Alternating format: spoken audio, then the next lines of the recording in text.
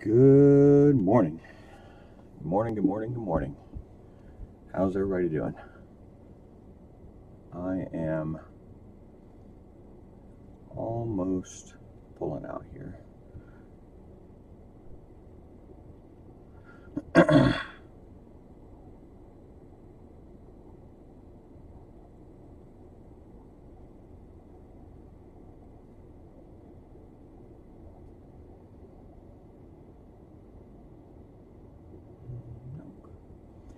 So I'm just trying to make sure I got all my good stuff going here. And we are on the road. Anybody in chat, please speak up and let me know how my audio is doing. This is a new setup here, entirely new setup. Only thing left that's the same are the cameras, actually. Maybe some USB cables, but otherwise, everything is new. And I know you can't see me just yet. I'm in the top right-hand corner. As it gets more light out, you'll be able to see more of me, but you should be able to see straight out my windshield. And oh, you know what? Let me turn this on. I just realized if I don't turn this on, you won't see elevation, which I know not critical, but let's see here. Where's it at?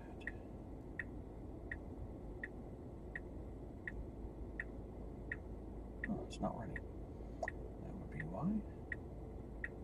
So I'm putting it into move mode. Throw that up here. That should get us now. All right.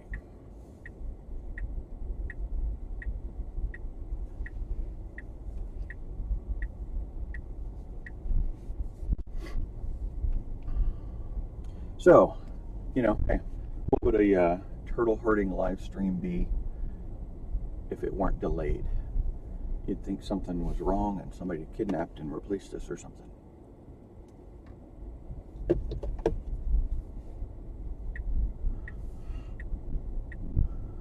I'm hoping that the road view camera isn't too terribly bouncy. If it gets real bad, I may have to change things up a bit, but we'll see.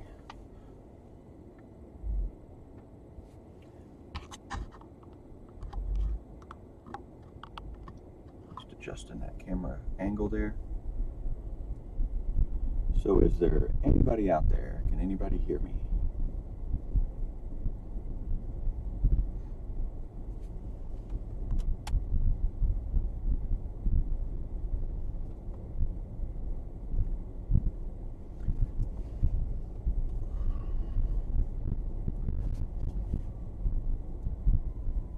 I may not have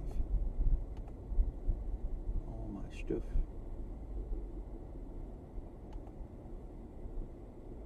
That's not going to help. Just a second here.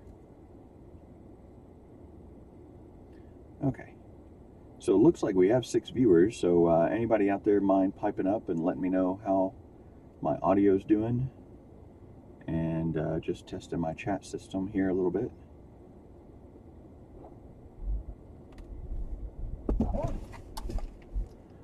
Didn't expect anybody to be on the road this early.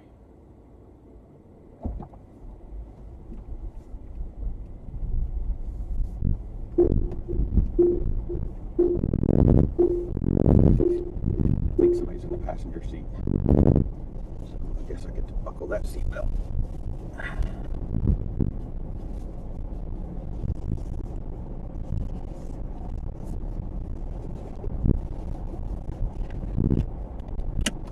There we go. So the laptop is sitting in the passenger seat, so it thought somebody was there.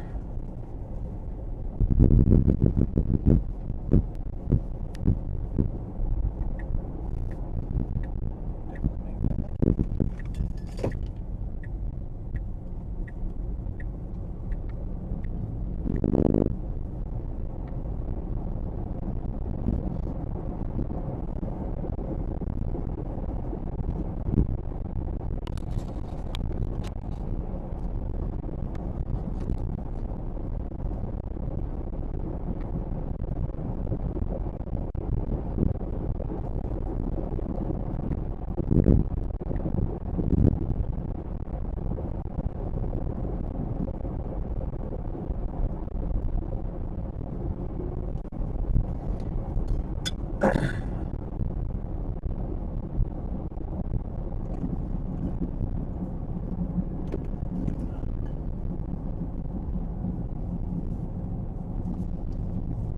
guess quite a few people out this morning. Getting the early shift underway here in Las Vegas. I should be, well, I'll be out of Vegas proper in about 5 minutes, and then out of Henderson in another 10 after that, and then cross on the Hoover Dam on the other side of Boulder City. I always get those two confused.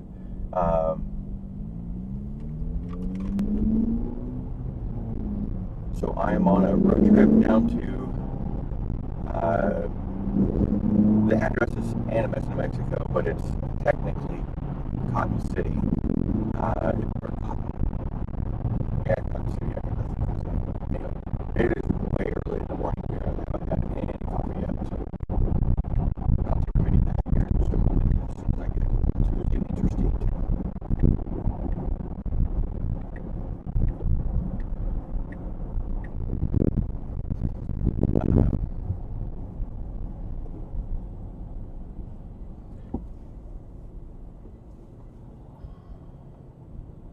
Gonna go down and do some hardware equipment swaps at my observatory. Just get things running better, smoother, faster, all the good things.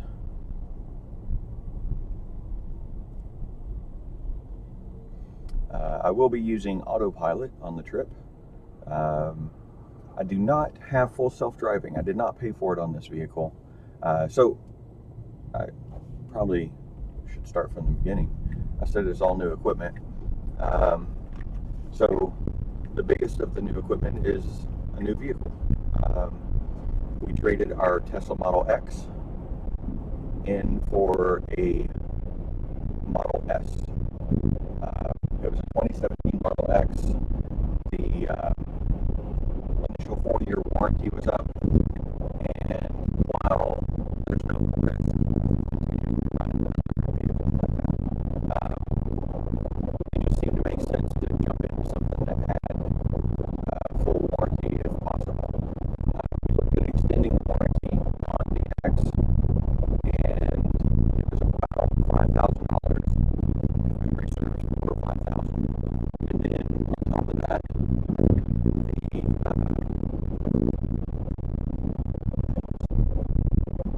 that, each time you went in for warranty service, it was a $200 deductible.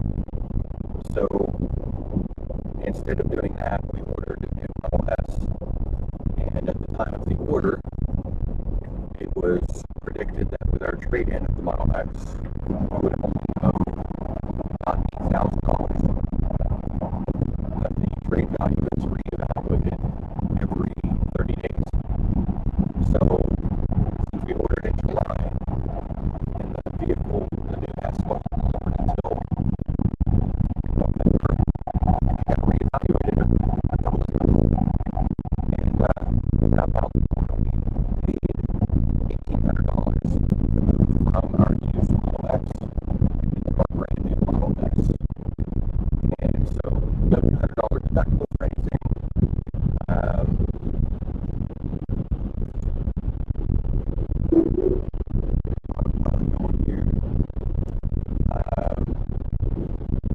Yeah, brand new car, brand new tech, brand new warranty. Get all the benefits and advantages of all the stuff that's been improved in the Teslas.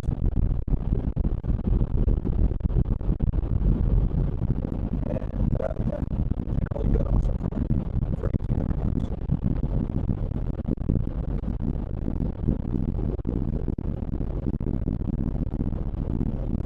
Seems like really enough for the big Vegas crowd. Really shifting and going out. Maybe they're going on their way home.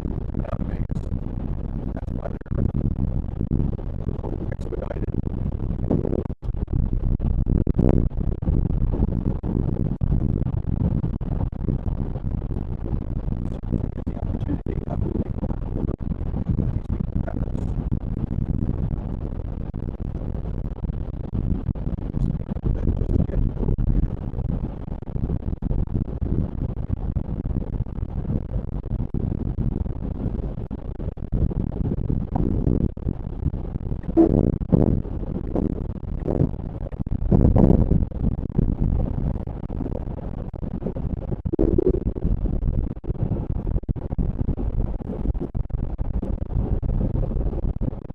we go.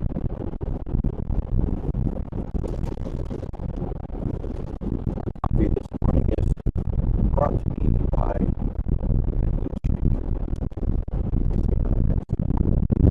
it's creamy. Pick up some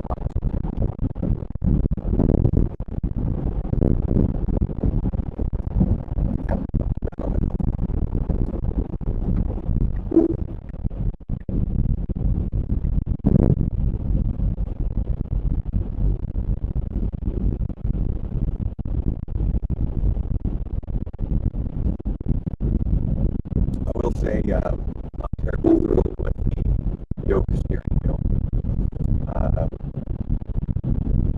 Just not, it's change for change's sake, it seems. The yoke itself, the shape of the wheel is not terrible, but a round steering wheel works better. But the big issue is all the capacitive touch buttons. So the left-right turn signals are capacitive buttons on the wheel. The autopilot, cruise control, all the rest of the stuff are capacitive buttons. The headlights, the windshield wipers, they took all the stops away, so there's no stops at all. I'm going to be swapping out the steering wheel actually, and going to the same steering wheel that's in a Model 3 and Model Y, and getting their stocks as well, so the turn signals and the gear selector stuff. Someone's already achieved that. It's basically a direct swap. All the hardware fits exactly in the Model S. The only downside is that the S is not anticipating the signals that are sent from the stops. So you have to oh, evidently my audio is not good. That is weird.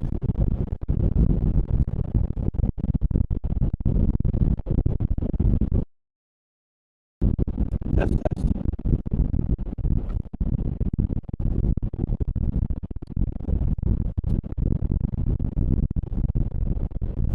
I'll get that going here shortly.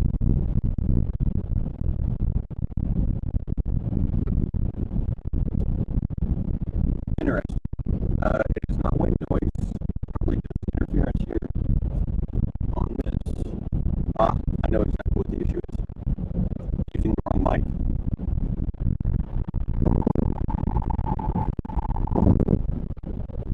I'll get that fixed here.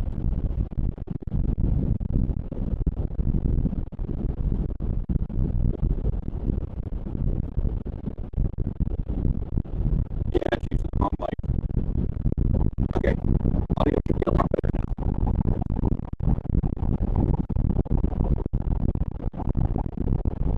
We need to turn it down. Testing, testing. How's the audio now?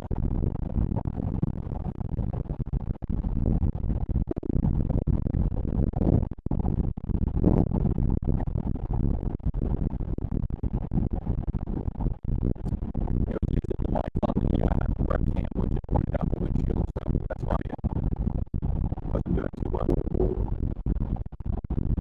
Hopefully this is better.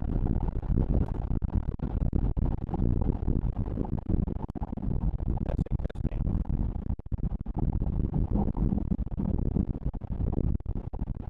Is the mic any better, everybody? Still horrible. Sounds like road wind noise and choppy voice. That's unfortunate. I'll pull over up here and thanks me, and I'll pull over up here and get it sorted. Not much more I want to do while driving. So give me just a minute and I'll get the audio fixed.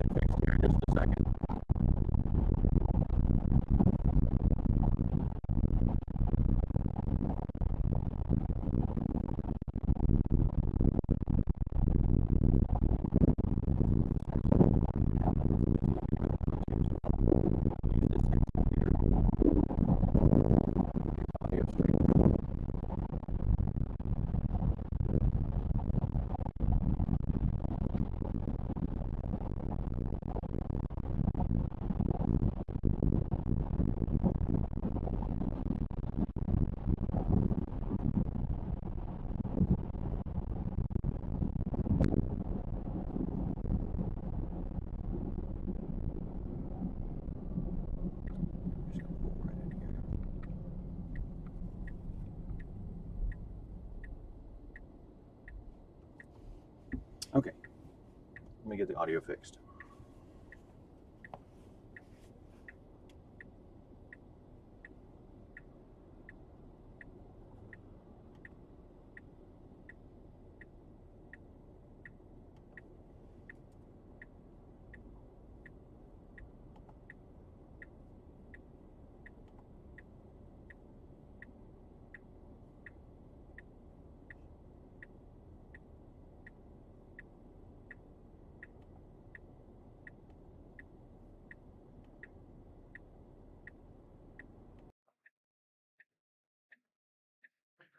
Testing, testing. So I'm getting everything quieted down. Um,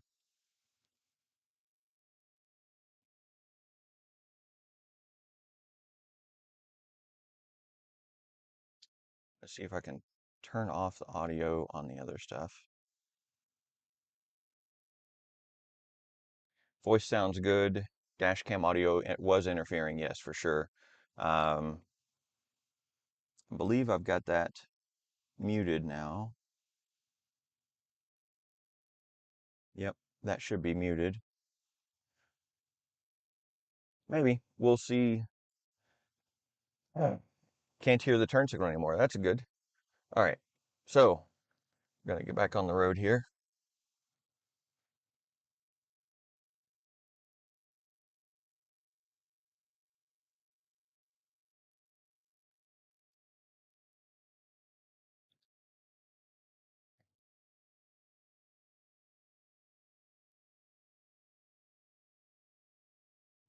Gotta loosen my belt a little.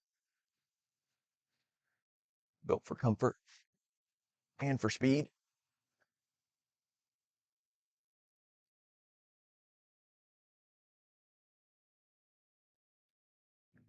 So we should tell here real soon if I fixed all the road noise issue. Testing, testing.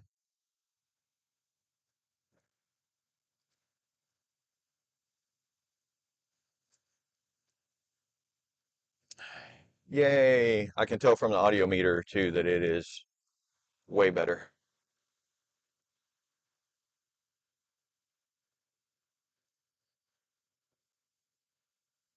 Wow, way, way better. Like no background audio at all. All right, so hey, hi Deanna. Good morning. Hello, my lovely wife Lynn. Good morning. I love you. Hope you're doing okay. I know you're tired from the early rise. Wish the kitty cats would let you sleep some.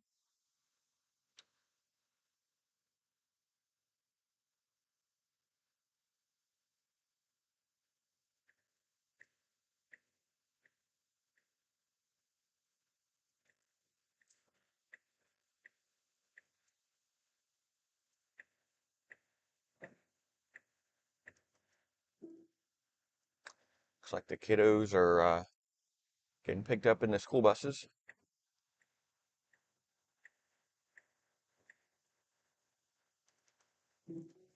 So I have a nifty chat overlay I can trigger here. Hello. Uh, good.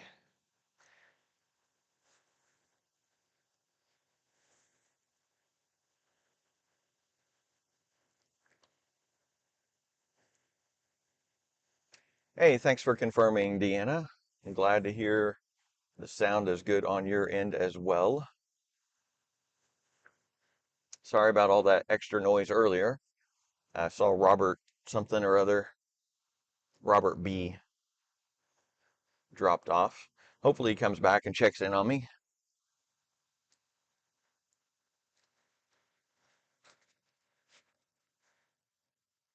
Sounds great now. Yeah, so it's actually really, really quiet in the new S. That was one of the reasons why we got it, or one of the upgrades that they did. Um, so they really made a lot of improvements in the sound dampening from outside. The windows around the cabin are all double laminated with a sound absorbing material in between. Um, what else did they do? Um, just general quietening inside the car, extra sound dampening in the doors and all that kind of fun stuff. They also have an active road noise canceling audio in the car. Um, I don't think I have it turned on right now because it's still early stages, so I didn't notice any big difference. Um, but that's pretty cool. Oh wow, you can really see me pretty well right now. Not quite sunglasses time yet.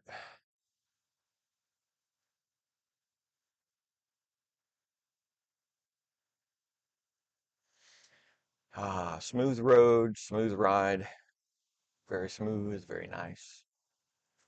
Little Letterkenny reference for you.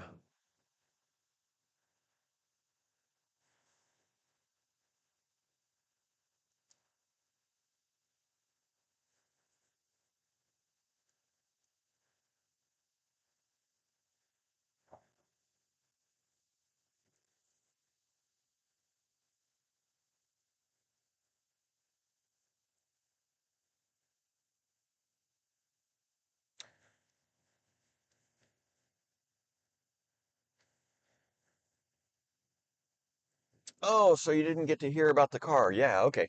I'll do all that spiel again. Thanks for reminding me, Deanna. Um, okay, so all new equipment. Um, we traded the Model X. We had a 2017 Model X Performance. We traded that for a new 2022 Model S long range. Um, the Model X being just over 4 years old, the initial bumper to bumper warranty had expired. It still had an additional 4 years of um, drivetrain, so the motors and the battery subsystems, those were all under still an extended warranty after that. Um, but we thought we just haven't had a vehicle that's been outside of its initial warranty in many, many years. Um, so we started looking and we thought about getting an extended warranty on the X, but that was going to cost, I think it was $5,000. It's either four or 5,000, and it would give another 4 years of coverage, but it had a $200 deductible for every time you visited the service center. And it had exclusions, of course, because extended warranties don't really cover everything. Um, so we started looking at new vehicles instead. And at the time that we ordered this back in July of 2021, uh, it was projected based on our trade value that we were only going to pay an additional $8,000 to move from the X, which was 4 years old, into a brand new Model S. So that seemed like a better deal than 5,000 plus 200 for every visit to the service center if you needed it. So we went ahead and ordered it. The trade value on the X, the way Tesla does it, and I'm sure the way most companies do it, um, it's reevaluated um, every 30 days. So between July and when we actually got the, oh, that's weird. It's wanting me to go to Kingman to supercharge. I think I will skip that and go all the way down to White City. Oh, I'm sorry. Kingman is right. Gosh, I was thinking it was wanting me to get off here at the um, Boulder City supercharger. Anyway, um, so reevaluated the Model X trade value. By the time we got the S in November, November 22nd, we only ended up paying $1,800 because the trade value on the X went up so much. So 1,800 to move from a 4-year-old Model X into a brand new Model S. And we got all the cool tech. We got the sound dampening in the windows. We got all the horizontal screen. We got the yoke steering wheel, which we're not really excited by. It seems change for change sake, mostly because of the capacitive buttons. Although the round wheel is better for just day-to-day driving. I could get used to the yoke itself, but I still find myself, we've owned the car now for 3 months. I still find myself having to look down to see which turn signal to hit because there are capacitive buttons on the yoke. So someone has already figured out that the Model 3 steering wheel and turn signal and gear shift select stock, all that fits directly into the Model S. Uh, the only downside is that because the S is expecting the capacitive button data to come in, it ignores the stocks. But you, this guy plugs in little Arduino-based interface, and it intercepts the signals from the stocks and retransmits them as if they were signals from the yoke. So I've got the wiring for all that stuff, um, and we'll be ordering the rest of it soon, the steering wheel and the signals and everything. Yeah, often using the turn signals as song skip buttons because they do, I mean, it's an arrow pointing to the right, like skip to the next song, and an arrow pointing to the left, like go to the previous song. So yeah, it's a pretty common thing to mix up. I've done it many more than once.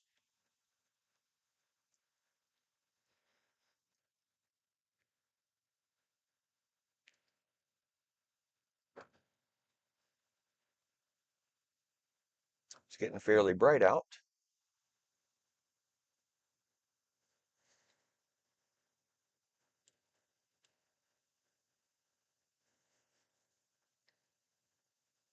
Once the sun really starts coming up over the horizon, I'll go into sunglasses mode. But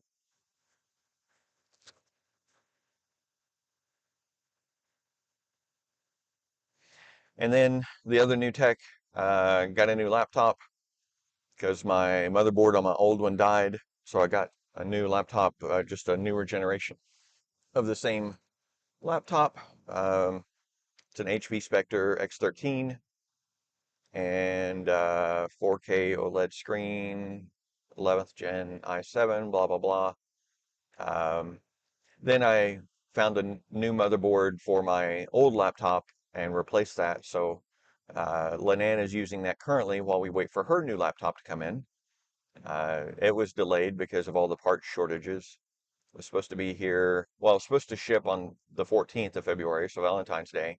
Was supposed to have been here by the 17th. It's finally in country now. It has shipped, but I think last check last night it was in Memphis, and it's scheduled for delivery now on Monday, which seems an oddly long time away for expedited shipping, but whatever.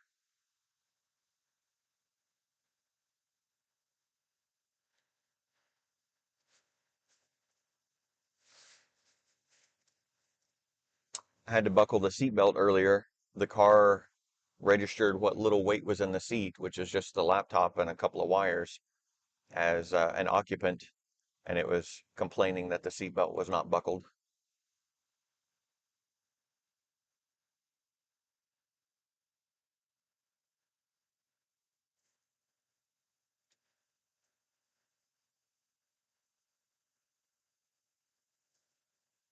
I don't know. Don't think that makes that much difference, but um, yeah. So anyway, says I'm got 80 miles to the first charge, an hour and 12 minutes. And let's see if it says how long I'm going to have to be there. 10 minutes will get me up to 50% charge. And then the next stop will be Wickenburg.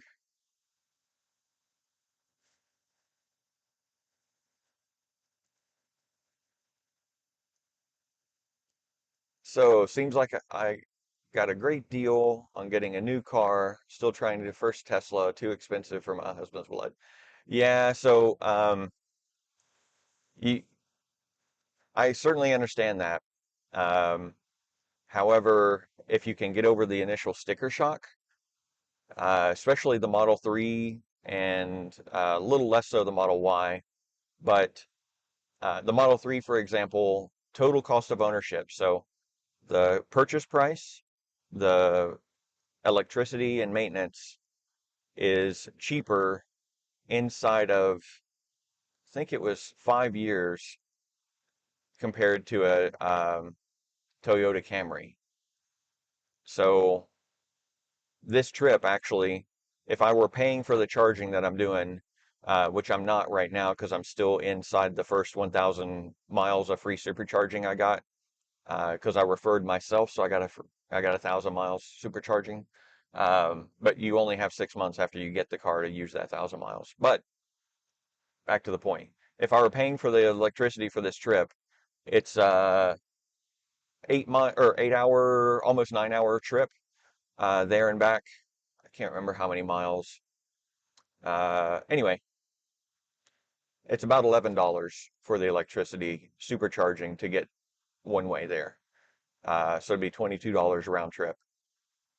So pretty inexpensive on the driving side.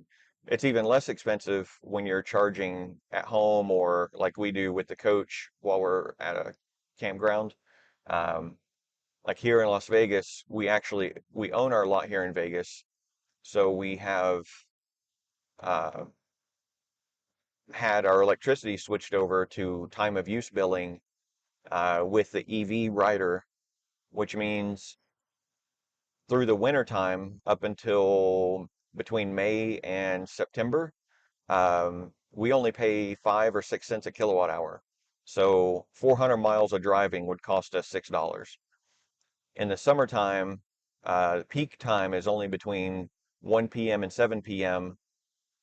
I think June through September or something like that. And so the car allows you to schedule your charging. So during off peak in the summertime, when we would be charging the vehicle, um, it's still only 5 or 6 cents. A little something in the road there. So 1,100 miles ish. That's round trip? I'm assuming.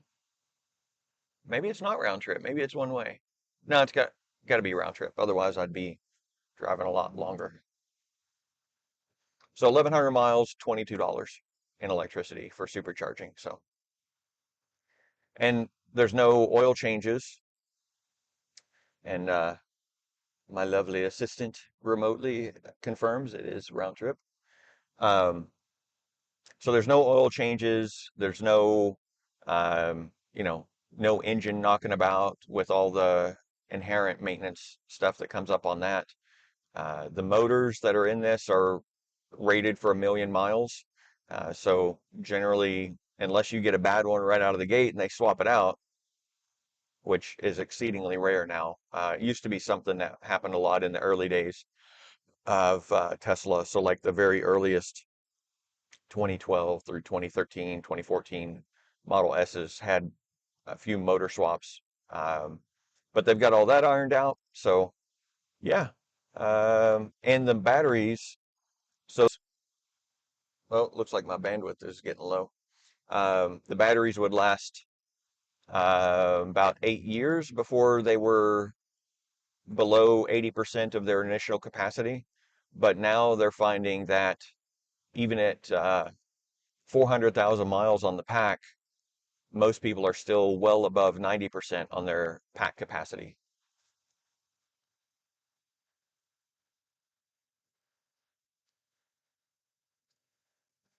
Yes, buffering through the mountain pass. So it'll be on and off a bit while well, the whole drive basically, but especially going through the pass here. Yeah, you can see out there how low Lake Mead is right now, or yeah, Lake Mead and the Hoover Dam coming up. There's another lake nearby here called Lake Las Vegas, which is why I was questioning the name of this one.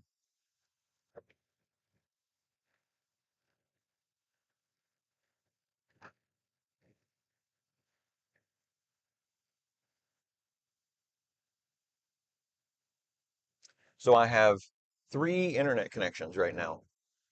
Um, just this area is really, really poor internet or cellular quality. But I have an AT&T, a Verizon, and a T-Mobile connection, all of them being used in aggregate to try to maintain the stream.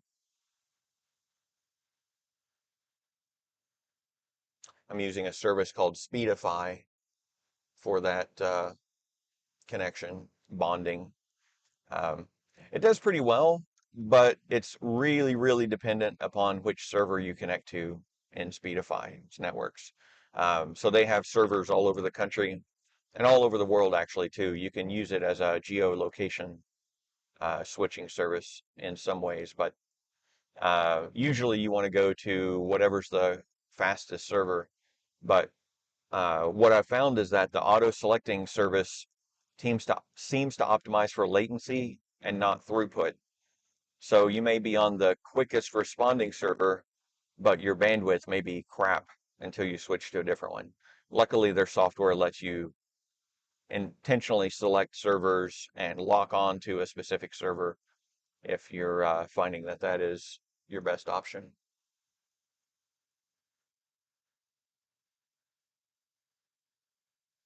So Kingman, Arizona has had superchargers for a while at a Hardee's there, but they were the original, I guess maybe the second generation superchargers actually, that peaked out at 150 kilowatts.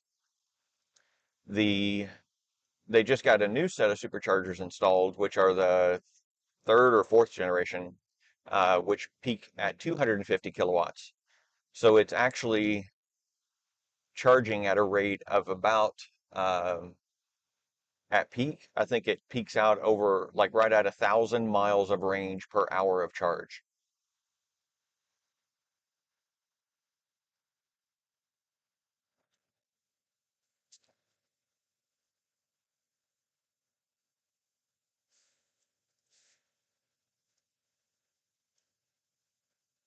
There we go. Now I can see more of everything.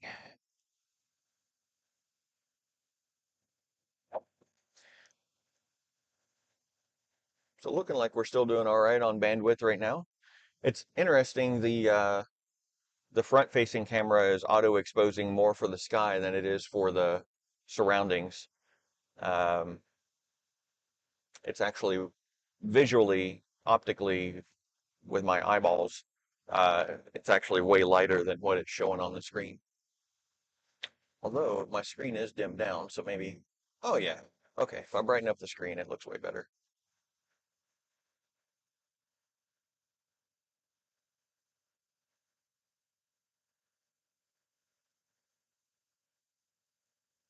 You are a little off-center, um, so when you're looking out through there, you can see there's a crest on the left side of the hood and a crest on the right side of the hood. Um, you can definitely tell from that that you're not centered in the vehicle's field of view, but uh, that was the best option for mounting. Hey, good morning, Sky.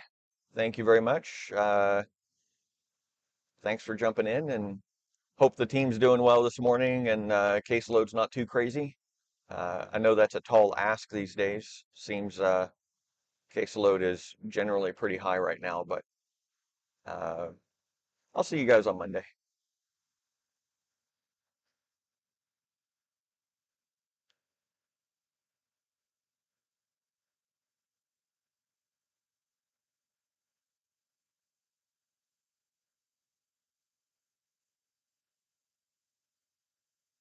Yeah, it looks like bandwidth's doing pretty good. Of course, I say that and that'll jinx it and it'll go to crap here in a minute.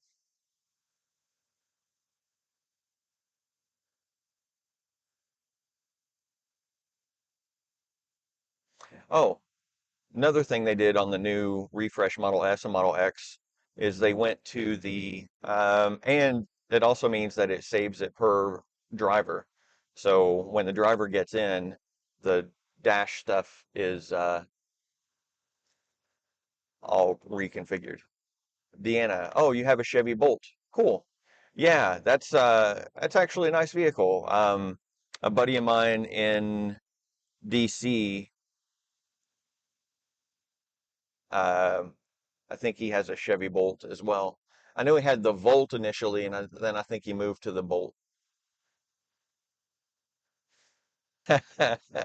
It seemed as soon as I said the internet was good, it did drop out.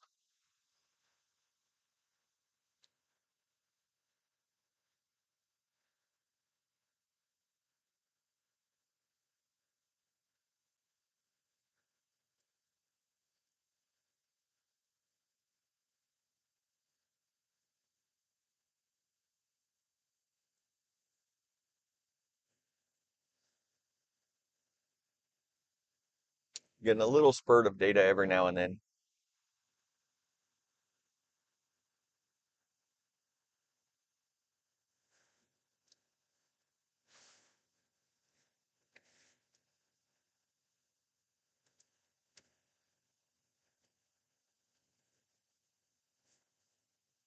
Okay, now it looks like we're reconnected. Uh, yeah, so as soon as I mention how good things are going, cellular drops to crap. So, c'est la vie, right? But it looks like we're back for the moment. So I don't know if Deanna, yes, the Chevy Bolt, very nice vehicle. I know the Chevy, my buddy in DC had the Chevy Volt, and then I think he moved to the Chevy Bolt after a bit. So,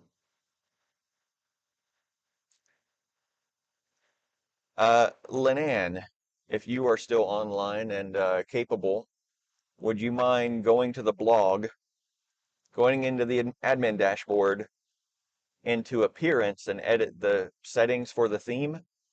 There's a setting down the left-hand side that is about the home page, that home page to a static page and select the live stream view. I forgot to do that this morning. If not, no worries. I'm sure anybody who wants to will find us or find me. Deanna says, trying to decide whether to get another electric car as a second car or a plug-in hybrid, driving his old Ford Explorer as 2004. Oh, yeah. Um, so, I mean, I'm clearly biased. I'm always going to say an EV is the better option over a plug-in hybrid. But I did hybrids are actually extremely polluting compared to regular EVs, of course. Um, I I don't know. I personally would if you're looking to save some money but still get something that's reliable, I would definitely go to the used market. Um, although right now all the used vehicles are through the roof, so it's a bad time to need a vehicle right now. Oh man, I wish I could pan you guys over to see the sunlit mountains over here. It's really cool looking. Maybe I can. Let's see. Yeah, you can see a little bit.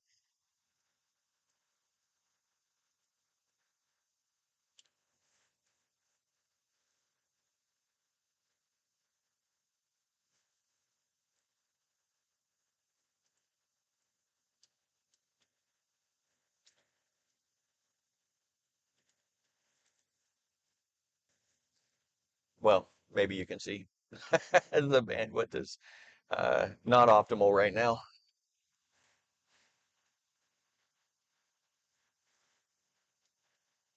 Oh, looks like one of these died, unplugged itself.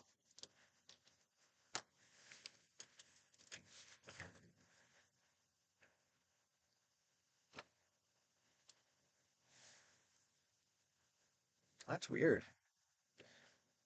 It actually kind of reports that it's in use, but the screen won't turn on one of the connections.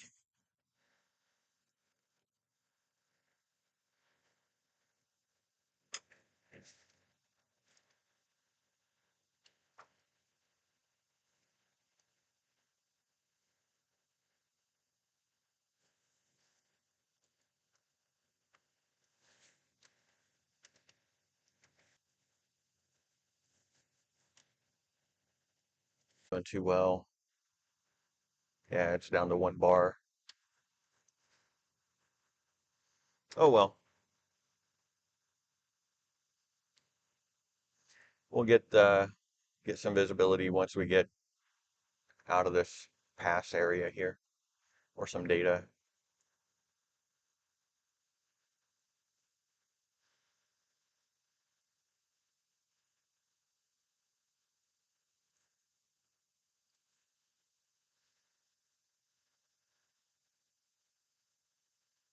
It looks like we should be coming back.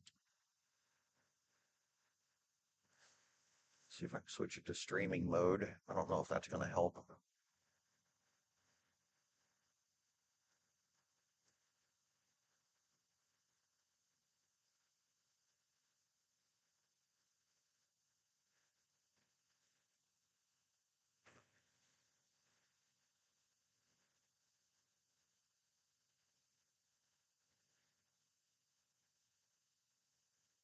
All right, so we'll see what happens here. I put it into streaming optimization mode, but I just don't think it has a lot of bandwidth to work with right at this moment.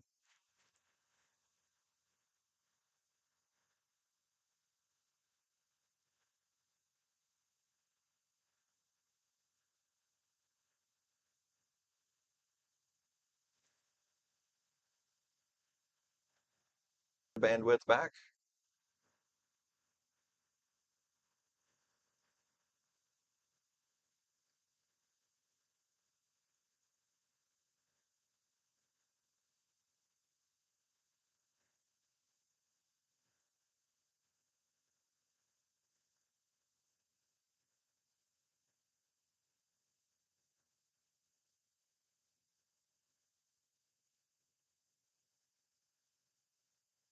Not a lot though.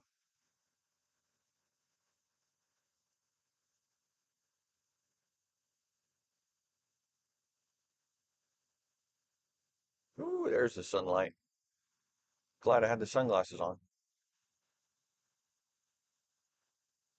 Oh, you can see the windmill or the wind turbines, their blades glinting in the sun as they spin up ahead. I doubt you can see any of that, which is unfortunate. It's pretty cool looking.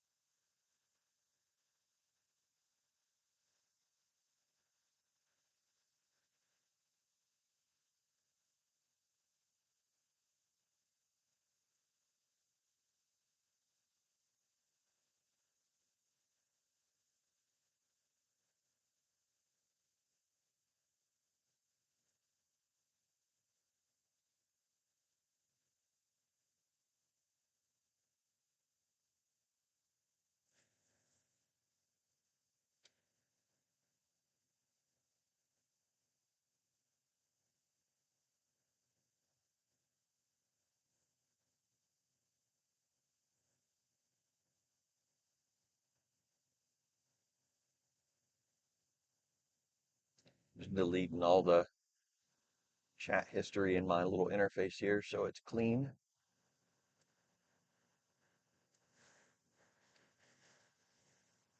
Hey, looks like we're back. I don't know if you can see off to the left at all, the sun glinting off of the wind generator blades, wind turbine generators. See if I can angle you. May not. With the sun there, it's probably hard to tell.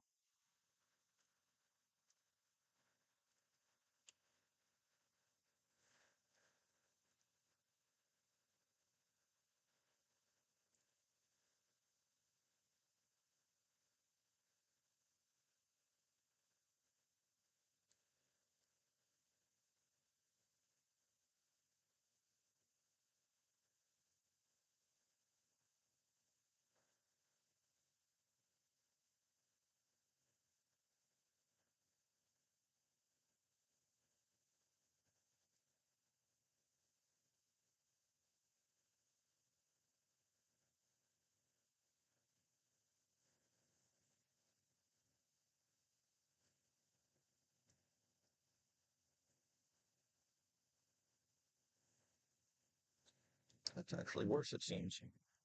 I was going to try to get it a little more. Anyway,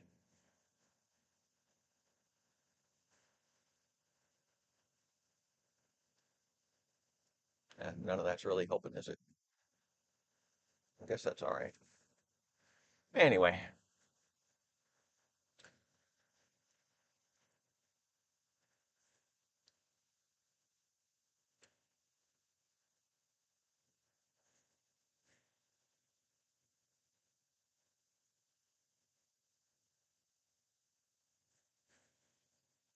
so yeah, I mentioned earlier.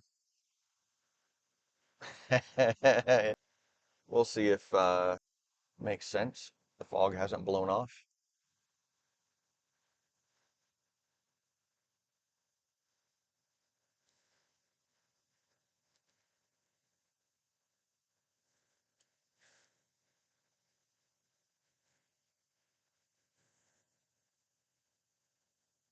So if you're still out there and you can hear me, thanks for sticking around through the loss of internet cellular signal there. Looks like we're kind of ish back.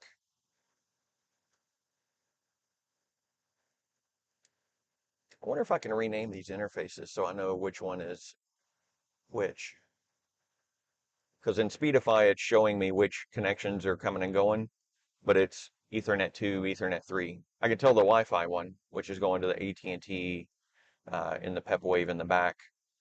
But the T-Mobile and Verizon are tough to disambiguate when it just says Ethernet 2, Ethernet 3. Yep, thanks for sticking around, Sky.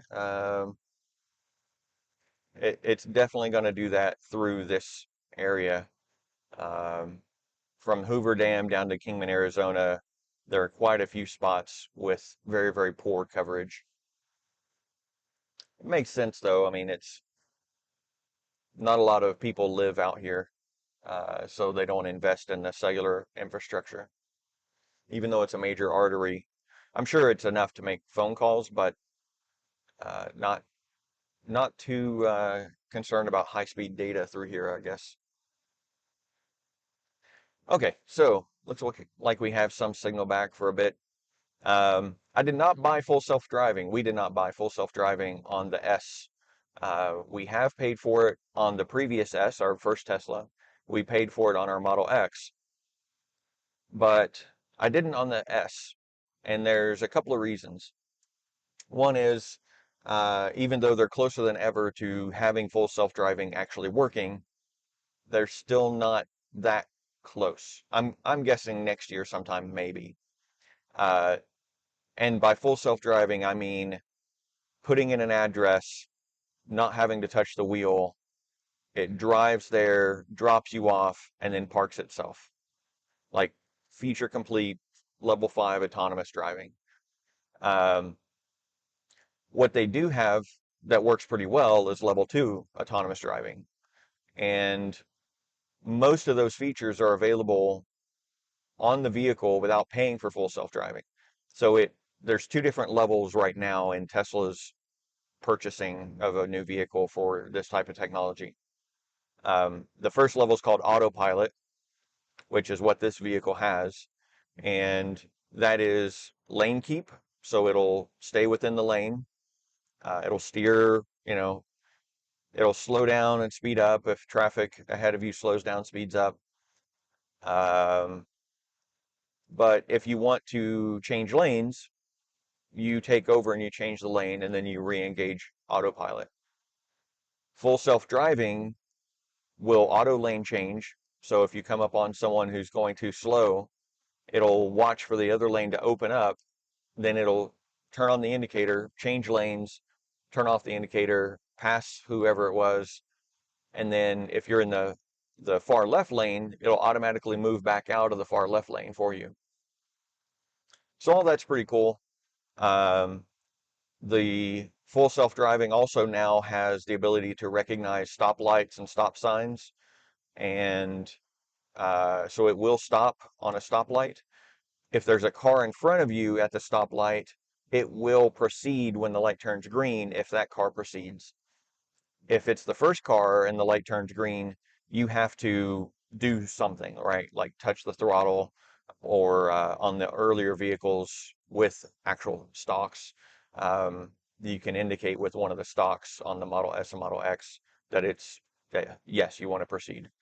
Um, Ooh, 4.35 a gallon for gas and 4.25 for diesel. Ouch. Yeah, this $22 round trip seems pretty nice for an electric vehicle now. Anyway, the other stuff that you get with full self-driving that's available right now is summon. So the ability to press a button on the remote and have the car move into or out of a parking space up to 40 feet.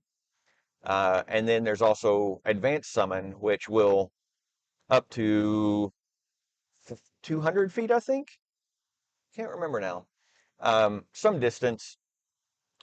If the vehicle's parked, you can on the app on your phone indicate you want the car to come to you, it will pull out of its parking space or back out, whichever is necessary, drive through the parking lot, waiting for other vehicles that pull out, waiting for pedestrians, and come to you to pick you up, which is pretty spiffy if it's, suddenly started raining since you went in to do whatever you were doing. Um, but we rarely ever used those features. I I did like the red light notification and monitoring. So one of the other features on full self-driving is when the light turns green, it would ding inside the car. So if you hadn't already taken off, it would ding at you to let you know that the light turned green. And I get it. Everybody should be paying full attention. That should not be a big deal. Sure. But everybody gets distracted from time to time, and having a little ding go off instead of the person behind you laying on the horn, that's a little better. Um, so I did like that green light notification. I did use the manual summon, like 40 feet in or out of a parking space, primarily in like Las Vegas parking garages when we would historically go to see shows on the strip. Um, you could get it snugged right into a parking space, even if the driver's door wasn't accessible. And then when you got back, you could have it pull itself out, hop in the car and take off. That was pretty handy.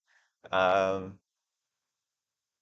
and the auto lane change is nice, don't get me wrong, but it's just, I don't find it worth now the $12,000 you'd have to pay to get the full self-driving. When we bought the car, we could have paid 10,000, but it's since gone up to 12,000. The other reason why I didn't feel it necessary is we have all the features of autopilot. We don't have the features of full self-driving. However, if we wanted to, let's say we were doing a big cross-country trek and it had really advanced and we really wanted all the advanced driving features that are available at whatever time that is.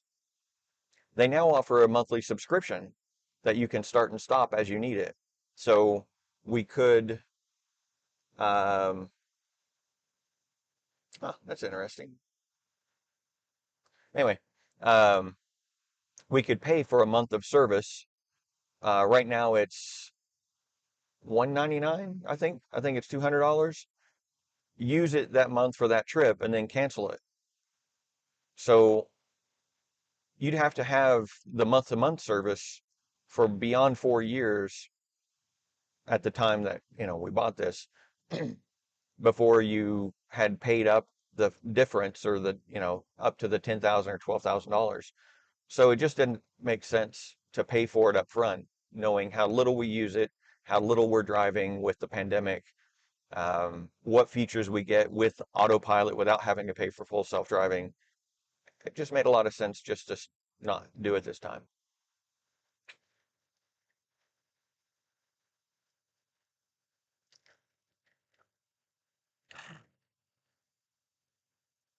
Have I bored everyone to sleep? Everybody, anybody alive out there? Getting a little sun glint on the me camera.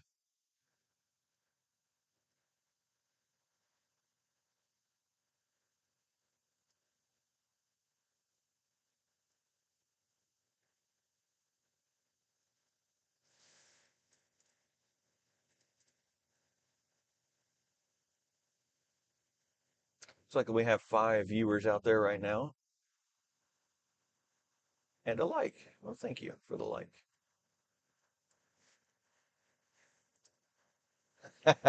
Sky is still here, but multitasking. Yes, that is the story of our life, right, Sky? At work, we multitask a lot, or we have several execution threads that get paused as we time slice among tasks. Humans don't really multitask that well, but sometimes we're good at time slicing.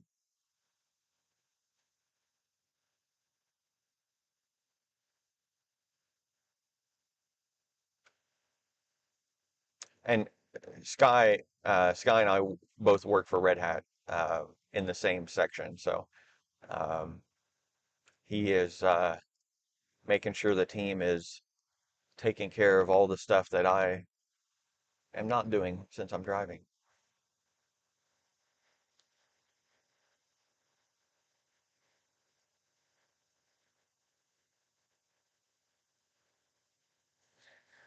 State police going by on the oncoming lane.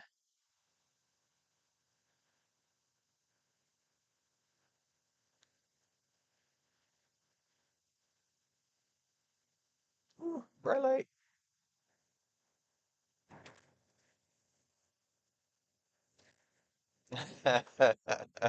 Yelling squirrel and changing directions isn't really multitasking. No, it is not.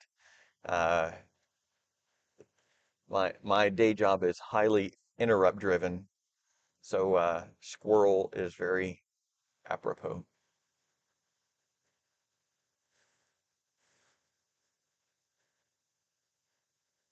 It is 29 degrees outside right now.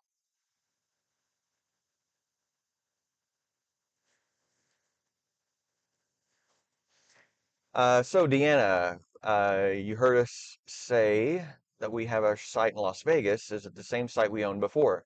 Depends on how long ago before, but it is not the same site that we owned initially. Um, so we did purchase lot 62 and had it for about 2 years, and then we sold it and regretted it almost instantly. And then the pandemic hit, and we realized that we were going to keep coming back to Vegas whether we owned the site or not. So we bought another site, a different site, not another as in two, but another as in a new one to us. So now we're on lot 81. Um, we kind of miss 62. It was a little quieter section of the park. Not that where we're at is bad, but um, just the other owners around us when we were on 62 weren't frequently there. So it was generally peaceful. And it was on a lobe of the park that you didn't go through unless you were going to a site in that area. So it was generally lower traffic and less noise. Um, again, not that where we're at is bad, but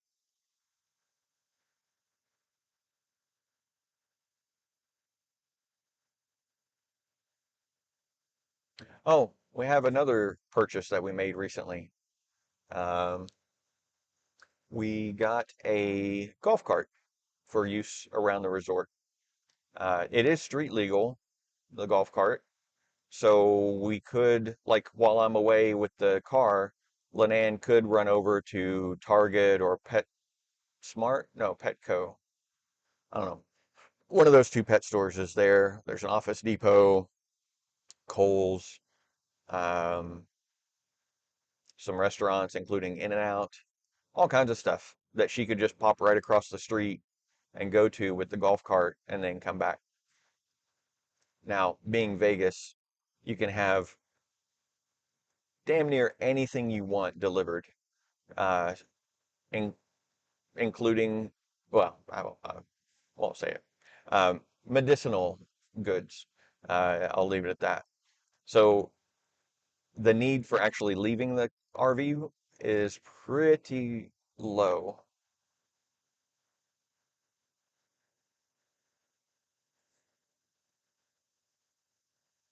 Gus is really good jerkies ahead, everybody.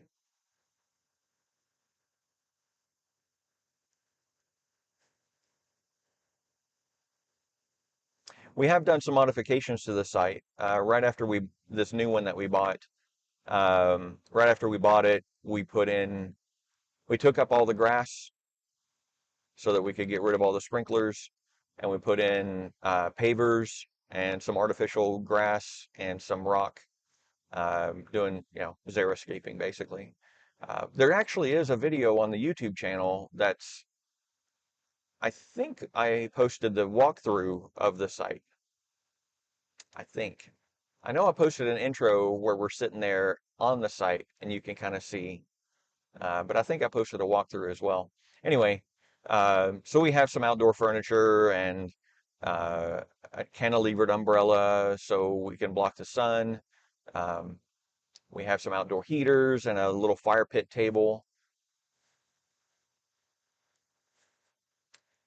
Lana says she doesn't think she'd drive the cart outside the resort unless she had to. Yes, I agree.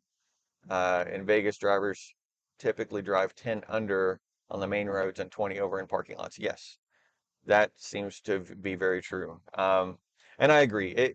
It wouldn't be something you'd just go for a pack of gum or something, right? It'd be like an urgent need for something you couldn't get delivered in a time frame that you needed it.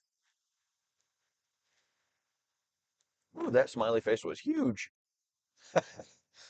Seems I need to tweak my code a little bit to make those smileys and such more in line with the rest of the text.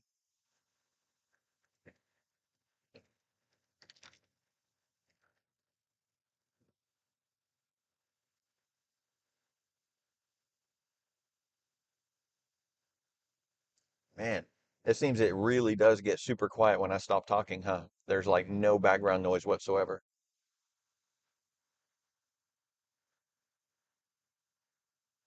Interesting.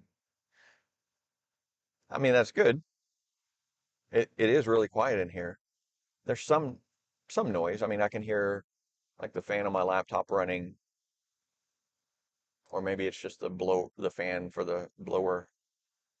I don't know. It's quiet, but it's not silent.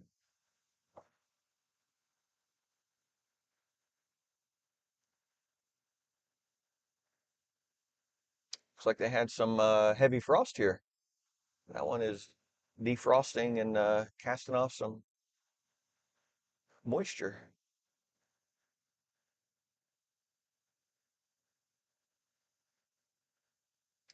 And they are in a rush to get somewhere.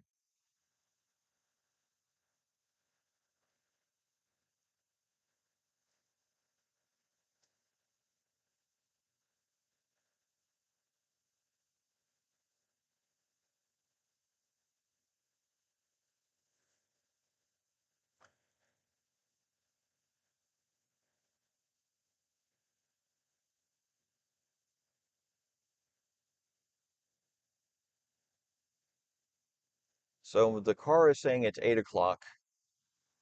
Trying to think if this is, I think Arizona is in mountain time now. Well, it's mountain standard time. Yes, so it is. So I'm now already an hour ahead of where I was when I started. So yeah, it's not quite 7 o'clock on the West Coast. Just coming up on it. Man, I meant to get to bed way early last night and did not succeed. And then got up at 4 this morning to get ready to get on the road. So I'm a little less rested than I'd hoped I would be.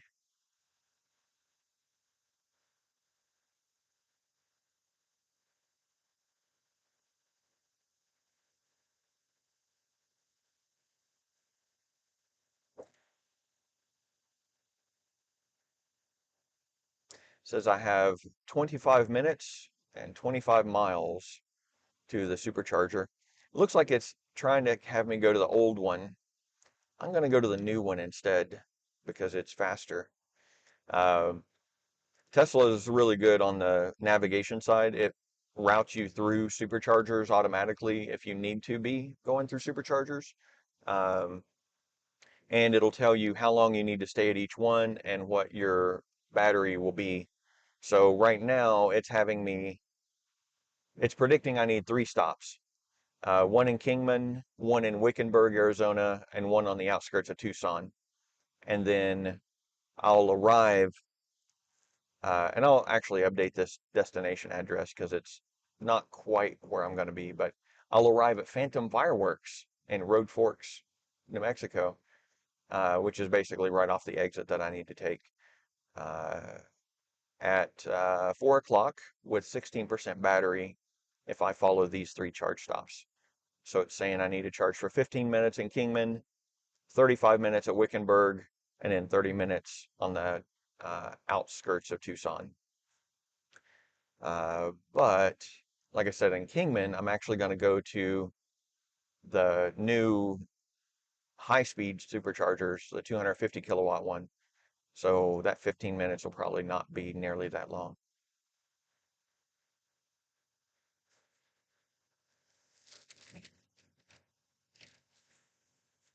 We shall see.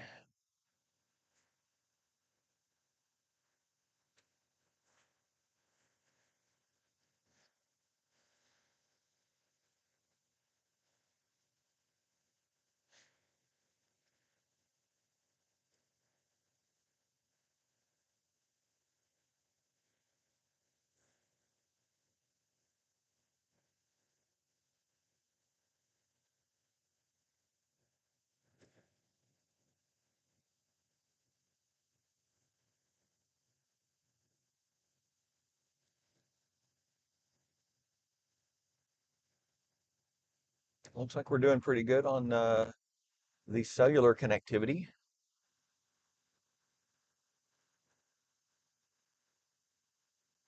Haven't dropped out in a while. Of course, now that I say that, it probably will shortly. Oh, actually, I can see a tower up here, so not doing too bad at the moment.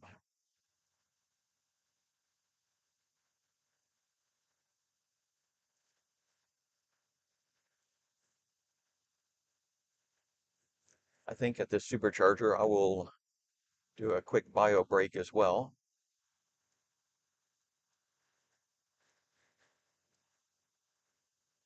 So I'll leave you guys to watch over things while I don't know what's actually at the new supercharger. I haven't looked. The old supercharger has the Hardys. Not exactly what I would call amazingly clean and comfortable bathrooms at the Hardys there. Very sparse and utilitarian. Seems people love to deface stuff in public bathrooms, especially in restaurants, fast food specifically. So there's not even a mirror on the wall, uh, and no paper towels to dry your hands with. I don't, I think they have the air blowers, but I much prefer paper for doing this, for drying hands, mostly because I like to use it to open the door with when I'm through drying my hands. That way I don't touch the door where I know people who haven't washed their hands have exited.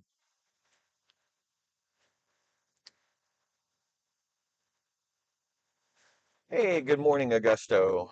How are you, sir? Long time no see?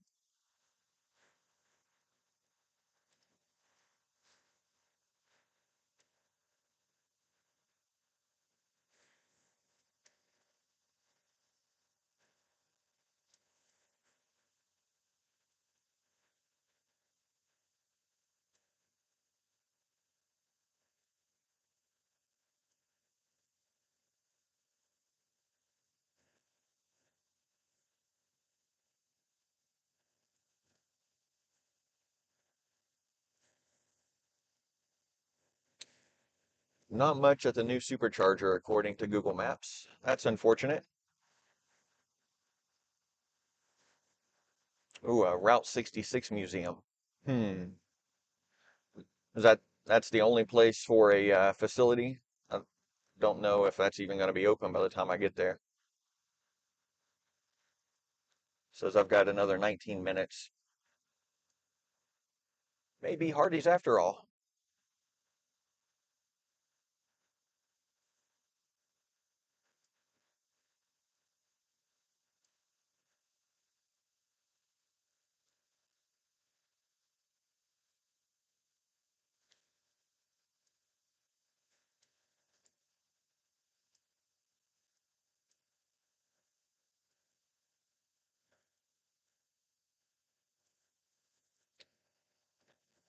So just the Route 66 museum. Hmm. Can you look at the hours for it? Just to see if they have, well, it's a museum, so I'm guessing they're not going to open at least until 9, if not 10 on a weekday. And probably not, well, I don't know.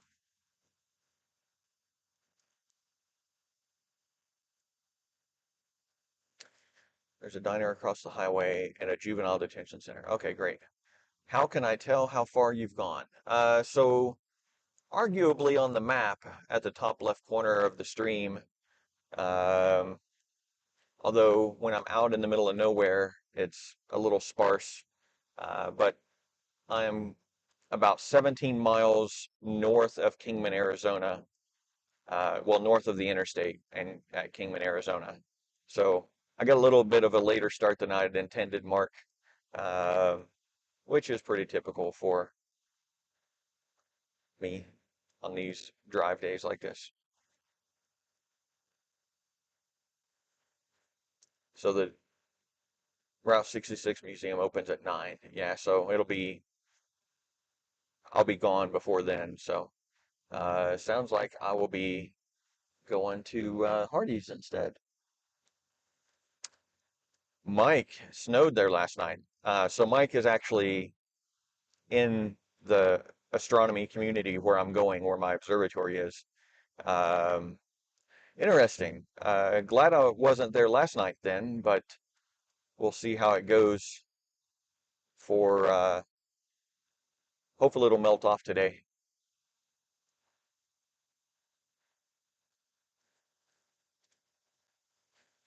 Mr. D's Diner is open now, but have to walk farther than to the Hardee's. Well, that's okay. I mean, I'm not opposed to walking. Um,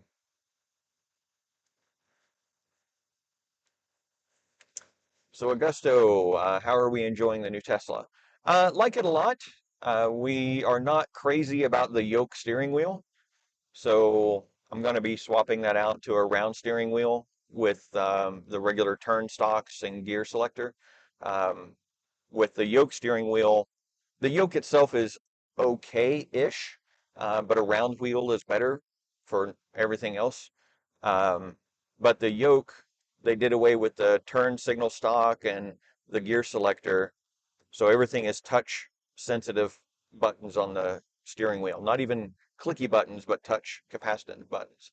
And those are pretty annoying. Um, Having had the car now for 3 months, I still have to look down to see which button to hit for the turn signal. So I'm gonna be swapping that out. Nothing on the ground now. Okay, cool. Yeah, I figured it would go away pretty quickly. I think it's supposed to be a high 51 today there at Astronomer's Paradise.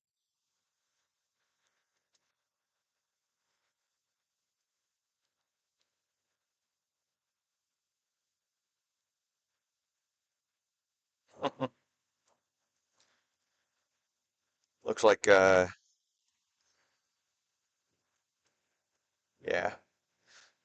the Astro Geeks are chatting on the Facebook group chat.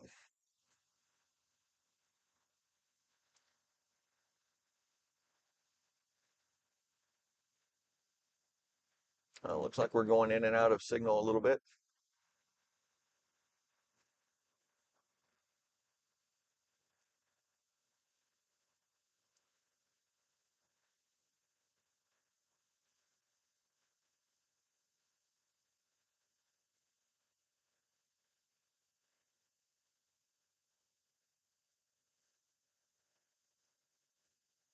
And we're back.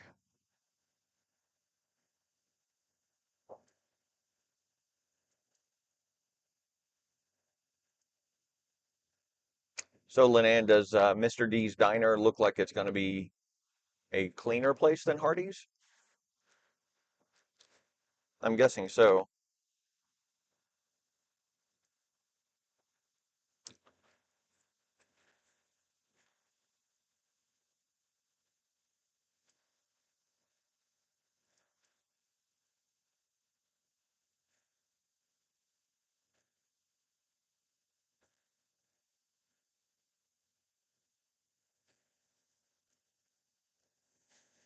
So, Linan says our next one-day road trip will have to be to Kingman. She's looking at Mr. D's menu. She says it does look cleaner, and the pictures of the fries look amazing. So, yeah.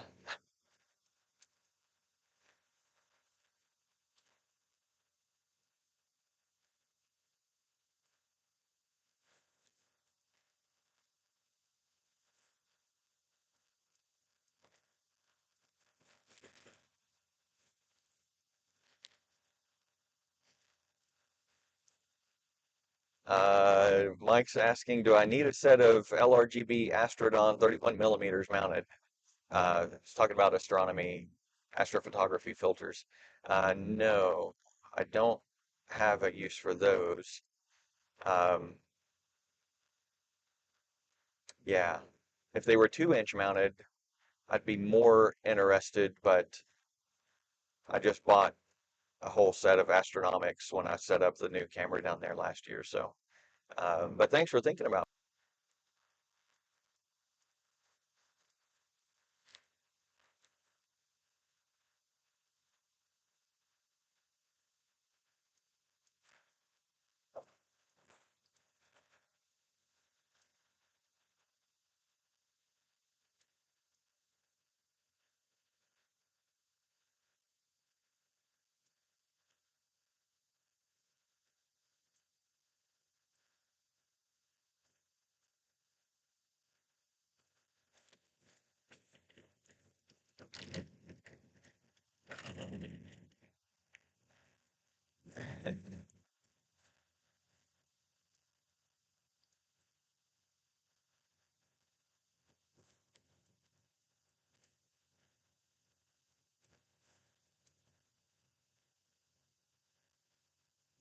Definitely more traffic now, either due to time of day or just getting closer into Kingman.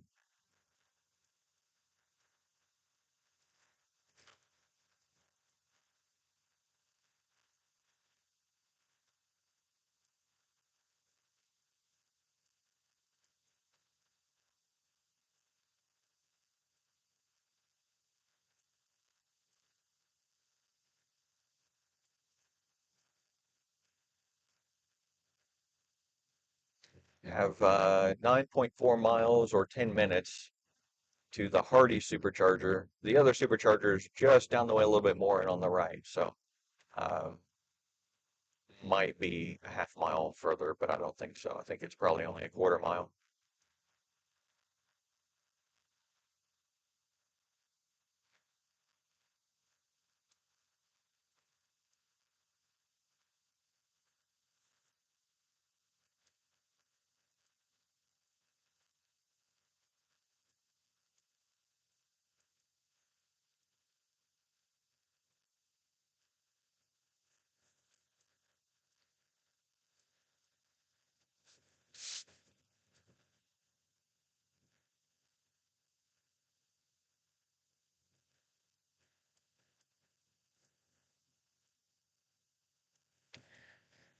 So, Augusto, yeah, we had a little spurt of problems, but yes, got them all solved. Nothing pending at this point.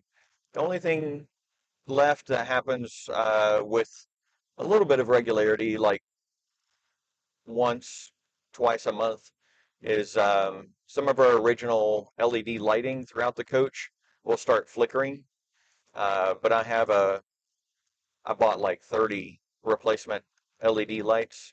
So whenever that starts happening, I just chop the old one out, put the new one in, and the new one should last a lot longer, I think. I think the ones that they were using back at the time that they built our coach, just, you know, the lowest common denominator on the price. Got some high-speed peoples coming up. Guess they're late for work. But yeah, all the issues at this point corrected.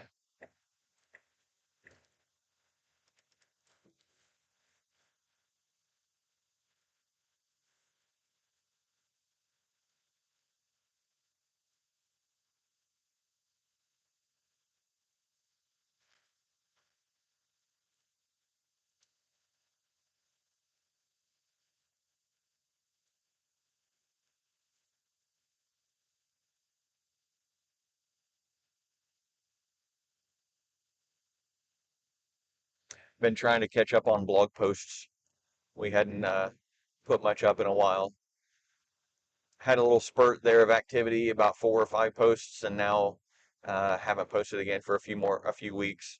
I need to get the post up about the move of the observatory, um, and then the post about the new car. So see, I'm 3 months behind on current events.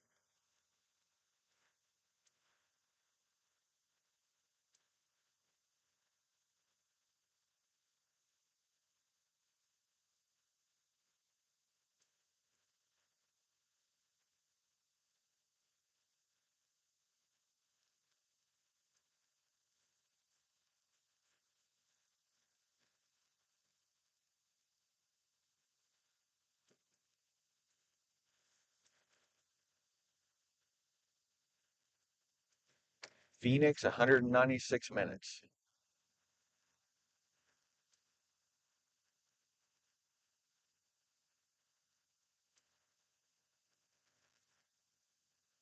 So my intent is to get there today early enough to get almost everything done, at least especially the optics. I need to get all the optics swapped out so that I can take advantage of the clear skies tonight to do focus, to make sure I can get focus on the guide scope that I'm putting on, and then also that I have spacing correct so that I can get focus on my imaging optics as well, because I'm changing out a whole bunch of stuff um, on the imaging train as well. So it's going to change the focus position. So I need to move stuff and make sure the spacing is correct in the end. Um, Looking forward to getting all that done. And then focusing tonight, maybe doing an imaging run if it's really clear while I sleep. And I'm also swapping out computers to a faster computer because the camera that I'm using now is 61 megapixels. So it takes the current computer I have down there, which is a 8th gen i7 laptop CPU and an Intel NUC. Takes quite a bit of time on that system to do the image processing. So swapping out to a much faster computer to be able to handle those 61 megapixel images better. And I'm also swapping out the cellular connection with one of the three that I have here with me in the car. Um, so that'll be a lot more resilient, reliable. And swapping my old imaging computer to my buddy's scope for him to use because it's a lot faster than the one he's got there. So he can do his local processing quicker. Um, and if time permits, I hope to be able to put in a relay on my buddy's flat panel so that he can toggle the flat panel between full brightness or reduced brightness, depending on what filters he's using to shoot flats with. It's a calibration technique used for, it can be used for anything, but it's used a lot in astrophotography. And the speed is reducing here. I would love to slow down. Let's see here.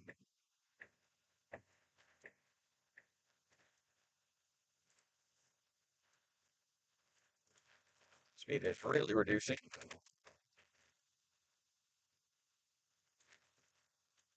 Head down to 35.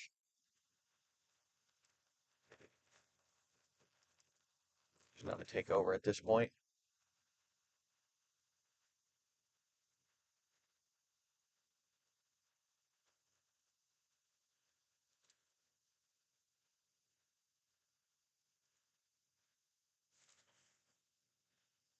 So Mike is asking, is this flat panel 12 volt? Yes, but it's a electroluminescent EL panel.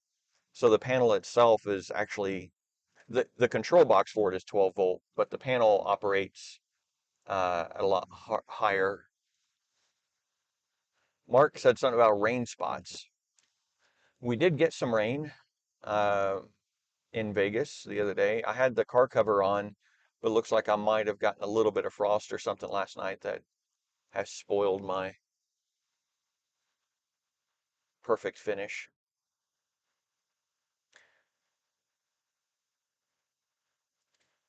So depending on timing up here, I may, I don't know, probably not. A little early in the trip to be worrying about. Actually, I may do the windshield because the windshield does look a little spotty.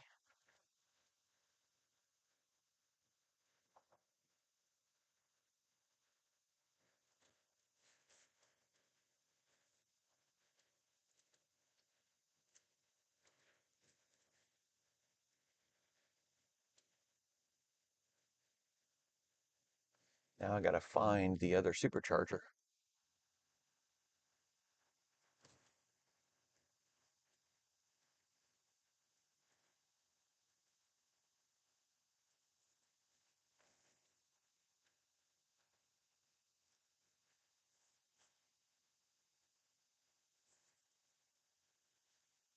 Okay, so not too bad. So I'll turn right here on Andy Devine.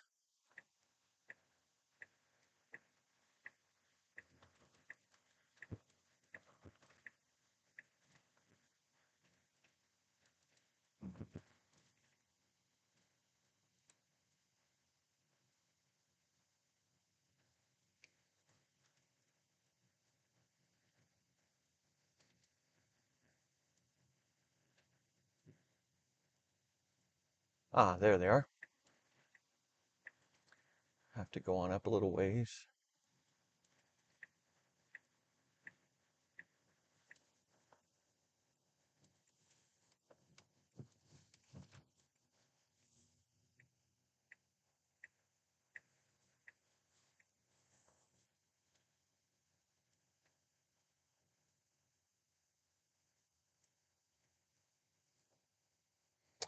Looks like I got my choice of the lot.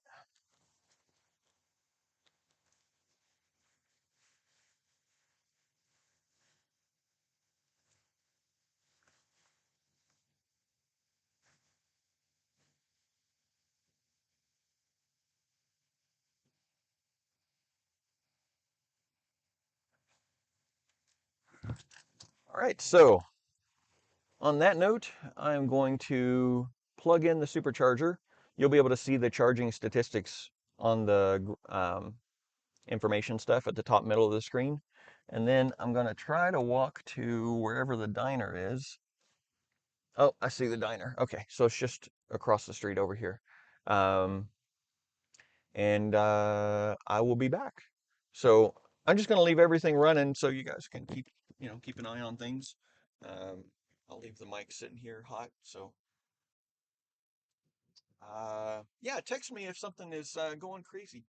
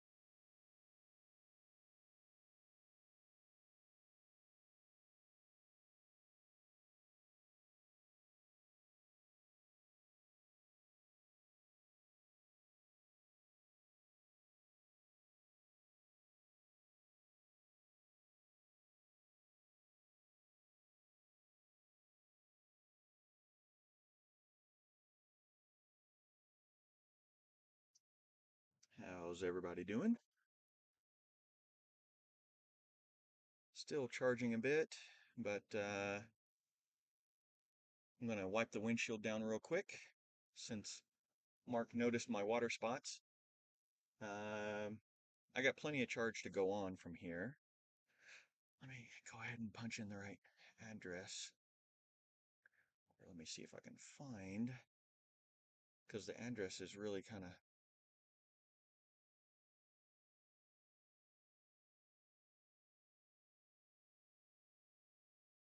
There we go. Now I'm in the right direction.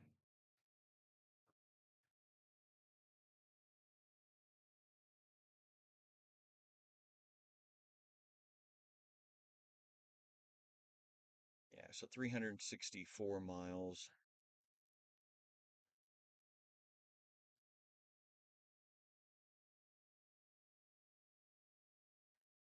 Oh, sorry. Yeah, 128 miles to Wickenburg, but 360 something miles total from here out.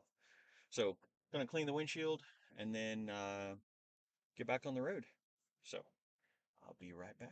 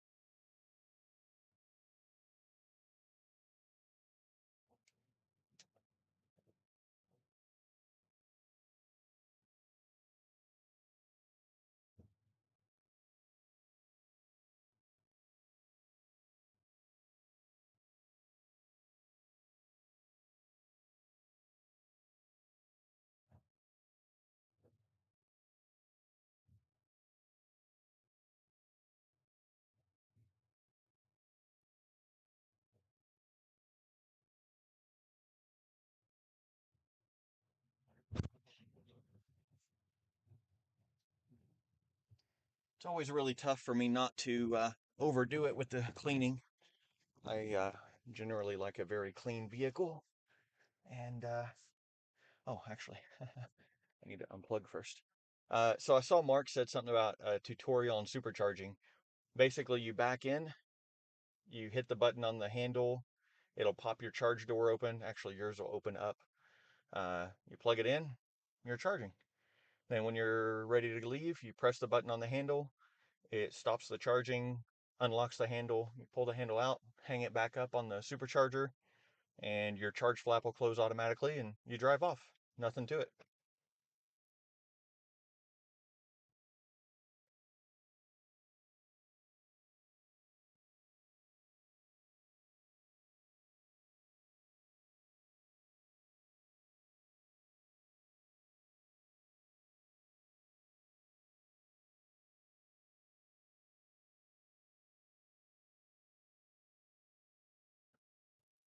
Alrighty.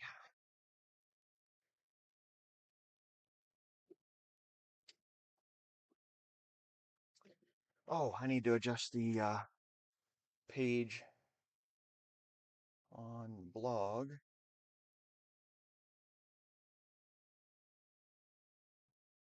So let me do that.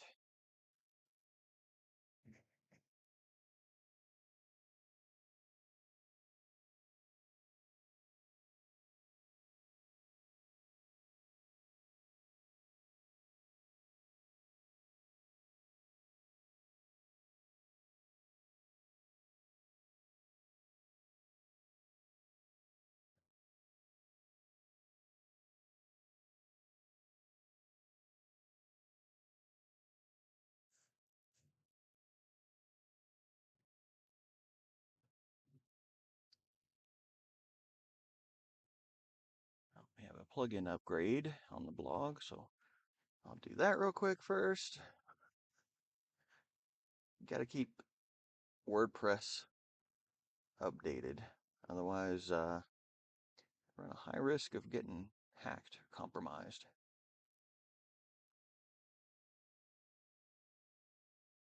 And that's done. So appearance, customize. I'm actually thinking of moving the blog to a non WordPress design.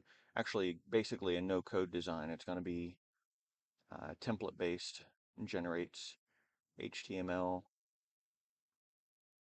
and then the HTML just loads instantly whenever you come to the blog. It is a little chilly out, 33 degrees. Not terrible, but not amazing either. That's weird.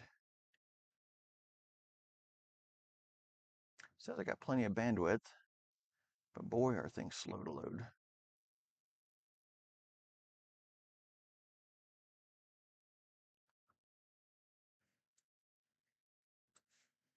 All right, so homepage settings, static page, virtual road trip. Yep, that's all good.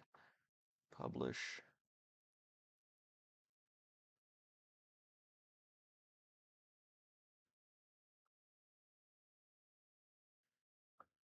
So now the home page on the blog will be this road trip stream instead of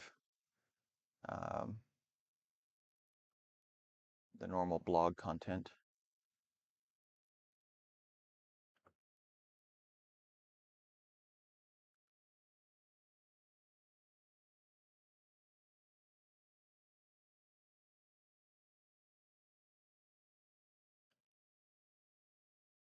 Man, oh man, it's taking forever for the stuff to load.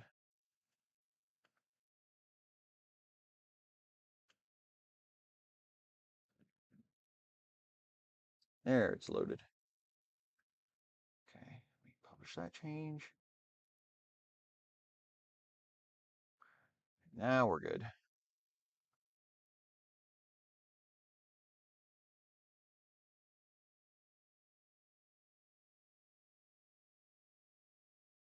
Okay, all good on that.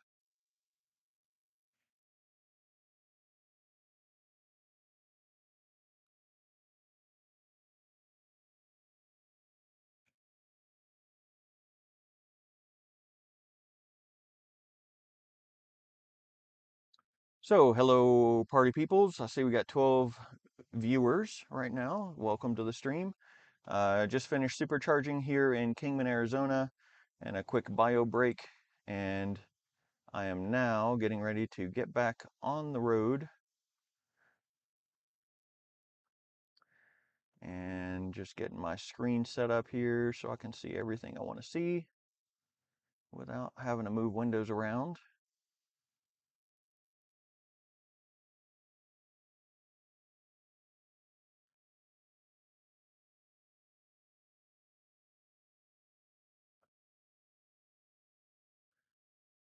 And yeah, I think we're ready to roll.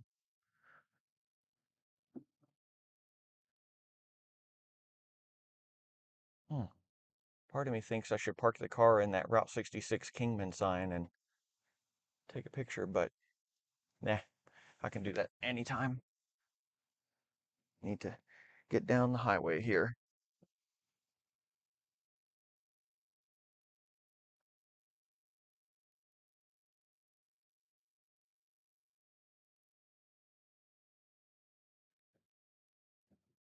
Ooh, damn. I wish I'd known that was going to happen. I'd have lifted the car a little bit. Scraped a smidge there.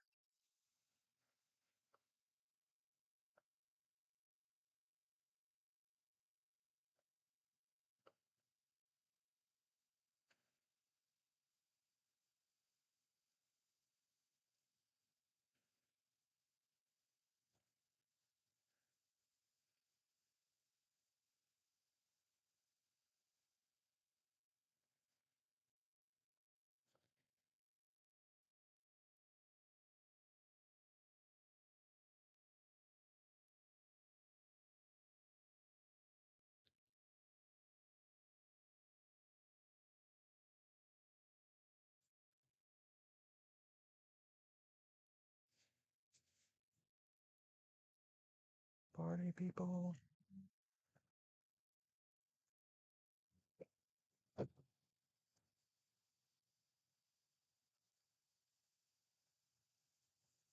So is audio still working okay? Everything look good?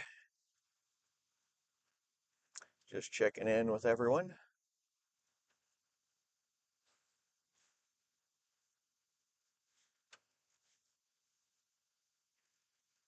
Ooh, we got an oversized load. So yeah, right here at the Hardee's is the other supercharger here.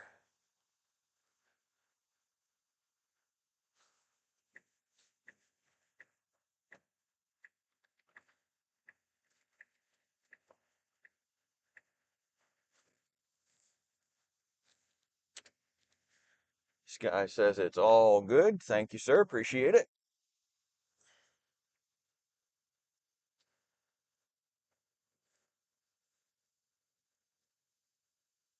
Oh,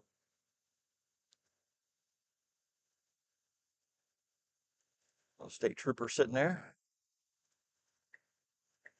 There's an SUV.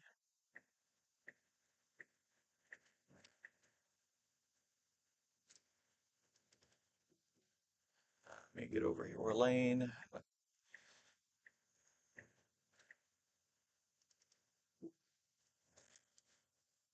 So George asks, on average, how long does it take at a charging station when traveling? It depends a lot on which vehicle you have, which Tesla you have, but on the newer Teslas, anywhere from 10 to 30 minutes is pretty typical. Um, most of the superchargers have some sort of amenities, restaurant or mall or store of some sort. So you can usually, like I did here, went to the diner across the street, used the restroom, came back, and aside from my anal retentiveness of wanting a clean windshield, I would have been ready to go as soon as I got back to the car. So, um, not long at all. On this trip, actually, it's let's see, about 550 miles one way, and the estimator that I used when I was looking at the trip said I only needed to charge for 45 minutes while I was en route. So, for that kind of trip, that and that was starting off with a full charge first thing in the morning. So, um, yeah, it's not bad at all. Just enough time to get out, stretch your legs, use bathroom, grab a snack or whatever, get back in the car and head on down the road.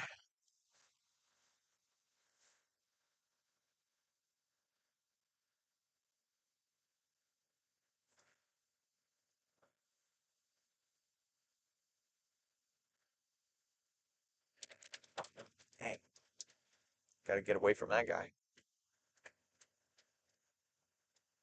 Oh, I think they've scraped this recently. There was still snow, like little sludges or little slushy snow on the edges of the street and stuff back there in Kingman. So I think it's snowed here enough that they've scraped and it brought gunk in the middle of the road. So I can actually hear my own tires throwing up stuff right now.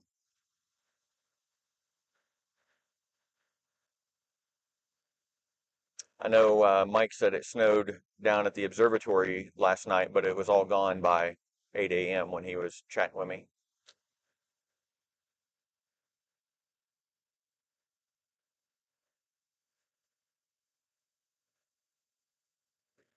I'm just going to stay back a little further than normal from these rock chucking big tire trucks, knowing that there's a lot of rocks on the road to be chucking at me. Luckily, I do have the front of the car. All the high impact areas are protected with a paint protection film.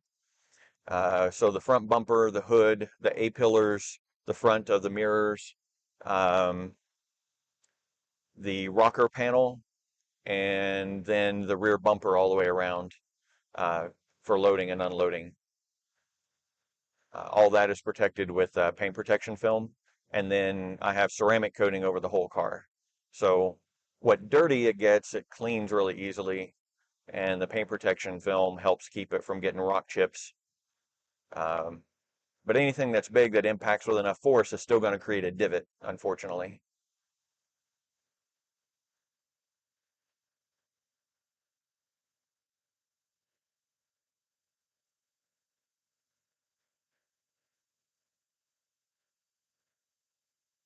Wow, only 2 viewers right now. That's crazy. Oh, 9. Weird. YouTube bounces around a little bit sometimes, I guess.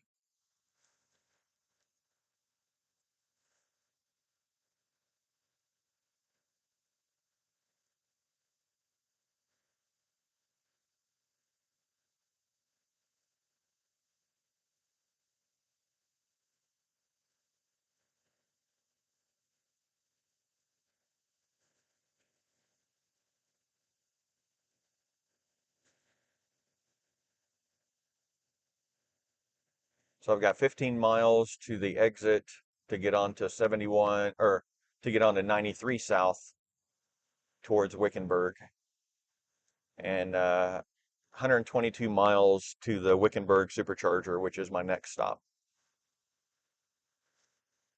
Let's see, it says I'll get in there with, well, it says I'll stay there 25 minutes with 41% charge when I get there. But then that'll get me all the way to the south side of Tucson where I'll be at 14% charge. I'll charge there for 30 minutes and then go all the way to my destination and I'll get there with 15%.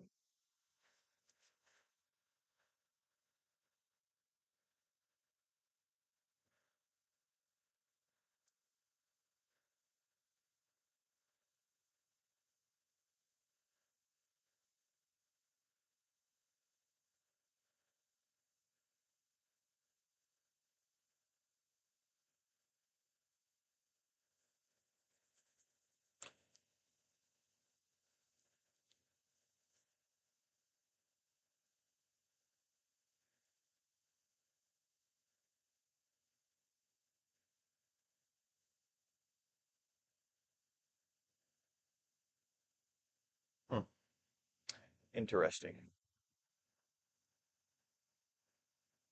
Just noticing that the timestamp, I guess it updates every few seconds. So the timestamp at the top middle is the last time that it got refreshed data for my speed and location, distance, all that kind of stuff. Well, that's weird.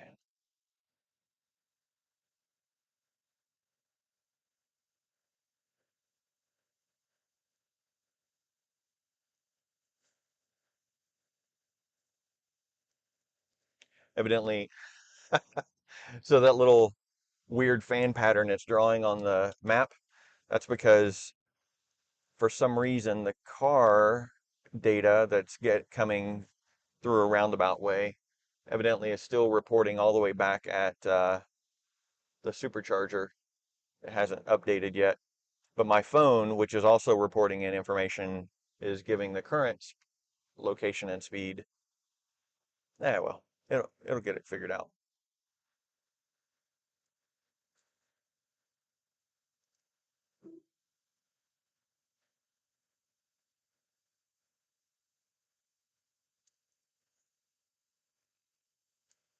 Not terribly thrilled with what this is.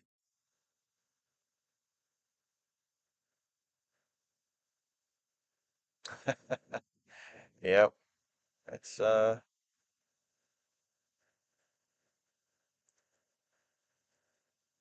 people got nothing better to do than believe a bunch of crazy lies on the internet. Anyway,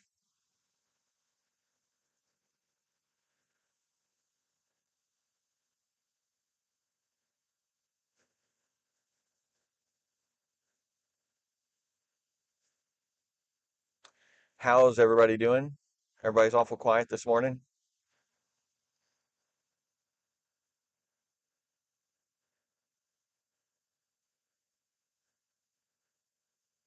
Tis early, 9 o'clock here in Arizona, 8 o'clock on the West Coast.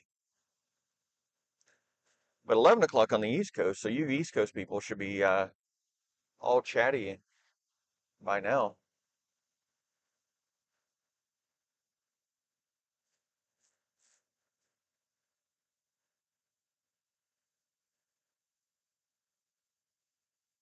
There we go. We stopped creating that little fan pattern.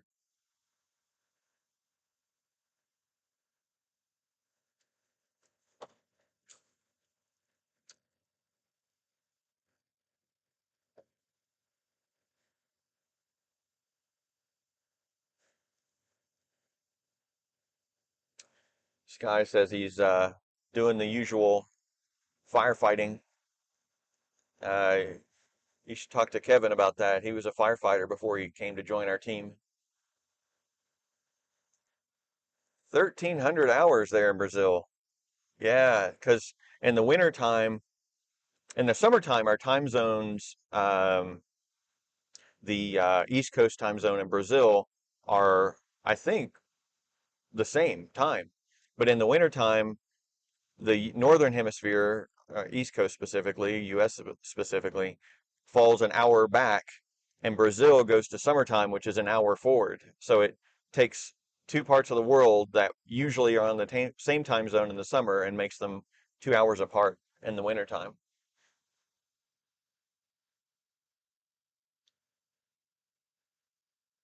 Hope you're doing well in Brazil.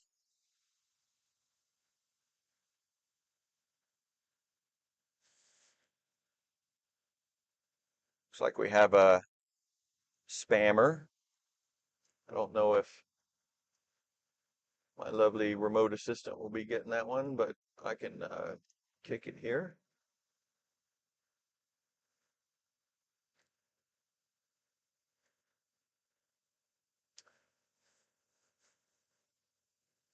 Oh, you don't have summertime anymore. Interesting. So you stay at your current time year round, which means in our summertime, the closest we get is an hour away then. I really wish we would do away with the daylight savings switch here in the US as well. There's no benefit to it.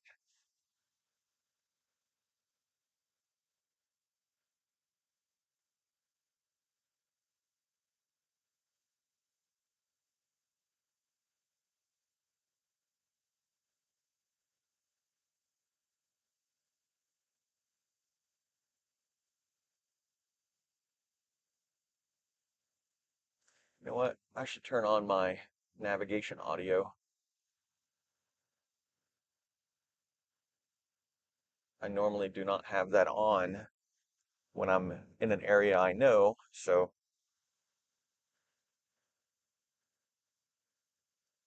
when I'm on a road trip like this, it is handy to have it remind me that I've got to exit or turn or something coming up. So just turned on the nav audio.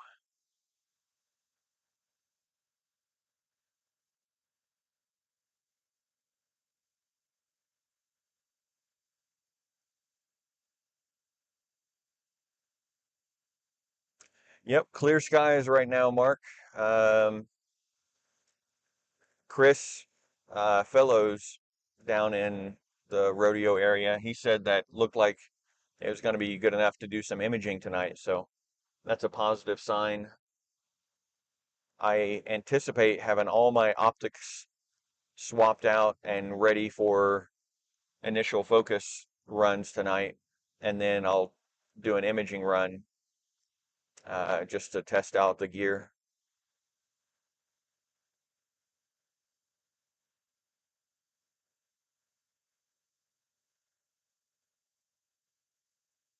Mark, I bet I don't know if you're still online or listening, but if it's a clear night tonight, I bet you'll want to test out your rig as well to see if tightening up stuff gets it to be more pinpoint on all your images instead of just half of them. Dang, I don't know what that looks like, a school or something over there, but had about 3/4 of the shingles missing off the roof.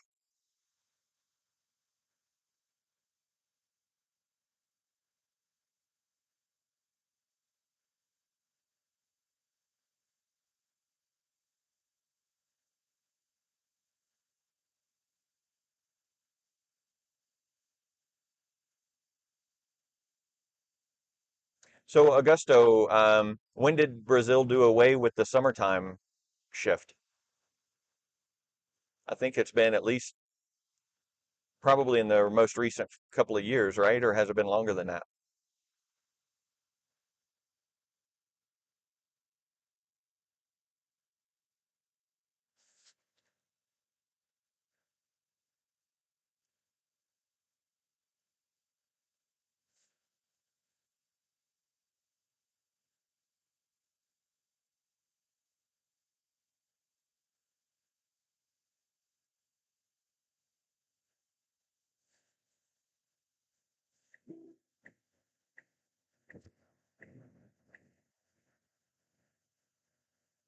Got 2.8 miles to my exit coming up.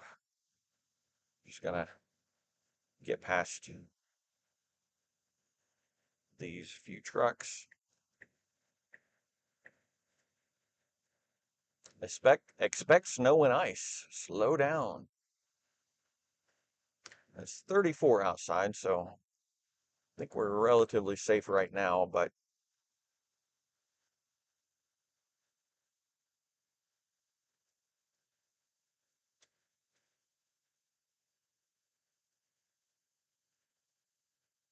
2 miles to the exit.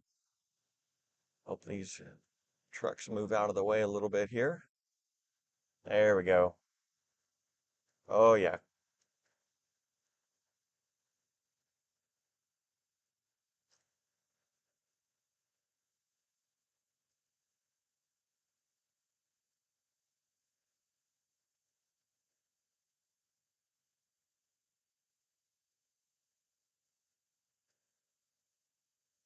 Online. Take exit 71 level right onto US 93 South to Wicker Park. Flows. 1 mile left.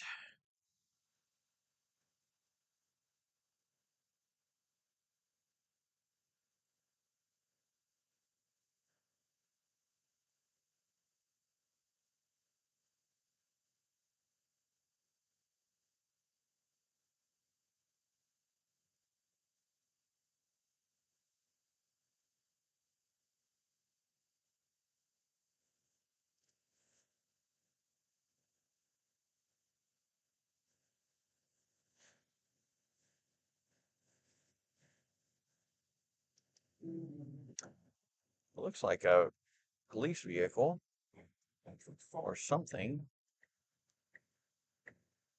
Yep, state police. 1,000 feet. Keep a right to take US 93 South.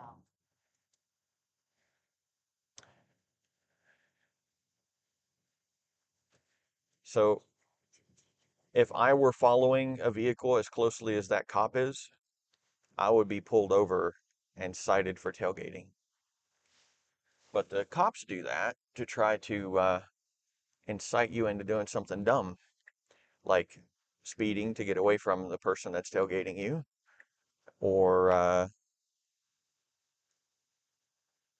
making you nervous and twitchy, so they'll pull you over because you're twitchy.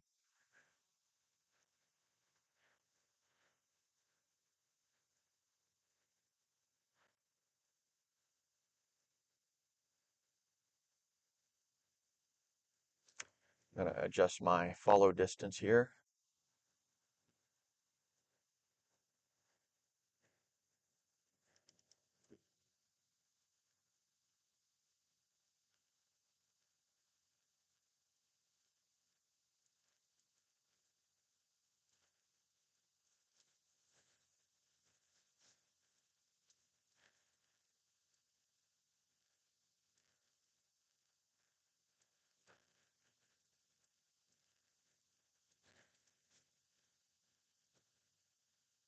So I'm now on US 93 South.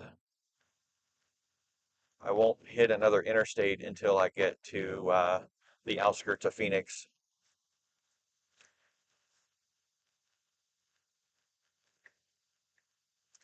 This leg is honestly the worst leg of the whole trip because it goes from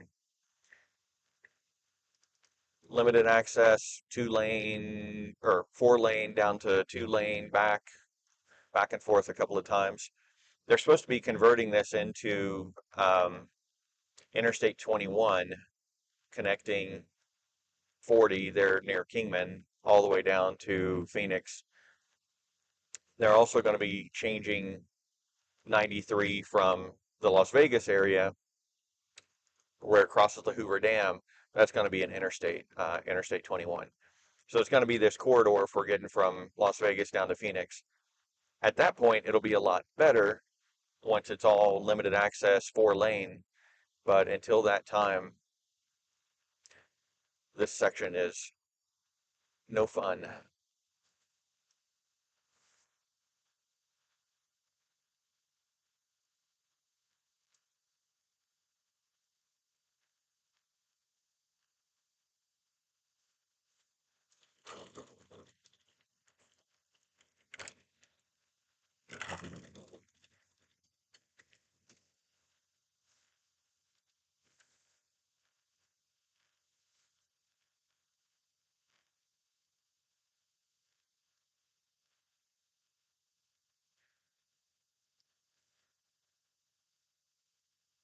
Looks like all my cellular links are doing pretty well at this moment.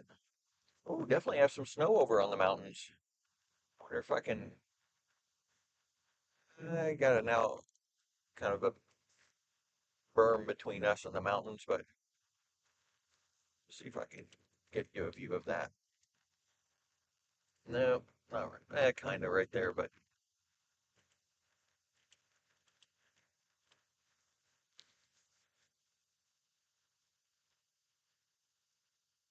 maybe once the A pillar's in the way, and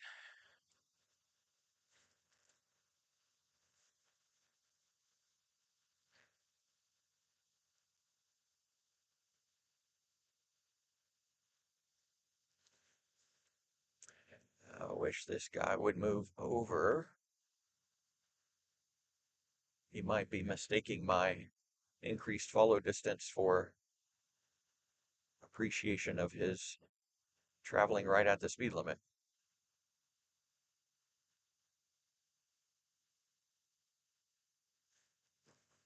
I guess I get to go around. Or maybe not. The truck just came over, so maybe there's something in that lane now. Ah, there we go. Okay, so he is going slower than usual because of the popo, the police officer.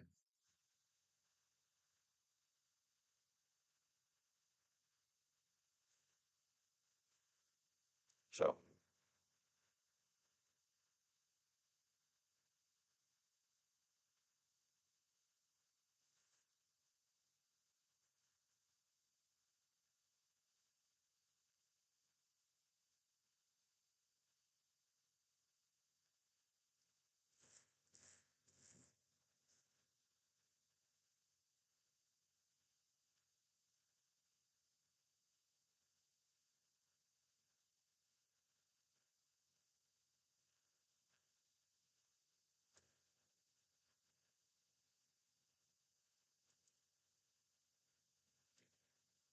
so if you noticed, he was doing the same thing to that Challenger. He was riding that guy's ass, tailgating him.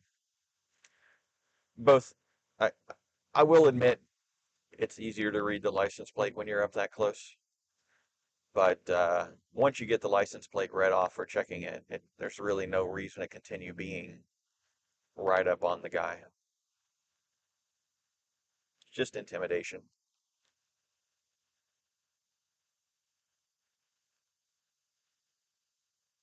One of our channel followers is a well-seasoned police officer in, I think he's in the Philadelphia area. Oh yeah, here we go. Got a little speed demon going by. Yeah.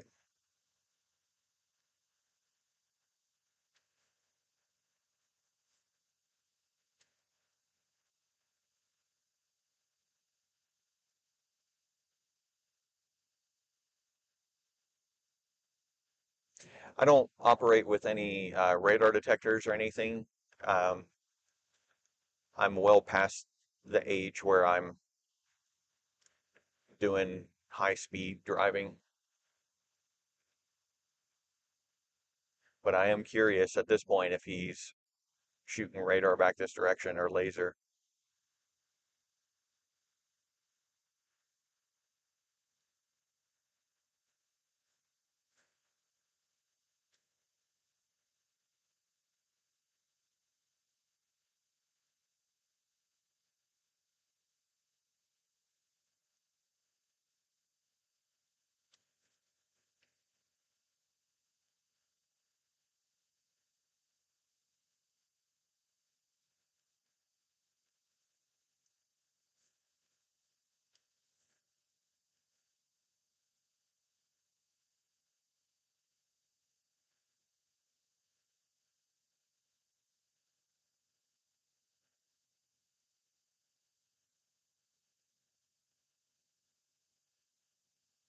Little bandwidth reduction in there.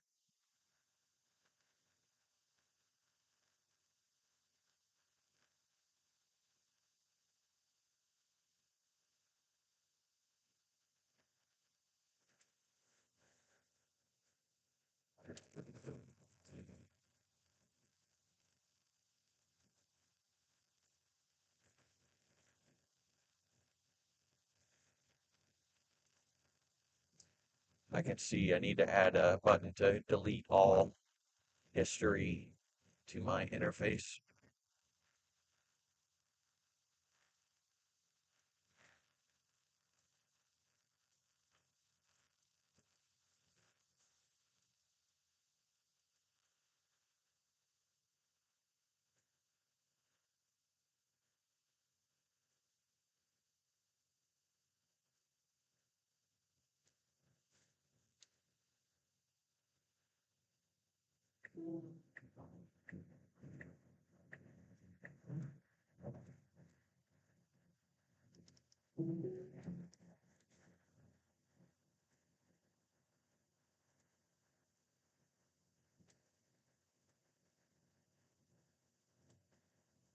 Some nice slow TV this morning.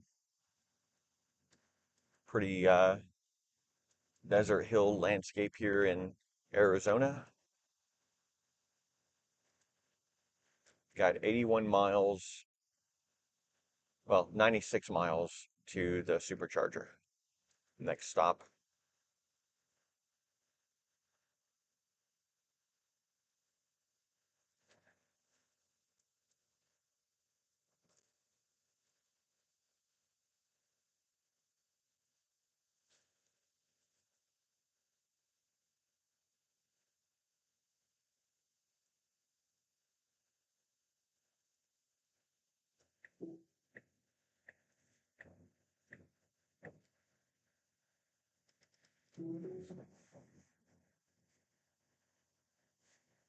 Adjust that follow distance again. That's a little too far out.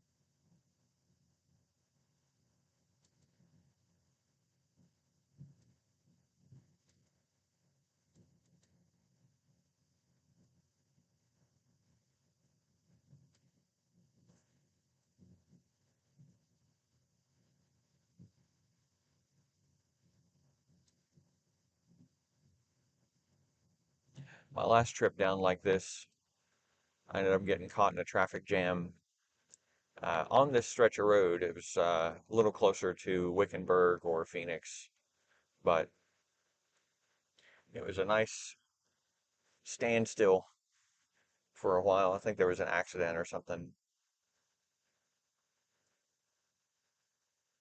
If I remember right, I was sitting there for about an hour, and the cell signal was not amazing at that spot, so uh, couldn't even like surf the internet. But the car has games I can play while I'm sitting still.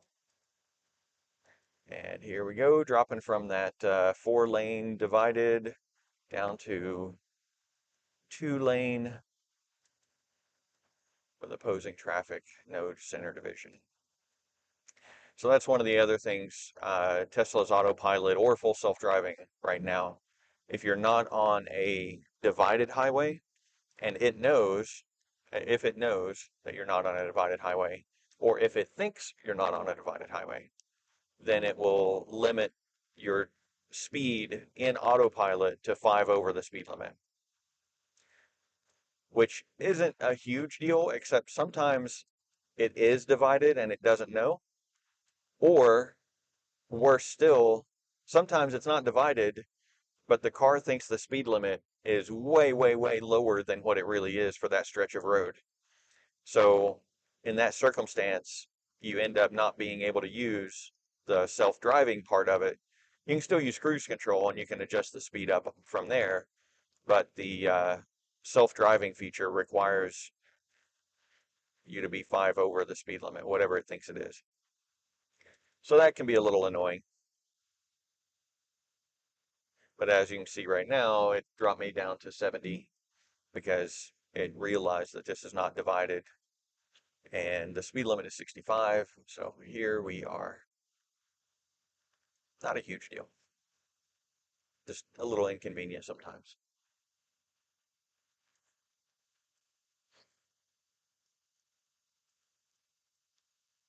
Testing, testing. Yep, looks like audio is still good. Okay. So you guys are just chilling. All good.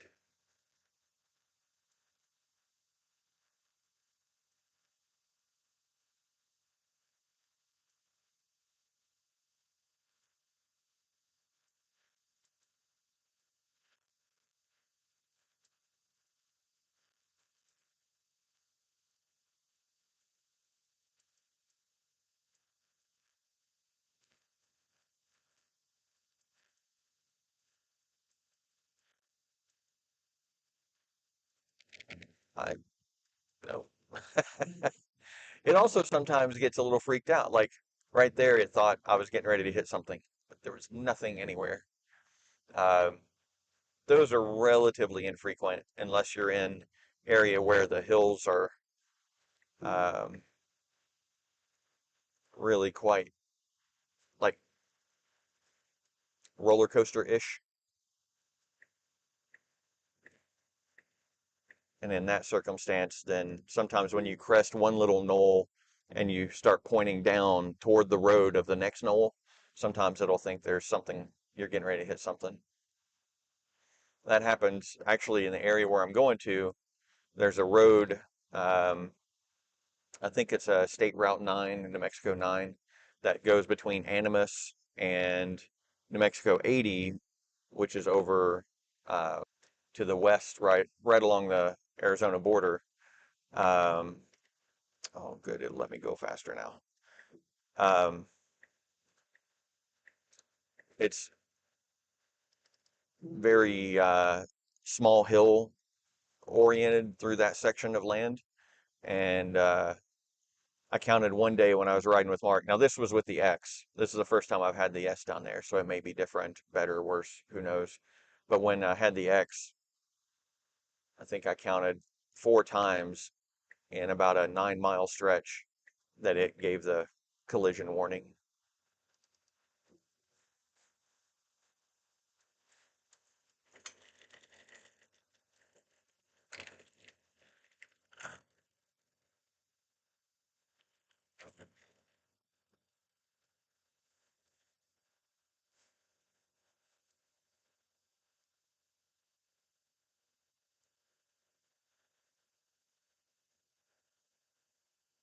Looks like my view is a little overexposed. I adjusted the exposure compensation on the camera that's pointed at me last night because it was way darker than what's the one pointed out the dash. It looks like I may have gone too far. The one out the dash is auto exposure, and this camera may not be as good at that. But the one pointed at me is a really cheap GoPro knockoff, like $20, $30.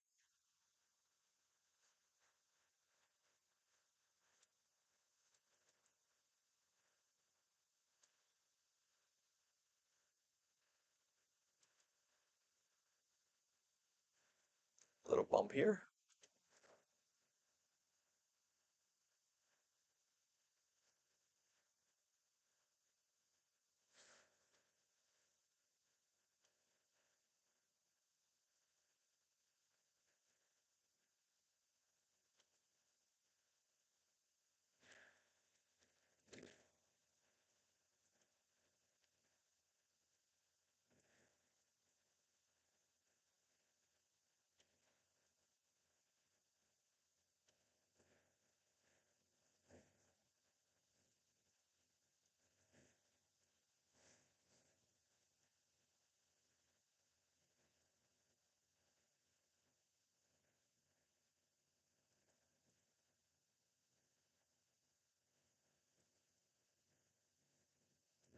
If I had more cameras, I could point one right at the dash.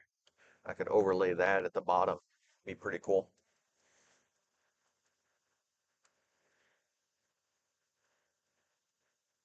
But I think it doesn't do too bad with the way I've got it set up.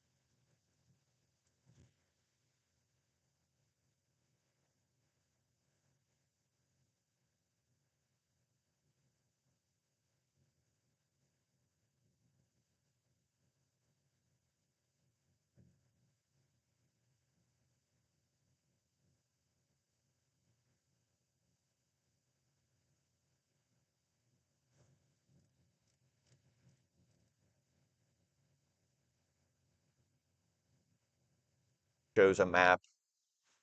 Oh wow, I'm going a little too quick. Um, that part uses, I think it's Garmin maps, and it's kind of baked into the system here so that if you're in an area where the cell signal drops out, you're not completely lost. You may have to enter an address by the actual address and not by searching for it online, But so you get into weird situations where the roads have upgraded or changed, like here where I'm actually on a 4-lane divided highway. Um, and I see that 4-lane divided highway on the map here, but the routing is telling me I should be on the old sections of the road instead of the new high-speed sections. So Mike asks, how's breakfast? Um, so I ate before I left this morning. I had my normal bacon, mushroom, and cheese omelet, and it was delicious.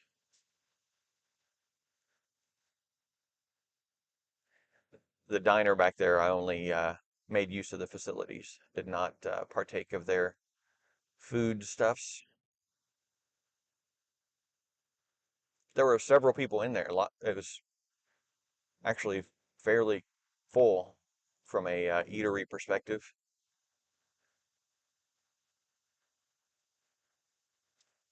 and it smelled good. So I guess that's a good thing.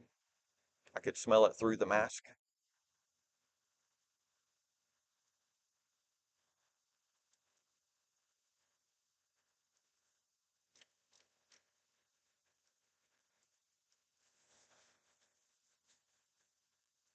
Now it's back on the older road, so the map, the navigation agree again.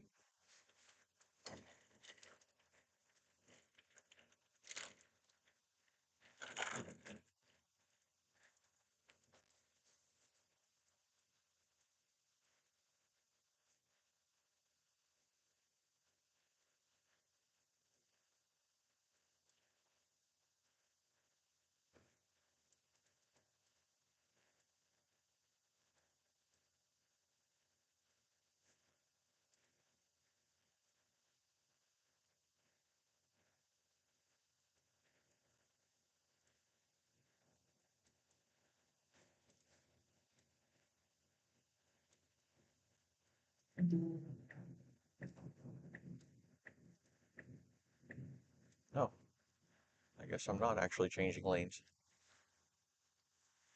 Hey, Red Jag. Wanted to say hi, out protecting and serving right now. Safe travels. Thank you, sir. I mentioned you earlier on the podcast or on the stream. Uh, thanks for keeping us safe out there on the highways and byways. Hope things are fairly calm where you are.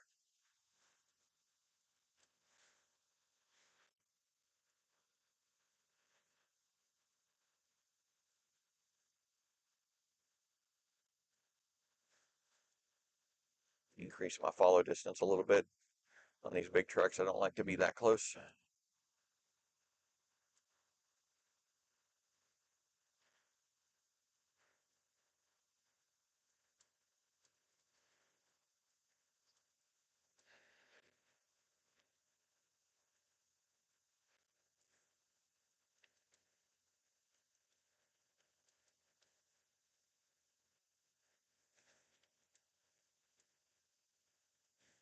Definitely picked up that speed change.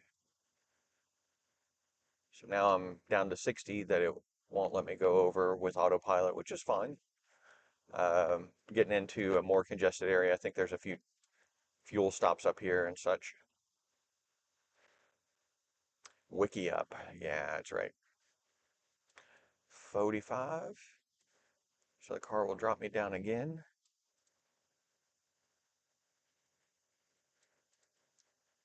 I'm just realizing there's another thing that full self-driving does that this base autopilot doesn't. That's read the speed signs. So I've noticed that when this, in some areas, the speed limit changes, but the car isn't aware of it.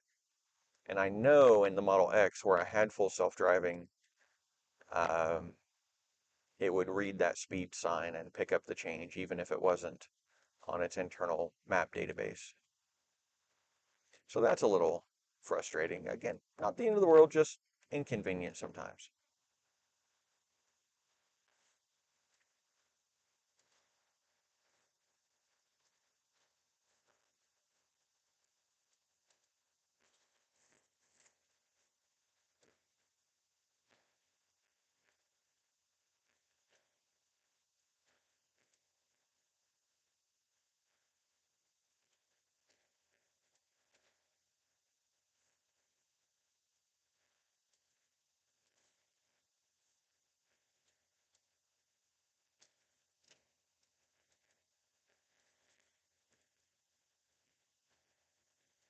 Looks like another fuel stop going in.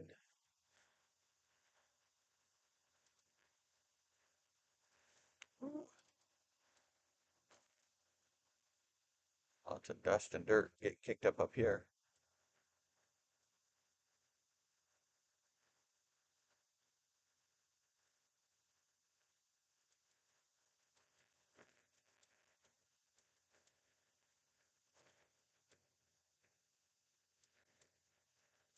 Hmm.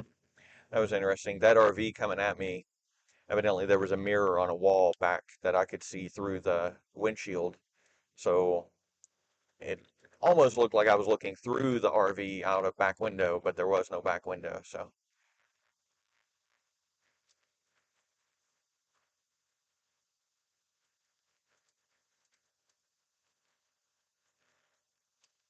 not quite 2 lanes yet.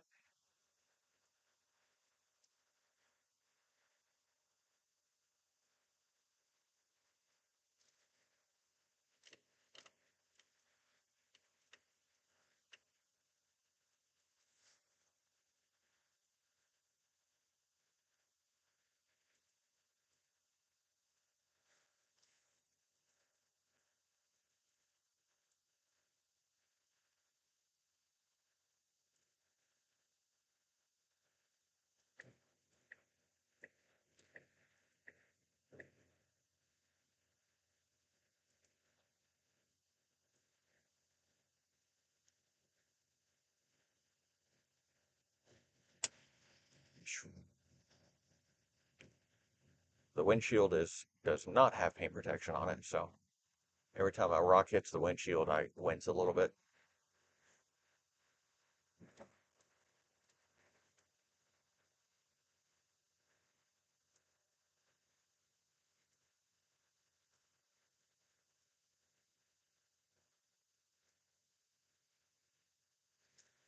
As soon as I get past this truck here, I will move over and let those behind me that seem to be in a bigger rush right on by.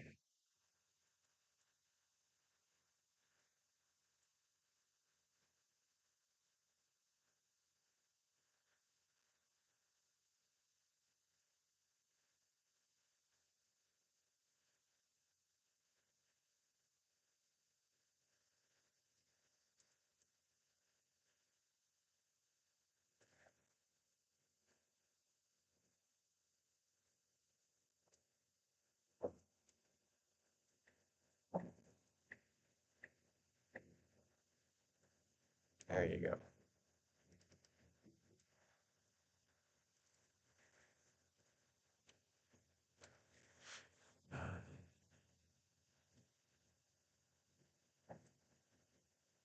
Man, somebody did a horrible tint job on that car.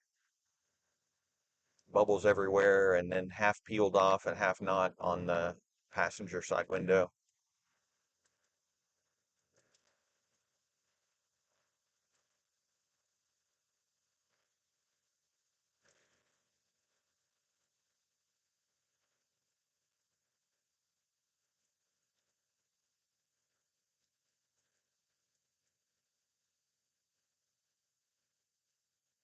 Oh, Durango, Mexico license plate.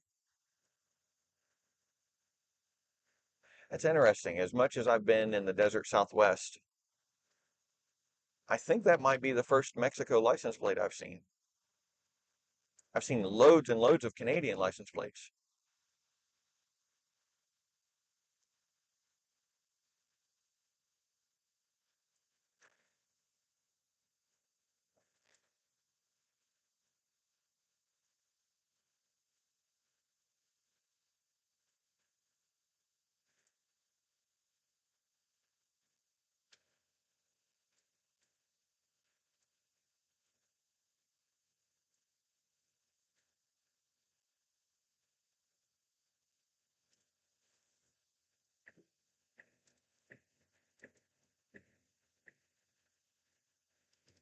Let's see if I can grab a quick snack here.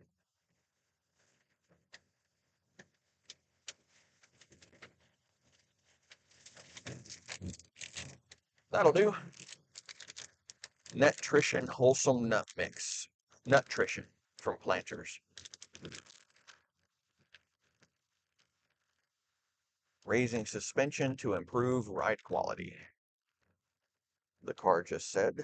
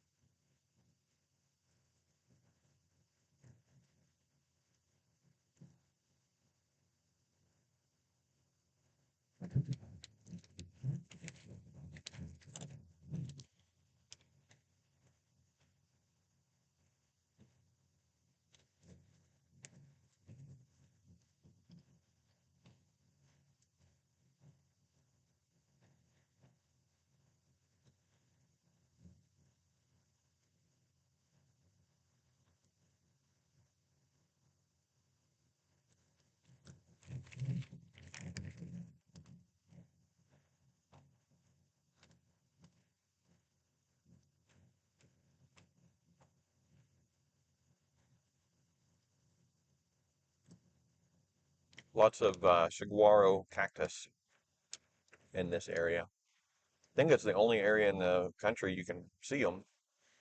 They're the ones that are the classic, you know, uh, Roadrunner and Coyote cartoon cactus. So they have the relatively thick, bulky trunk and arms that come off. There's one on the right passing. I don't know how well they come across on the live feed, but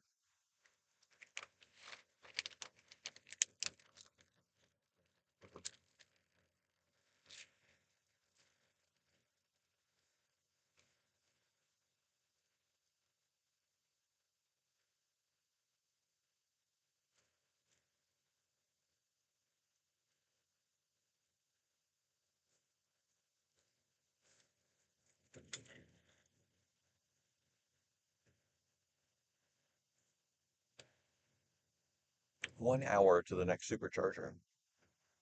Not too bad.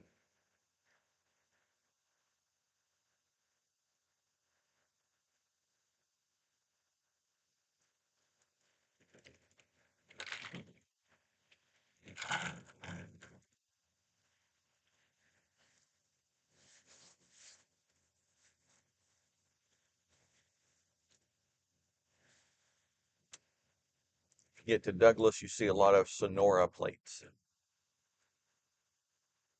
Hmm, not familiar with that. Um, I know I've seen,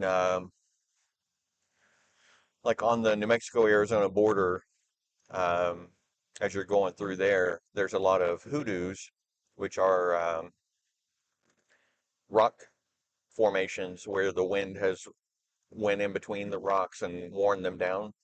Um, Pretty cool looking there.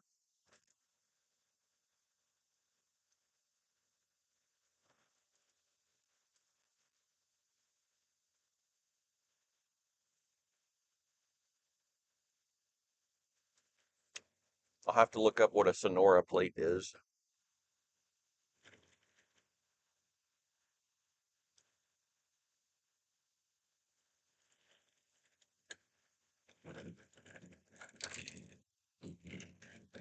If I get down to Douglas on this trip, Mark, I've done something really wrong. It's minutes or so. Um, it's where one of the two closest grocery stores are. The other closest grocery store is an hour and 20 minutes the opposite direction.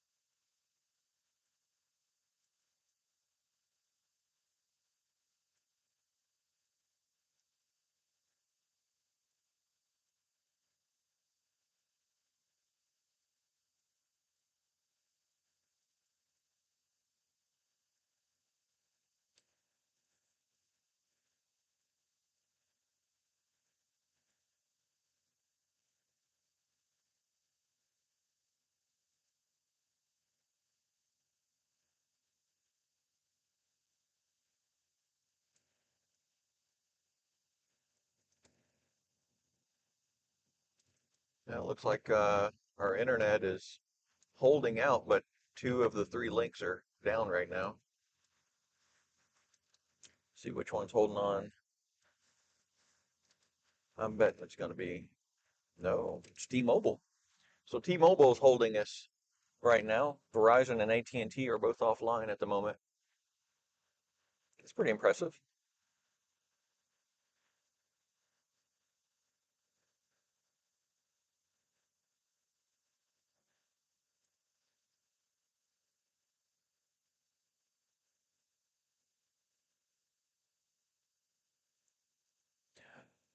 I don't think the hotspot I'm using is new enough on the T-Mobile side to get there. I can't remember if it's 600 or 700 megahertz. I think it's 600 megahertz, band 71 LTE. So I guess it's doing pretty good on whatever bands it has access to. Team, all the carriers now have a 5G hotspot as well, but I don't generally use hotspots because the battery in them, and I know there have been hotspots that people say they can take the battery out and it runs just fine, but I have never found that to be the case. Some of them it'll run for just a little bit and then it'll reboot, so that's not good for maintaining connectivity. So what I end up doing is I buy or have bought um, cellular modems that are designed to go internal on laptops and put them into a USB enclosure, and then I use that as my primary data modem. That way there's no battery, and the problem with having a battery is that because they're constantly plugged in over USB to use the connectivity without tying up Wi-Fi bandwidth, the batteries begin to swell because the hotspots are not good at preventing overcharging. And the hotspots run kind of along with their name, very, very hot. So they heat the battery and then they overcharge it and it causes them to swell. And if you've got a lithium ion battery that's swelling, you should replace it because it's a fire hazard at that point. Um, if there's a puncture and the internal chemistry meets with oxygen, then it's an instant flame. And the higher the charge on the battery, and since you've got it plugged in all the time, it's always full, then the more energy there is in there to burn. So very much not a good thing to leave those plugged in, charging all the time, and have those swollen batteries. Same goes for laptops and cell phones. They can incur that battery swelling as well, but lap those are generally higher end enough that they have a better charge algorithm. And a lot of laptops now actually, if you leave them plugged in all the time, they will actually artificially limit the charge of the battery down to like 50 or 60%.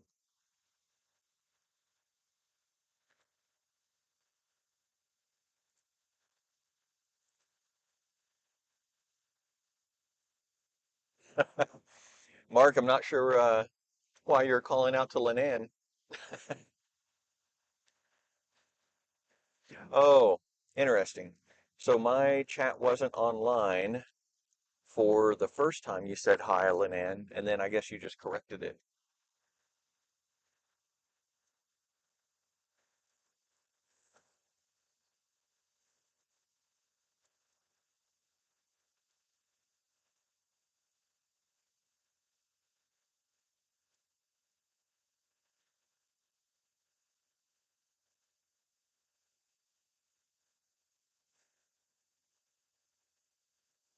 Yeah, it's got good LTE signal.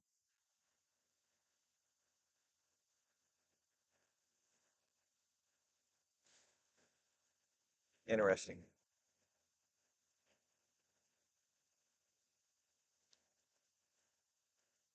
Oh, actually, looks like there's been a lot of chat that hasn't come through.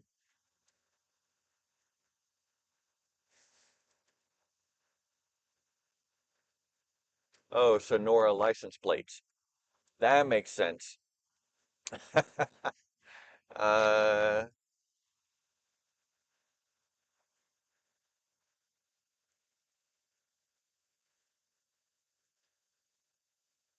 yeah, seems the car does not have enough connectivity for me to be getting the view of chat that I usually see on the car's in-built display.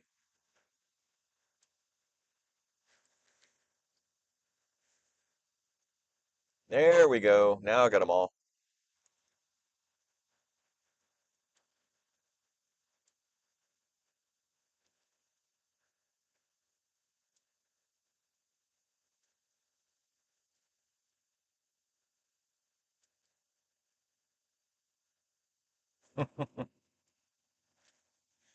Okay, I was missing out on all kinds of stuff. So Robert B said the audio was garbled. Now audio is choppy. Is the audio back to normal now, or is it still choppy?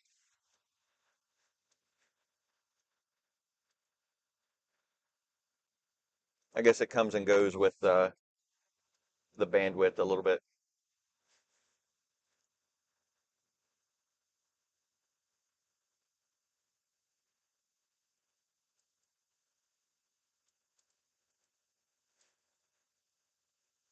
So my darling wife Lynn Ann is back for a while.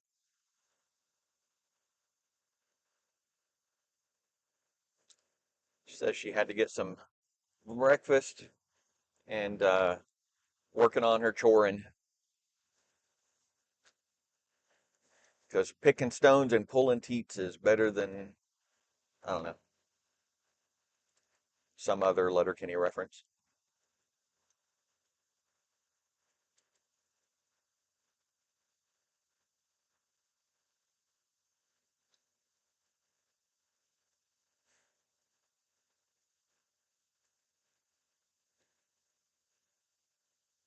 Okay, audio's good. Cool.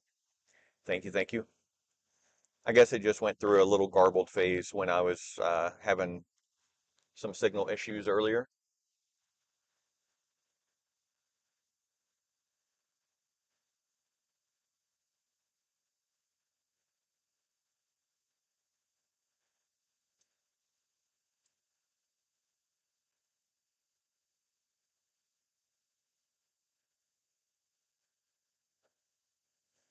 So hi to Robert, Robert B. I missed your texts earlier when I was not in some good signal area.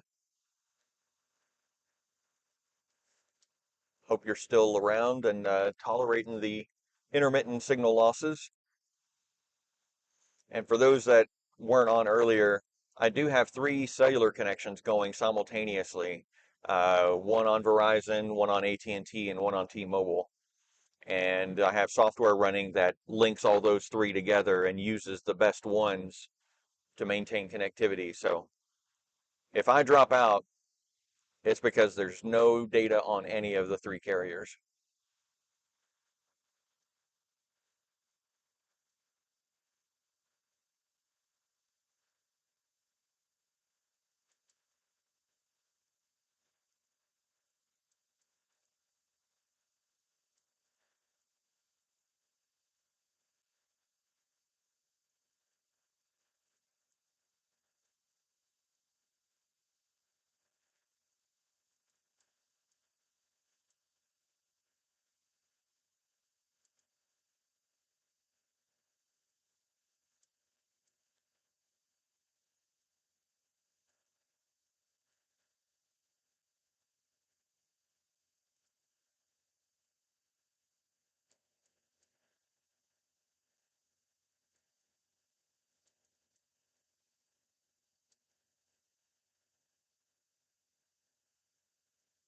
So Mark, I brought everything I should need to modify your flat panel controller.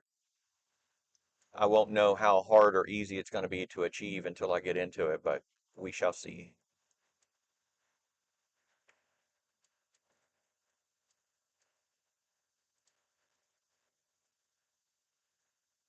I didn't bring a hot air rework station, so if it's a potentiometer is going to be through hole, so that. Love you. Okay. Be safe. Love you too. See you soon. Bye.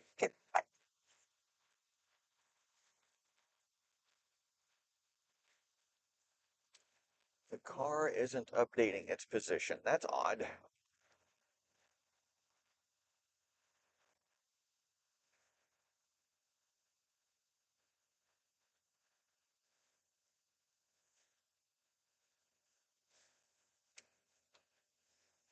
I wonder how. Oh, I wonder if that was just the last time. Hey, everybody. Kind of back. Lenan, if you're watching still, you probably can take another look at the Tesla app now that the Tesla has connectivity, and it will likely be updated, no longer pointing to me being at the Gibson exit. So just as an FYI, the Tesla app lets you view a lot of stuff. Oh, why did that go to MSN all of a sudden? That's really odd. Um, anyway, it'll let you view a lot of details about the vehicle. So one of which in particular is where it's currently located. But if the vehicle's offline due to no cellular connectivity, the app will just show you the location of the last location it knew of when you last launched the app. So if you've not been in the app, then it may be very outdated on the position.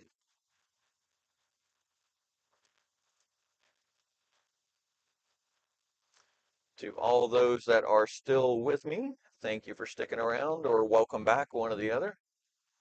And yeah, so we're about 15, well, sorry, we're 29 minutes away from the supercharger stop in Wickenburg. And yeah, I went through a very long patch where there was no data. So sorry for dropping offline there for a bit, but can't fix everything.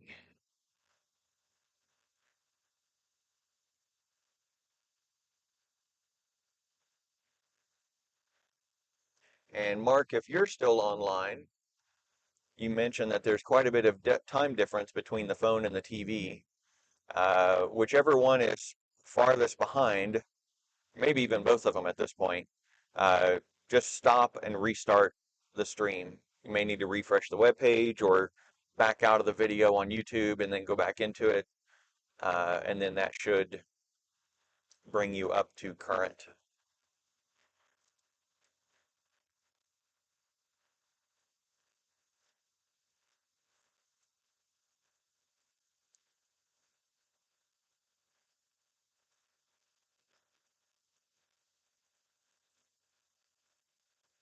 And all my water drinking is catching up with me. I'm definitely going to have to run into the store in Wickenburg and make use of their facilities.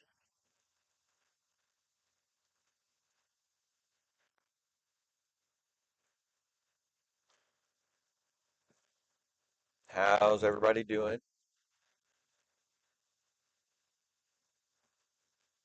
Hope your work day is going smoothly, whatever it is you're doing and wherever you are.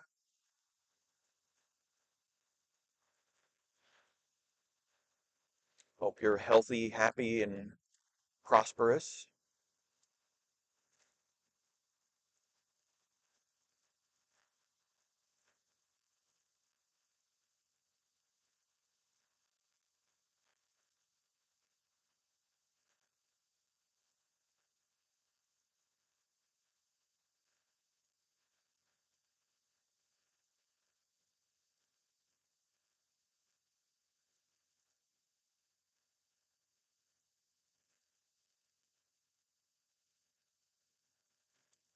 Ooh, truck pulling out. can't well see around him. And I'm just gonna have to slow down for a minute till I get a better view.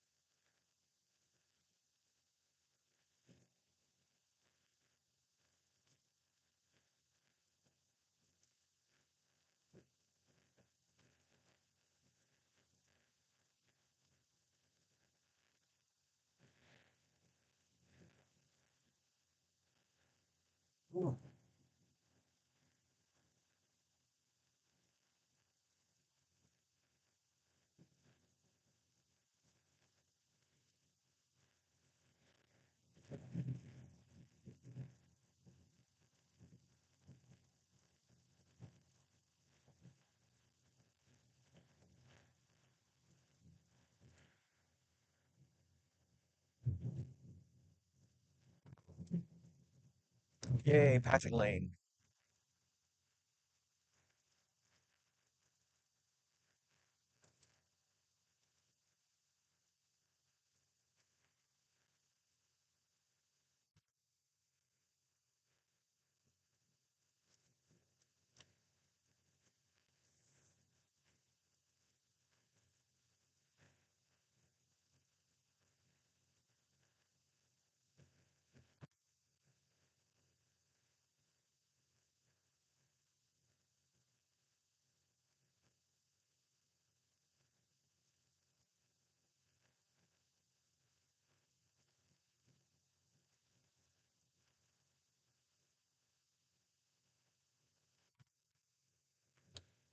White Model Y, it looked like.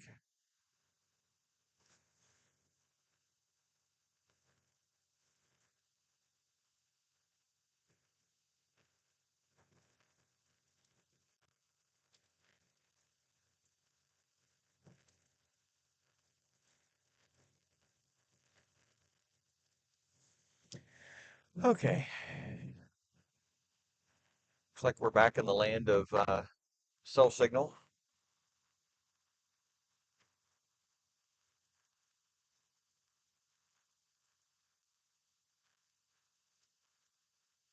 At least for the moment.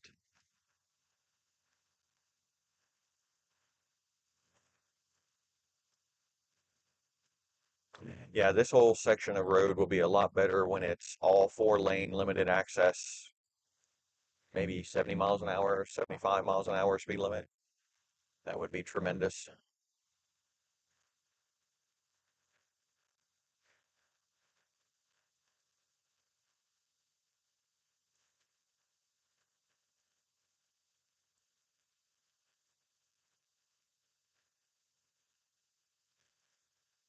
It is 44 degrees outside.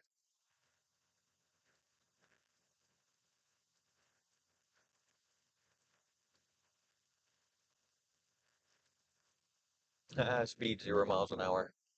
Sweet. That is inaccurate.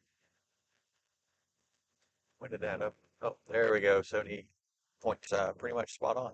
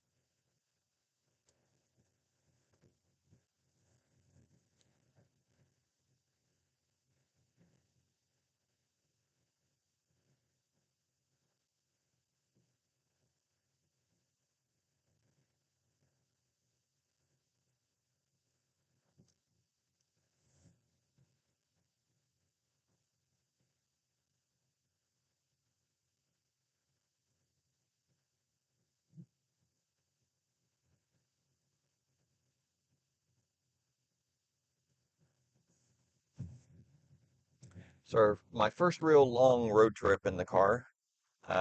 We have driven it from Las Vegas to St. George and back, but this is the first multi-charge stop run in the new vehicle. So far, it's doing really well. The extended range is certainly nice. The Model X that we had, um, it was rated at about 280 miles on a charge. Um, because of hills and different things. Usually we were getting about 220, 230 miles. Um, this is rated at 405, and yeah, it's doing pretty good. I'll be curious to get a look at the data that I collect off the car. Um, it used to be, and let me see if they've added it back recently, because they have on some, but not on this. So on the X, the user interface for it had an energy graph. You could actually see what your real-time power usage was, and you could adjust your displayed range remaining to show either rated range or range based on your past X number of miles driven. It'd go like 5, 15, or 30 miles that you could average and show what your estimated range was. They've taken that out on the new UI, or technically they haven't put it back in on the new UI. Um, so hopefully it will be coming back. I know on some of them, like the Model 3 and Model Y, I think they've added the energy graph now. So I'm hopeful that it'll make it into the new Model S before too long.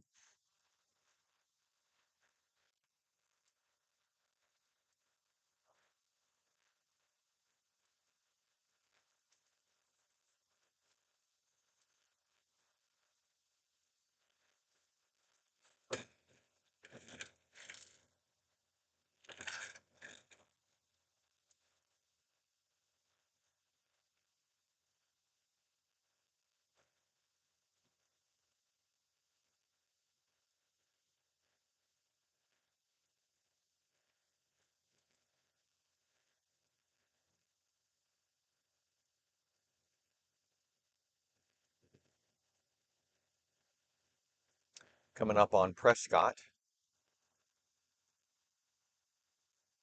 or a junction for 71,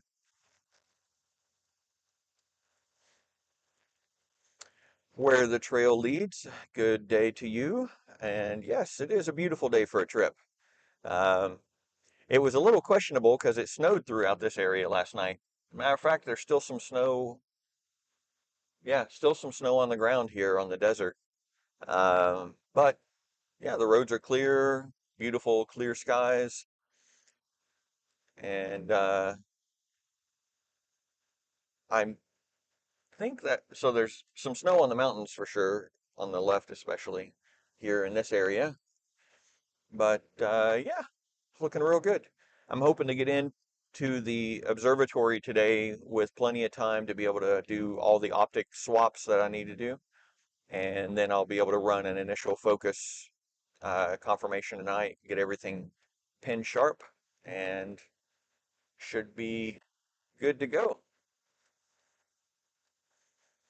Oh, having freezing drizzle in central Texas. Even right now, whew, hopefully that was just overnight and it's warming up a little bit for you.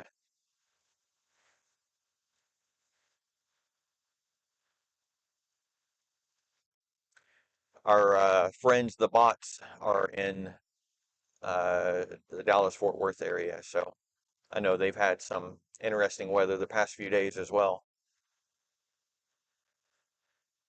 or past few weeks even.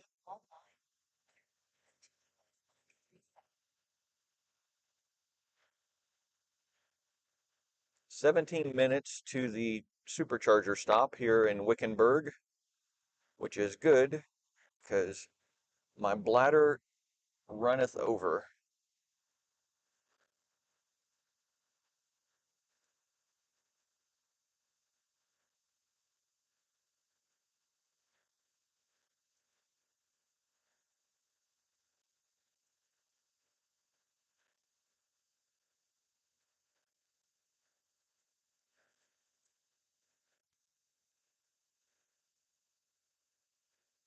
Ah, yes, here we're going to get back to a divided highway and hopefully some passing lanes. I will be able to get some time back. I know I'm right here. 28 degrees still right now. Woo!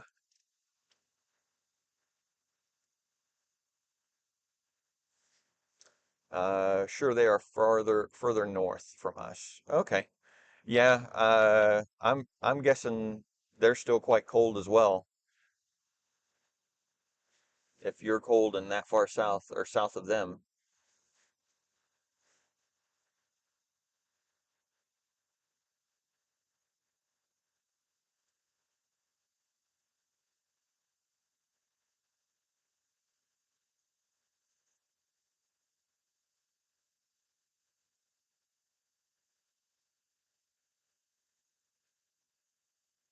Wow, I got 7 people watching. Thanks for sticking around or joining me again after my long duration of no connectivity there for a bit.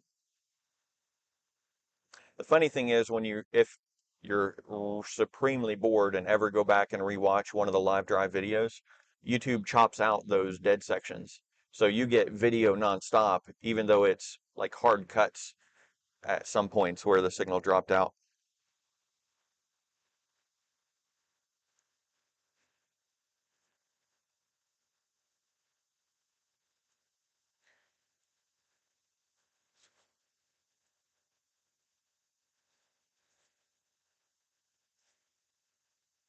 Oh, my RoboVac just started vacuuming.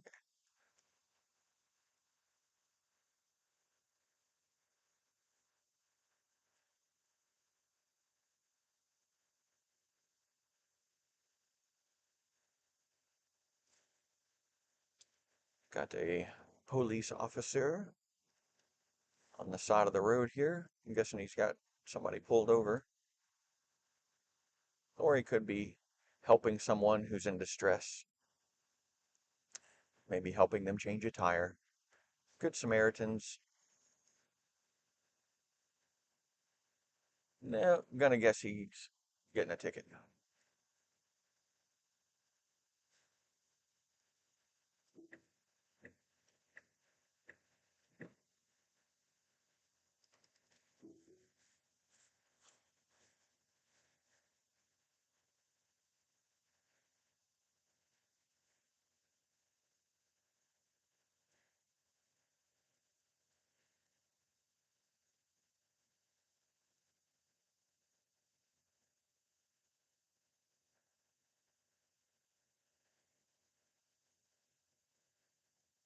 Still some white puffy clouds out there in the distance. For a while, it was hard to tell if those were clouds or if they were snow-covered mountain tops or something. They're so low on the horizon with the mountains in the background there, or technically mountains in the foreground.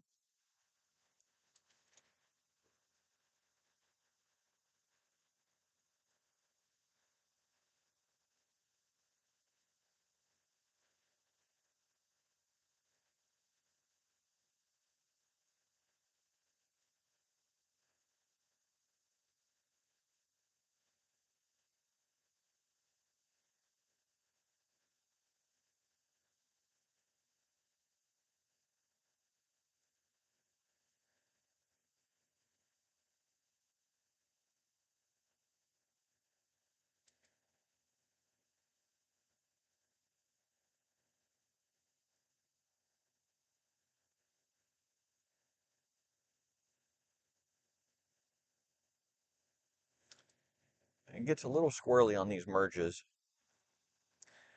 trying to figure out where it needs to be. It always tries to maintain center of the lane. So if the lane center marker goes away, then all of a sudden the lane gets really wide and it's trying to figure it out a little bit.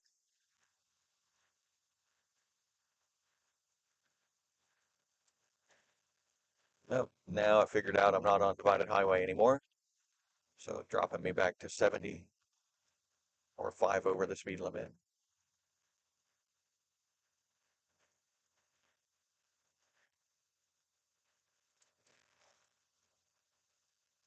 Wow, that's weird. It says the passenger airbag is on. I don't know why that would be. I mean, yes, the laptop is sitting there, but it's a few pounds at most. It's kind of surprising that a couple of pounds of a laptop would cause the airbag to be on.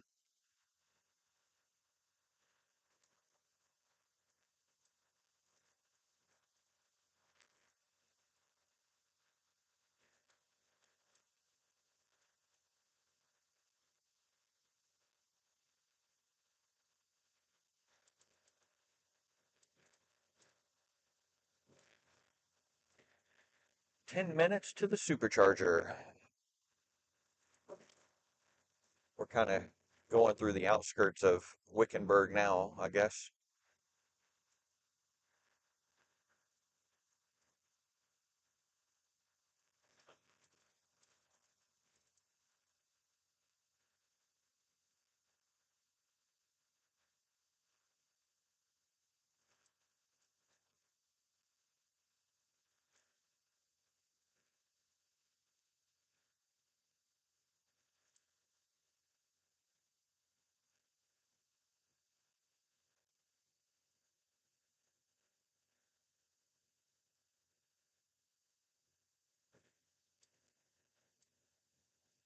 Guy welding on his fence back there, getting some repairs done.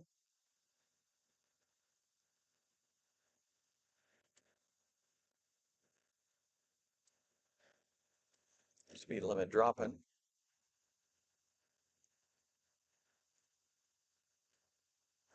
So we got 1.2 miles and we got our first roundabout.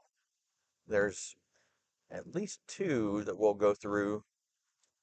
Can't remember, maybe there's three. Two left and take the second exit.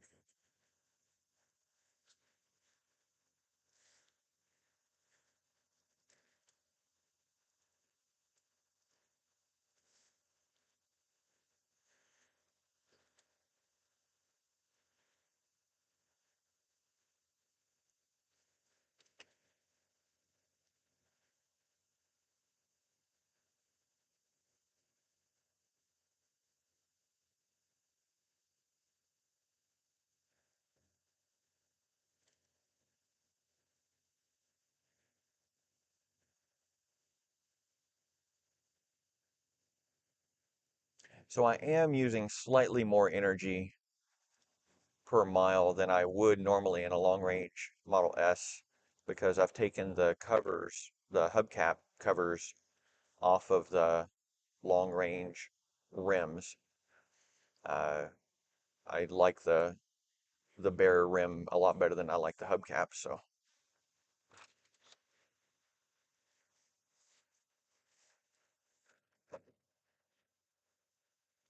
But it does increase the air resistance of the rim a little bit.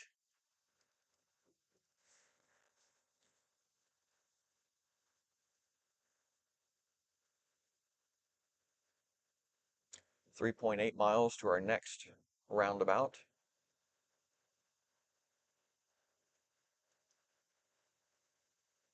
which is where I will be diverging from 93 and going into Wickenburg proper to go to the supercharger.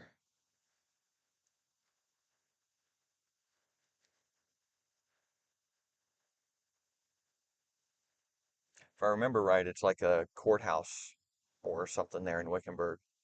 Maybe it's just the municipal offices or something, but it's something local government related.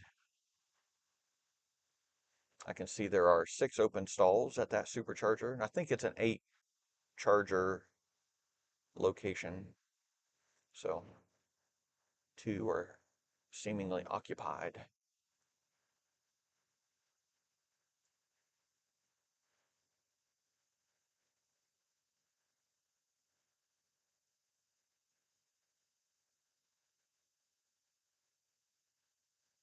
Down at 42% on the battery. So that's a pretty good estimate from the car. I think it said 44% is what I'd arrive with, and we're at 42.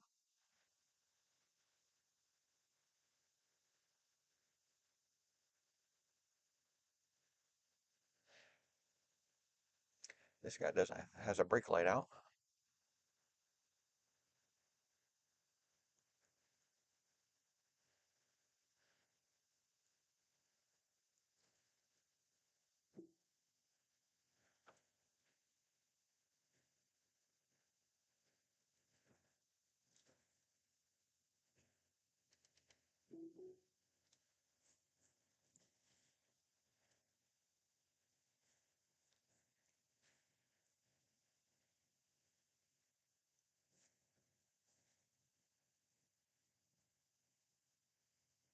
Tis 47 degrees outside here, 70 inside the cabin.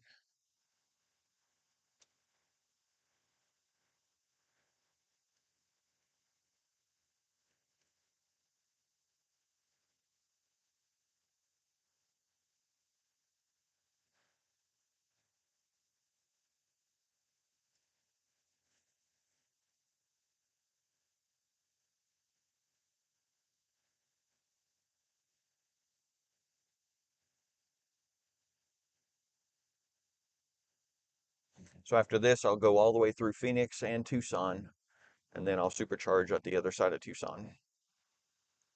And that'll technically be the last supercharge I need. Um, and I probably will make it my last one before I go on in to Animas, New Mexico. I'd originally thought about um,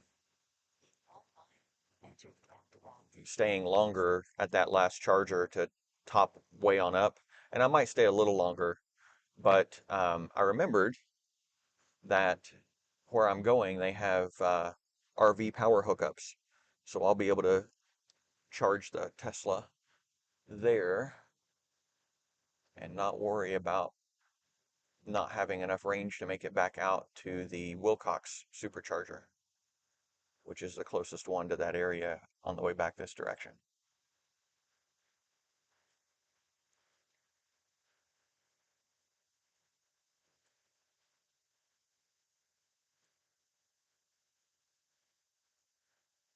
This supercharger here in Wilcox is a slower one. It's the 150 kilowatt version. So no 1,000 miles of hour. Thousand, man, long night, long day. 1,000 miles of range per hour of charge rates here. I think it tops out around 600 miles of range per hour, which is still plenty fast. And the other thing too is it doesn't stay at that peak charge level the whole time. Um, it knows what's okay and safe and good for the battery, so it'll ramp way up at the beginning, and then as the charge gets higher, it'll taper off the charge rate.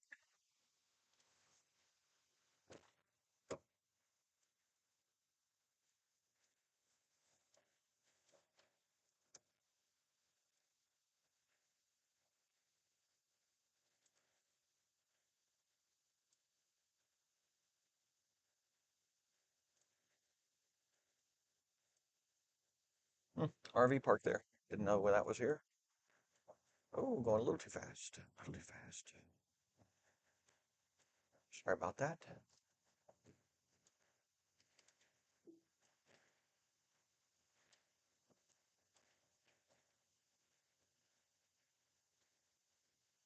I think it drops down to 25 and maybe even 20 once you get right up next to where the supercharger is.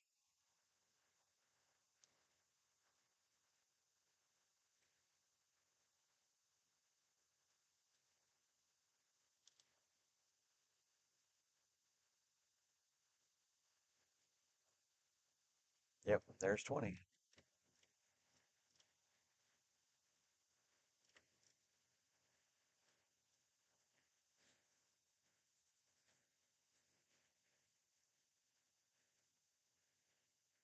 One 1,000 feet, turn left onto East Garcia Street, then your destination will be on the right.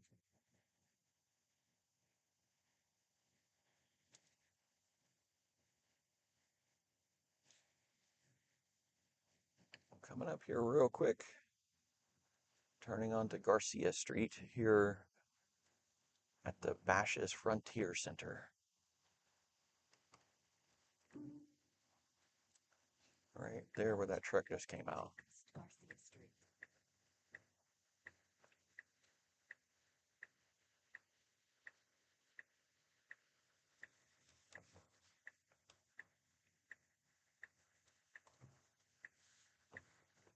Now your destination is on the right.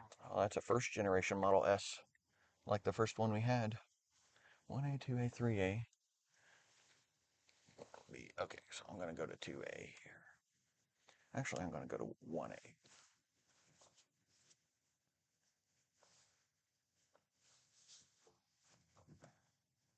A little too close on the curb.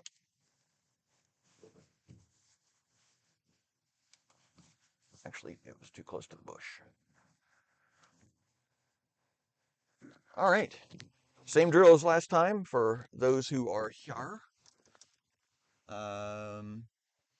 I'm going to leave the mic hot and plug in and then go run to the facility at the Bashes, which is a grocery store here, and I will be back in a bit. So hang tight.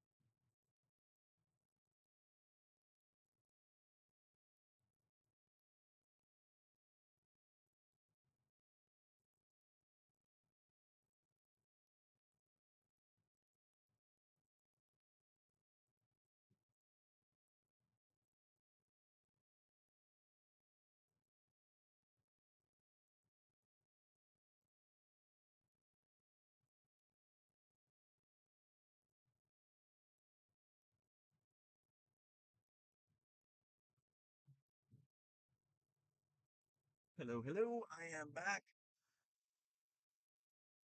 Still charging well here. So I'm gonna wipe down the car. I'm gonna be another few minutes here, so.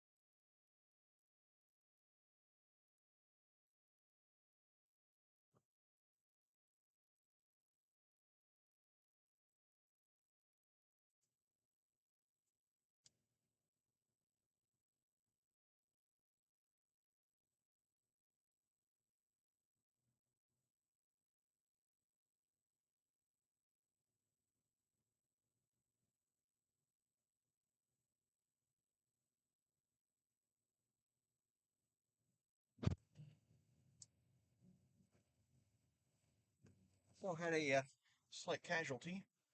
The spray bottle fell off my pocket and broke on the ground. Lost about a third of the stuff I used, the liquid. But worse than that, it broke the spray bottle. So there's an Ace Hardware down here. I guess I'm gonna go see if they happen to have a spray bottle. Um, Not the end of the world if I can't keep it clean on the way down there. I do have another spray bottle at the observatory, um, but I'd prefer to leave that there for cleaning the all sky camera dome. But so yeah, I'm gonna go see if Ace Hardware has a spray bottle, and I will be back. So keep an eye on things.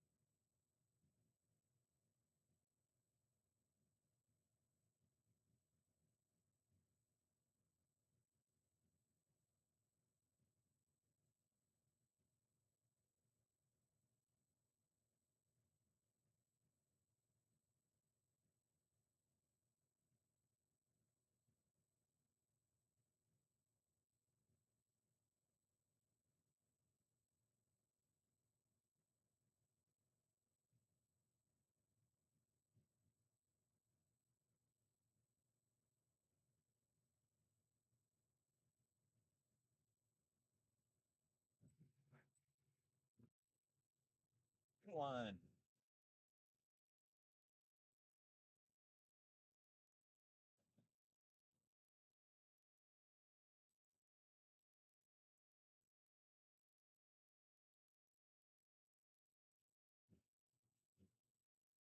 So, gonna keep wiping stuff down. Be back.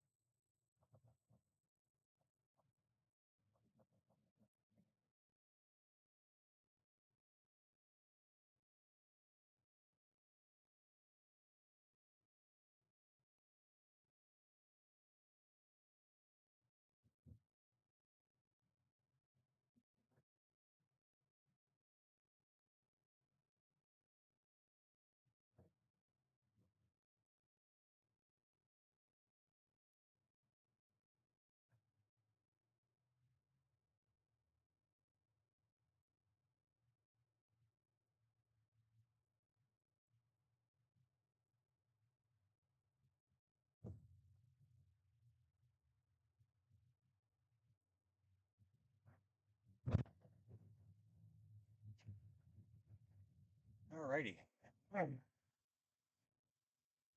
So a little bit longer to go. Says if I leave now, I would get to the next supercharger. Granted, there are others along the way, but if I leave right now, I'll get to the next supercharger with 1%, which is not what I want to do. So I will be staying just a little bit longer.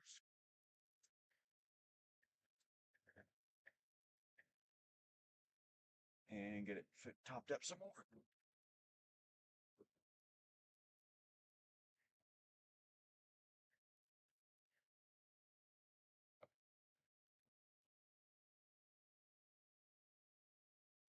How is everyone doing out there?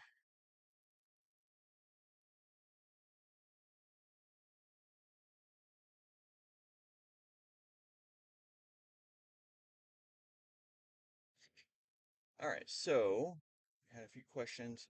Let me refresh my screen here so that those come in.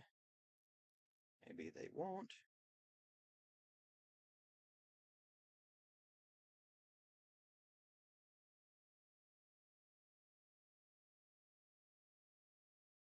So, where the trail leads asked, how long do you let the Tesla battery reduce? But I think he meant recharge, probably just a typo, but that's okay.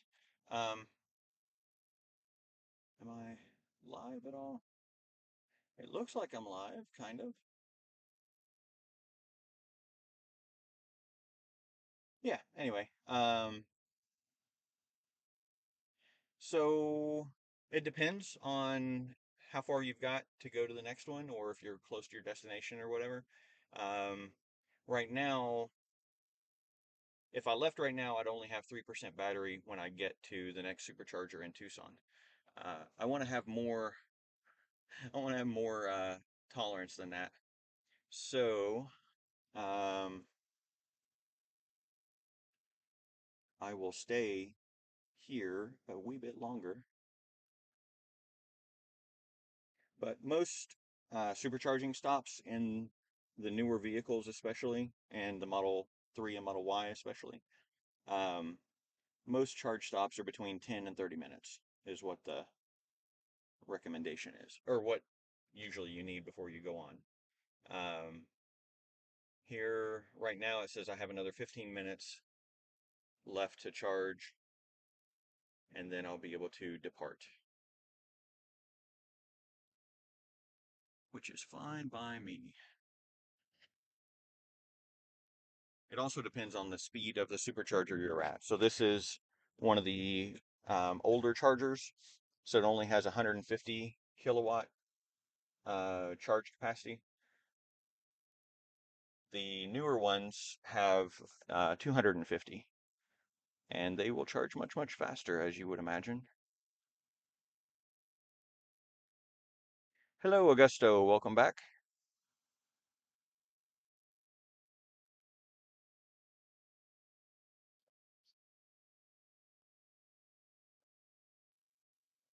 Now it says I have 10 minutes remaining before I continue the trip,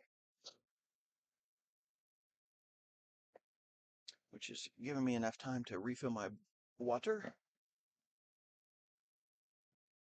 If I can find the zipper.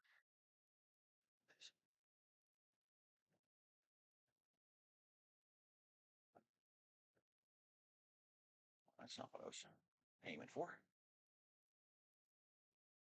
I'm not familiar with this bag, so it's one of those zippered cooler bags.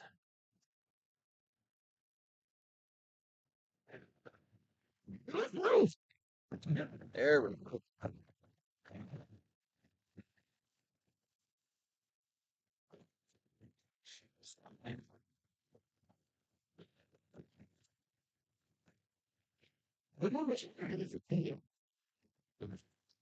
Keep these top ones now because they're not really staying cold. Throw those in this other cooler, of which there might not be room. We will see.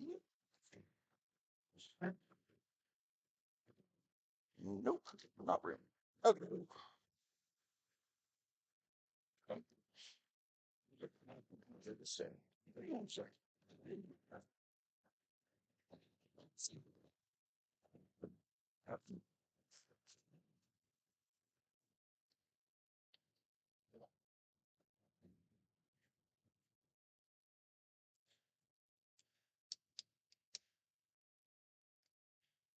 Hopefully I wasn't too loud on the microphone there.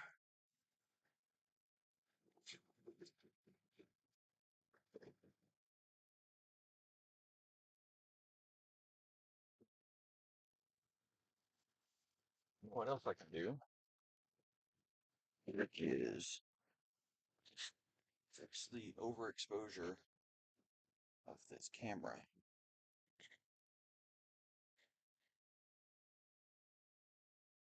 Huh. Well, it seems like that camera is not working, so you haven't been seeing me. All right. Let's see what I can do about that.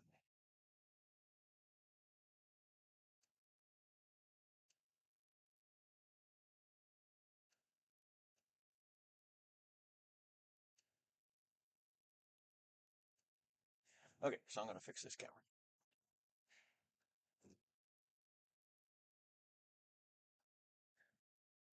All right, so what happened was evidently the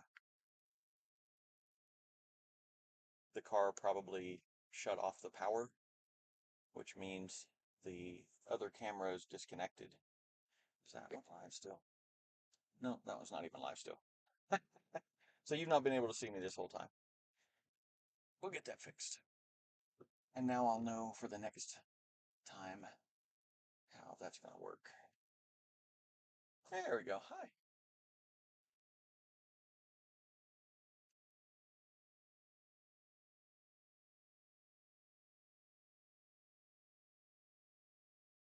There we go.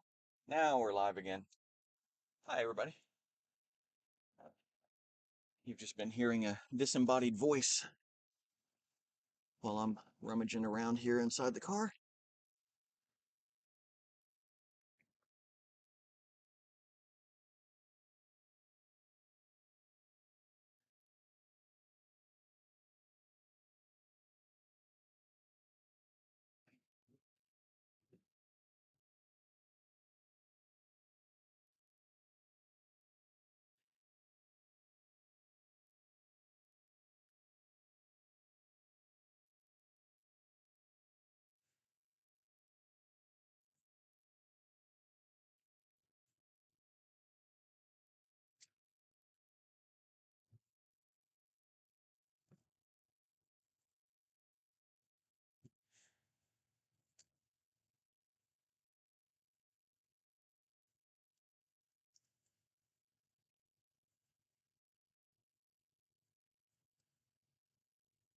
I'm going to run my collected trash over to the trash can here.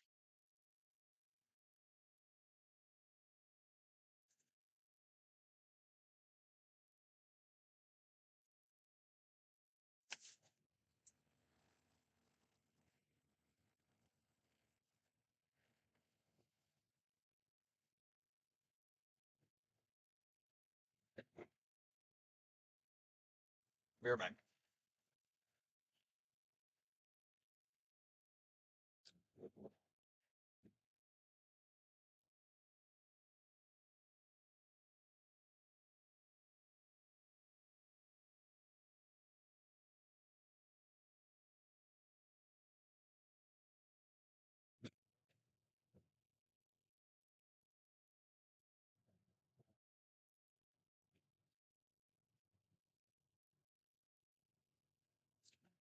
So,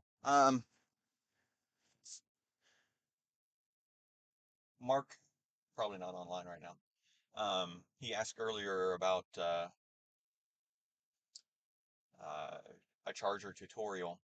The only thing I will say is that on the older chargers, so anything that's not 250 kilowatt, they have a number and a letter on each charge supercharger. So like this one is 1A, and this one's a little odd. It goes 1A, 2A, 3A, 4A, and then 1B, 2B, 3B, 4B. Usually the A and B are right beside each other. So 1A, 1A, 1B, 2A, 2B. I don't know why they did it different here. But the importance is the ones that share a number, so 1A and 1B, also share a stack of charge converters. And in order for you to get the maximum charge rate, you have to be the only one on that stack. So if someone pulls in and the whole rest of the chargers are all open, or there's others that don't share a number, if they use one that does share a number, then you're cutting your charge rate down. They're cutting your charge rate down, and they're also cutting their charge rate down. And what happens is the superchargers will prioritize, can't remember, I think they prioritize the one with the lowest charge. So it'll charge faster while you're slower, and then it'll slowly balance out to where you're both charging at the same speed. Because it's the stack of chargers in that make up the supercharger, they can dynamically allocate them, their individual units that all have a certain amount of capacity. And so they'll reallocate the one that you're sharing with to the other person's vehicle. So if you can, then it's best to pick a number that doesn't have someone else on the same number. That way you both get the best charge speeds. And this says I have enough to continue my trip. How much will I arrive with? I will have 22% when I arrive at Tucson. See, that's going to the wrong one. Well, figuratively the wrong one. Let me see if I can tell if that one is a high speed or low speed. So it's having me stop on this side of Tucson instead of the other side of Tucson. And I want to see if I can tell if the one on this side of Tucson is also a high-speed charger. Oh, she's lit a toasty.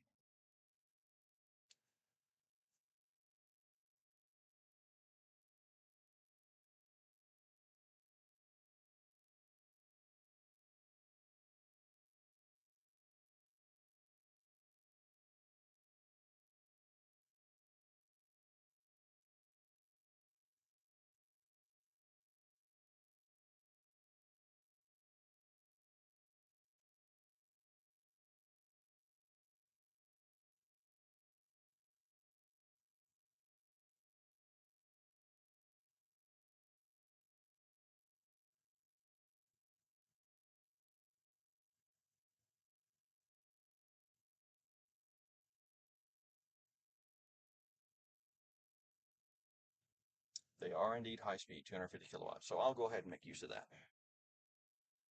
All right, I'm going to unplug. We're going to hit the road. Be right back.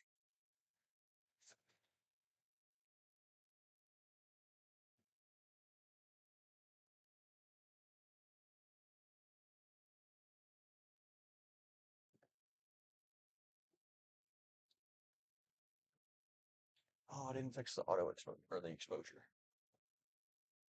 Is that one dead again? Are both of them dead again?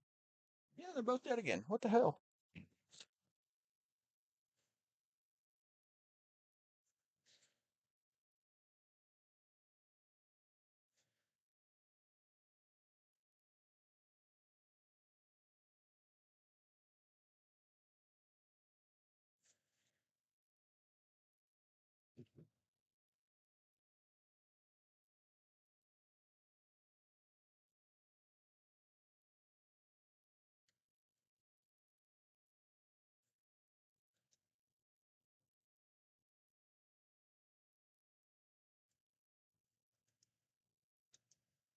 I'm fixing the auto exposure, and then I'll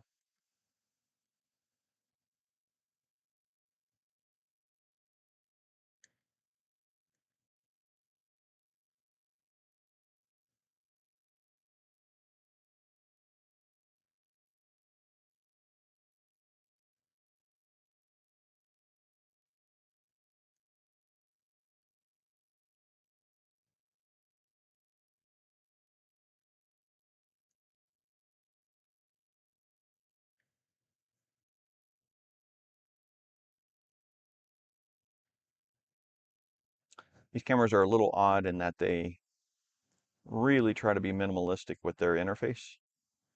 Um, Specifically, they only have a few buttons.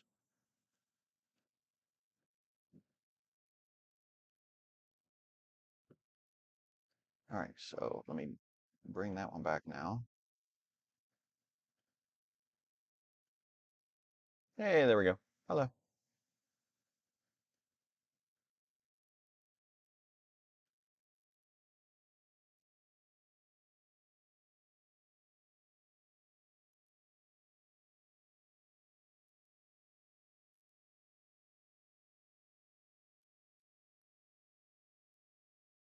So we're getting ready to get back on the road here on our trip from Las Vegas, Nevada, down to Animas, New Mexico, which is where my observatory is.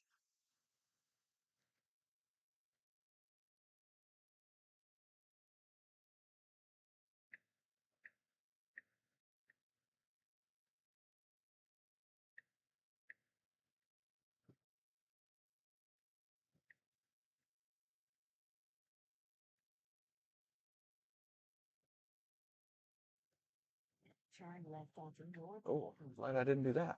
I thought the cross traffic stopped too, but that is not the case.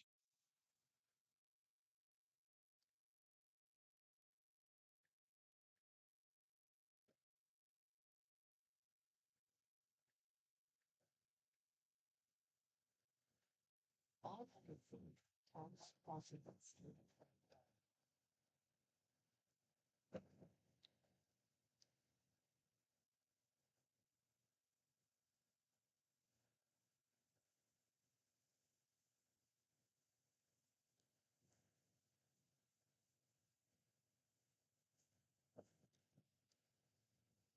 Now turn left. Oh, I'm turning left here.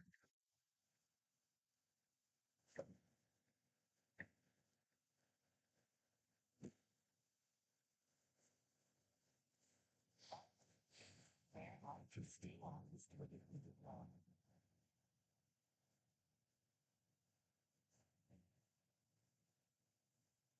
Nowhere want to stay on this road.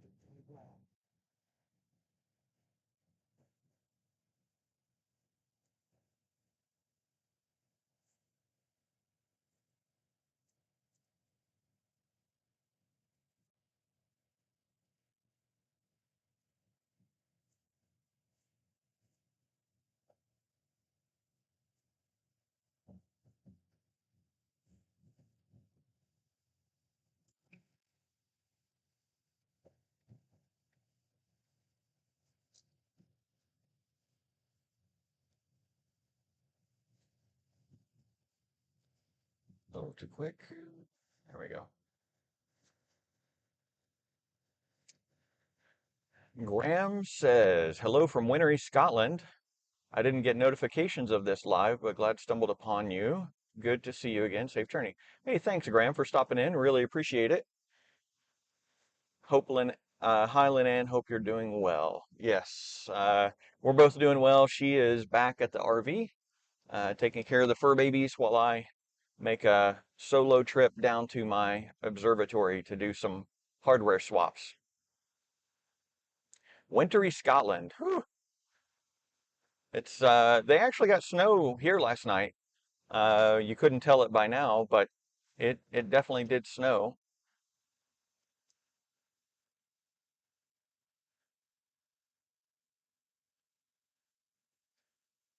The mountain peaks around here are still white.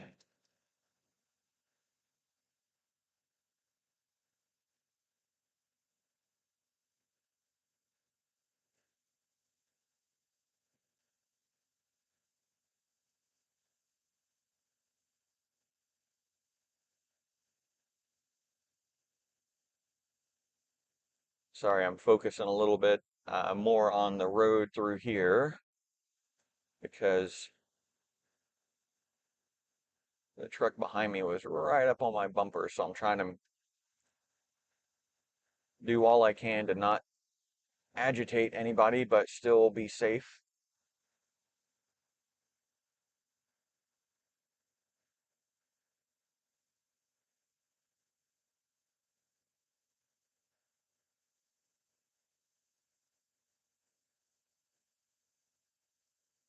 Looks like somebody has, I don't know if that's like for an oil derrick or something, or oil, I don't know. I guess, I don't know if that's called a derrick, but the tower that, who knows? I know nothing about oil stuffs.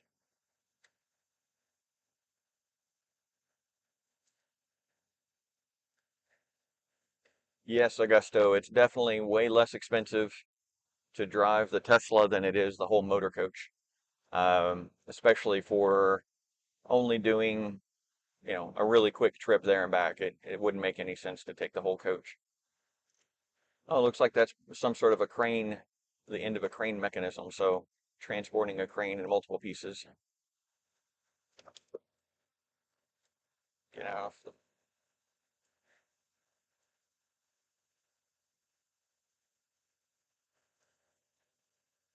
the tailgater was back. So since the speed limit came up, I decided to just put a little distance between us.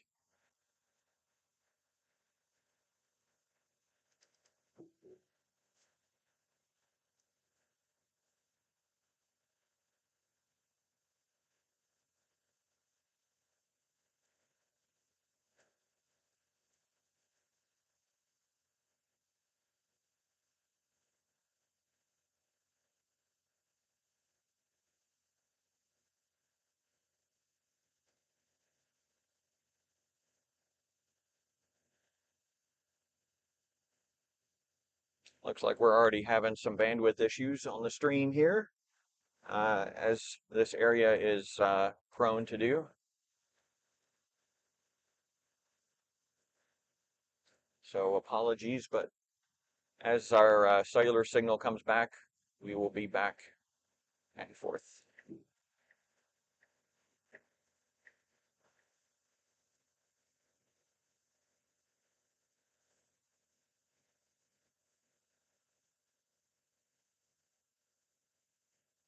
Oh, he's a boss. Bless his heart.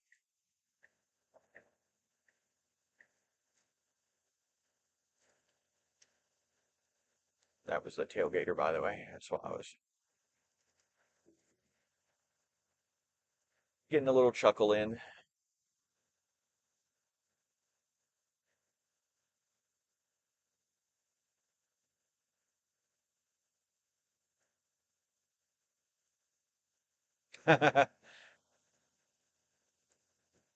Yeah, don't watch the news, nothing good to see.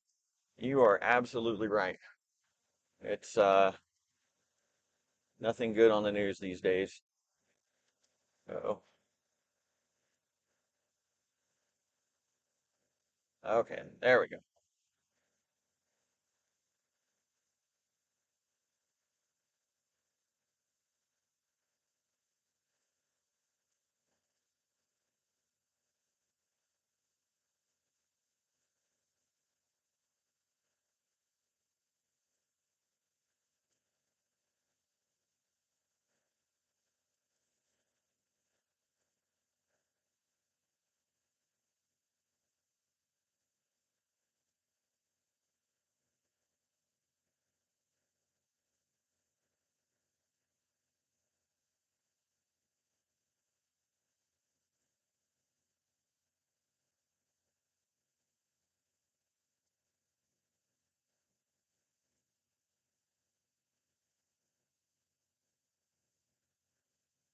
Oh, a lot of rain in Brazil causing deaths.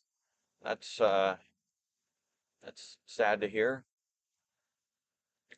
Yeah, I think the further we get into our climate change crisis, the more drastic things are going to be.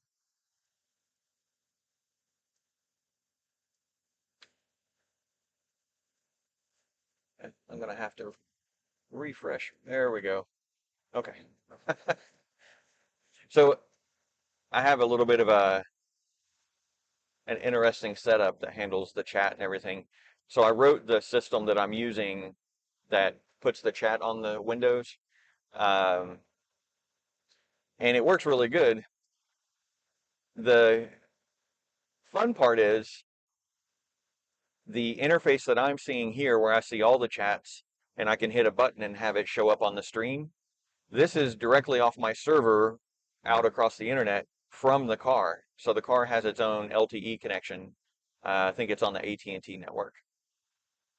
Well, if that connection isn't very good, then sometimes when I tap a button to send something to the stream or to turn something off from appearing on the stream, it doesn't actually do anything because the connection is not there to talk back to the server.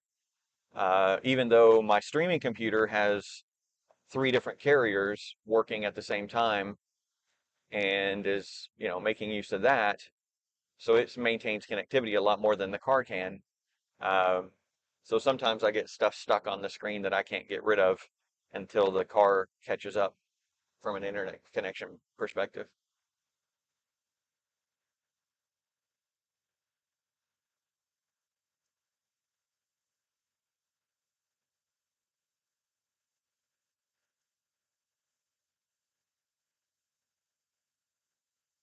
And I am fully vaccinated and boosted, and I still wear a mask when I go indoors, either a KN95 or an N95, because COVID is still a thing that is still going around. There's a new variant, Omicron variant BA2, that right now is accounting for, last I heard anyway, about 1/3 of the new cases in the US. Our neighbor in the RV park was just getting over COVID when about a week ago or so, I saw him outside for the first time, and I didn't know he'd had COVID. I asked him if, you know, told him it had been a while since I'd seen him out, but that I hadn't been outside much, so, it didn't really mean anything. He said, "Oh no, I've been held up inside the last 5 weeks, barely able to get out of bed and function, trying to get through COVID." So, um, it very much still is out there, contrary to what all these mask mandate liftings would have you thinking. It's unfortunate that we're in a society where we favor economic benefit over saving lives, or in a society where we highly politicize saving lives.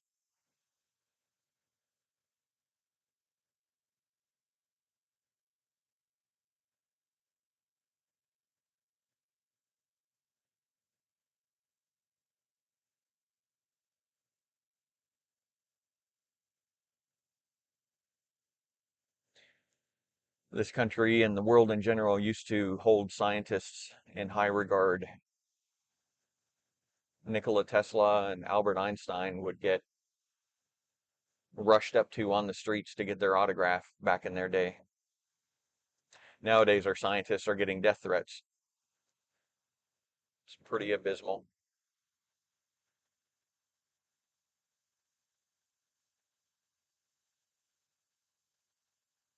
That's back to that thing Graham said about nothing good on the news, and it's very, very true.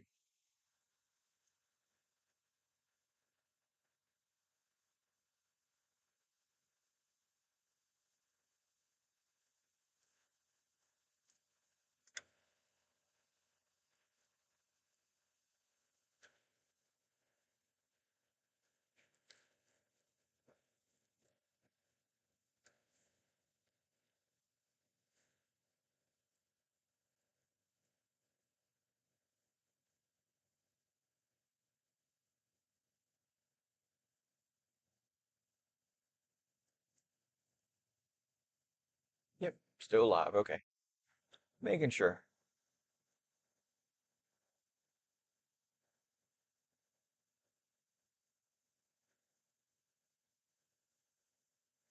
I think it's time for another snack. Watching the Ukraine, yeah. Um, that's what I expected that you were watching at home, sweetie. Um, I worry for the people there.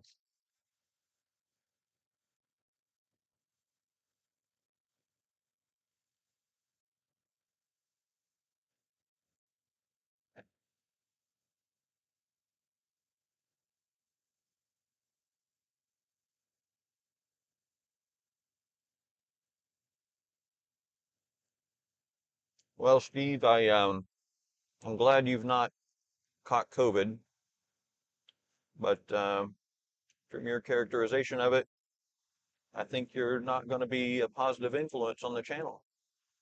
So we'll just remove that comment.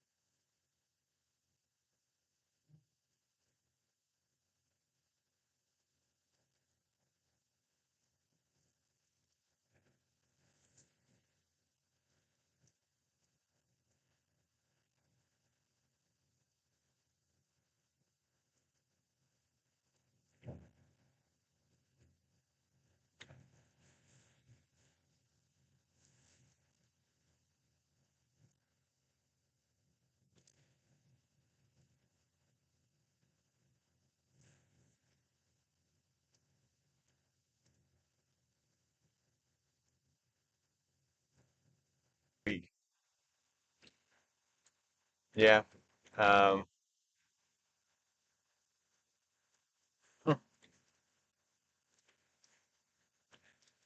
that is definitely unfortunate that their viewership dropped so quickly, but for sure, people do love to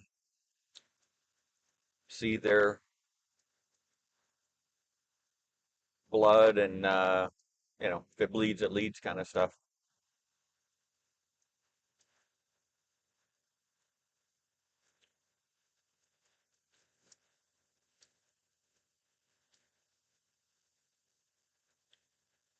Oh, I hit the wrong button on that one, but some places in the US at $6 a gallon for gas.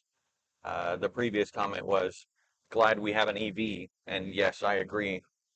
Um, the fuel stops that I've noticed, it's been over $4 a gallon for gas or diesel. Hey, Twyla. Yep, definitely uneventful. Well, I just did my second of 3 charge stops. So the next one will get me all the way the rest of the way in. And that charge stop is 2 hours and 14 minutes away, or 152 miles.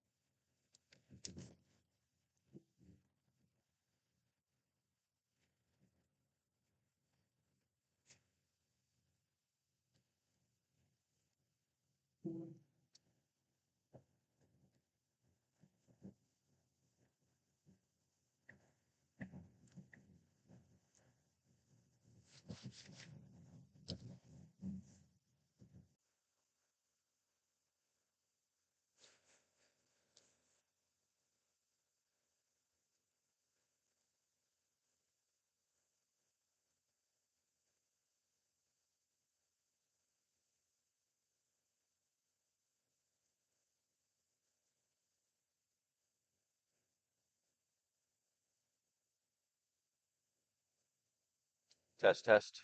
Yep. So yeah, coverage is a little spotty, but OBS did something it's never done before. It crashed. Sorry about being offline there for a bit, but should be catching back up now.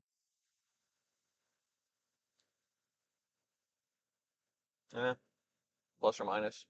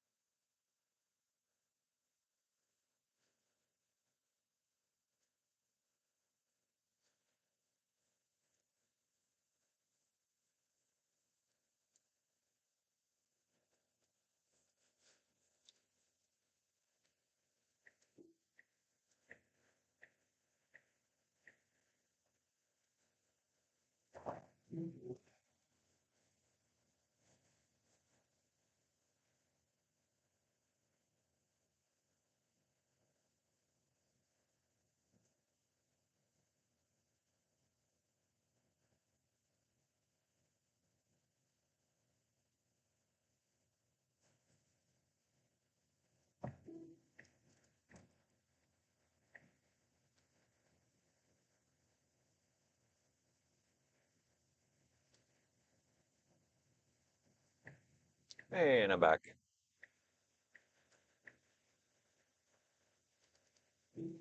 Yeah, OBS crashed actually for there and restarted it, and then the signal's been kind of choppy ever since.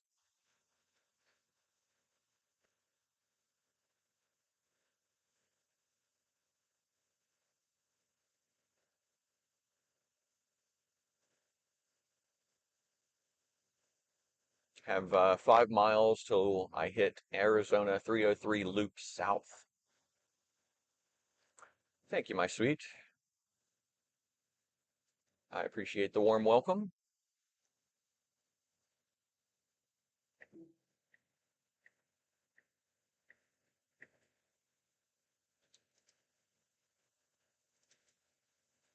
Road work and reduced speed ahead.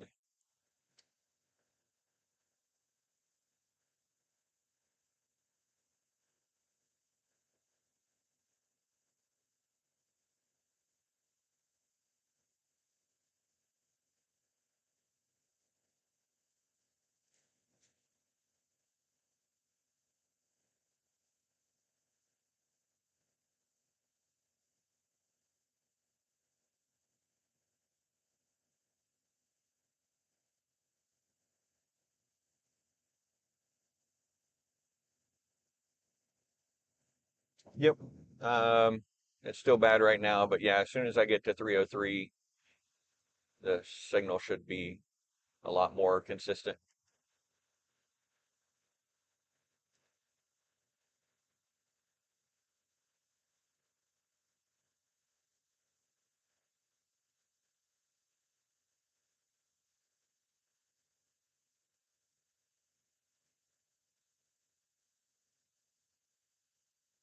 Says I'll arrive at the next supercharger at 2 o'clock. That is Mountain Standard Time.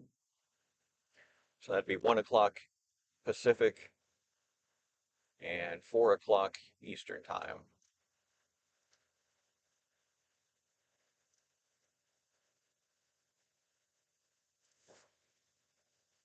Hey, we're in surprise, Arizona.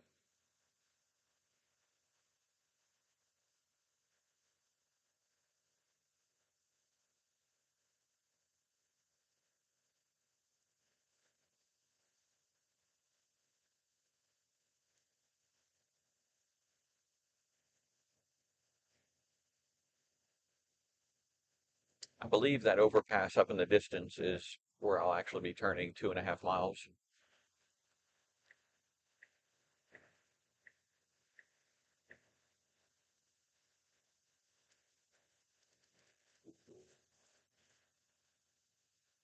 Hmm. Still surprisingly spotty on the signal. Might just be that this area has a lot more people using the internet.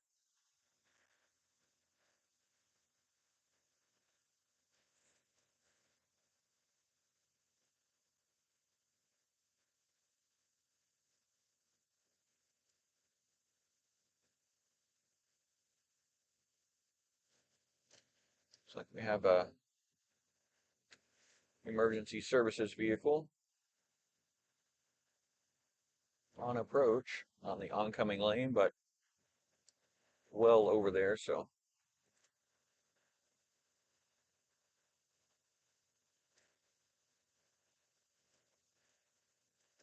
Yep, fire truck.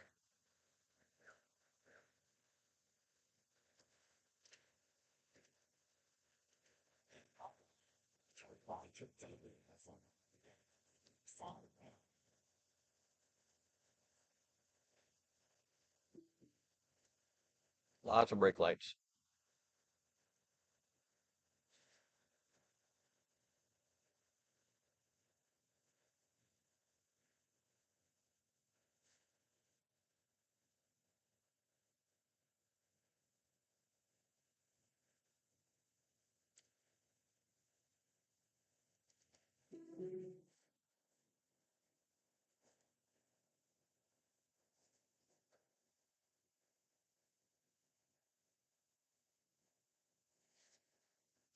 The other upgrade on the S versus the X is not only do we have heated seats, but we now have ventilated seats. Ah, just refreshingly cool.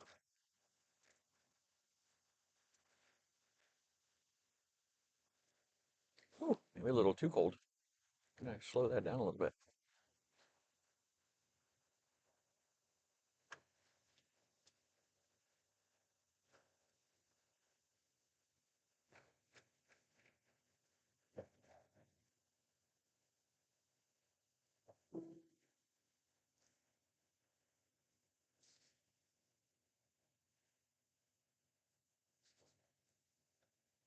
I love beef jerky, but I hate that it gets caught in my teeth.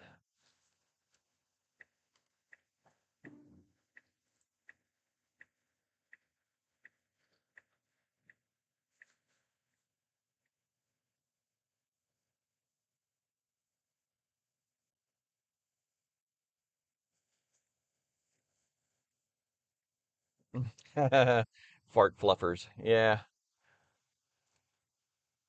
Luckily, there's no one else in the car to experience it. Augusto, do we like this Tesla more than the other one? Yes, but um, I'll be swapping out the yoke with the round steering wheel and the stalks for turn signals and stuff. It's not an option from Tesla to do that, but people have figured out how to do it. And so I will be making that modification myself as well. So I like the car better, but I don't care for the yoke. And more specifically, the yoke is bad enough.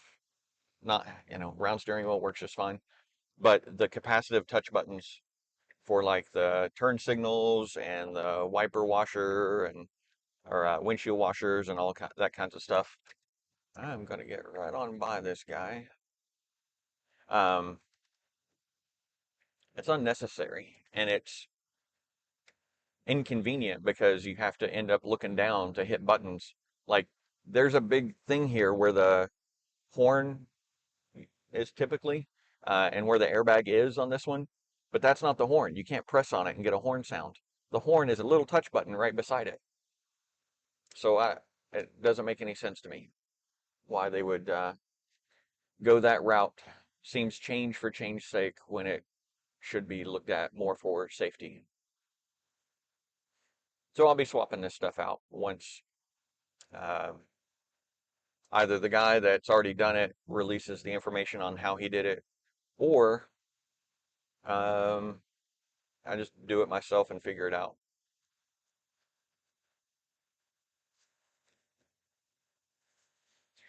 Hey, Graham. Thanks for stopping by. And I don't know if I'll be streaming from the observatory. I don't think I will, because part of what I'm doing there is going to end up taking the internet down at the observatory. Um, so I I don't think I'll stream at the observatory, but I might stream my drive back tomorrow or see, today's Thursday, so tomorrow or Saturday. I'm going to try to head back tomorrow because I think I can get everything done and get back, relax a couple of days before I have to go back to work. That is the plan.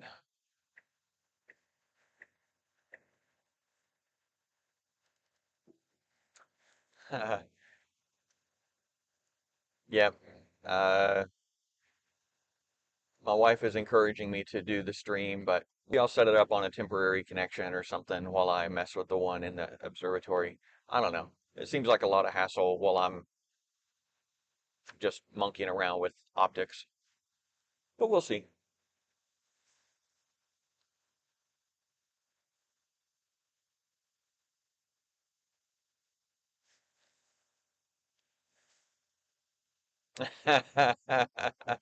Yes, there is an aftermarket need for Tesla steering wheels. Um,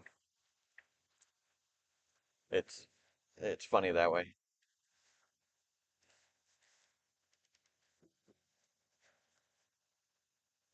Seems my follow distance is a little too long again.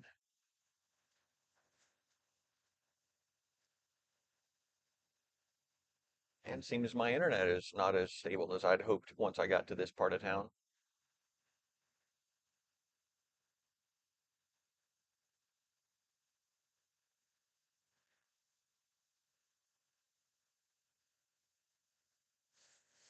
See if it's in streaming mode or speed mode. It is in speed mode, which is what usually works best for me.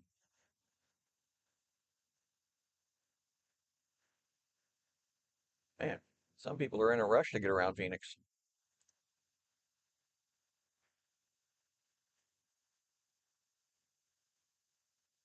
I will move over once I pass this guy.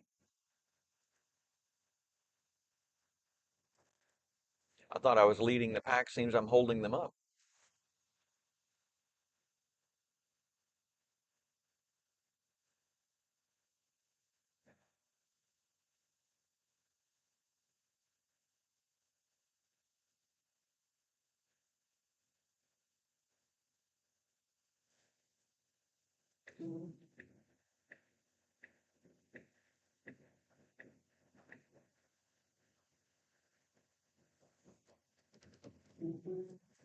I will say the auto sensing turn signals is pretty cool.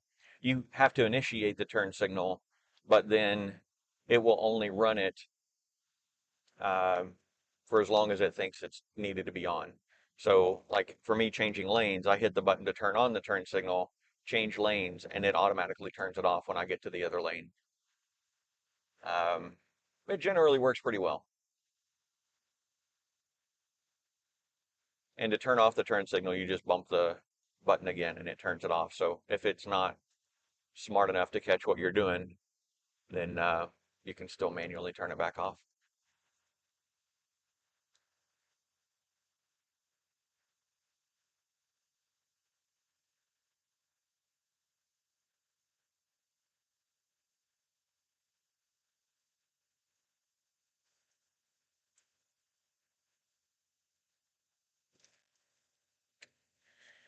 And my lovely wife says she's heading back to her to-do list.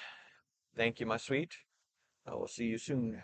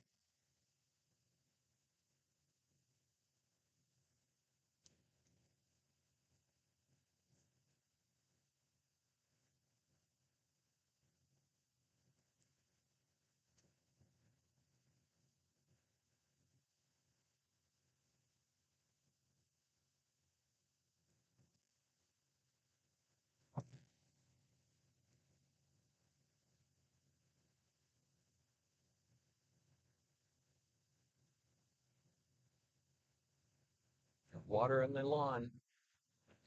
Or lawn to be. I think that's a sod farm.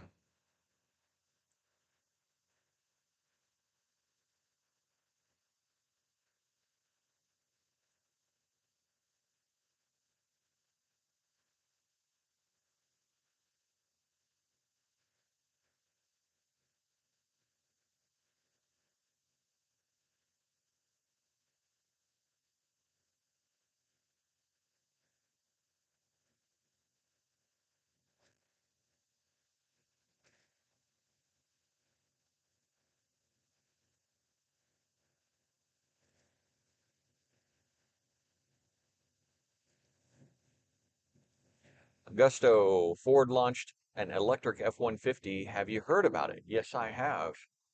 Um, I've actually seen quite a bit of coverage on it. Looks like it's going to be a very nice truck, but they've already had to stop taking pre-orders for it because they far exceeded what they thought they were going to get, and due to supply chain constraints, they're not able to meet the demand of the electric Ford F-150. So it'll be nice for those that can get it. Um, has a lot of cool features. The 30 amp inverter, I think it's 30 amp, 240 volt, 30 amp inverter that's built into the truck, so you can run big, heavy equipment or heavy tools, or reverse power or power into your house. Seems a very, very cool feature.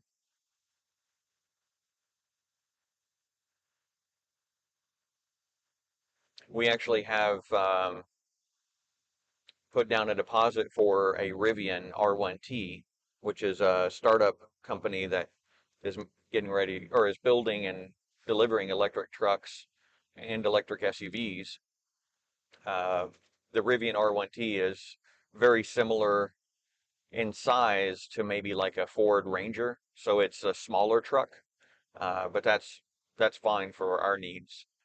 Um, but even if they meet all their production demands, which they've already started missing, we wouldn't be in queue to actually order a new truck for at least 4 years. So by the time we're ready for another new vehicle, it should be right around the corner from getting R1T available to us. Oh, I gotta exit here in 1.5 miles. So I'm gonna take over and do the needful here. 104A. Online, take Yep. exit 103 on the 12 to Interstate 10 east toward the Village.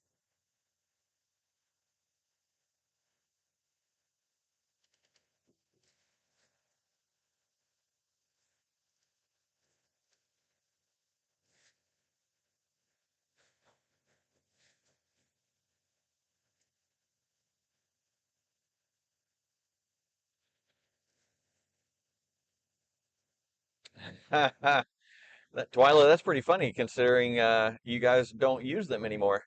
I would maybe log into to your account and make sure they're recognizing that your lines are gone. Maybe reach out to them and make sure they know your lines are gone.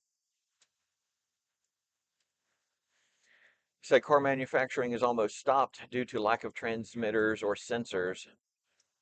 Yeah, yeah, um, it's been crazy. The chip shortage, and it's more than just a chip shortage. It's the lack of production capacity for chips because of the impact of the pandemic. It's the lack of being able to ship things in promptly. Um, the entire building ecosystem for vehicles and electronics and everything else basically revolved around what's called JIT, or just in time. So the entire supply chain was delicately dependent upon the step before it in order to be able to deliver the parts that were needed right at the moment or just before the moment that they were needed by the next step of the production. So with the lack of the discontinuity caused by the pandemic, um, man, it's really hurting a lot of industries.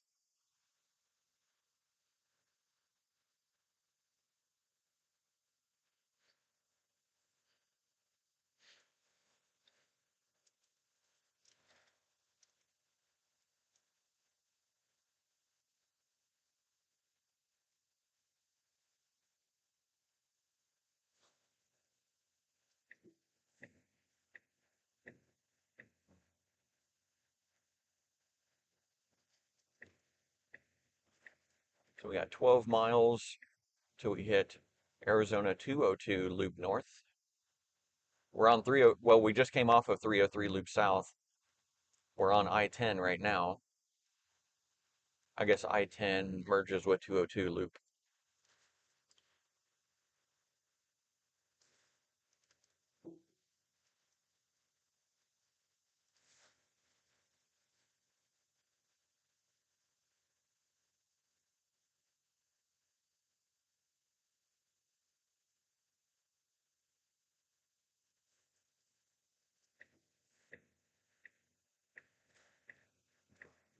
The other thing that's really hurt the automotive industry specifically, at least the legacy automakers, is that the chips that they need in order to produce the vehicles are ancient technology chips. So they're huge fabrication footprint and tried and true stuff, but the fabs that were making that stuff didn't really like making it because it's holding them back. So now all the fabs that used to make those um, large form factor or large process chips have basically said, no, we don't. Our resources are better served making newer chips. So they're trying to push the automotive industry toward newer chips, but most of the legacy automakers don't move that fast.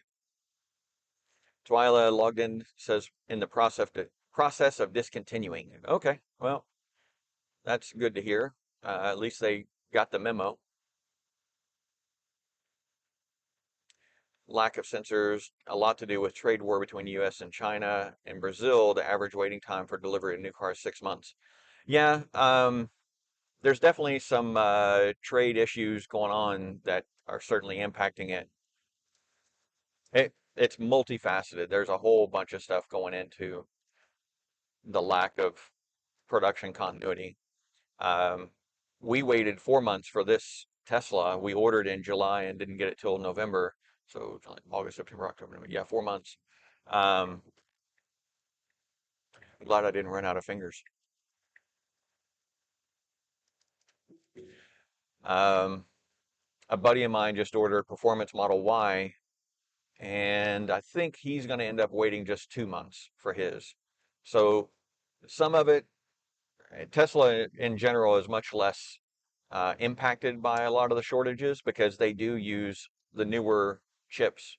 And they have the ability, since they design most of their stuff in-house, that if one chip goes in short supply, they'll just redesign the software so that it works with a different chip and order that one in instead. So they have a lot more flexibility than most of the legacy automakers.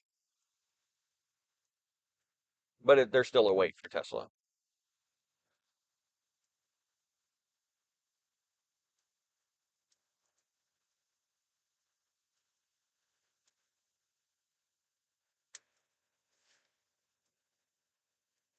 Getting peppered by this truck.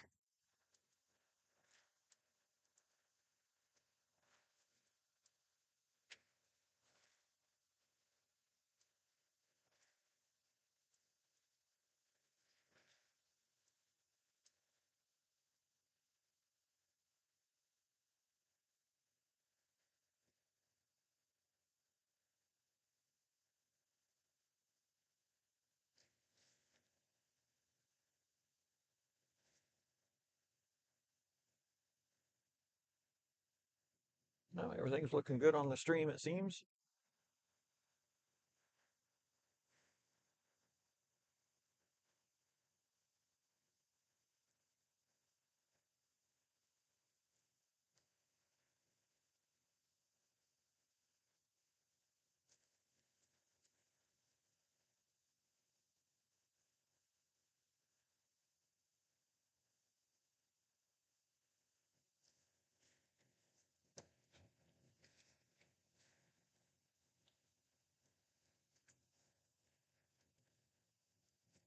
It is now 58 degrees Fahrenheit outside.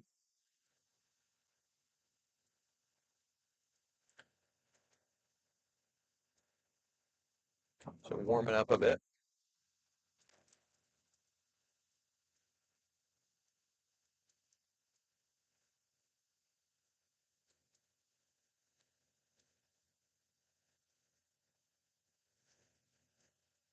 Looks like the road noise is still holding off pretty well with the microphone that I'm using, which is a pleasant surprise. The roads through here are quite a bit rougher, so 3 to 7 p.m. Yeah, I got 5 miles, 6 miles left. So 5.7, 5.6 now miles to my next exit.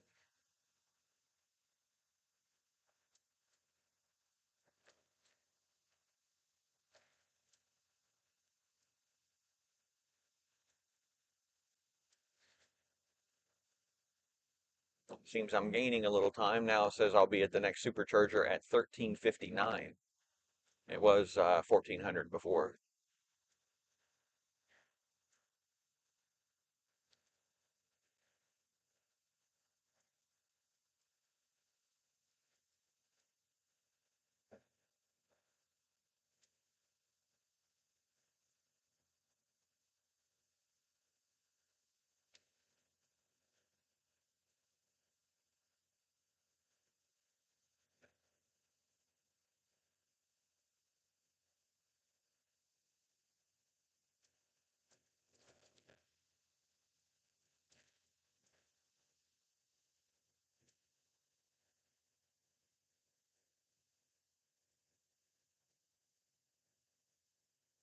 Twyla says she doesn't hear any road noise. That is very good. I'm glad to hear that. It's not crazy loud, but it's a little louder than it was earlier. I kind of wonder if the sound card in this computer that the mic is going through has some advanced like voice detection and sound isolation technology. I didn't know that it would apply to a mic plugged in like this. Um, this is just an analog microphone plugged in with a wire to the headphone microphone port on the laptop. But very pleasantly surprised that it's doing well with it.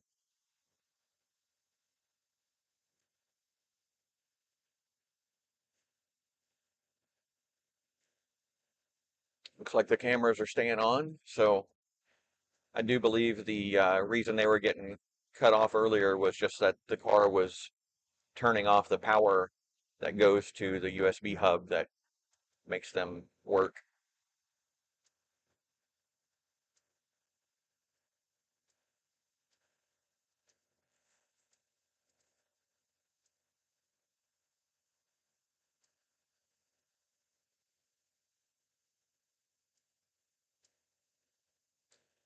We're in the land of Eleanor Shellstrop now.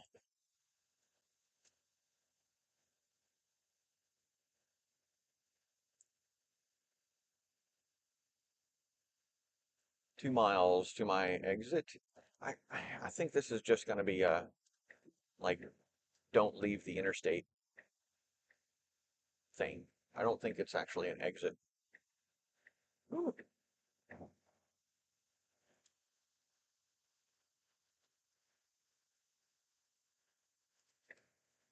But, better safe than sorry. Oh no, it is an exit. No, we're staying north. So yeah, don't take the south exit is basically what this really boils down to.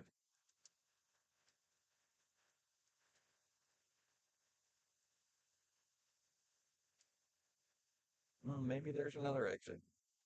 In 1 mile, take the Arizona 212 north exit on the right.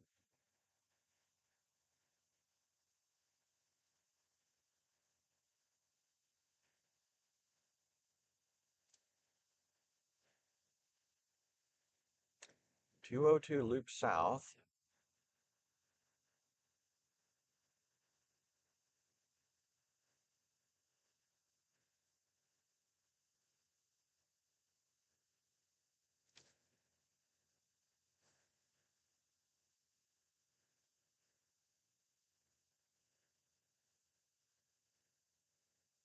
202 loop south only. Yeah, I think that's exactly what this is just don't take the exit.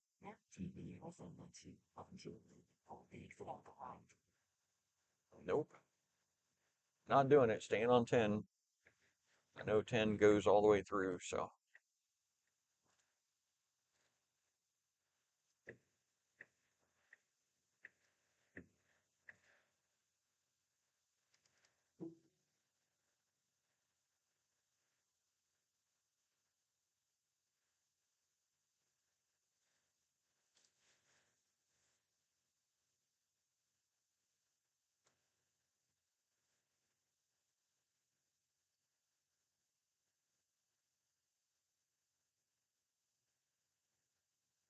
Oh, I think it was just mislabeled in the GPS. I think it did want me to take that south loop.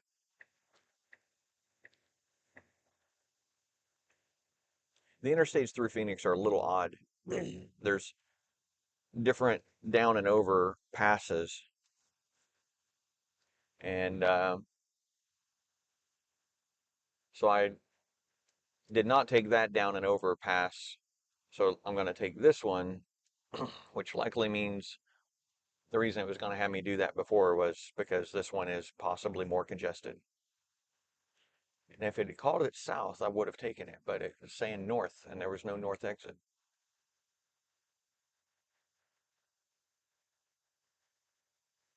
Yeah, now I've lost 2 minutes. So it'll be 14:01 when I arrive. Oh well.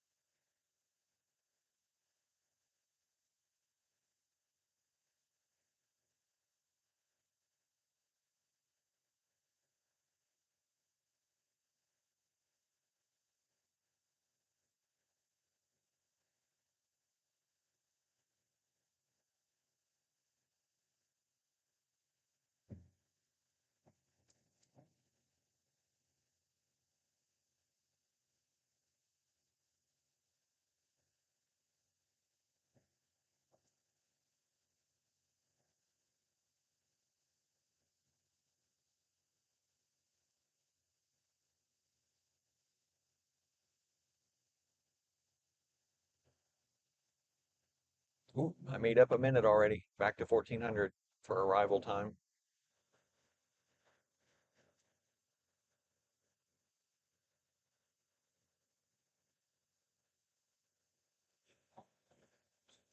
Stay on Interstate 10 is 12 too slow.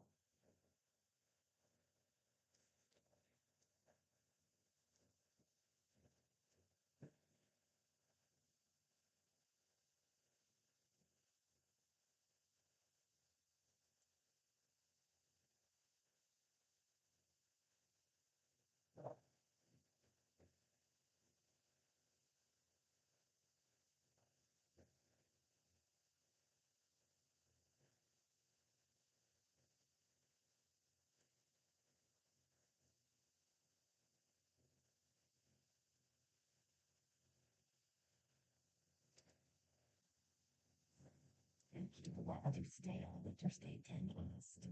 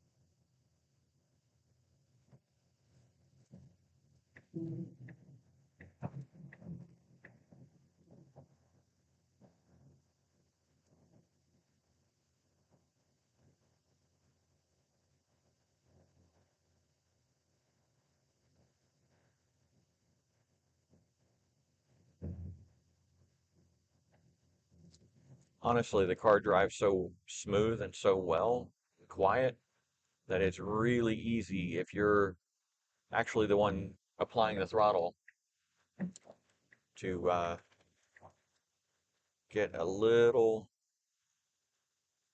away from you on the speed.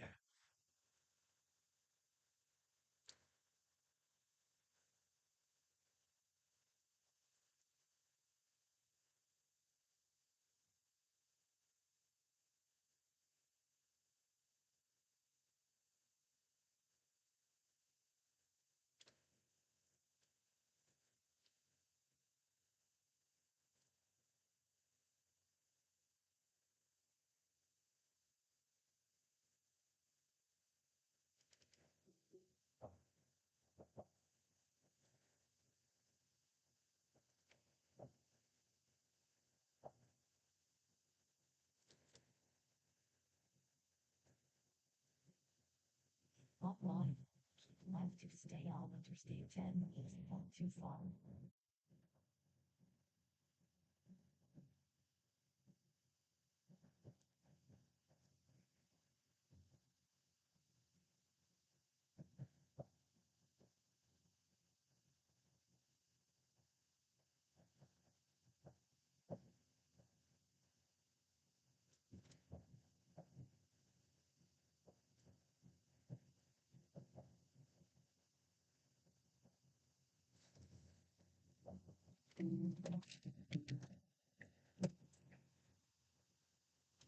It did not like that.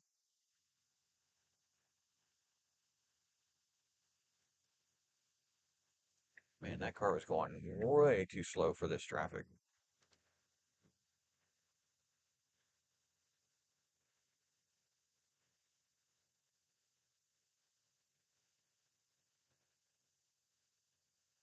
And keep left to stay on Interstate 10 east.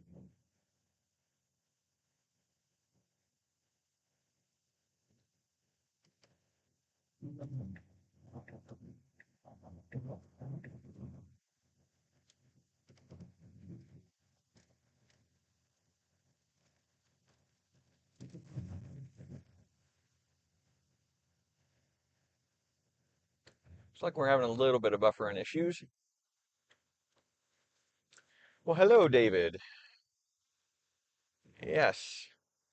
What data am I using? All three.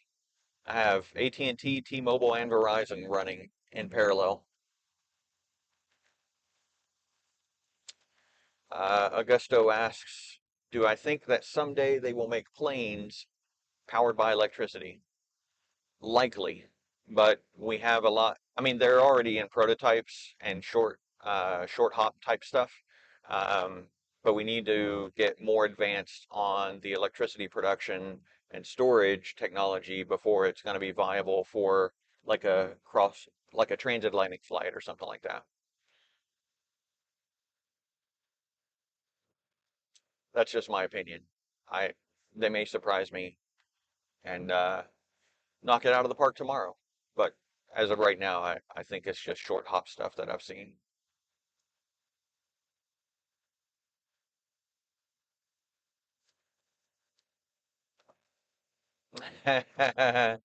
Ask a motor coach question, aqua hot and engine heating. Yes, go David, you're on with Michael. What can I do for you?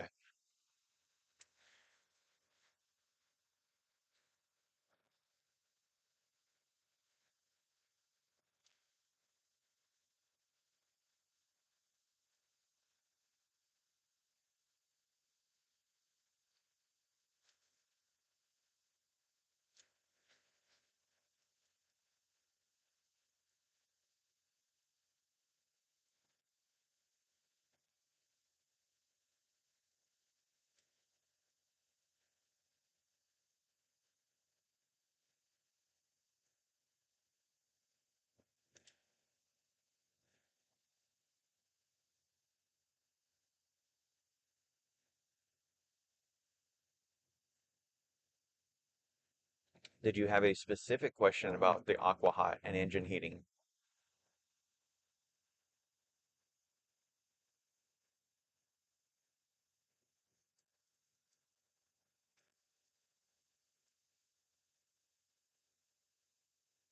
I did actually post an article about just such a thing.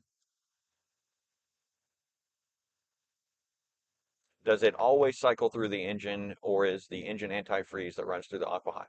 So it is the engine antifreeze that runs through a loop inside the aqua hot. It is not a continuous process. It only happens when either the engine is running and therefore the water pump on the engine is moving the coolant, or if you're using the engine preheat function of the aqua hot, there's a pump on the aqua hot that will cycle the antifreeze through.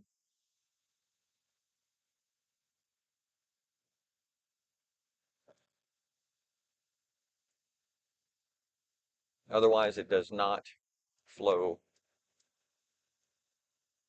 It's akin to when your water heater,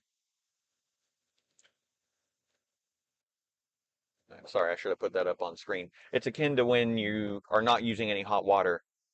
Um, it's not flowing through there, so there's no heat taken out of the aqua hot system by that.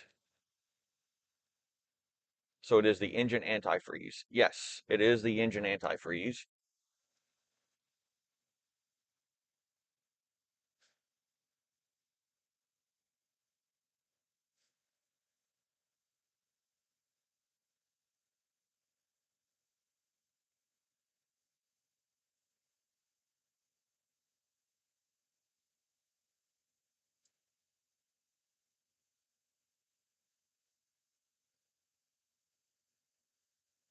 There are basically three fluid systems on the aqua hot. There's domestic hot water, there's the antifreeze from the engine, and then the third one is the aqua hot's boiler fluid itself.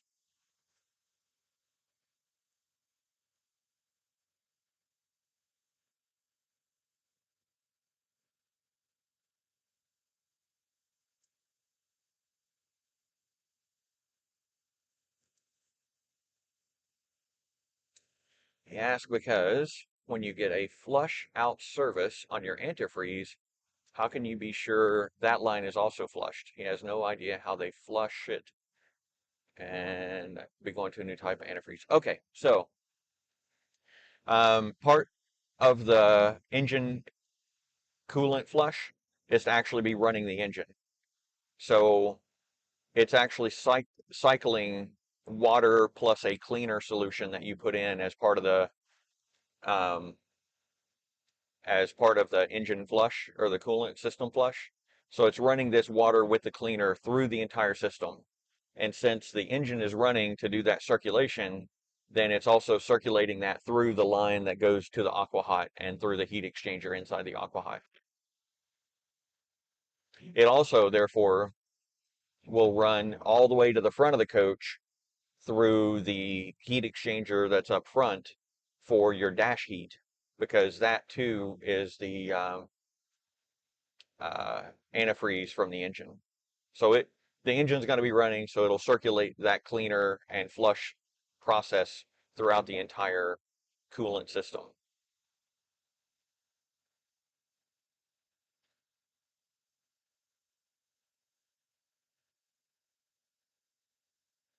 There's a lot of construction through here.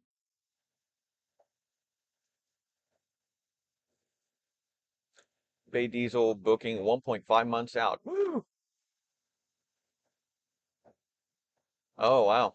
Yeah, when is it you're heading back through that direction? I don't know that we've talked about your travel plans coming up, David.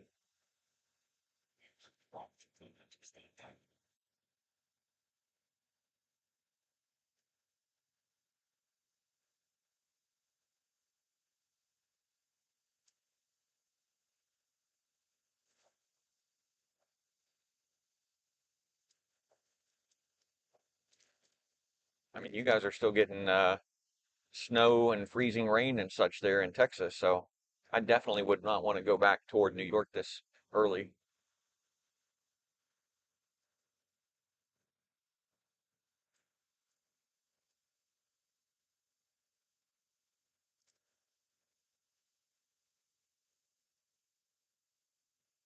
Ah, okay.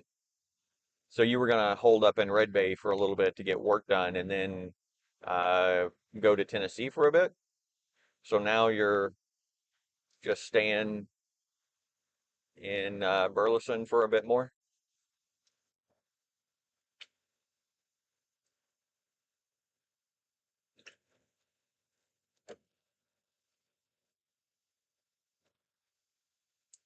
After Red Bay into Tennessee till April. Okay. So are you just waiting a bit now and then going straight to Tennessee, or are you waiting a bit to get on the books at Red Bay and then going to Red Bay and then Tennessee, but just delayed arrivals on both? Sorry, buddy. There's enough lag that I don't know what we think so is pertaining to.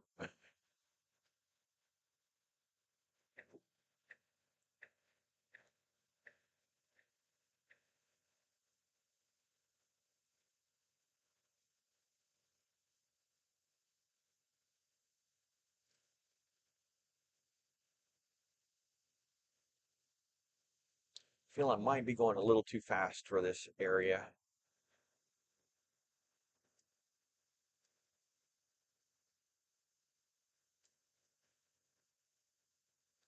Although the SRT Challenger doesn't think so.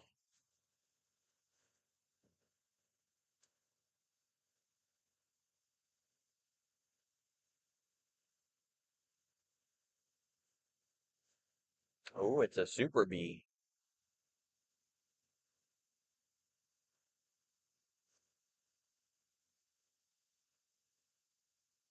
Ah, okay. So you're going to try to get into a cancellation, and as long as the weather's good, you'll be there in 2 days. Got it. Okay.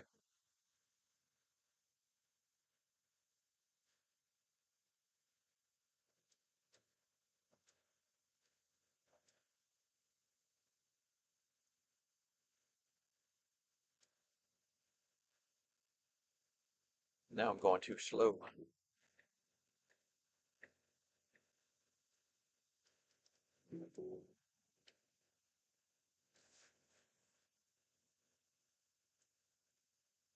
Am I running FSD beta for the trip? Nope. Just using straight up autopilot. I haven't paid for full self-driving and I haven't, no, I did not sign up for the month to month for this trip.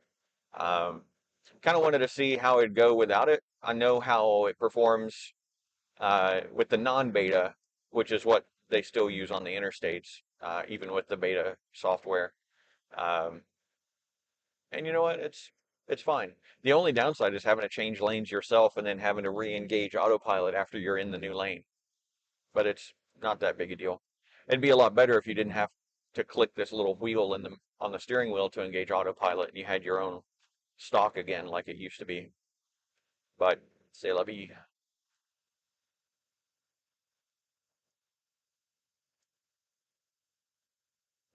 And online, love to stay on Interstate list.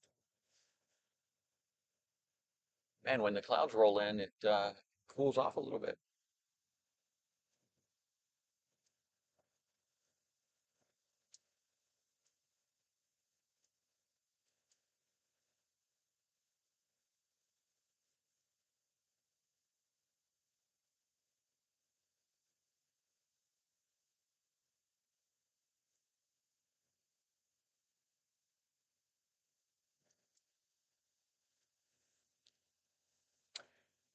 Weird. Did not know you needed to do that. Yeah, so with just the regular autopilot, without having to pay for full self-driving, the turn, the auto lane change is not present. That's one of the benefits of the full self-driving.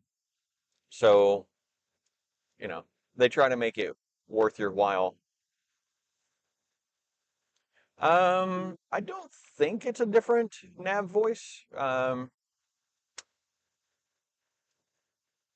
I don't normally have the nav voice turned on in the Tesla, but it sounds as though I recall it from the last time I've used it, or the last times.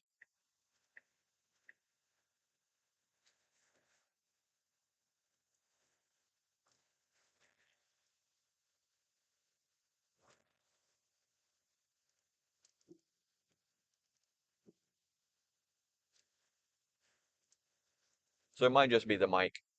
The mic is, I talked about this a little earlier. It's doing really good at cutting out background noise and, road noise or anything else. Don't get me wrong, the Model S is really quiet inside, but there is some noise. Um, so I don't know if maybe that background nav voice is being modified some way by the background noise suppression that's part of the sound card on the laptop.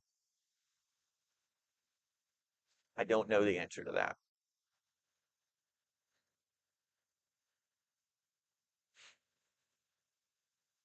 I guess I can find that setting in the sound card and turn off that feature and see if it makes any difference. It's actually a curious idea. I'm wondering if it would make any difference.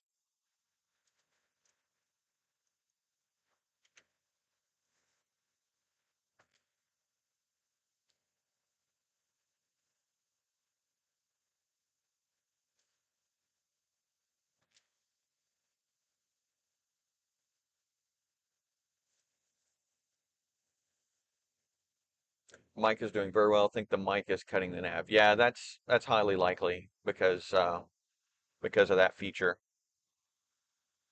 I didn't even realize I'd left it turned on until I finally got the mic straightened up this morning. Oh, seemed like Darth Vader? No, definitely not Darth Vader here in the car. It's just the regular female nav voice. So it must be just the background noise suppression.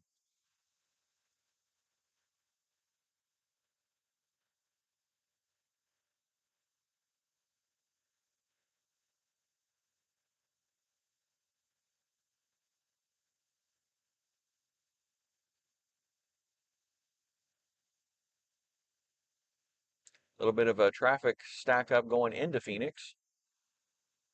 Thankfully, I am coming out of it.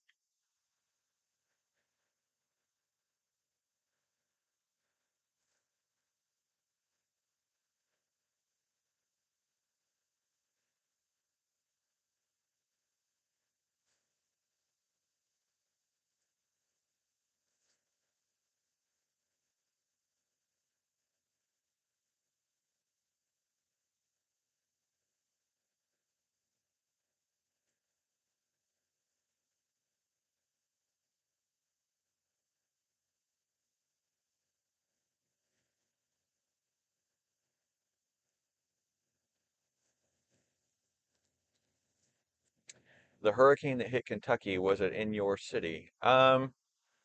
No, I don't remember a hurricane coming through there. And I'm sure if it was for my city, it would be something I'm aware of. So how many charge stops? One. One more stop in 85 miles, 1 hour, 12 minutes. And then that'll be the last stop. I'll get all the way in and have 15% battery when I arrive. And yeah, data is definitely getting choppy.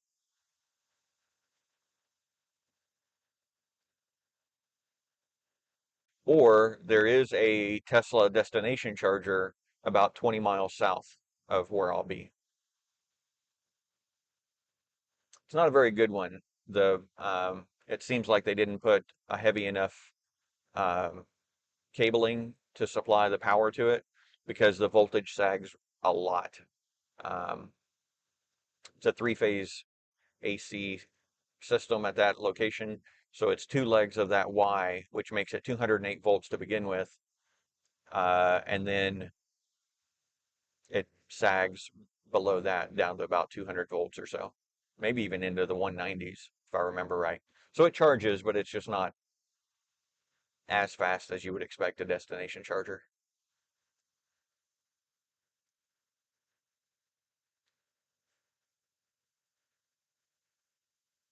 But this next supercharger I'm stopping at is a 250 kilowatt version, so it's a higher speed. So I will actually stay there a little longer than what it recommends, just to get up, have a little bit more of a threshold for when I get into my destination.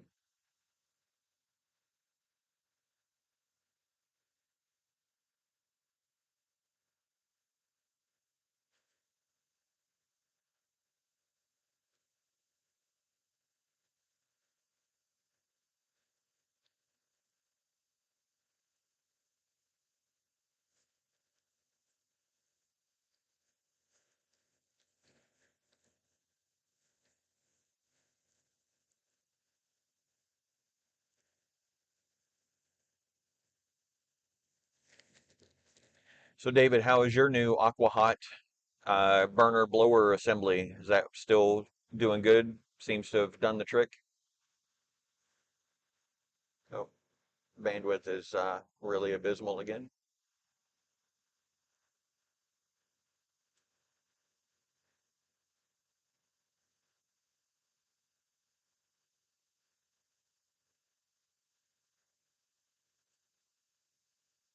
Hmm. La Mesa RV mobile service. It's impressive. I I wish I knew if you were excited and pleased with this, David. I feel like you're not showing me any emotions here. Yeah, I knew what you meant.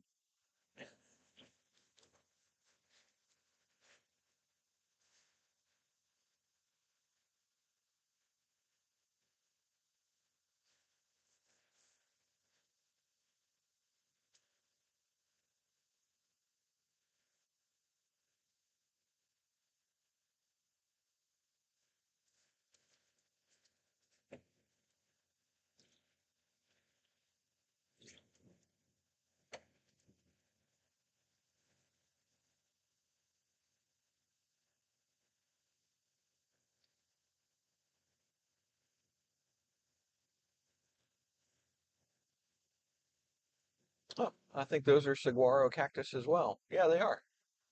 I saw all kinds of what looked like telephone posts, but they're all saguaro cactus.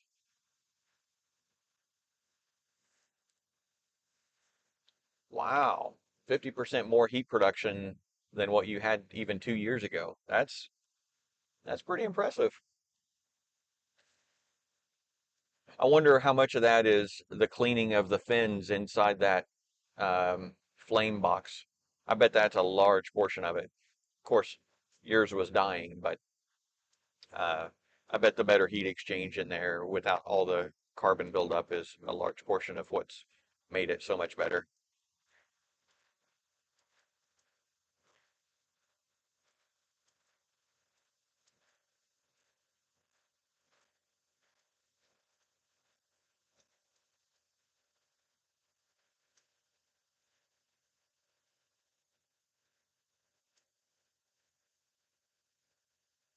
Which makes me think I probably need to clean my heat exchanger fins, the burn box fins, but I'll need to get one of those replacement gaskets for that.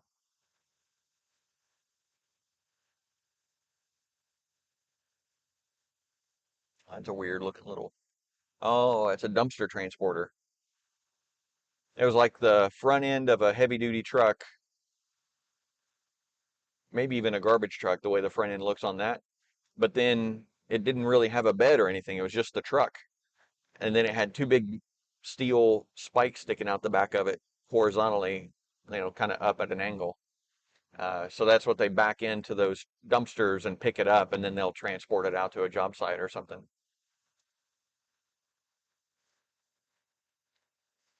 Yeah, the full clean out, but the burner motor never sounded better. Good.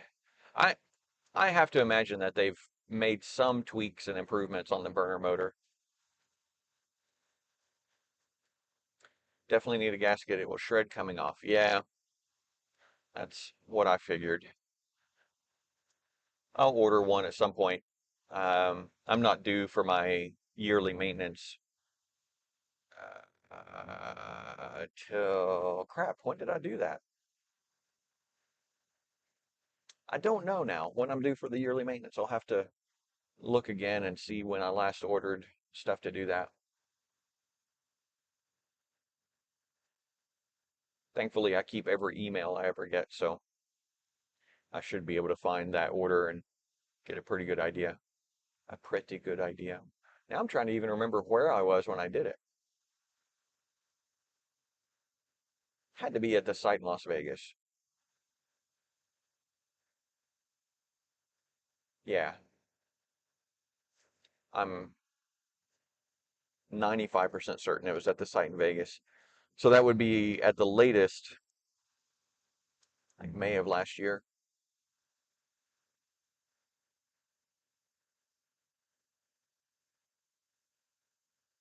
unless I did it in August. Hell, I don't know. They also have a new control box. See any reason to replace it? Yeah, I'm sure the new control box is just supply chain workarounds and such. I highly doubt, unless they added, so I do know that they have a different control panel, but not the one on the side of the burner motor. Yeah, that's what I was thinking you were talking about. So yeah, that one, I'm sure it's just supply chain workarounds. I don't know that they've really improved much on it. I don't know that there's much to improve on it, but the control panel where you get all the little status lights and everything, they do have an RVC version of that. Um, that you can plug into the RVC system. Now, obviously, you need something to be able to control that and read the settings and stuff, which your coach doesn't have. And I don't even think Tiffin is. Yeah, I'm certain Tiffin has not moved to it yet. Um, but yeah, anyway. Oh, sure. I missed a speed increase. It is now a 75-mile-an-hour speed limit. I could have been doing 83 this whole time, however far back that was.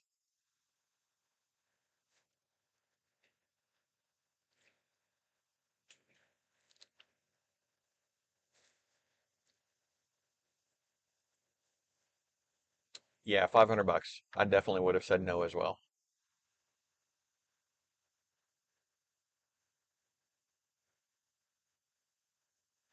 So, David, I got a new super fast computer to do all my image processing at the observatory with. It's an AMD Ryzen 9 5900HS, 8 core, 16 thread. Um, I think it'll turbo up to 4.6 or 5 gigahertz or something. Um, it's bigger than the NUC by a bit, but the bigger size of it also means I can put two SATA um, laptop hard drives in, and then also it has an NVMe slot. So I put a 2 gig NVMe in it, and I'm putting two 2 gig SATA SSDs. So I'll have 6 gig total storage, which will be important because the camera that I have and I'm using now is 61 megapixel. So each sub exposure after it's processed through PixInsight is like 250 meg per picture. And I sometimes have over 100 exposures that go into a single picture that gets, a single full color picture. Um, Maybe that's what I'll do at this next charge stop. I'll pull up on the stream my two latest completed projects, and yeah, I'll show those off a little bit. Um,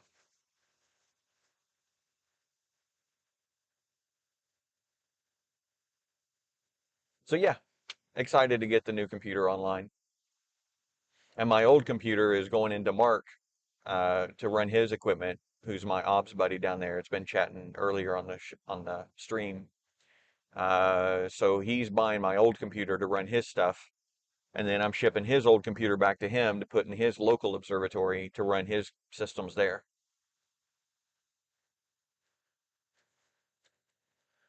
Um, so yes, I can see how. Well, here's the thing. I know T-Mobile has carried me. Let's see if I can get it to come up now. There we go. I know T-Mobile has carried me through some areas where both AT&T and Verizon were completely dead. Um, of course, there have been opposite instances as well where T-Mobile was gone and it was one of the others. But the problem is I don't have the interfaces labeled in Speedify to know which one is which. I have the wireless, which I know is AT&T on the PepWave, but then I have T-Mobile in one hotspot and Verizon in another, and they're both just labeled as Ethernet. So Ethernet 2 and Ethernet 3. Um, so I'll be able to know, looking at the statistics when I stop, based on the IP address that one of them has, I'll be able to tell which one's which and what the statistics are about its usage versus the others at that point.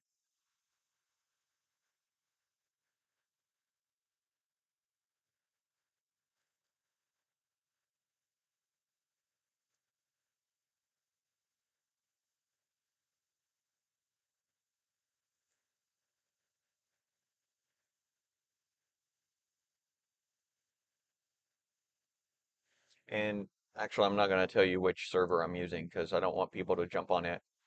I did mention earlier that Speedify's performance is drastically different based on different servers that you pick. And I have my favorite server that I've settled on that usually does pretty well. And I'm not telling anybody which one it is because I don't want you guys all hogging it up. Yeah, David, so here's the other thing. I bought this line, this T-Mobile line that I'm using as an unlimited line through an RV connectivity provider. But I have, like, when I log into the PepWave to check just for firmware or whatever, um, I have noticed that I'm getting text messages from T-Mobile on that line saying that I've getting close to and then exceeded um, my 50 gig per month. So I don't know if I haven't used it enough and monitored it to know if it's actually getting slowed down after 50 gig or if it's just a template warning that goes out and because it's this line through this specific provider that it never gets throttled. I don't know yet. So that's something I want to check into. Yes, David. Yeah, you definitely need to go at least get your two voice lines switched over. You can do that like today. It takes, if I hadn't had my credit locked, I would have been in and out in 15 minutes at at the T-Mobile store.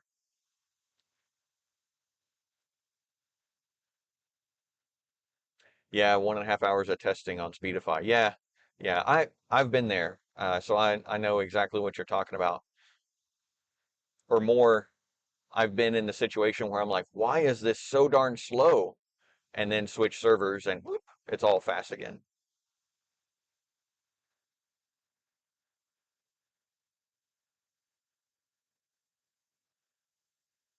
If it's in the jetpack, the info it should drop to 3G speeds. So see, I don't know if that's going to hold true or not. Um, Evidently, I've only used 3.7 gig of T-Mobile data on this drive, or since the billing cycle started. But I haven't been pushing anything across it. Oh, the roads are closed. Yeah, I wouldn't go do it today then. So 3.71 gig of data on T-Mobile. Let me see if Verizon tells me here.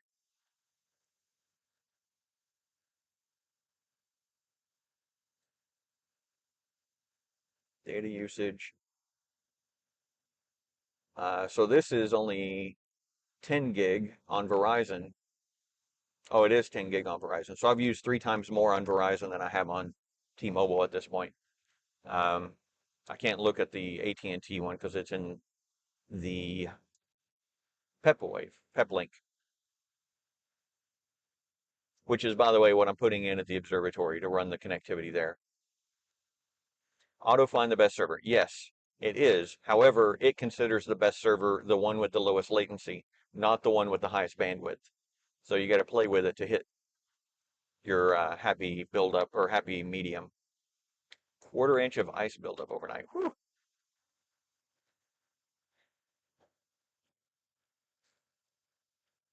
I don't normally talk this much, so my voice is getting a little scratchy. And yeah, that's a lot of ice. That's a lot of weight. Kind of surprised you haven't lost power.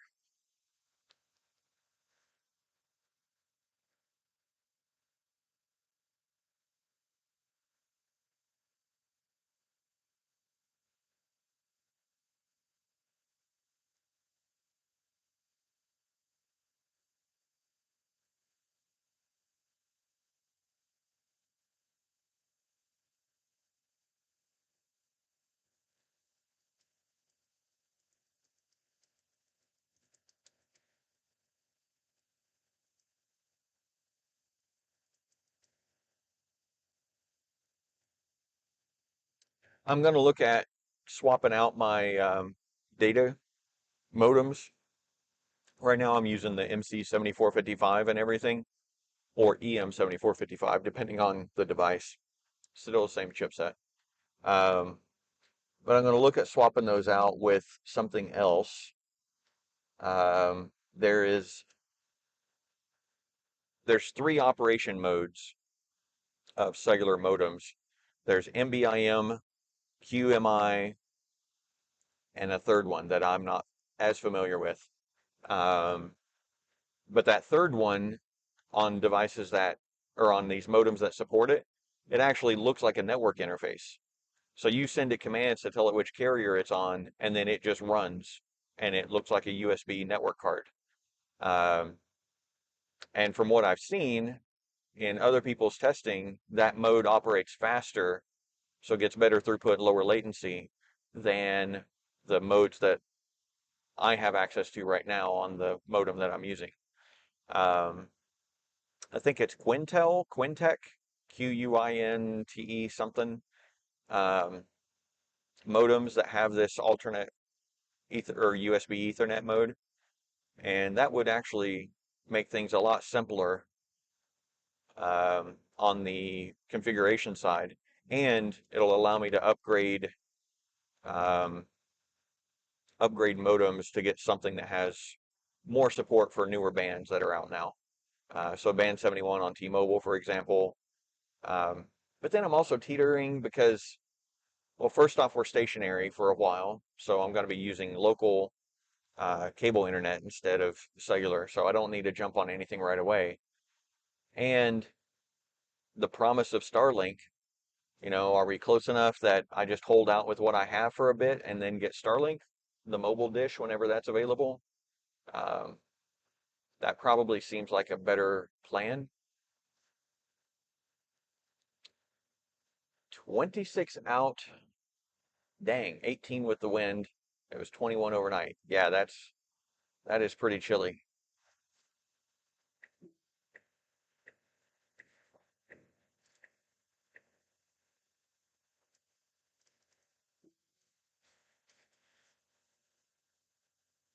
Yeah, 2:05 p.m. Central. Yeah, tis chilly.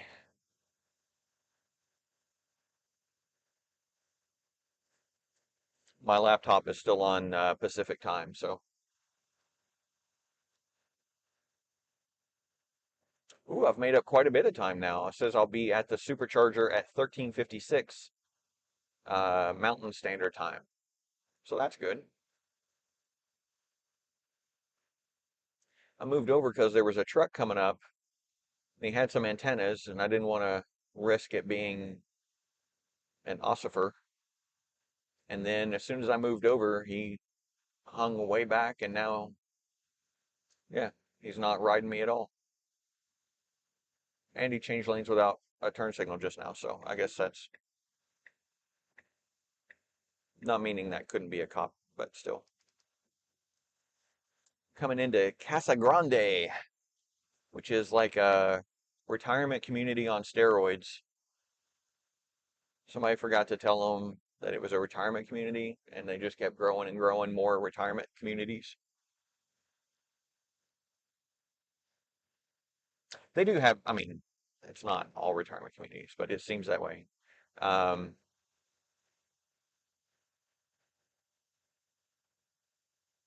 they do have like outlet mall and stuff like that here.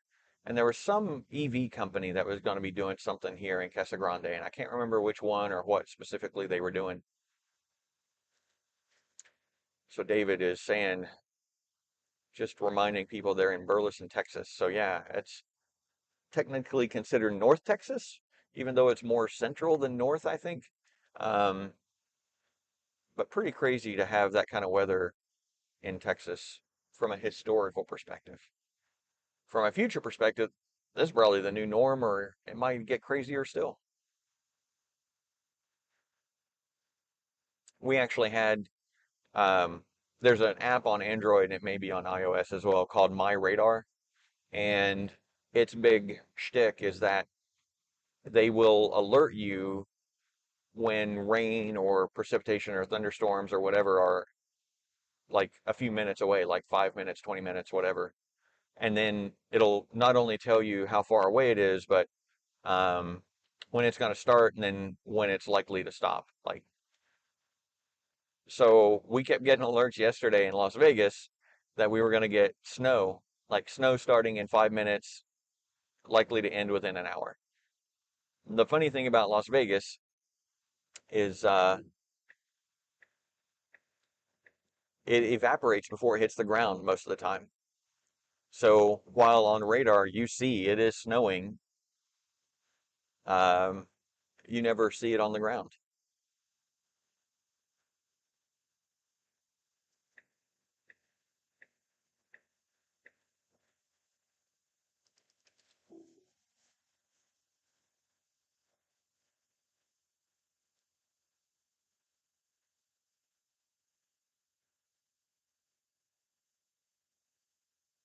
So David, just FYI, the estimator for the drive down here, which is, if you want to look it up, if you want to see how an EV would work for you and the types of drives that you do, there's a website called abetterrouteplanner.com. No dashes, abetterrouteplanner.com. I don't pay them, they don't pay me, not affiliated in any way, just a useful tool for EV trip planning.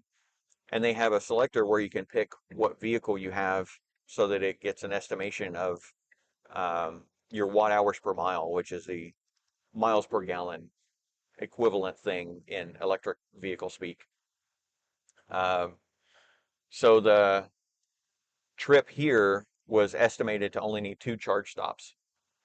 And that would have held true because I told it I was leaving with 100% charge, but my automation to bring the car up to 100% charge last night for some reason didn't work. And I think it's because it was doing a software update at the time.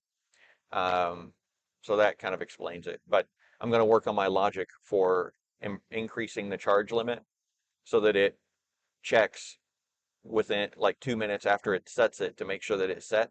And if it doesn't, it'll keep setting it until it succeeds. So expected arrival time, David asks. It should be between 4 and 5 mountain time. Depending on how long I stay at this supercharger, and I'll know more once actually it's saying 4:30 right now. So if I stay just long enough to arrive at my destination with 15% charge, then I'll arrive at my destination at 4:30. So that's pretty on spot for what I was expecting.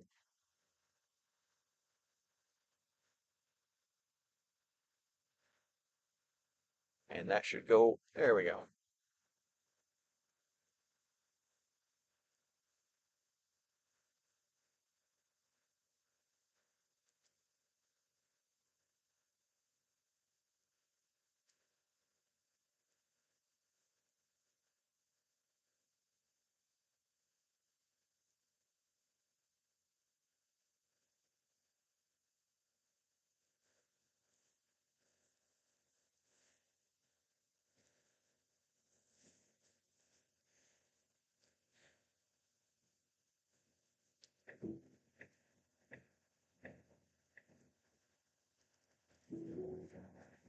I love 75-mile-an-hour speed limits.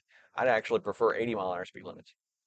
And that happens in Texas. Actually, I think there's a section in Texas where it's 85 miles an hour speed limit.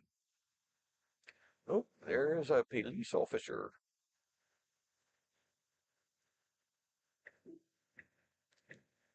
Seen a few of those out and about today.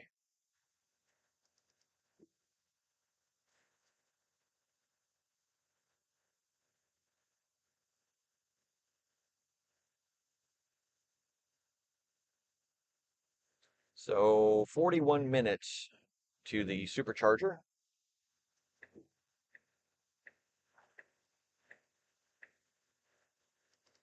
I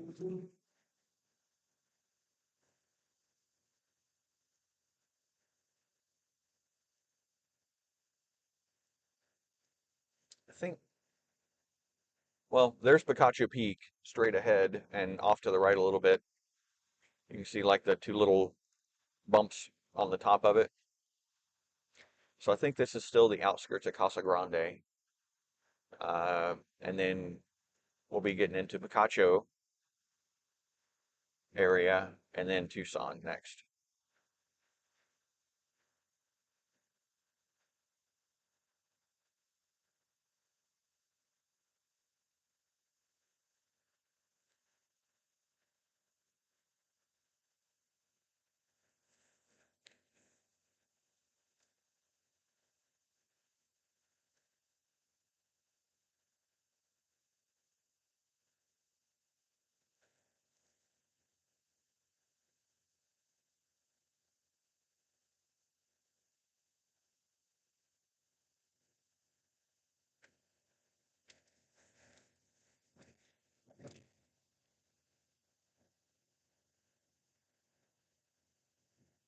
Getting a little data issues here out in the wilds outside of Casa Grande.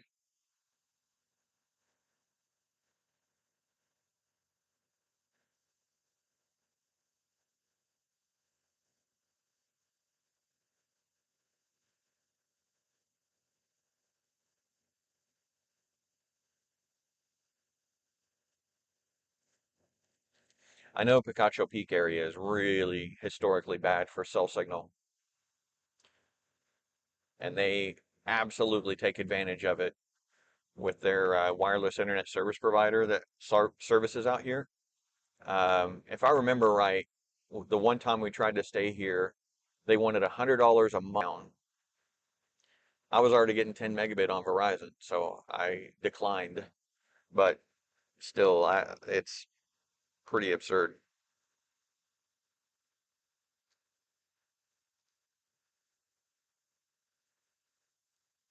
So this Speedify that I am running here, I only just installed it for this trip. So whatever statistics it has will be only for the data used on this trip.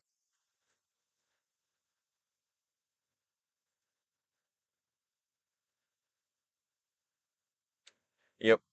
I'll let you know, David, on how much the 40 gig or 50 gig gets me. So this, keep in mind, this isn't my cell phone data plan. This is a data SIM that I bought through a RV internet provider.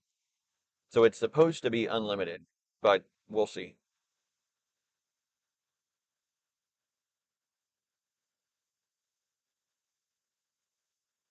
I'm not tethering my phone, is what I'm getting at.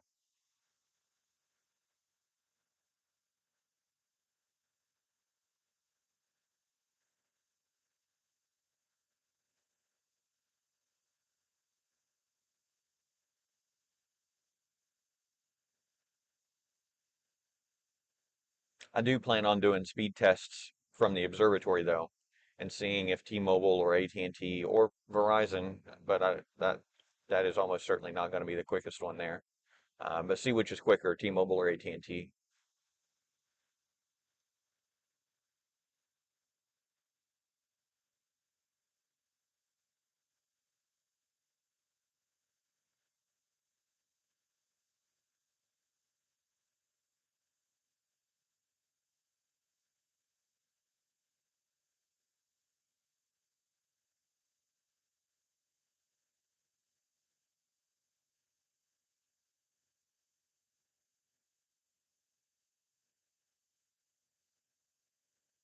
You can definitely see some snow on the mountains in the distance.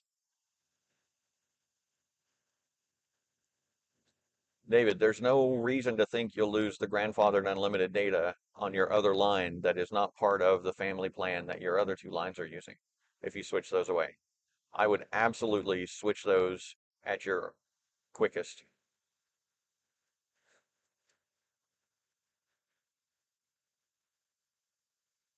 The they do have some people that have the grandfathered unlimited are on the $50 plus $15, which is what your other plan is. Um, and that's the only line they have with Verizon. So it is not, there's no reason to think that that line will go away if you move your other two lines. Um, Cost on this T-Mobile line is 99 a month is what they are charging. I don't know how much they're paying T-Mobile because I don't have direct access to the T-Mobile side of that equation. It's all through this RV cellular connectivity service, and they don't even offer T-Mobile lines anymore.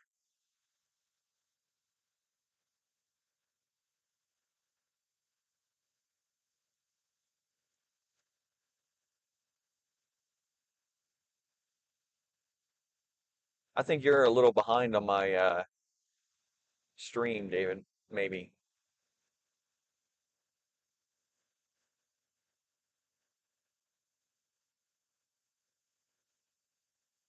should only be about 15 seconds lag between when I say something to when you hear it, but it seems like you might be a little further out than that. Maybe not. Maybe not. And it's quirky. quick on the cycle of chat here.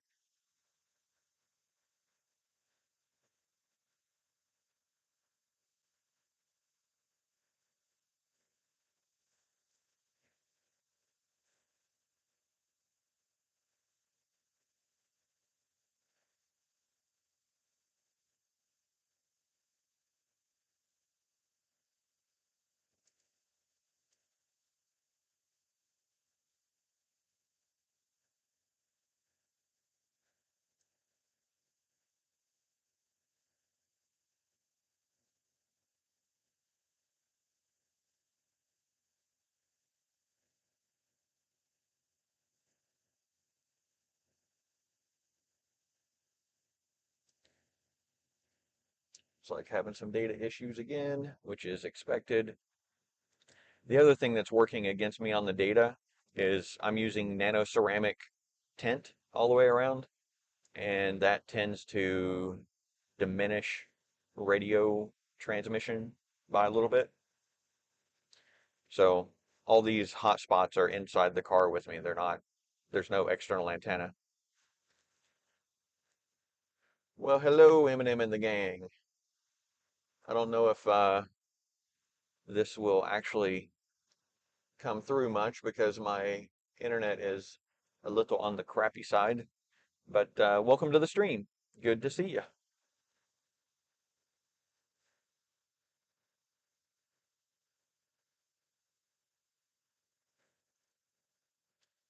Another police officer.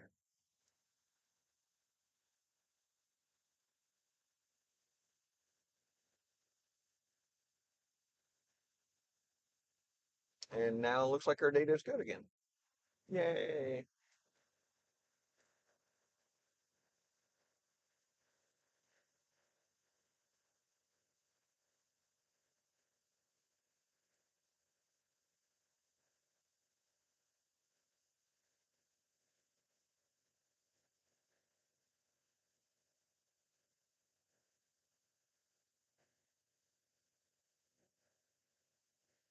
"31 minutes to the supercharger," which is good because, again, my bladder runneth over.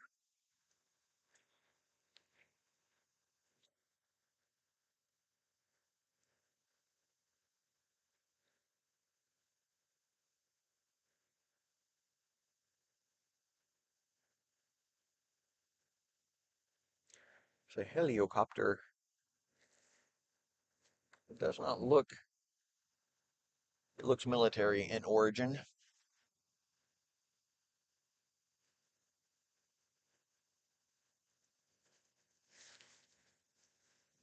Don't know which one it is, but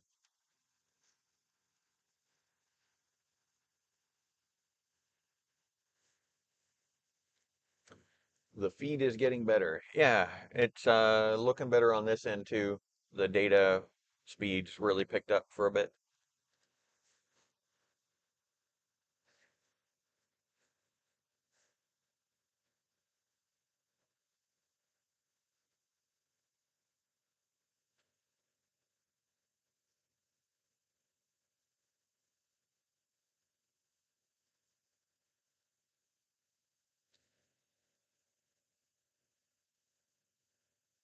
Anytime I go back and try to watch one of these streams, it blows my mind that anybody sticks around because half the time it looks like it's like one frame every 3 or 10 seconds. So I don't know if that's the way it is all the time. Like right now, when I'm showing a green indicator for my bandwidth in OBS. So is this fluid 720p video at this point?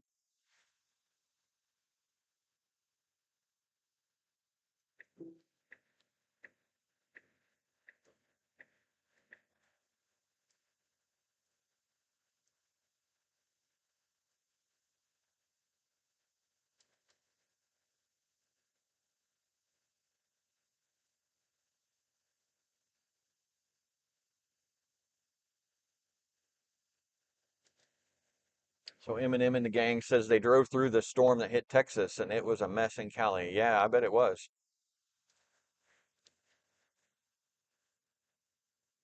We just had we had a lot of wind the last couple of days in Vegas, and then it was saying that we were getting snow and rain, but it was all evaporating before it hit the ground, so it wasn't too bad.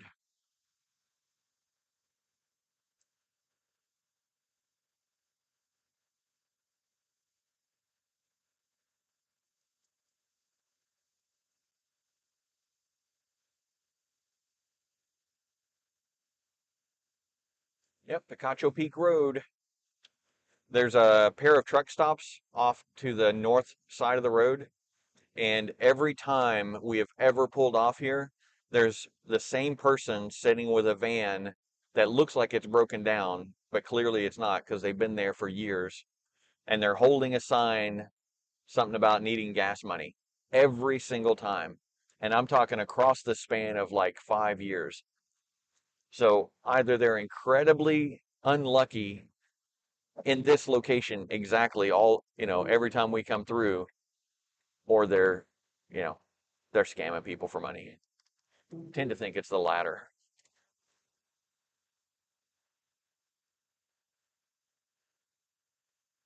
Or maybe no one in 5 years has ever stopped to give them gas money. I guess that's a possibility too.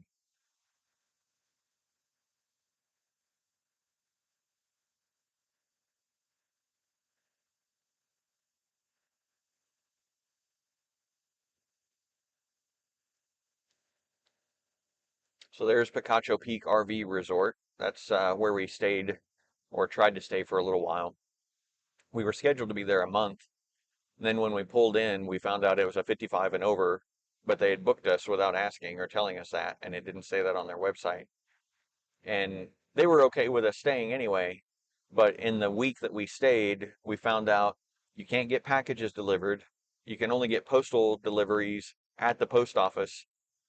And the internet was crap. It was 10 megabit down was the fastest thing you could get, no matter what the carrier or wireless service provider or anything was. So at the end of that, it may not have even been a full week. Um, we started looking at Casa Grande, and they have several RV parks there, but they're all like sardines. I mean, you could probably touch your neighbor's RV if you both had slide outs at the same place from your window. Like reach out your window and touch your neighbor's RV. So that wasn't good, and we ended up just going back to Eagle View RV Resort in Fort McDowell, Arizona, which is just the northeast outskirts of Phoenix. And only to find out there that they've started not accepting packages either. So that it was better. We had better internet, but it just wasn't very. They're becoming kind of hostile toward full timers. They would, they just don't want to deal with it. And actually, let me correct that. At that time, anyway, and I don't know what the situation is now. We've not been back for a while, but Eagle View at that time went to a model where you could not get postal deliveries, but you could get FedEx and UPS.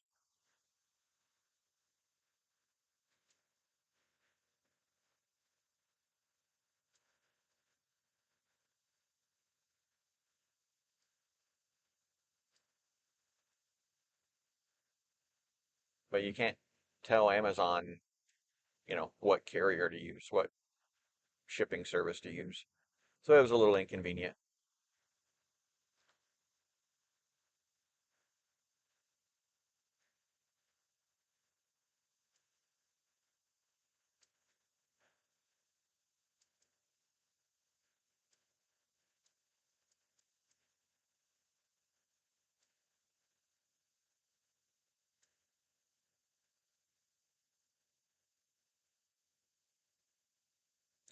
23 minutes to the charge stop.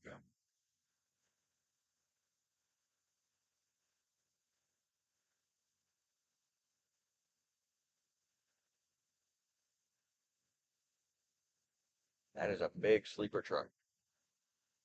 Man, I bet there's like 4 beds in there at least. That or one dude with a big living room.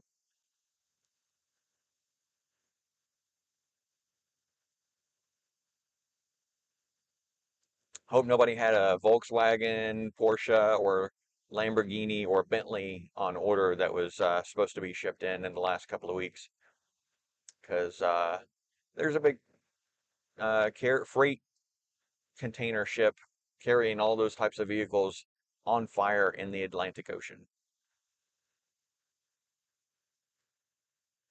So your new Bentley, Volkswagen, Porsche, or Lamborghini might be a little delayed.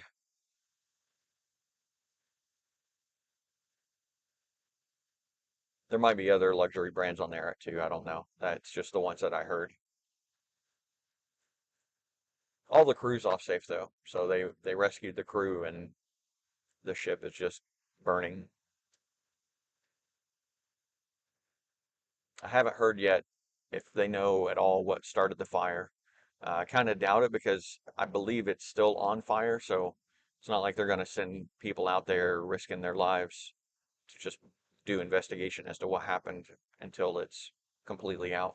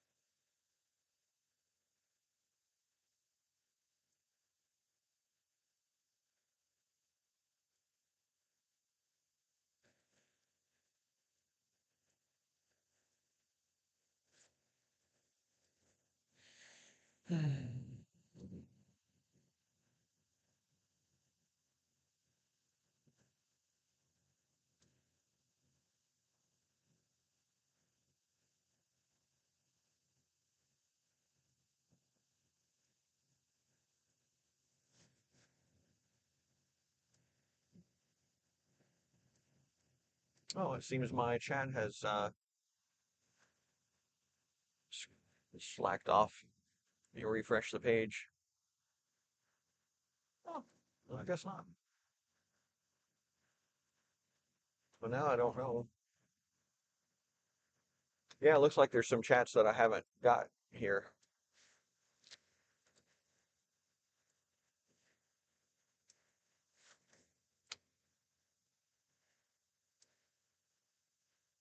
Los Angeles mountains were closed. Yep.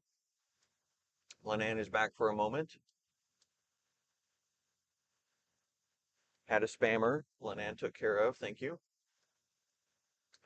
Had to go to the coast, Highway 101, to get to Gilroy. Wow, yeah. We've been to Gilroy. Um, Looks like another spam message, and she got put in timeout.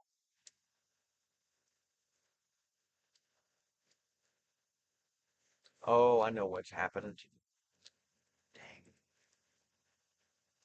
Yep.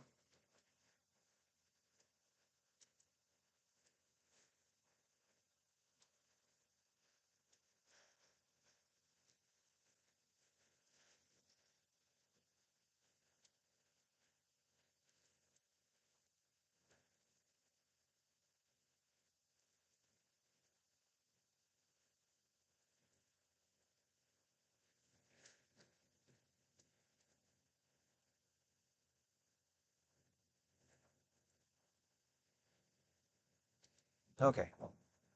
Now I should get the messages again coming up on the dash. So I've got code running on my server in the cloud that is monitoring for YouTube chat messages, and that's what sends them to my display here and allows me to send them to the stream. But evidently, when my bandwidth drops out for long enough, YouTube closes that connection for the chat. And so I have to keep rerunning that command. Yeah, dash messages. They're back. Um, so I have to keep rerunning that command in order to keep the messages flowing when I've gone through an area with bad signal. So now I just put that command in a loop. So if it exits, it'll just run it again and keep running it. I should put a sleep so that it doesn't just bombard spam the YouTube server. Yeah, I'll do that when I get stopped up here in 17 miles, 18 miles, 17 minutes at the supercharger. Anyway, so that should take care of that.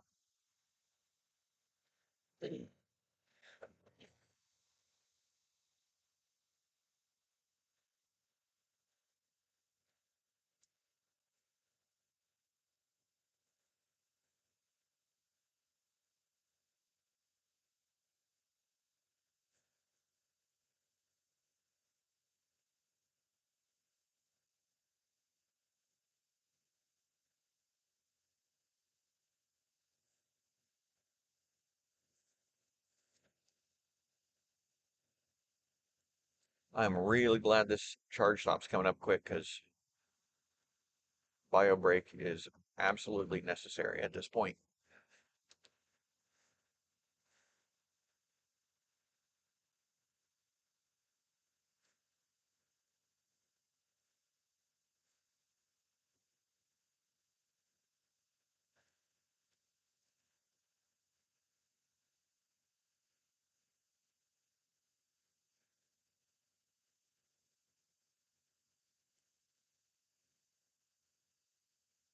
So we've had at least 4 random spammers that post some sort of nonsense. Maybe a foreign language and it means something or something, but it's only 2 words and the capitalization's weird. So out with those. And we had 1 COVID denier. Got rid of them.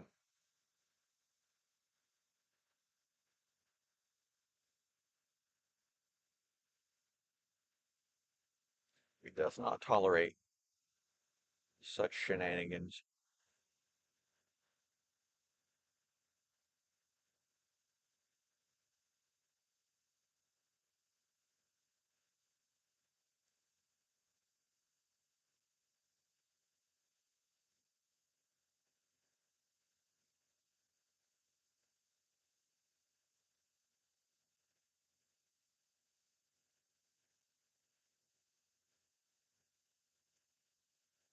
Not sure if I've been to this one before. I don't know if this is the one that has the um,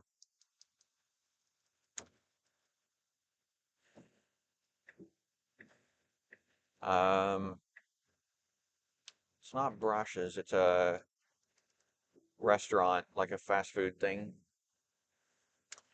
So the what I thought was random junk are attempts to link you to dangerous sites. So yes, very bad mojo. Thank you for getting rid of those.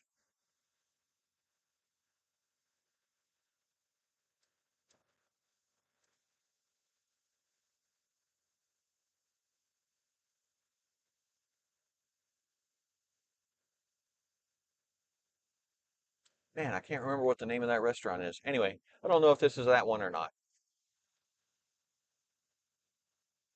It's been too long since I've been through here.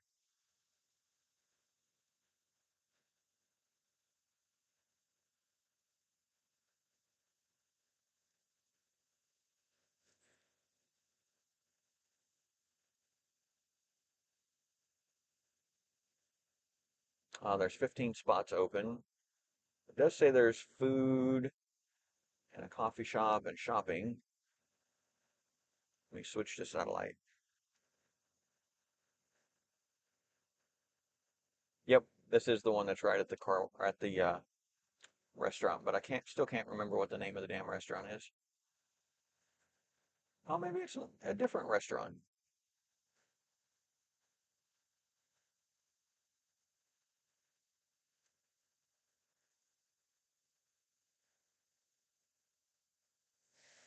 Okay, 13 minutes. Burgers and 2,000 calorie shakes. Yes, Culver's. That's the one. Indeed, it is. Thank you, my sweet. But I can't tell. I didn't want to dig further, but this one it does appear to be behind some restaurants of some sort, like in a little shopping area, and it could be the Culver's that I'm thinking of, but I couldn't tell from the The parking lot didn't look the same, but the dot might be in the wrong location for where the supercharger is.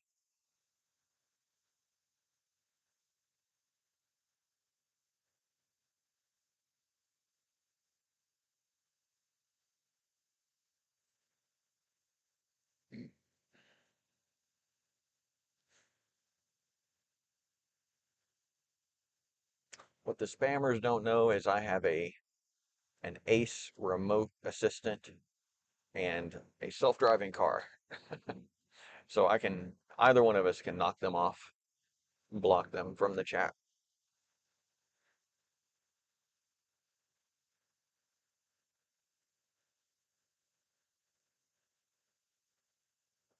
The Culver's is at the supercharger south of Phoenix. Okay. Yeah. I don't remember having stopped at this um, just north of Tucson supercharger before. I could be wrong, and maybe I'll recognize it once I get there. The other one I commonly stop at is on the south side of Tucson, which is at a Flying J or Pilot. Same thing nowadays. Uh, and that Pilot itself is actually pretty nice, but I don't think that's a high-speed supercharger.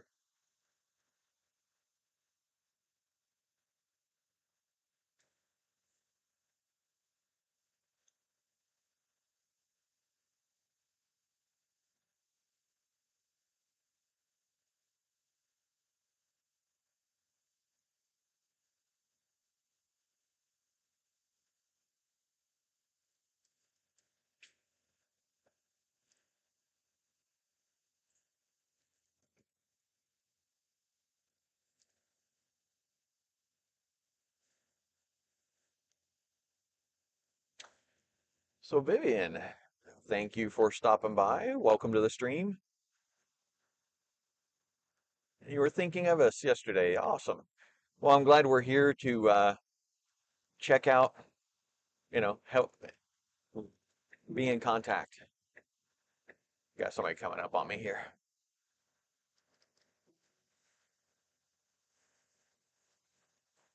Thank you very much. Yeah, we're enjoying the new car as well. It's doing very well.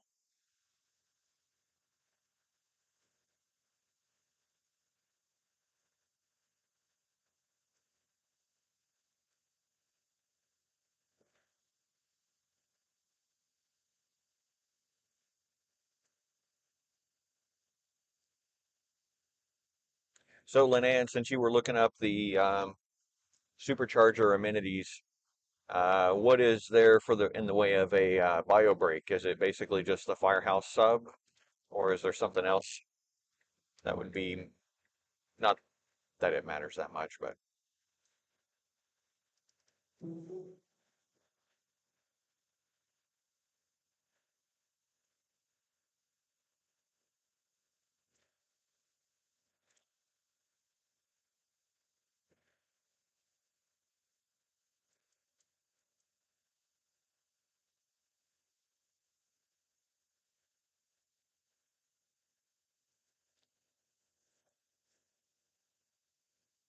yeah, it just makes more sense for me to run down by myself on these types of trips. Um, it wouldn't make any sense at all to bring the coach. That's just burning a lot of fuel, and fuel is crazy expensive right now. It's over all the ones I've seen that I took note of were over $4 a gallon for diesel or gas. That's okay. I'll do Firehouse. That's fine.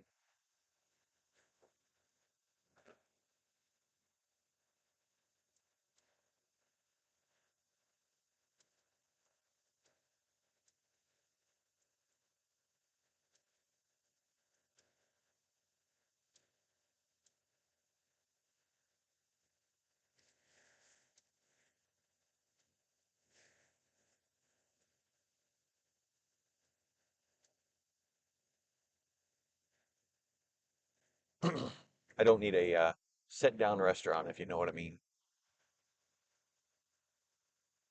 I feel like there was one right here at the outlets. I don't see it on the map. Maybe, I guess it's a different set of outlets. Oh, It's in Casa Grande. There's a supercharger at a set of outlets there. Outlet mall, not outlets like plug-in outlets.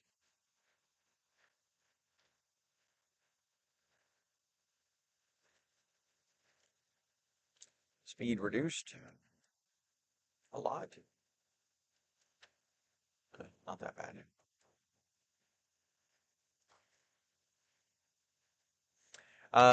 So very good question.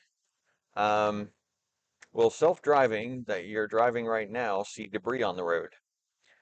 Not most debris. It would have to be pretty substantial in order for it to notice it. So it does pay to be alert so that you can dodge stuff in the road.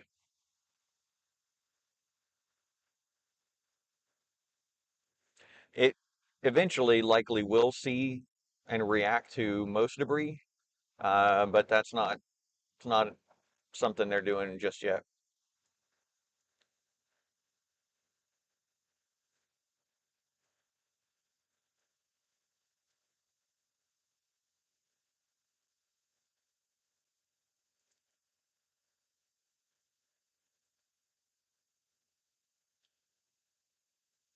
Oh, the supercharger's too new to see on Street View. Interesting. It is the newer style, 250 kilowatt, but I don't know how long they've been installing those. But Street View doesn't get around all that much all the time, so.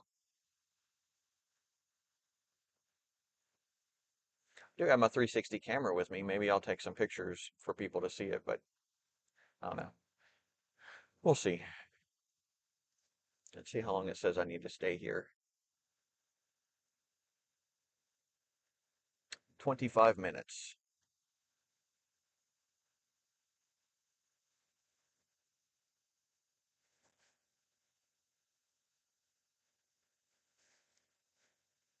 Oh, 1.5 miles to the exit. Eesh, I gotta get over. I got the gabbing away.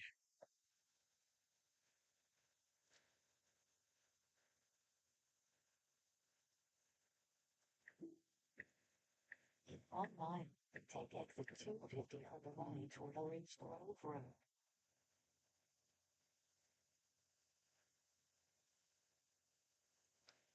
See if I can get around the FedEx truck.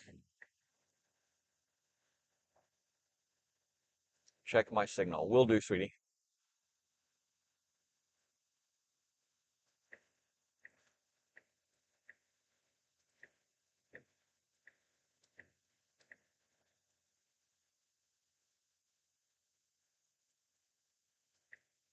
No?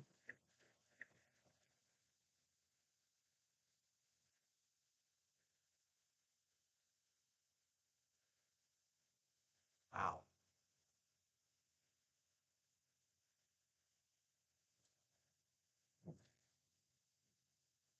Now take exit 250 on the line.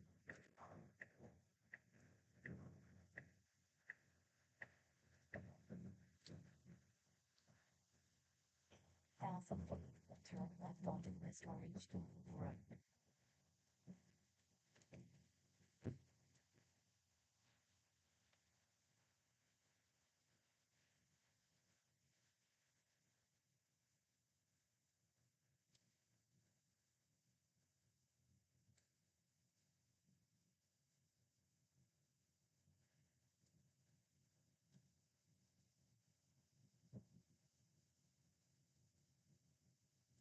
Now turn left onto West Orange Grove Road.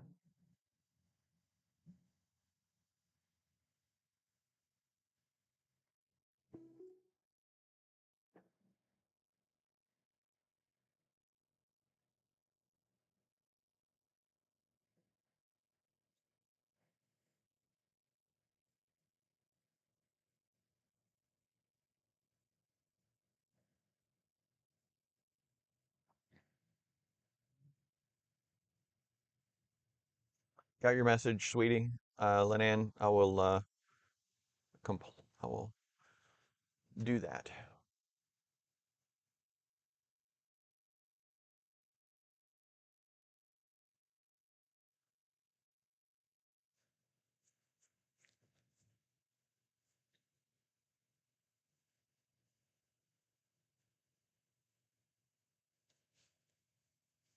Come on, green light.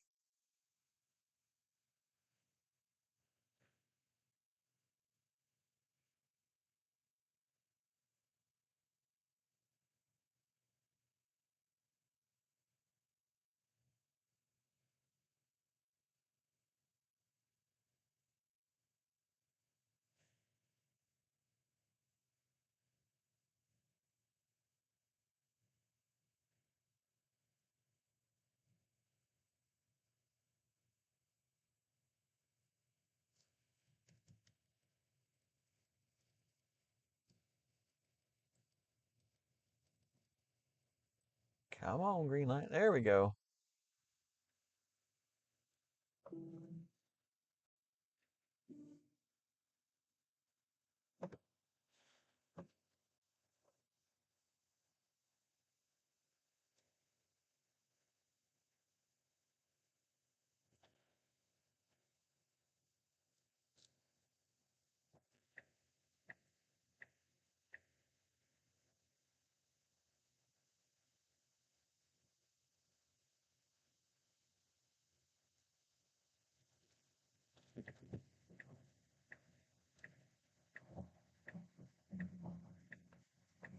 In 500 feet, turn right.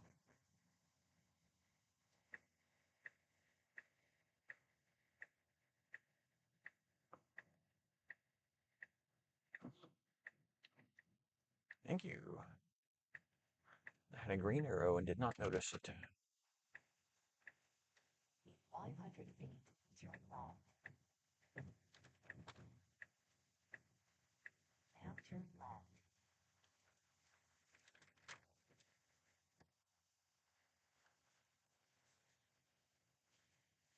Now to find the supercharger. Aha! I missed a turn for it.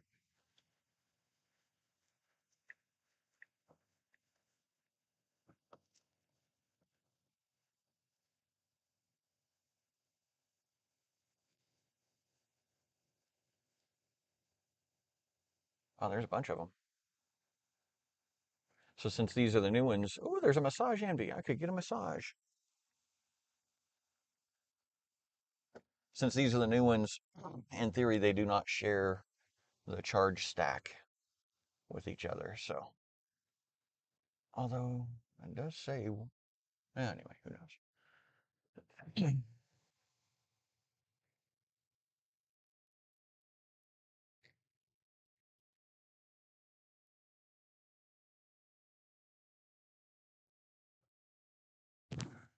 All right.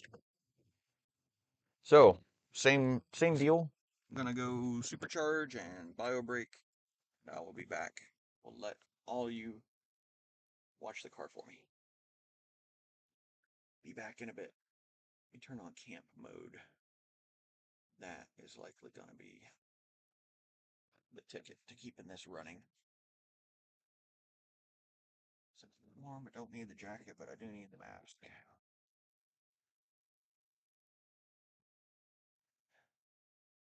Okay, I'll be back.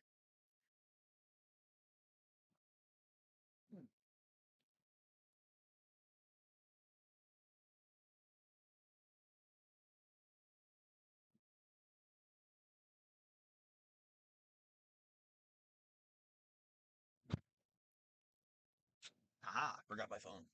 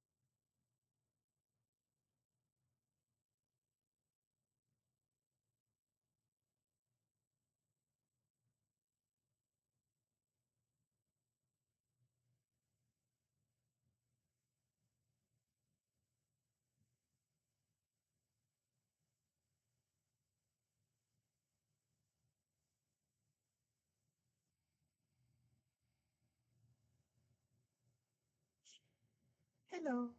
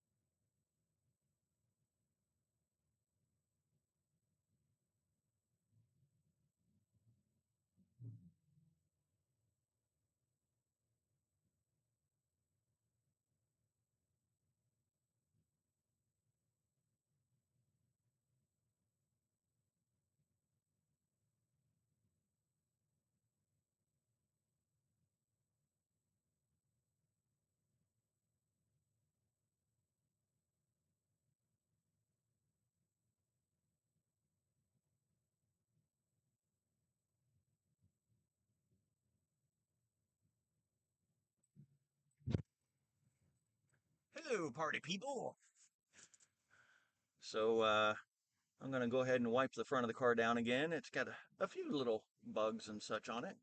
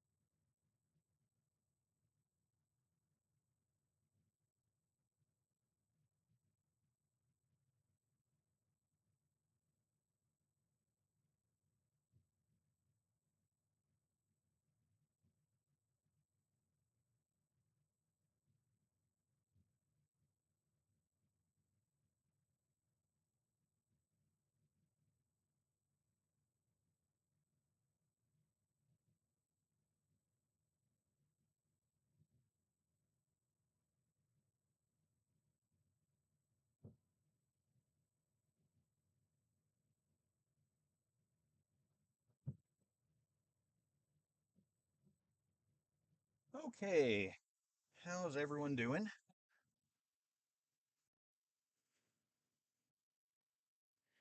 Back into the swing of it here.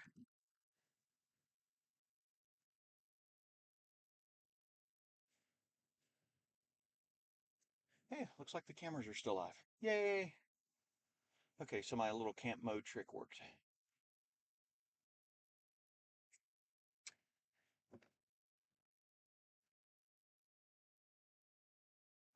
Lennon is sharing some real-time pain relief knowledge.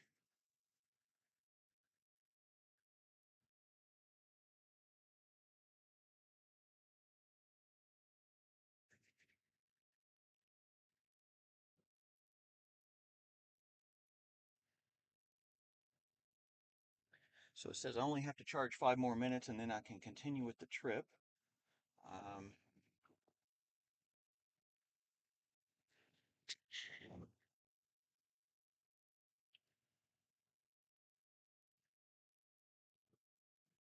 Now it's 1 minute. But so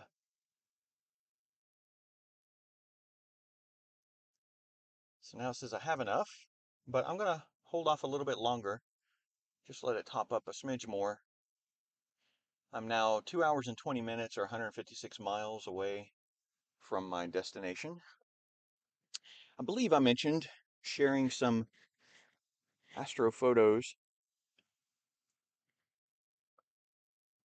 So let me bring those up here and get this set up to you to show them.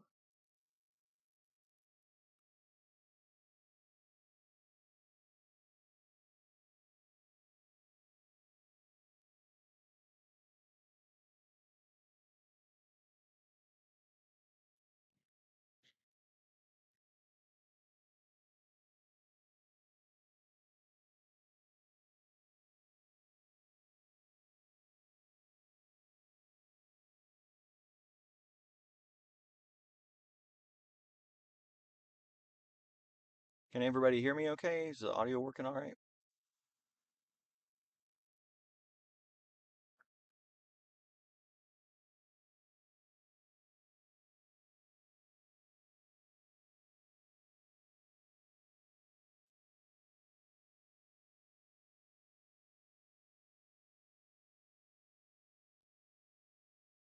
That was weird. I guess the air suspension adjusted a little bit.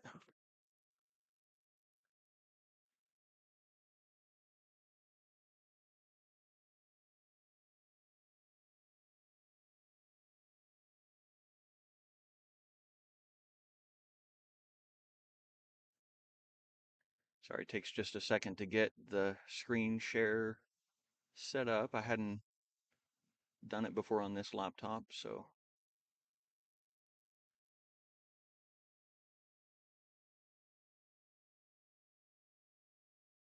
Now I want to crop it just a little bit so I'm not sharing the whole window or the, title bar and bookmarks and all that stuff.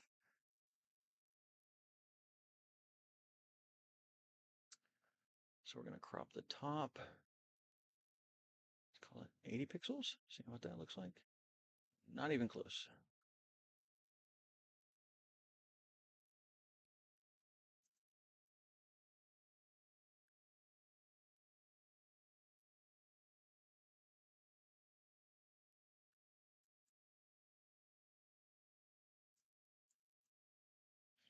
There we go.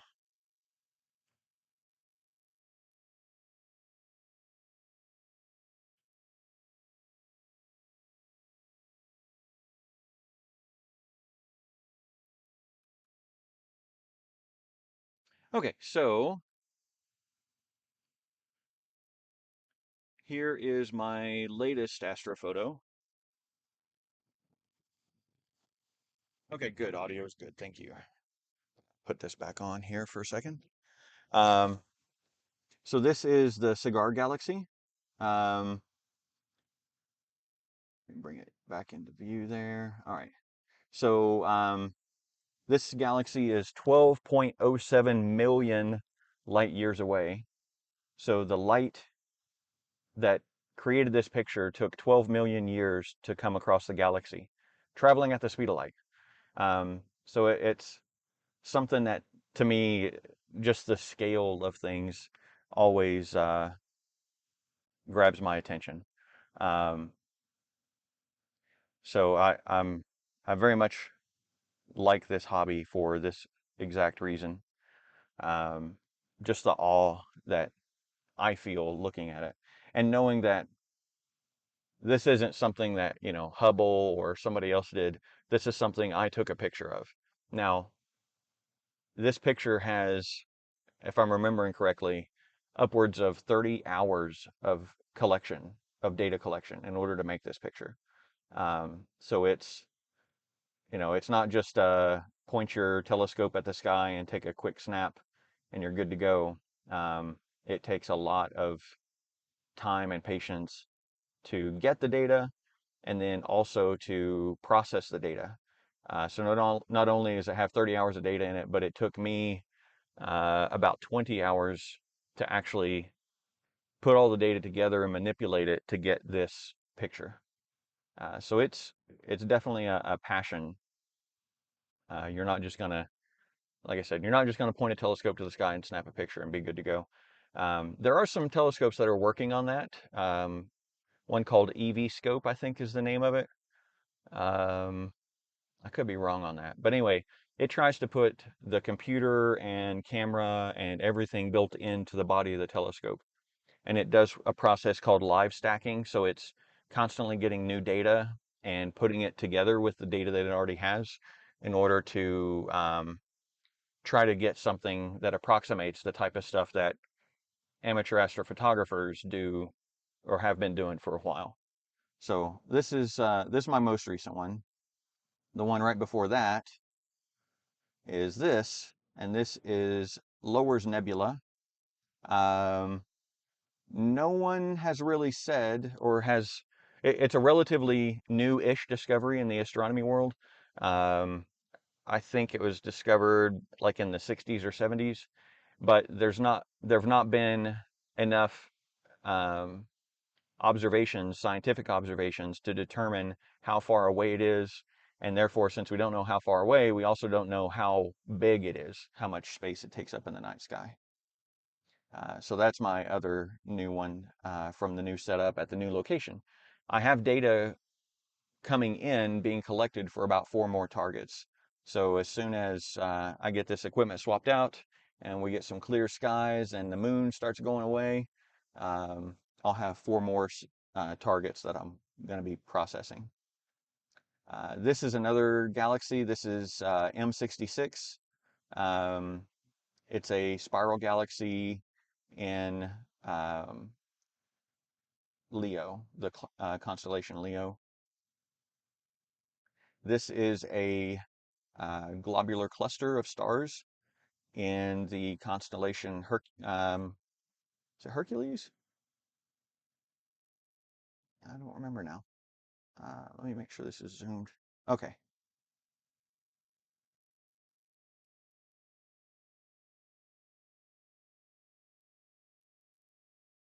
Yeah. M13 is the designator for it. I don't remember. I think it's in Hercules. Um, this is the Needle Galaxy. So um, this has several hours of data as well. You can see a lot of good detail in the dust lanes here once it renders in. So it's pretty cool. And it actually has another galaxy here, that little smudge you might be able to see. That's another galaxy that's in this shot. Almost looks like it's pointed like it's going to thread the needle.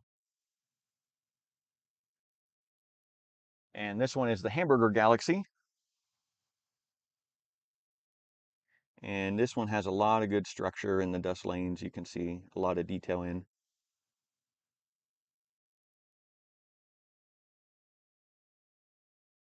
And that's Fireworks Galaxy. And this is NGC 3190 group. So it's 2 galaxies down here, actually 3 galaxies, and then this is just a bright star. Hey, thanks, Vivian. Thanks for stopping by. We'll see you down the road someplace. Yep, that's all the latest ones, and only the first two, like that one, Lowers Nebula, and this one, the Cigar Galaxy, are my very newest. Just captured that data in July or in January and February. So I'm ready to boogie on down the road. I just have to unplug the car, and then I will be golden.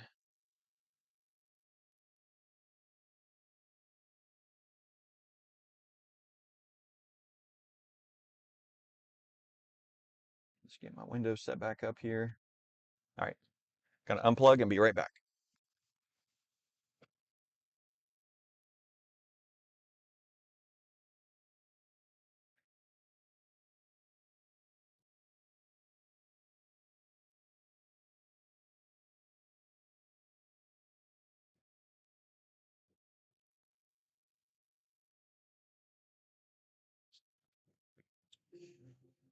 Okie dokie. 2 hours, 20 minutes. Says I should arrive by 10 till 5. Might be able to beat that by a little bit, but we shall see.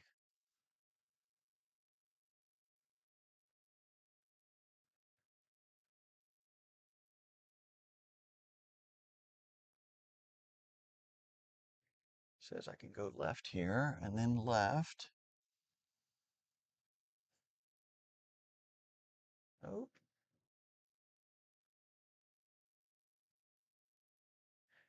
And then right and then left.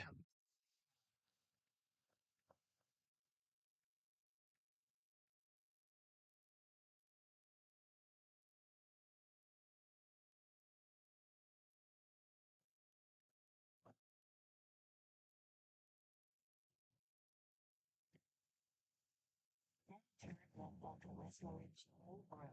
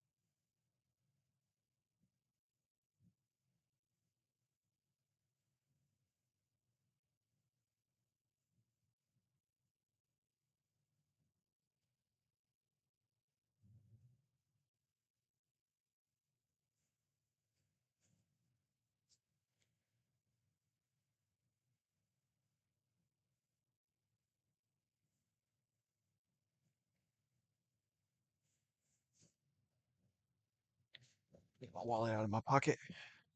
There we go. Left turn signal.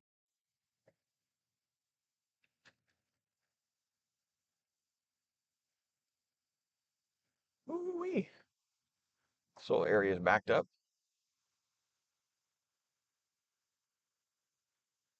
Maybe it's not as bad as it looks.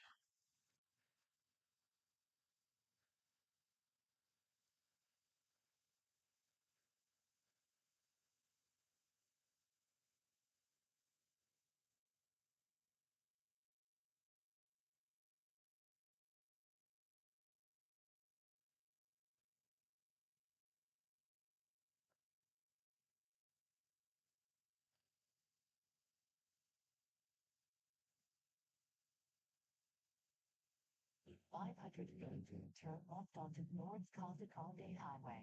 Then take the Interstate 10 east ramp on the left.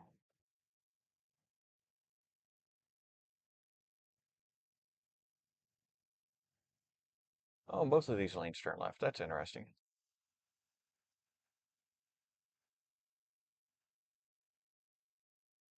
I wish I had known. Oh well. Man, I wonder why it's so dusty out here. Maybe it's leftovers from, oh, maybe that's a rock quarry or some quarry across the way. Yeah, rock or cement or something. There's some mixing stuff over there. So this seems an industrial little area.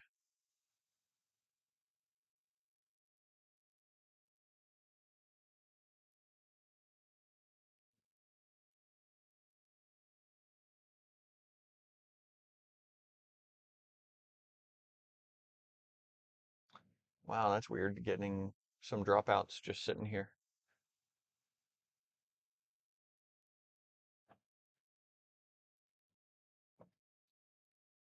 Now turn left onto North Casa Grande Highway.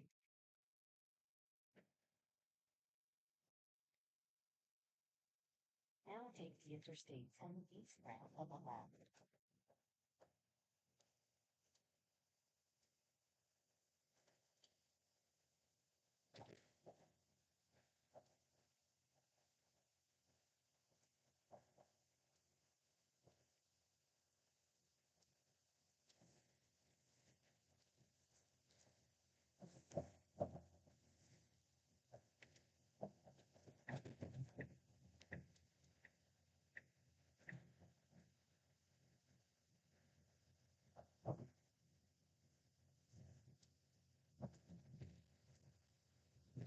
So now going into Tucson here. Got 2 hours, 15 minutes, 155 miles left. Says we should arrive at the Astronomer's Paradise by 10 till 5 Mountain Standard Time. But first, I got to get out of this little bit of traffic. I'd rather not be behind the truck with tires.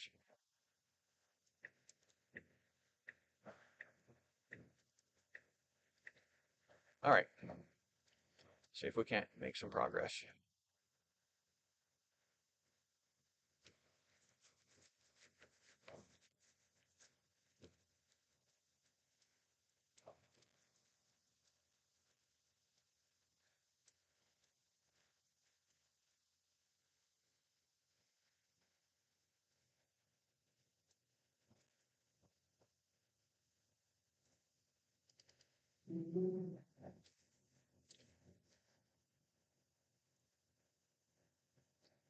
Tucson is a very multifaceted city.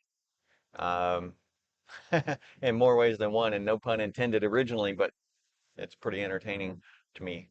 Um, they have a huge gem show here every year, at least historically they have. Um, it might be the largest gem show in the world, so all kinds of different rocks and stones and precious gems and all this stuff, like building after building or warehouse after warehouse full of this stuff. They come in and have this big expo. So that's one of the multifacets. Um, whether you want cut gems or uncut or bead work or whatever. I mean, it's evidently everything your heart could desire in that realm of things. It's also where a lot of baseball spring training is held because it gets warm quicker and it's dry and so they generally have good weather both from a temperature perspective, but also rain and stuff. It doesn't rain that much here. Um, and then it's also a big astronomy community. There's at least 2 different astronomy stores here in the area. Um, yeah, that can't end well. Um, anyway, one of them deals mostly in new stuff, and that's Star Arizona. And then the other one is called Stellar Vision. They sell new stuff, but they also will take used gear for trade, and then they'll sell the used gear as well. I've got a I've got a couple of things from both of those shops, and both of them are really great. Um, so I'm well pleased with this area if you need astronomy gear, and it's not a pandemic, and it's not, you know, um, supply chain issues, this is a really good place to be for that.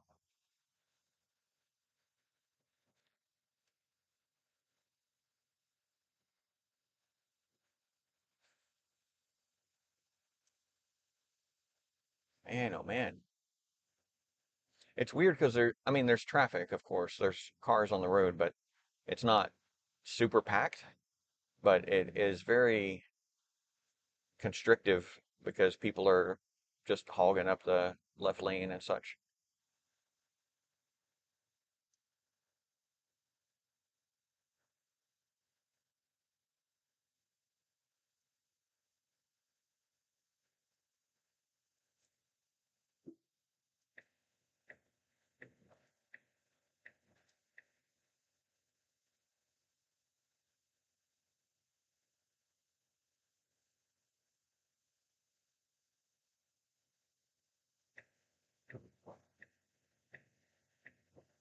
There we go. Hey, the guy moved over, the one that was hogging the left lane, so good for him.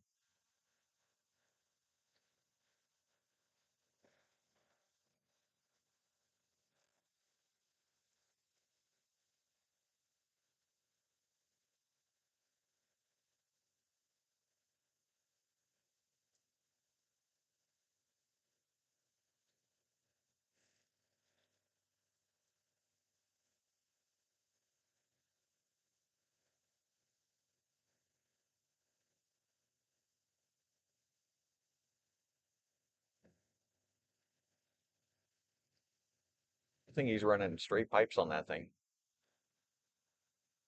Not a sound I expected from a Lincoln Navigator.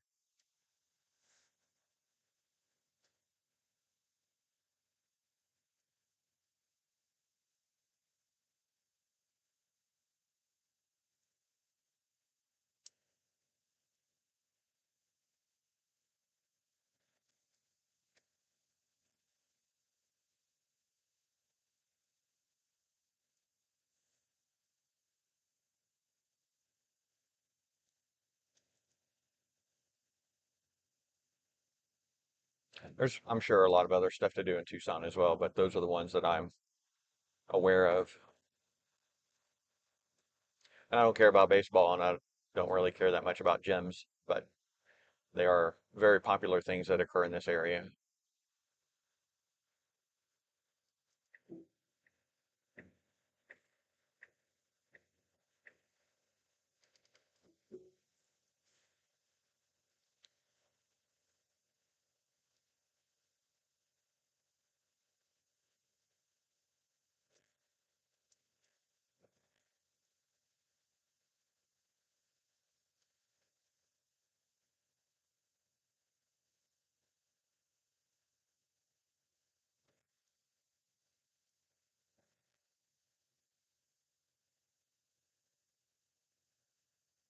Yeah, I think that Hard Rock Summit may have been the gem show.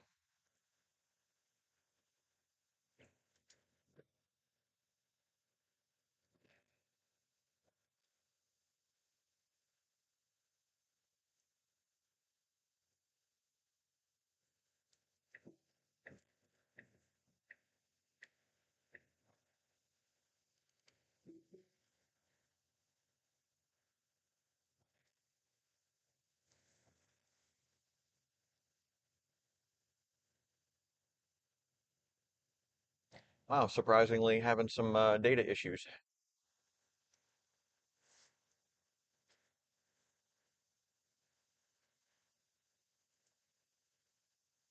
Weird.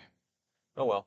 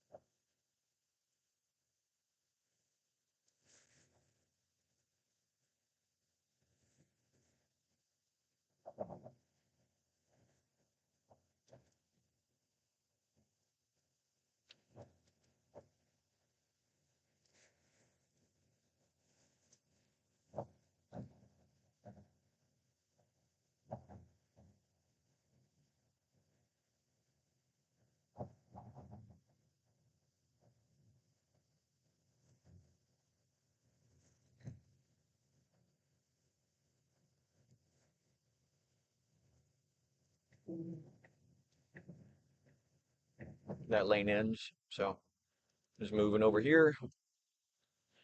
Go ahead and get in the flow of traffic and be unsurprised when the lane does end.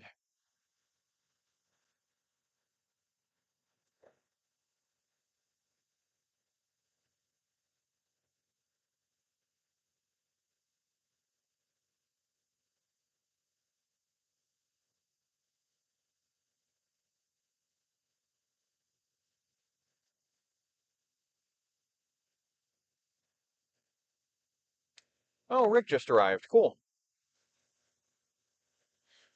Thanks for the heads up, Mike.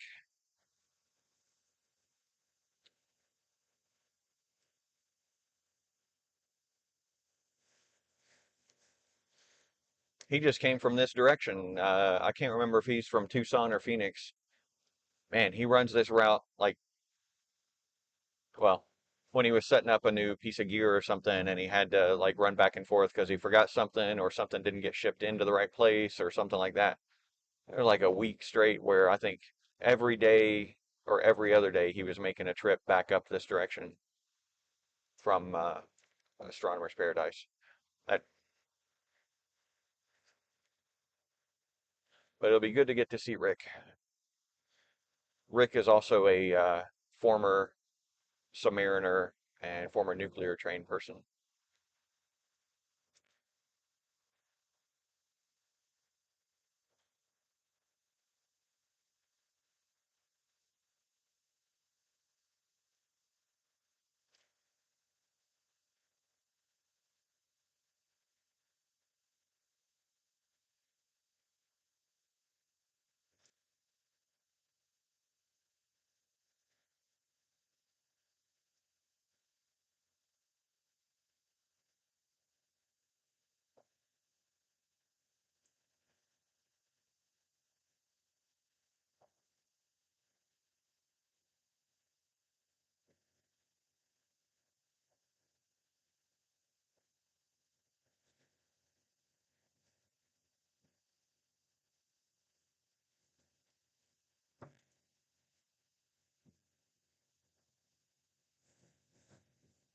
Man, I'm really surprised that it's having so much issue with bandwidth here in Tucson.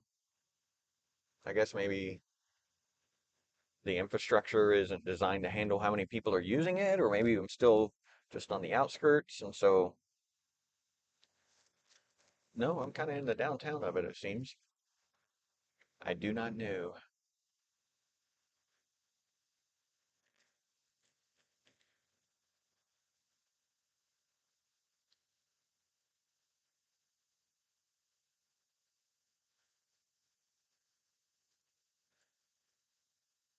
So when I get there, I'm going straight to my observatory and starting to work on stuff.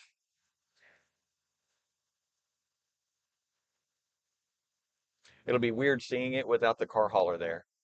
I know that sounds odd, but over here last time after we moved it to this new location, um, the car hauler was always there. Like I think I may have seen it once without the car hauler beside it in person. And maybe not even then. I think Lynn went on that jaunt to get something. Uh, so yeah, it's kind of interesting. I don't think I brought the rechargeable battery for my vacuum cleaner. It's okay. It's a dual source, so I can plug it in and run it, but I meant to have the battery. I'd plugged it in to charge last night before I got on the road this morning. I think it's still sitting on the charger. Yeah, I'm 95% certain it's still sitting on the charger. Oh well, at least it's dual source.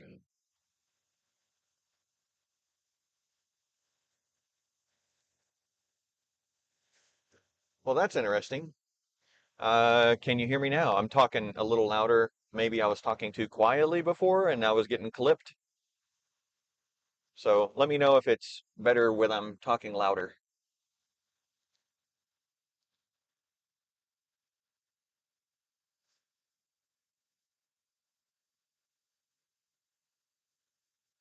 I've been talking a lot today, so my voice has been starting to get a little scratchy. My throat's getting a little scratchy, so I was maybe trying to conserve the voice a bit.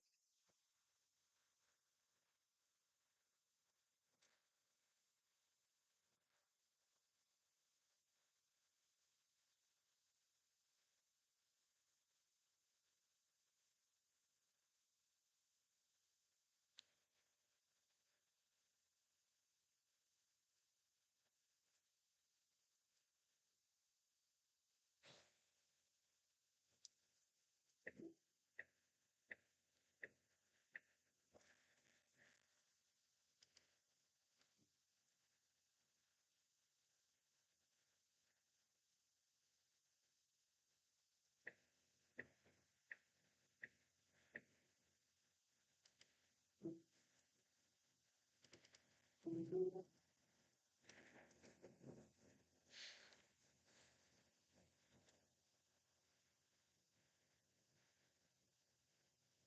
128 miles to the exit for Road Forks, which is where I'll be departing the interstate. I'm going to turn up the gain a little bit too. Maybe that'll help with the audio.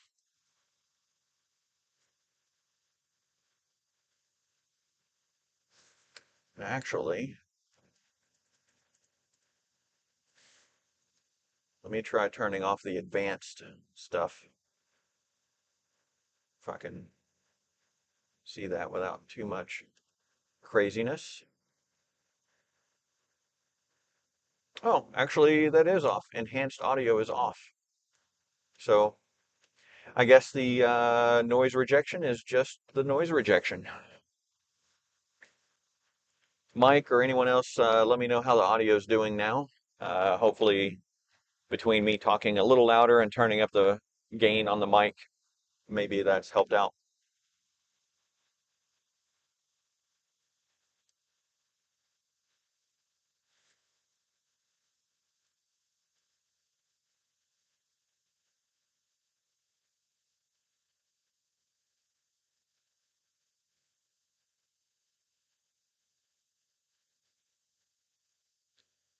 I was going through a little bit of a spotty signal area earlier too, so I don't know if that's contributing. Maybe it was causing the packets to get garbled or dropped.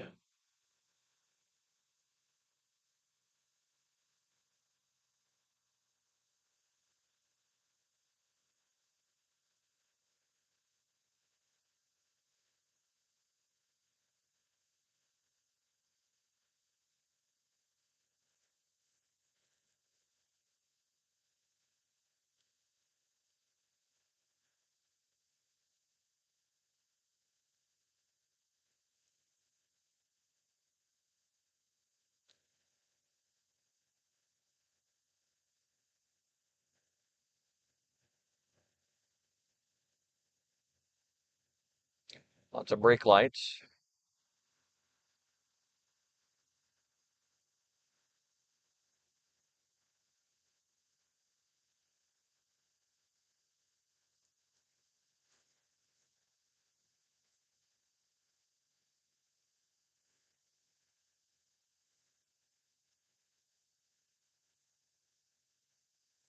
Let's see if I can find another snack here.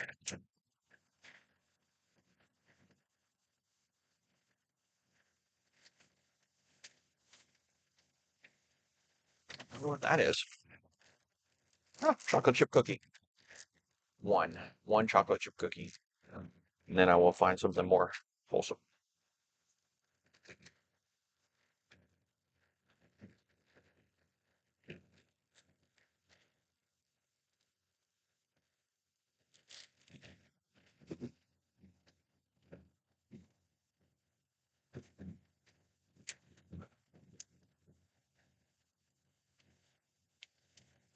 Ooh, a beefy. I haven't had one of these before. Don't know how it's going to taste after a chocolate chip cookie.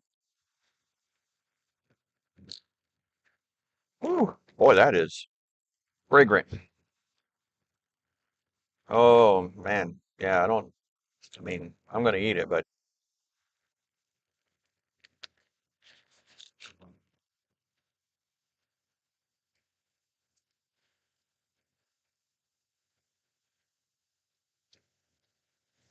Not quite what I expected.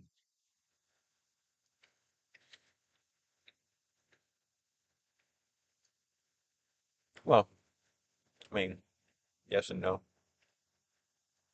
I was expecting kind of a Slim Jim, but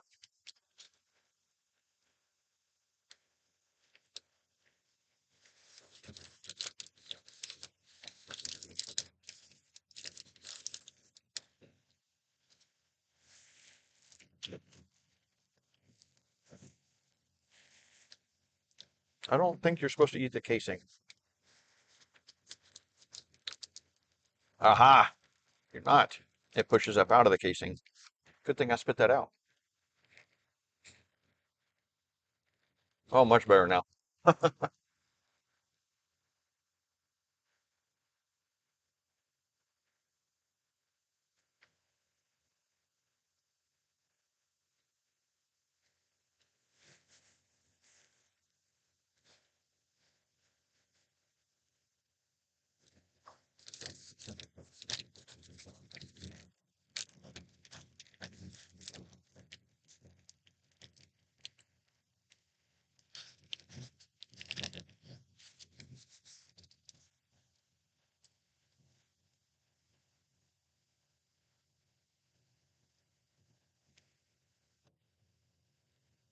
Marble.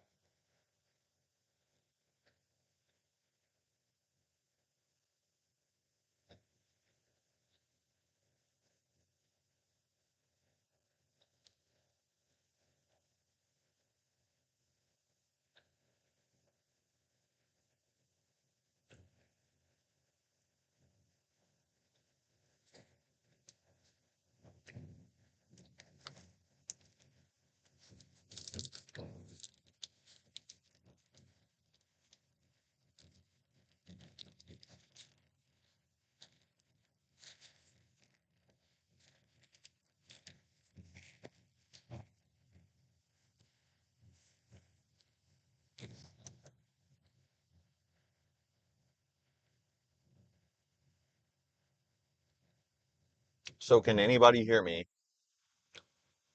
Shows there's 10 people watching. Anybody mind confirming that my audio is coming through okay? Is my audio okay? Crap. See, you can't even use the okay symbol now. It's taken over by racist assholes. Hey, Dennis. Hello, Glenn. Thank you for confirming the audio is good.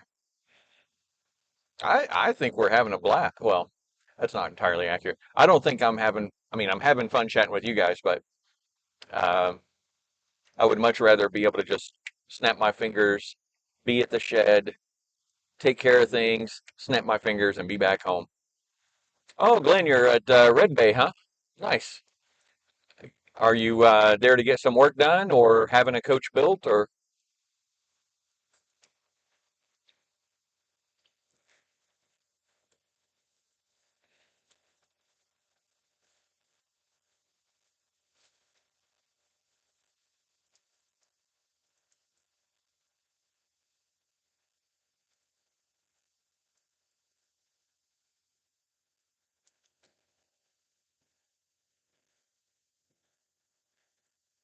So it looks like we got some high wispy clouds in the distance there.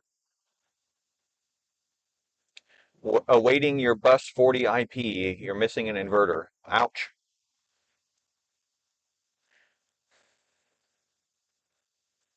I have an inverter that I'm not using. I don't know if that's going to help you any. Um, it's the inverter that Tiffin used on the new coaches. I assume they're still using like is it 2880 or 2440, 20, anyway. Um, yeah, it's the one Tiffin put in my coach new. Yep. Yeah, the Magnum 2812. That's it. Yes. So it's a dual line, dual in, dual out, and it's 2800 watts if I remember right, and it's 12 volt, which is the 2812. Um, So yeah, I have one of those that I'm not using. I would be happy to sell you if it will help you get on the road. Um, it'll have to wait till I get back to the coach before I can ship it. But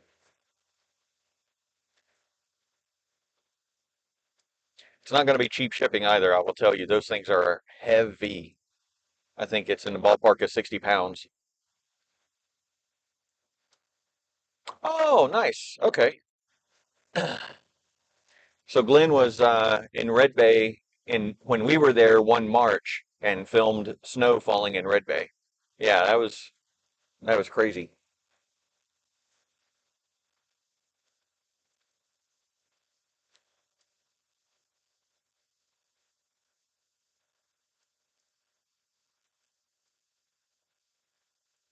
So did your inverter fail in your 40 IP, or is it a new build of a 40 IP and they're just waiting on an inverter to get you on the road with it?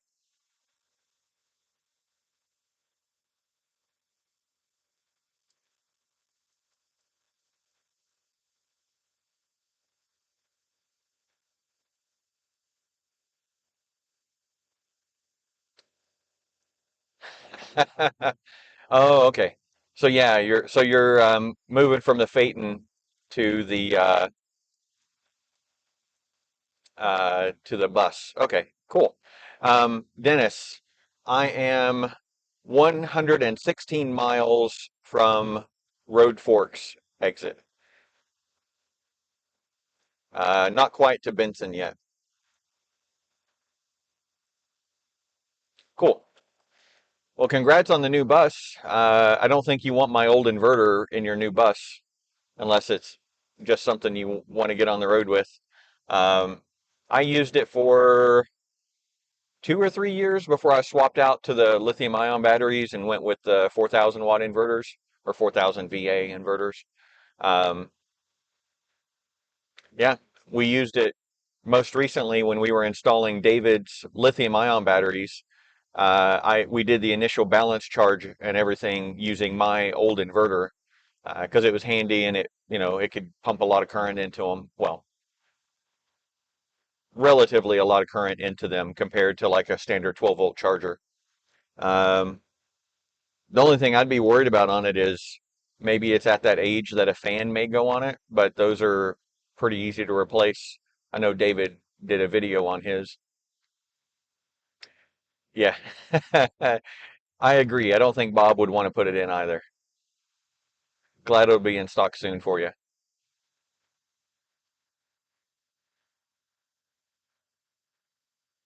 Have you seen Bob while you've been there? I know he was under the weather for a while and then the acquisition and didn't know if he was still front and center or doing everything running around Red Bay or not.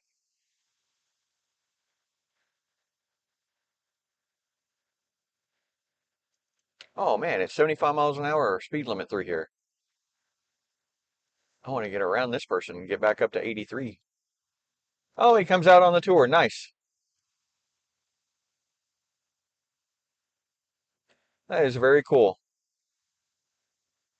I've only met him a handful of times. He's always very gracious.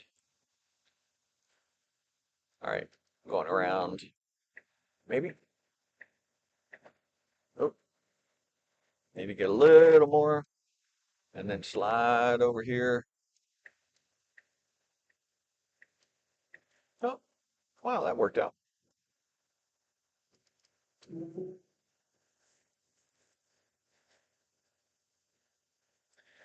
Very cool.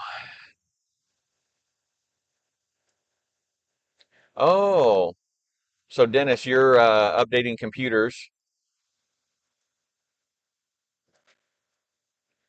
Updates today since they can only be 11, but I've not had any issues with any of my gear on Windows 11. Glenn, great to see you. Thanks for stopping by and give the dogs a little scrub behind the ears from me.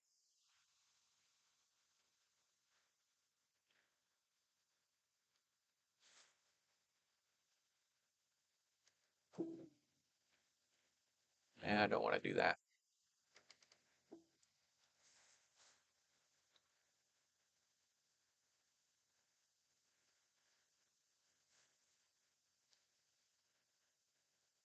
I'm trying to remember which March that was. That might have been March 2016. It was 2016 or 2017 that we were there in March and filmed the snow. I think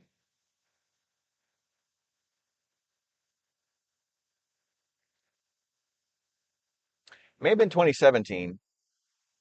Yeah. Our coach is a 2016 that we got, but we were back there in March of 2017 because the roof of the slide out sagged and broke the seal and allowed snow melt water to come in through our kitchen cabinets.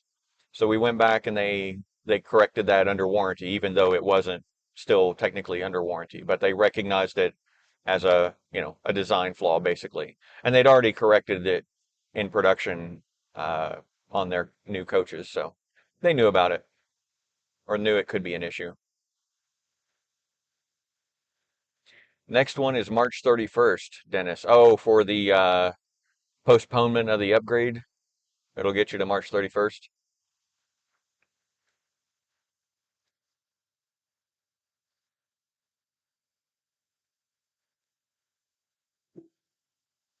Is there something? Yeah, there's something over there with a trailer.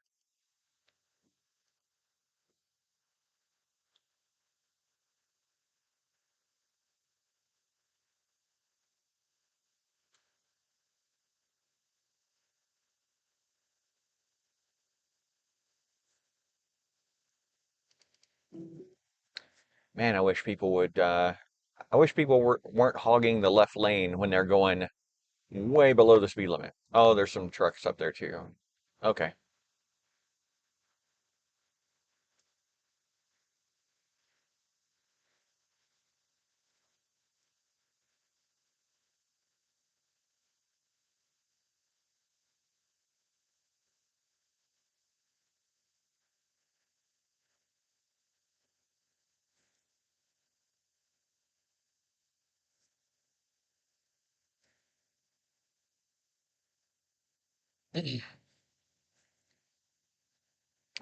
Well, Astrospheric is letting me know that there is favorable weather for astronomy coming up at Astronomer's Paradise.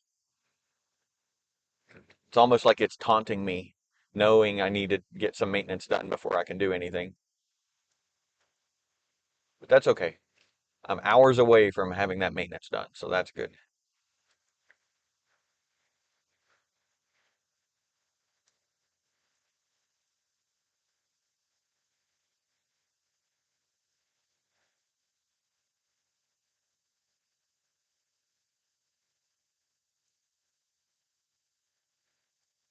So the next big little town that we go through is going to be Benson, Arizona. They have an RV park there, RV resort, that also has an observatory with a 16-inch Meade Schmidt-Cassegrain telescope. And as far as I know, they're still doing this. They have nightly tours of the night sky, where they have a volunteer from in the park that is familiar with astronomy.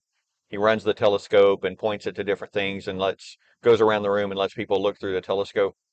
Um, the last time I was there, it was so popular they were having to do two different runs in a night to be able to get enough people in, and they still had people that would sign up a couple of days ahead because it was filled up.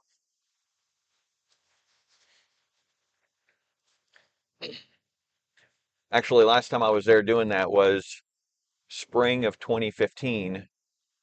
And I remember that because they wanted me, they offered me to be one of the people doing the sky tour.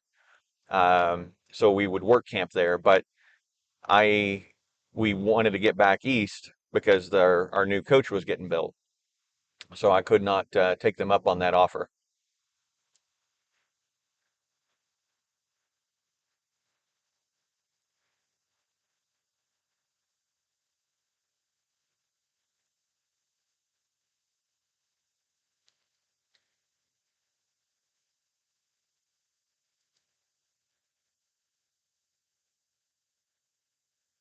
It's a nice little park though.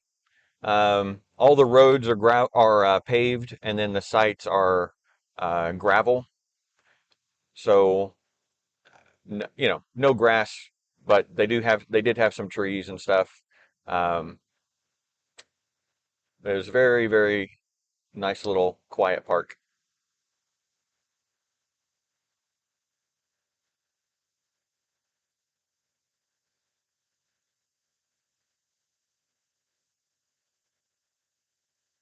Oh, I will caution, Benson is one of the train capitals of the U.S.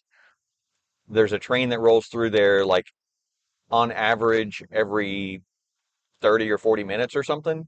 And the tracks are not very far from the park, only about a mile or so, actually less than a mile, might be even less than half a mile. Um, so if you cannot tune out train horns, you do not want to be there.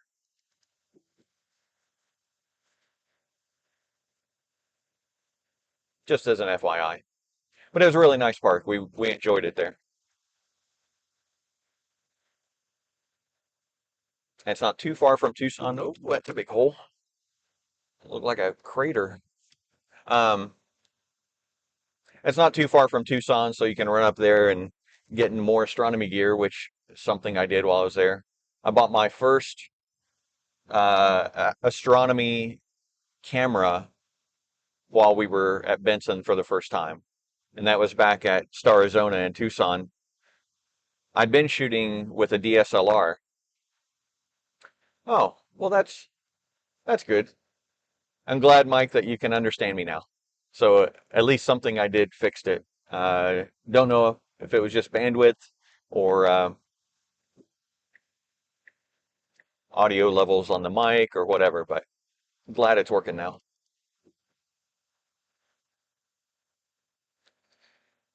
So yeah, astronomy and astrophotography in particular is a crazy steep learning curve. It's easy to get put off and lose interest because of the complexities and all the different concepts that you have to kind of put together in order to be successful in imaging something. And I did all the stuff wrong.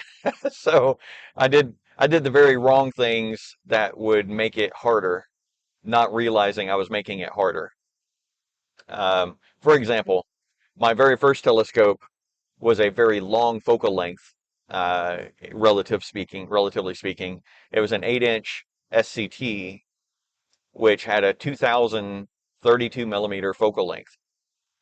What that means is that you're really zoomed in on stuff, which is cool and good for certain things, planetary, all the galaxies during galaxy season in the spring.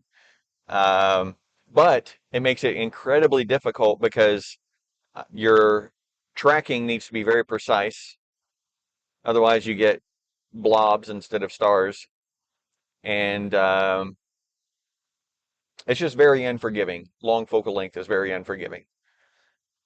And I was shooting, the only good thing I did was my first camera was just a DSLR. I bought specifically for the hobby. It was the first DSLR I owned, and um, it worked fine, but it wasn't. DSLRs aren't really designed for astrophotography unless they are specific for astrophotography, meaning that they don't have any cooling on the chips, so long exposures cause them to get hot and it increases your noise coming off the chip. And um, they have a IR cut filter, so they're not good at getting certain objects that give off light in certain bands of energy. So, I mean, it worked. It got me by, um, and I didn't understand enough of the concepts when I was starting out, as no one would, to understand what I was doing wrong or to figure out my guiding issues or to figure out my autofocus, or I didn't even have autofocus at that point, just regular focus issues. Um, so it was a bumpy ride. I enjoyed it. It was fun learning how to do it. But yeah, you can certainly be disenfranchised with astrophotography very quickly if you don't have someone supporting you, helping you, or if you just pick the wrong stuff to start off with. So if you're getting started in astrophotography, get a short focal length, like I would say less than 800 millimeter focal length, and you can start off with a DSLR. That's good. If you've got one, you know, it's a good thing to start with the equipment you have. And yeah, go for it. But don't do long focal lengths to start with.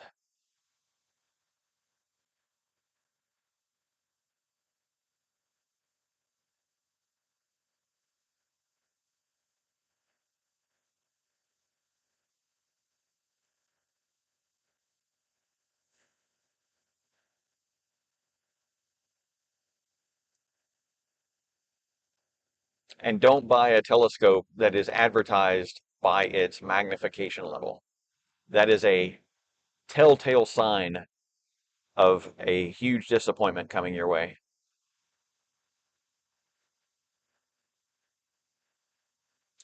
They're those types of telescopes are almost always the ones advertised in um, like big box stores, Walmart, Sears doesn't exist anymore, Kmart doesn't exist anymore, but you know, that type of store basically. Um,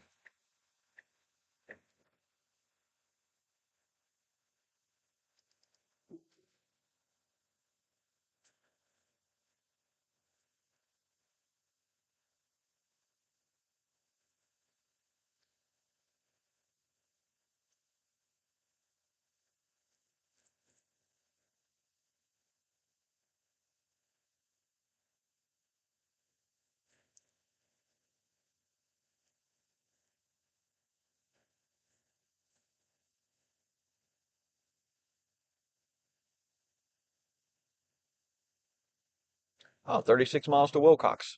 So that's the last supercharger before my exit. But I'm going to skip it because I've got enough juice to get there, and then I'll be able to charge while I'm there. So this is the first exit for Benson, Arizona. As I was talking about earlier, the place that has the trains that go through all the time. And it seems the conductors of the trains have contests to see who can out honk the other one. So there it is. Some of the train horns are obnoxious.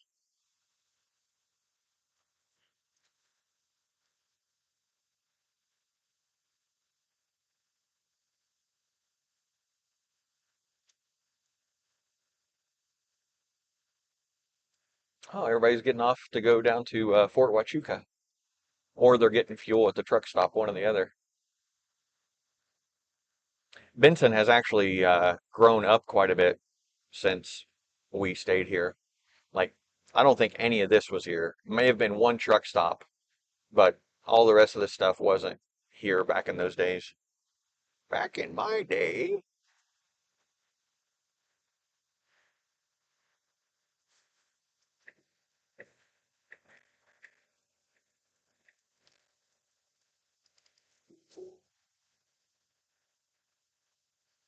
Looks like another RV park here. Actually, an RV community. Yeah. So it's an RV park with sticks and bricks things built around. Whether it's like a lanai or just a rest station or whatever you want to call it, with bathroom and laundry facility, stuff like that. Hard to say from the road, but oh, hey, buddy, you can stay over on your side. Thanks.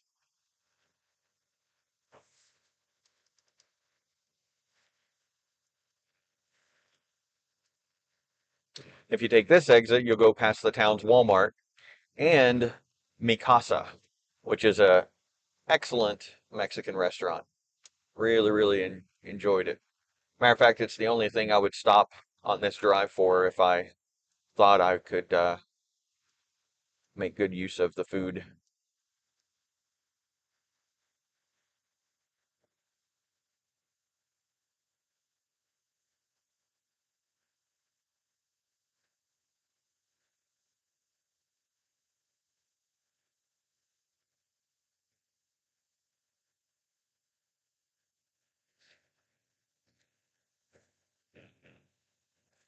So there's one of the sets of train tracks.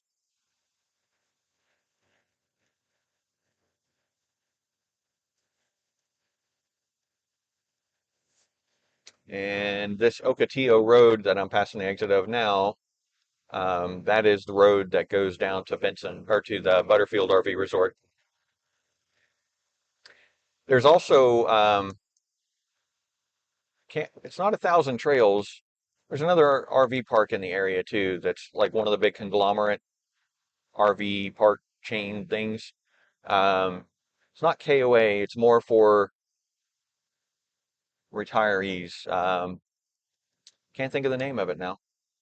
Anyway, there's a couple of RV parks around here, but I would, if I were here, I'd be at Benson or at the Butterfield, just because of the astronomy.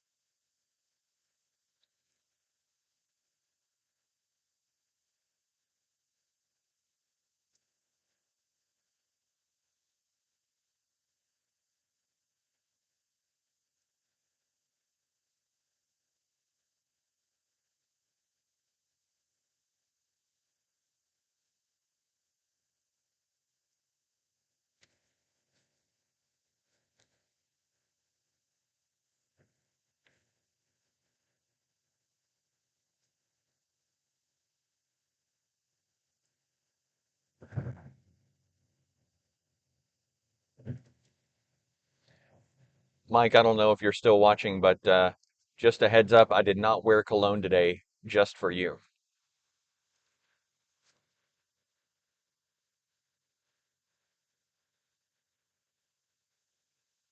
And I didn't bring any cologne with me to wear, so you are good, covered.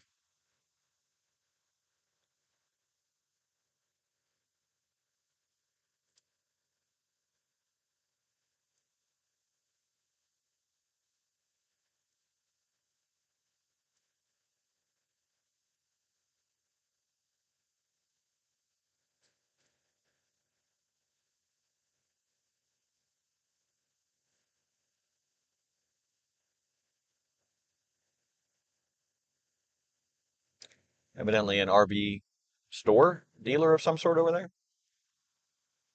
Maybe just a repair center and parts and service type stuff.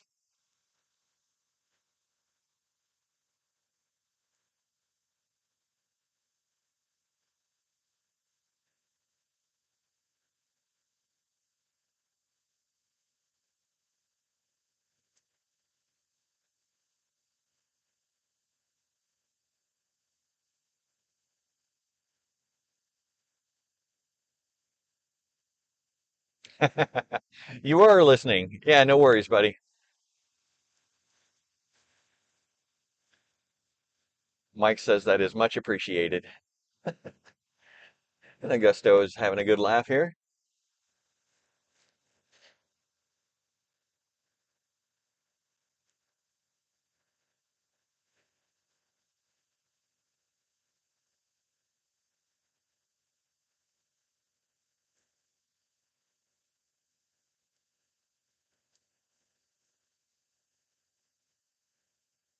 So 87 miles to the exit.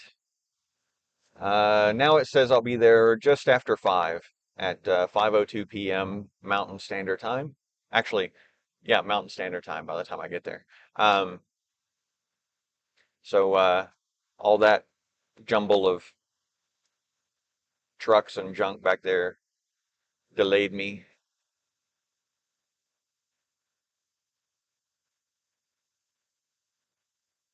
Oh, looks like they salted the roads.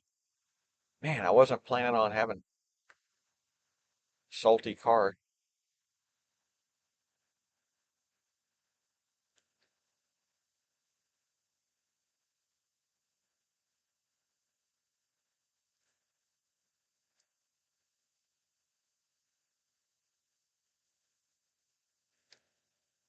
So, Mike, if you're still watching, did Rick get his new RV or is he still in the fifth wheel?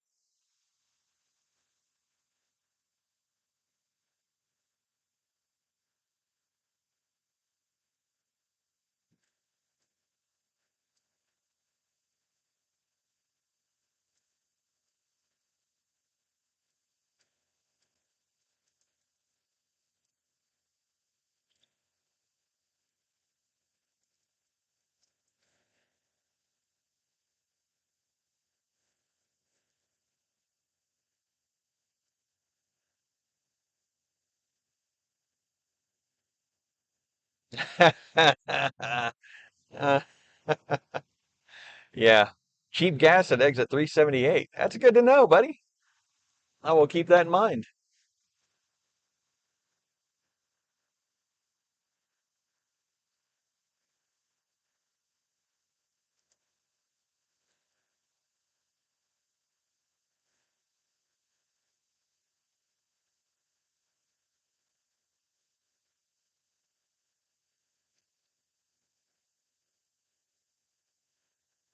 It's kind of crazy. This trip, I'm really only planning to be here one night, but I've packed clothes from t-shirt and jeans all the way to like sub-zero Carhartts and work boots with big, thick socks, thermal socks, because I'm going to be working in the observatory and I might be working well into the night with the roof open, tweaking focus and doing stuff.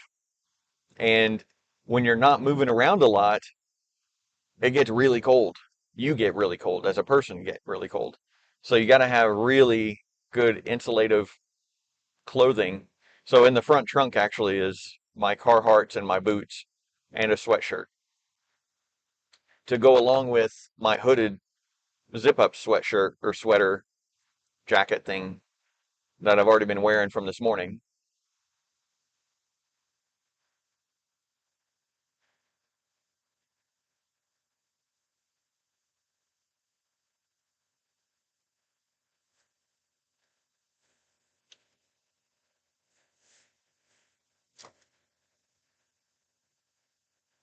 Hmm. Yeah, Verizon is still stuck at 10 gigs, so I don't think that's really a good measure on the jetpack there of what I've actually used. The other jetpack is up to 5.13 gig on T-Mobile, so I think that's probably fairly accurate.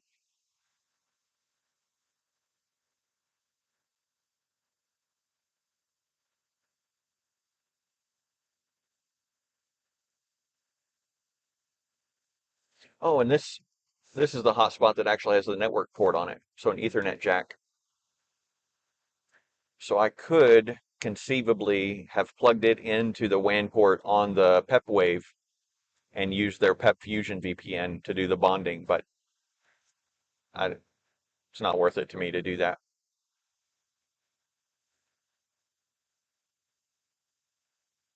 My PepWave looks like a porcupine though.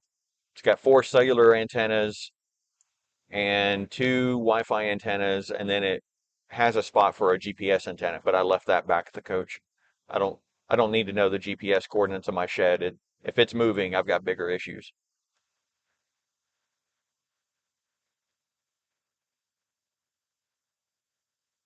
Maybe if it was in Tornado Alley, having a GPS on the shed would be much more necessary.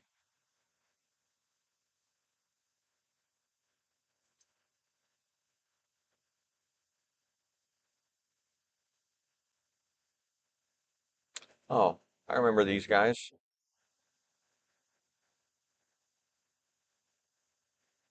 I think yeah, they passed me on the interstate a while back.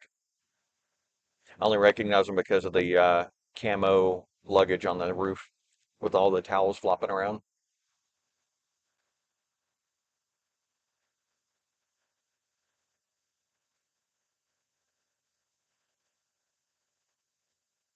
And this is a mail truck, almost certain. Nope, movers. Usually that sole single U.S. flag on it is a mail contractor.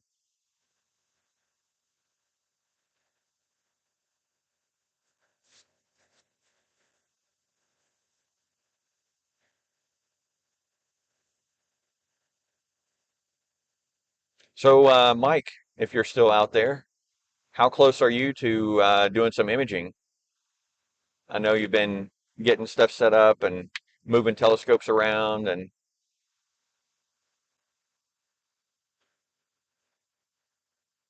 got any data to share? I think you have a 16-inch RC or RCOS. It is an RC. Well, maybe I'm confusing you and Chris. No, I think you have an RC, 16-inch RC. Anyway, been too long.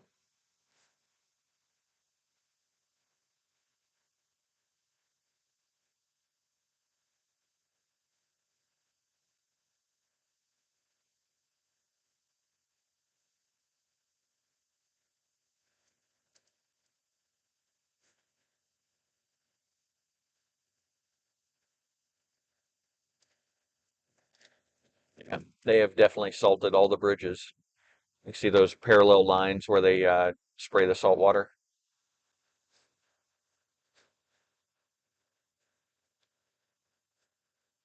And now we're getting into hoodoo territory. Oh,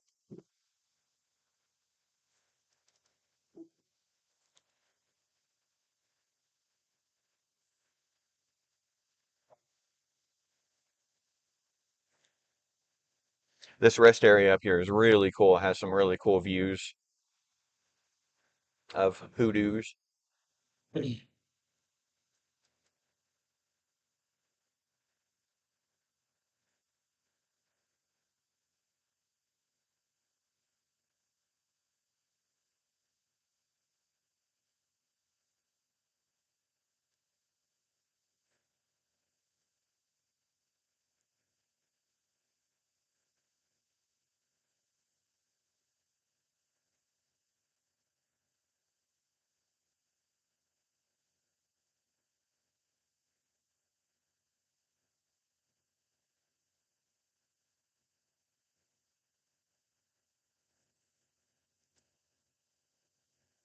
Mark says he believes it's a 14-inch RC Astrotech. I think you're right. I know you've seen it more than I have. I'll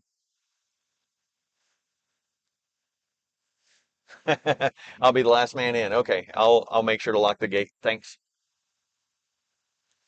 Astrotech. Yes. Well, I mean, I pronounced it properly, whether it was spelled right or not.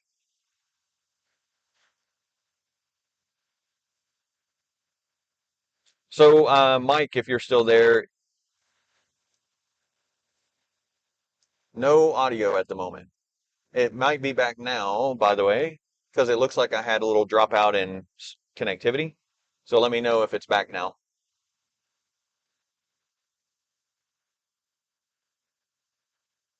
Um, Also, Mike, you said you were working with Ed. Is Ed there now still? Or I know he was there at some point, but I thought he went back.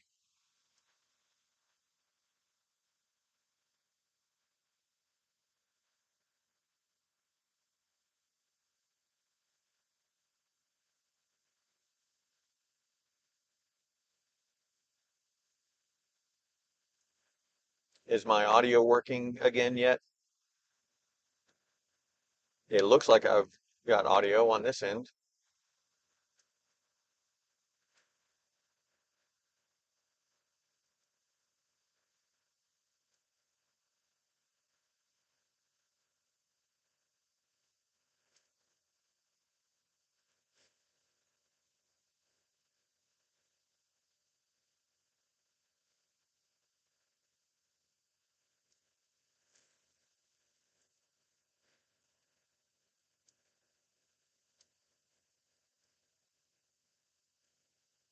I'm going to blame the small keyboard and poor voice to text transcriptions.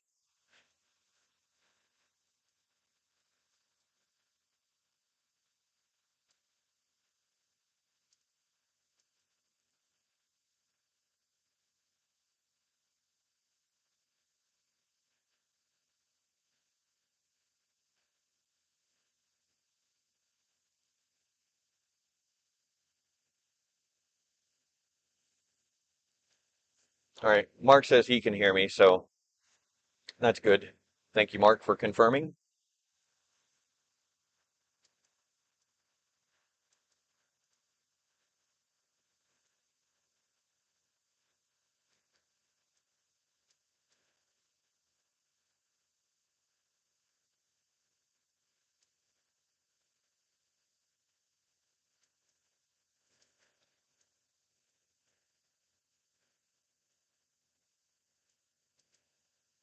Only 80 miles left on this trip, at least this direction part of the trip.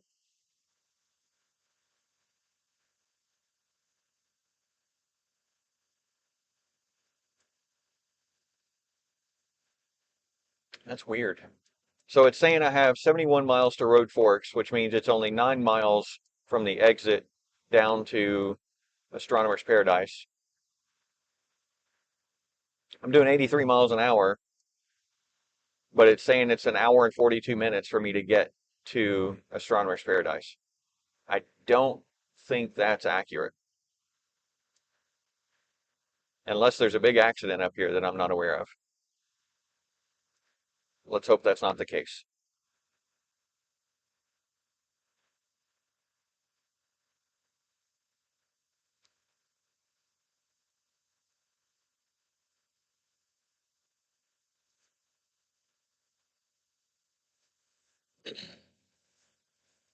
Mark says I'm going to be hard pressed to find any daylight to work in.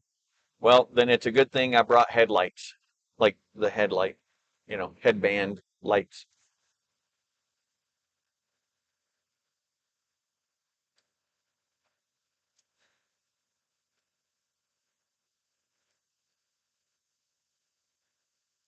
Mark, I did bring my 360 camera so that I can shoot a pano and get set up for Stellarium to be the actual view from the shed in this location with both of our telescopes there. So at some point between today and tomorrow before I leave, I'm going to want to open the roof and have both of our telescopes in park position 3. And I'll take a 360 photo from each of the telescopes. So you can use a stellarium landscape that reflects your telescope, and then I can use one that reflects mine. And it'll help us get the horizon set properly. So for the roof roll off position and stuff like that.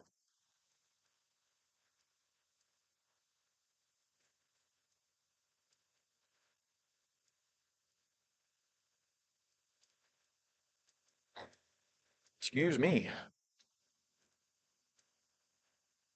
Head lice? Oh, no, no, not head lice, head light. Light.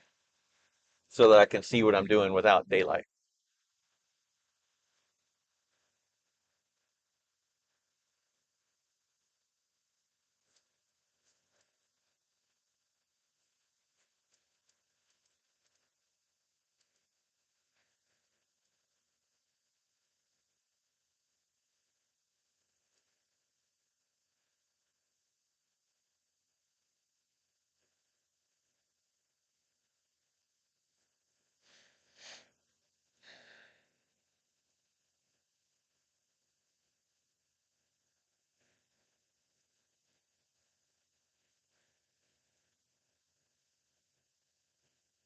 I think those are the Chiricahuas.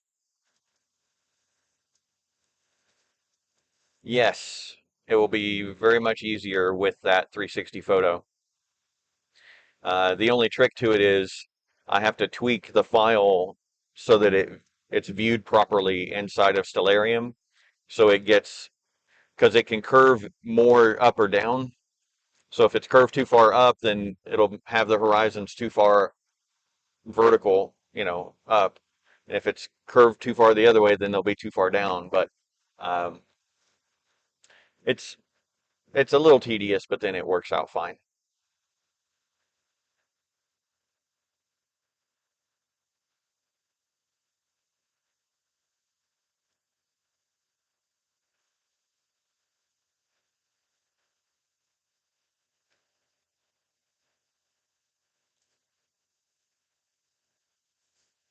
There's a Phaeton mentioning Tiffin products there a moment ago, or a little bit ago now. Yeah, luminous headlights. That's you never have to recharge them, right? They just glow.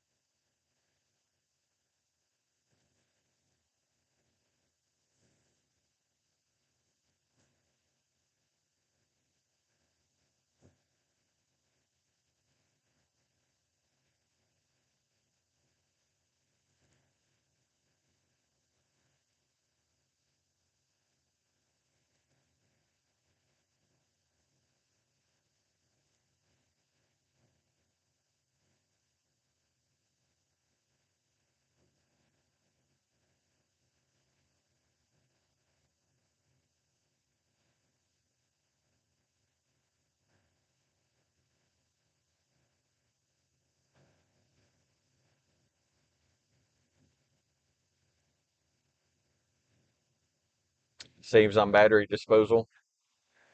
Yeah, definitely does. It's better for the environment. Bioluminescent headlights.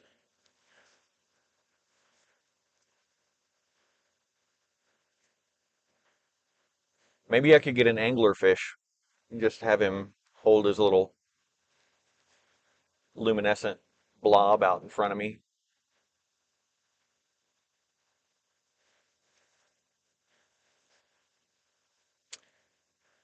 Okay, sounds good, Mike. We will see you when I get there.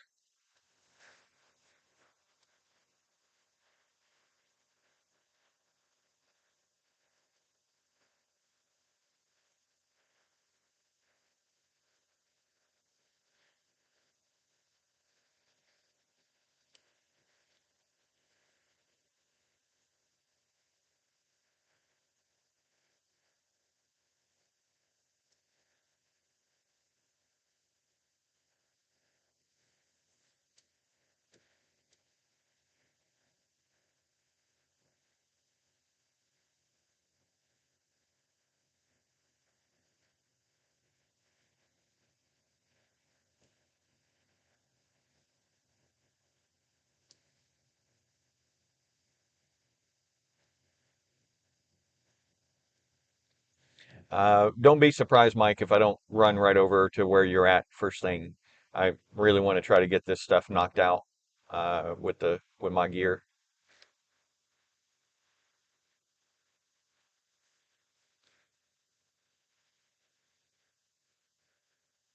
Hey, Mark, if you're still out there, what time is sunset tonight for for the AstroShed?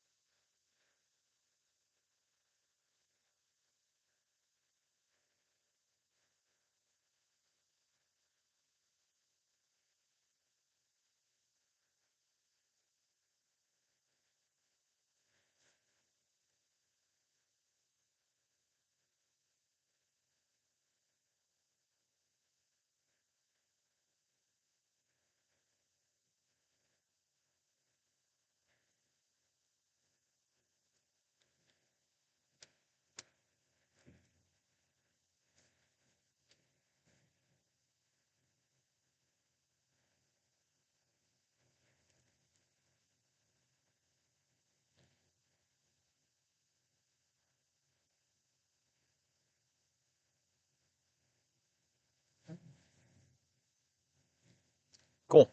Thanks, Mark.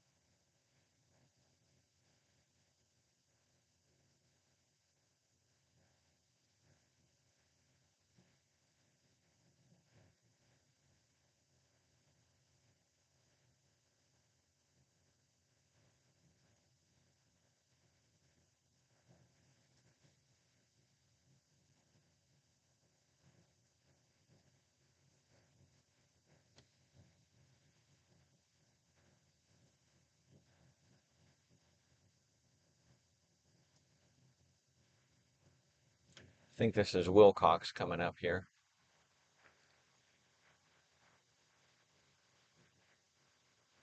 Yep, Rex Allen Drive. So the other supercharger is right up here at the Holiday Inn on the other side of the interstate, or on the other side of the crossover.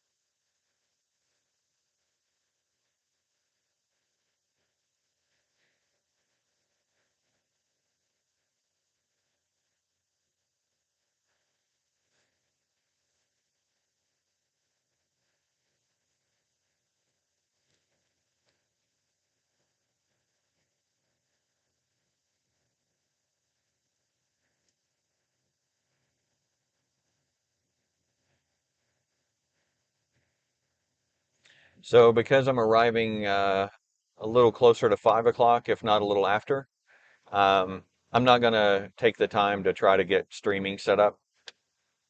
I just want to get everything done that I need to get done while I'm here. And streaming takes a lot of time. Um, so once I get there, I will sign off and we'll see you on the next stream. Still have an hour, actually, according to this, an hour and a half. I don't see how that's possible, but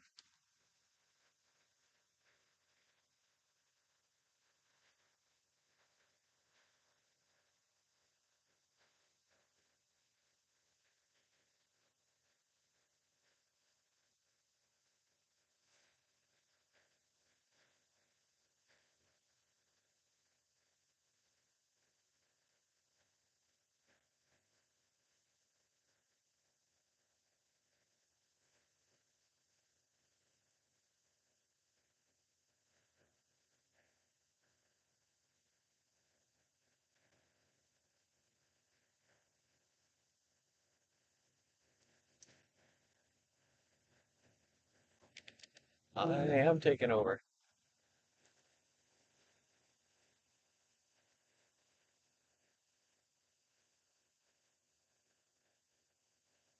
Don't like being behind trucks like that.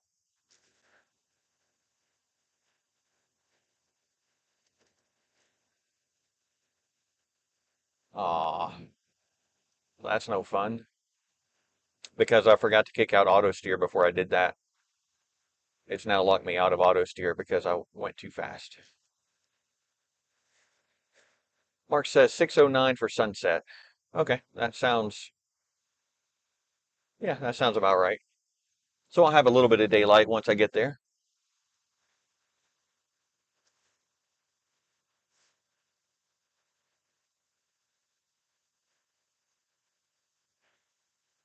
So once I get off at the exit here in 52 miles, I'm going to have to stop, put it in park, and then go again, and then it'll let me use auto steer again. That's unfortunate.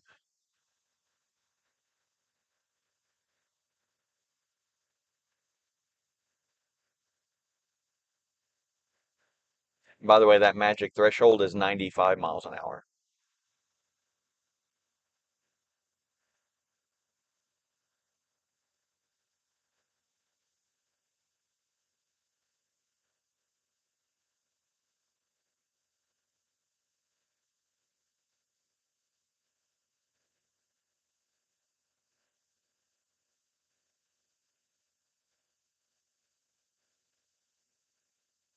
I've been told. Anyway,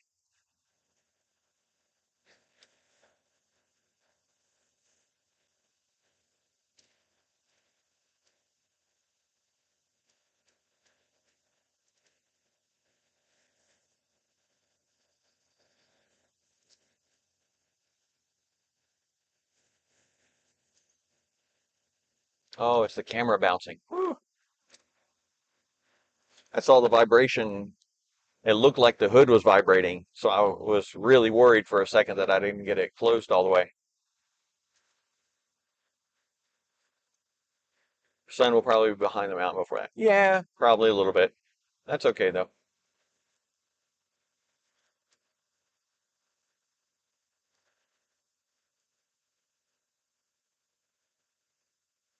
I bet the temperature will drop quick after that. Jinx. That message came across right as I was saying that.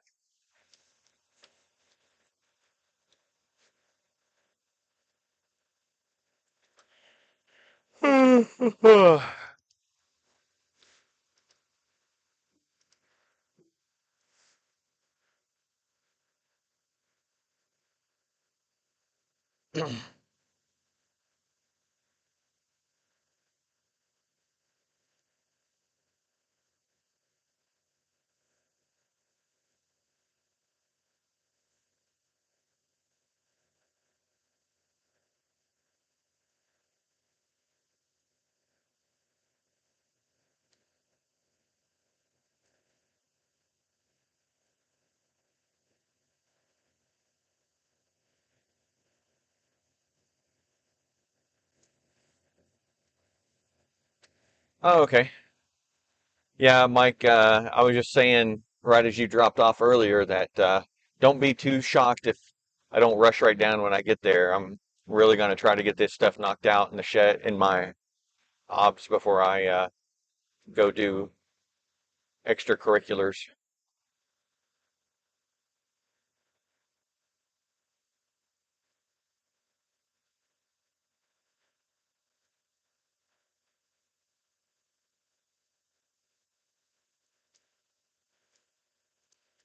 So, Mike, is Ed there, or are you working? That no audio part's got to be on your end.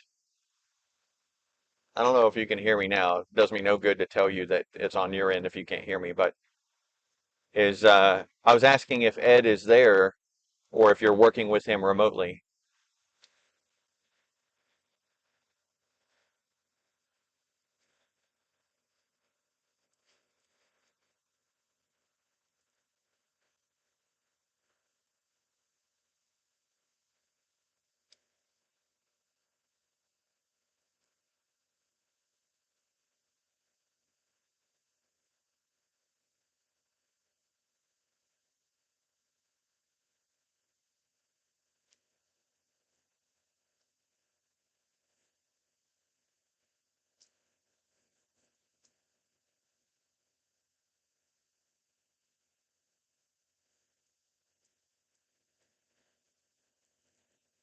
Oh man. Ugh. I hope I sleep well tonight.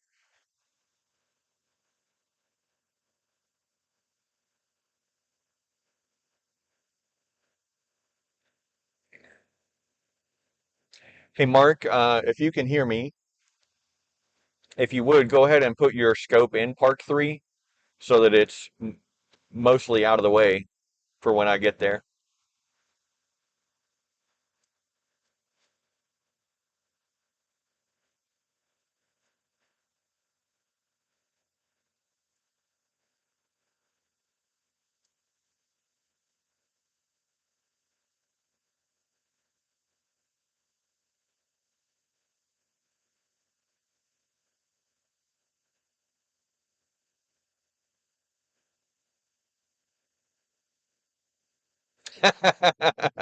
It has to be on his end if Mark heard me.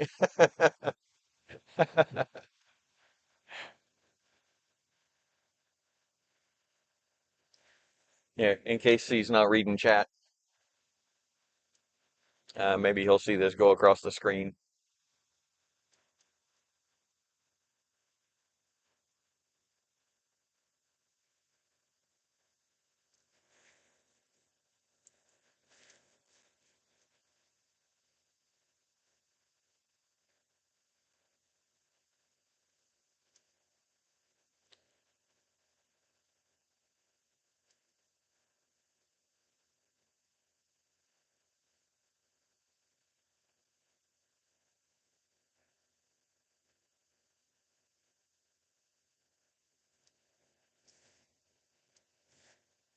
Thanks, Mark.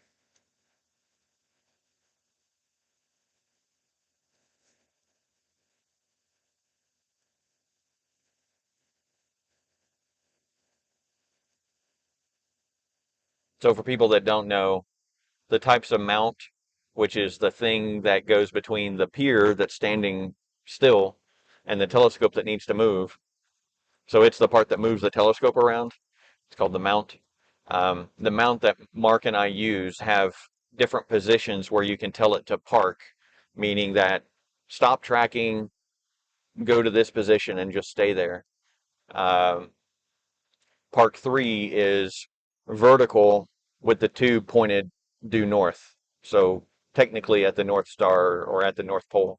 Um, that position is a lot better than what he and I usually do, which is park horizontal with the tube pointed either at the north wall or south wall, depending on how you're looking at it. Um, so Park 3 being vertical and pointed north instead of horizontal and around, it gives a lot more room to walk around the telescopes and pier and stuff. Of course, there's only 6 people viewing, and all 6 of them are probably astronomers at this point. I've bored everyone else to vacate.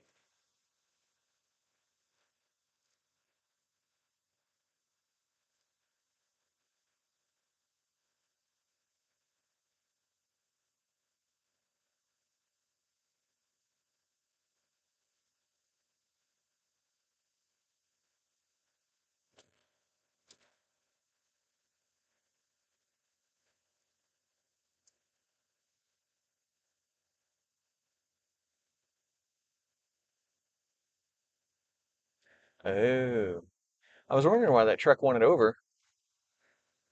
I couldn't see the truck in front of him.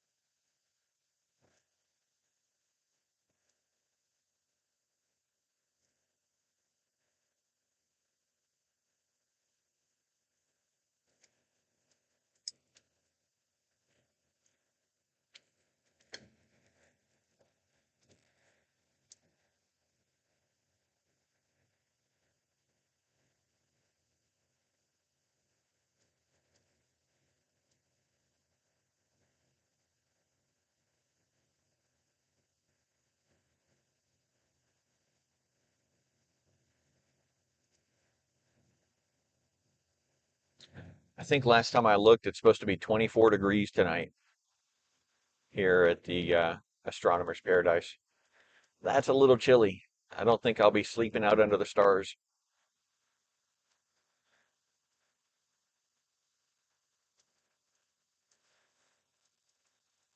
Oh, so not just astronomers. Thanks for sticking around, Twyla.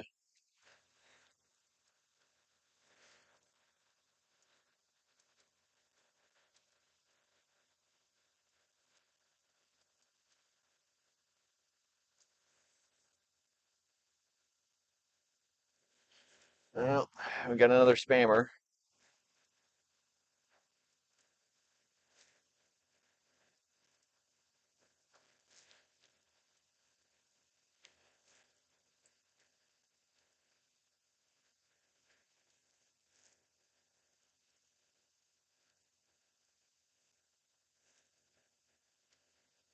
Goodbye, spammer.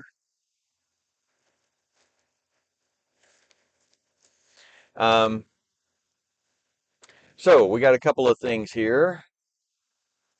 Mark, lots of humor to be had with this, but the lag is too great for most of it. Yep, yeah. Comedic timing with 20 plus seconds of lag. No, no, no good.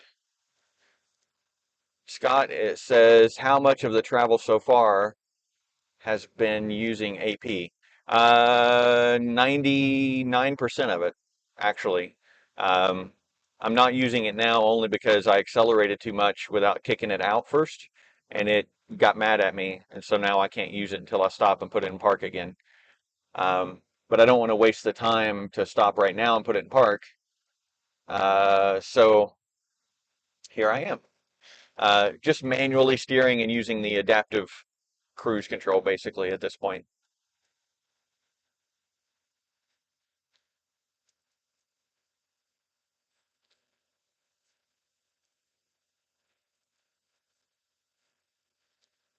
So it's still doing the braking and accelerating. I'm just steering it now. And I have 36 miles to my exit, which is where I'll actually stop, put it in park, and then go again. And then it'll let me use the autopilot.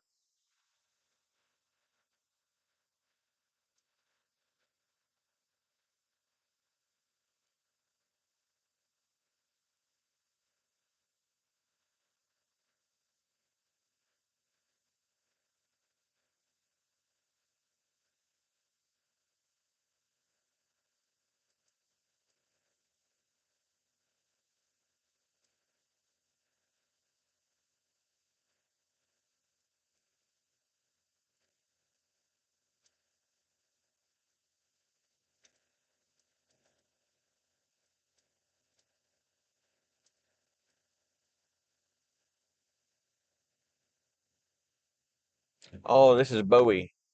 I was trying to think of what little tiny town I was missing that there's an exit for. And then I remembered, Mike, you said exit 378 was cheap gas. Um, I was trying to figure out, like, what is exit 378 if I hadn't passed it already? I'd forgotten about Bowie.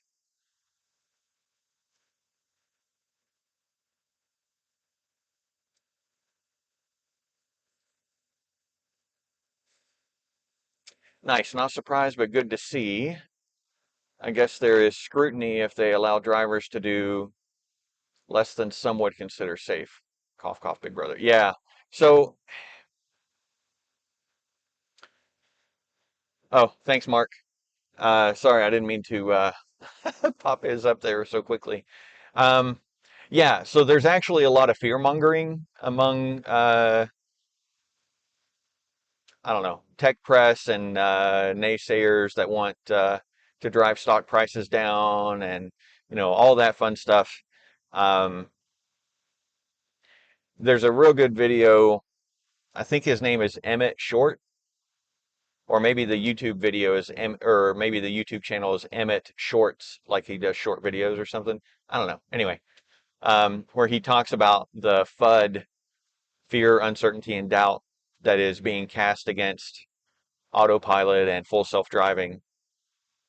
And one of the things he highlights is that um, as dangerous as everybody says it is, um, it's still producing far fewer accidents when autopilot is engaged compared to when it's not engaged, and far, far, far fewer accidents on Teslas in general, and then again, far fewer with autopilot engaged compared to the general average accident per miles driven in the US.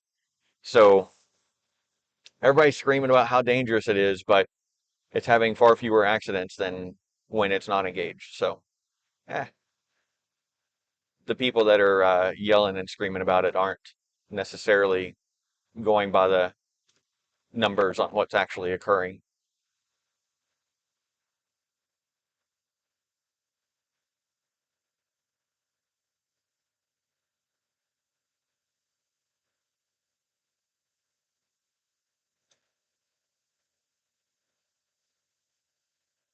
Now it's getting better.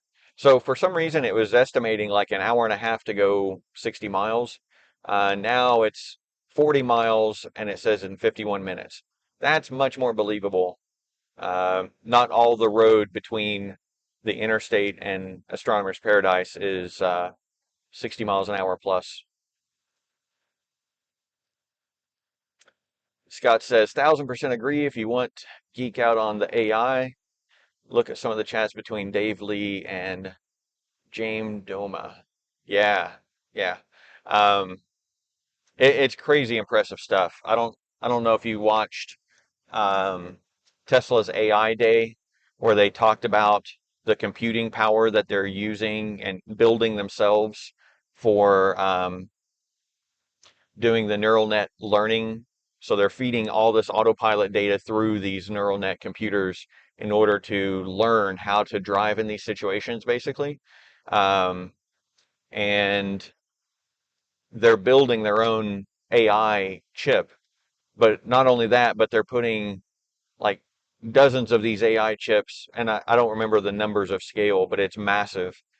So they're putting dozens of these chips on a single enclosure and piping power and coolant and data all into this little confined thing. And then they're putting dozens of those on a card, and then they're putting dozens of cards per rack. And it ends up that even like the little scale AI processor that they've created, even by itself, is far faster and more capable than anything else out there. And then you consider how much they're putting into an entire rack. It's mind blowing. Really cool stuff.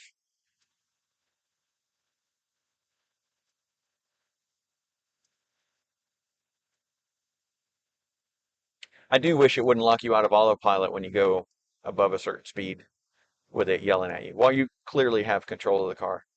Anyway, that's more trying to appease the nanny state people out there.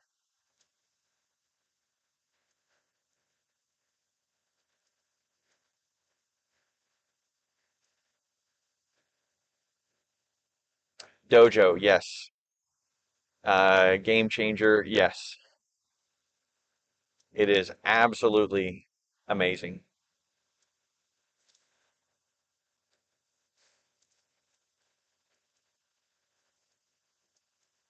The other thing that gets me, Scott, is there's so many people out there that can't separate Elon Musk and some of the dumb stuff he says from Tesla, the company.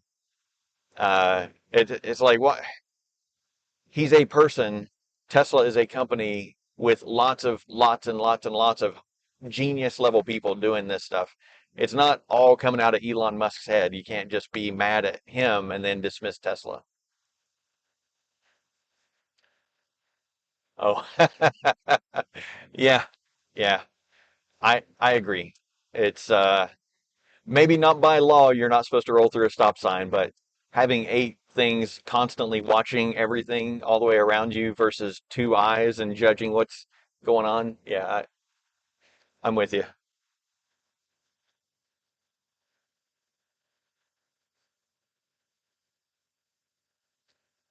And don't get me wrong, Elon says some really dumb things sometimes, but he too is a genius.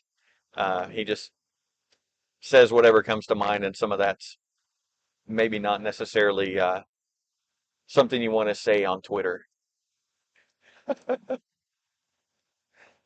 Yeah, hey, no worries, man. I get it.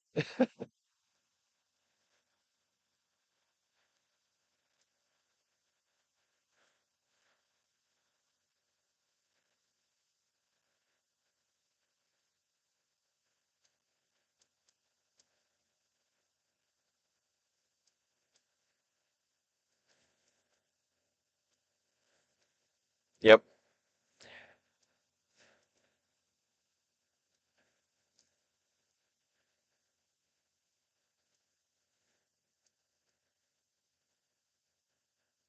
It's real clear when you're reading headlines. You can almost instantly figure out which slant the article is going to have. If it says something like if it's talking about SpaceX or Starlink or Tesla, and it says Elon Musk's SpaceX or Elon Musk's Starlink or Elon Musk's Tesla, you, it's a pretty good indicator that maybe it's going to be a little bashing of his work. Yep. Thanks very much, Scott. I should be at my destination here in about 40 minutes, so not too far away now. Thanks for stopping by.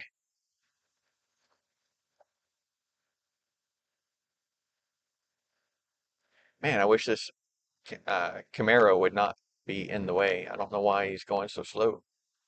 I wonder, it feels like they slow down next to every truck. So it kind of feels like they're afraid of the truck.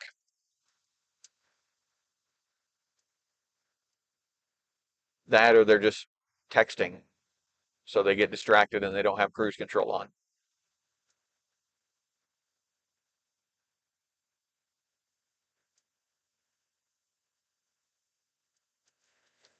I'm gonna go around them.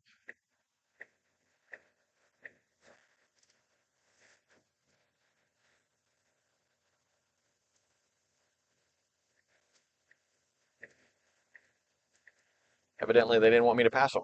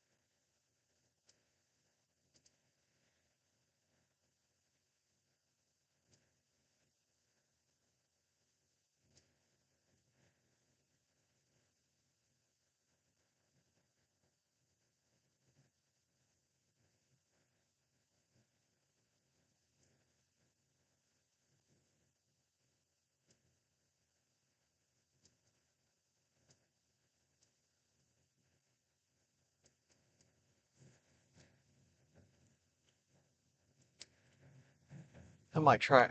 I don't think I have anything to clamp it with, but I might try to tape that camera upright so that it's not bouncing like that on the way if I stream on the way back. There's so much slope to the windshield, I had to mount it upside down and then I flip it in the software.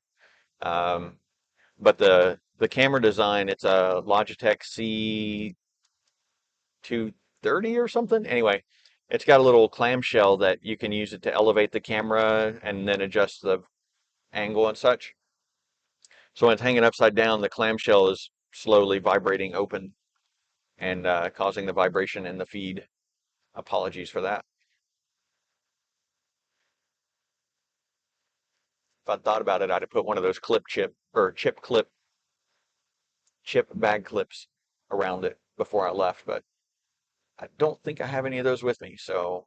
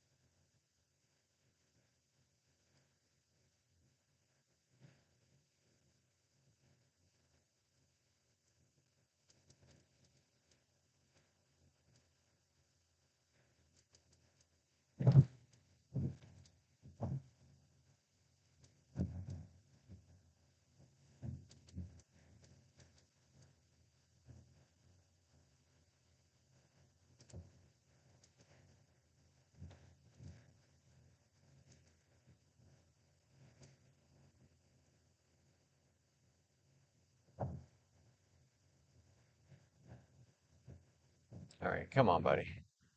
There we go. Thank you. I appreciate that.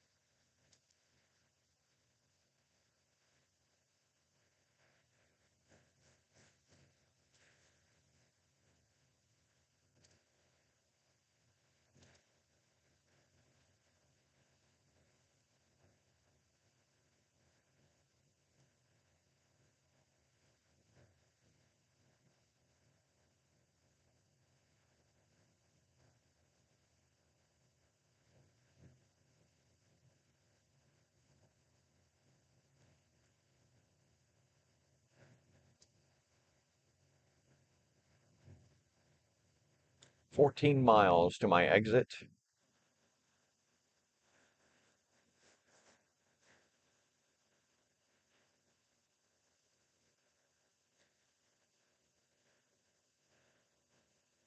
Only 22 miles to my destination.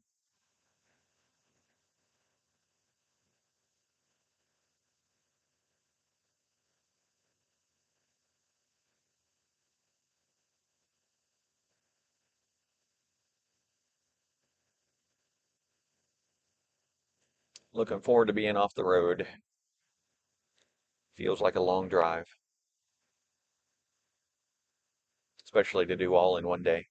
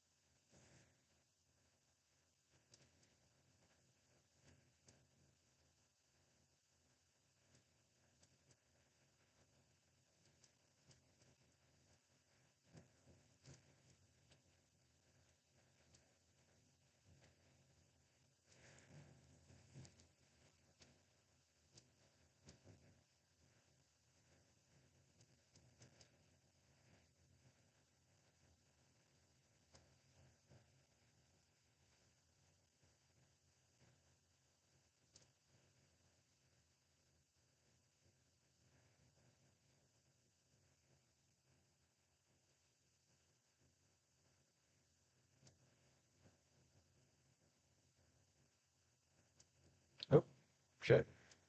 Sorry, I'm drifting a little bit there.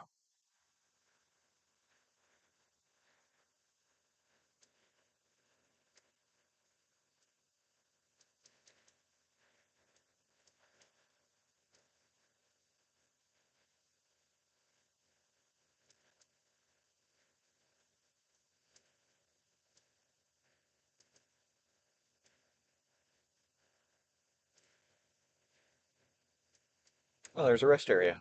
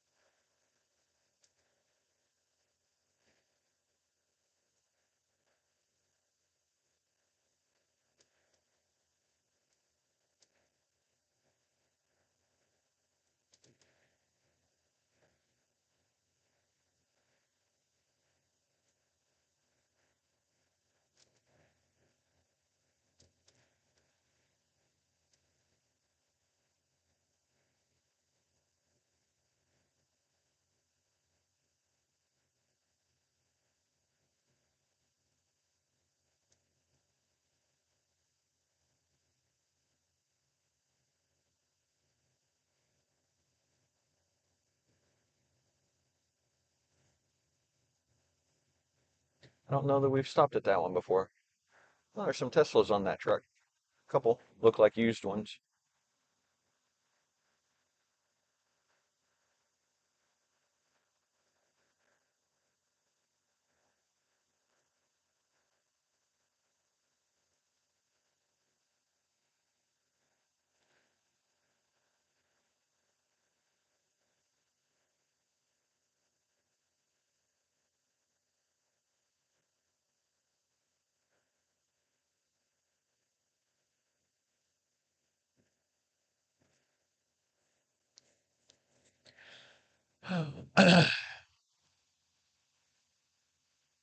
Ah, good bandwidth issues.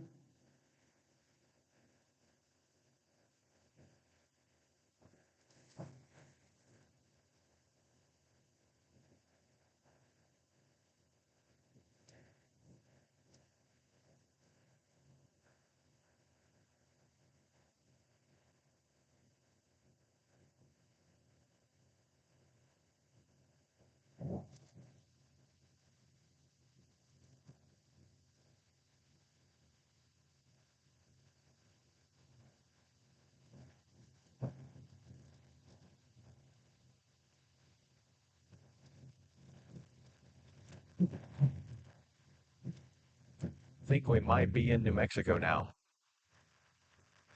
Roads just got really crappy.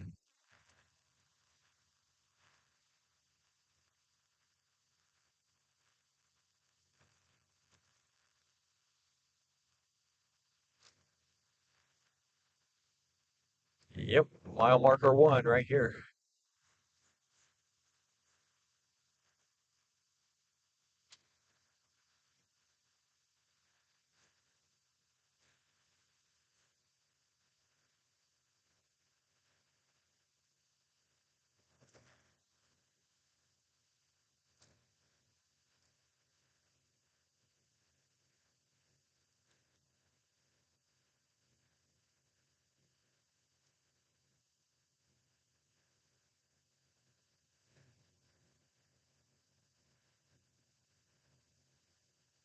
3.8 miles to the exit.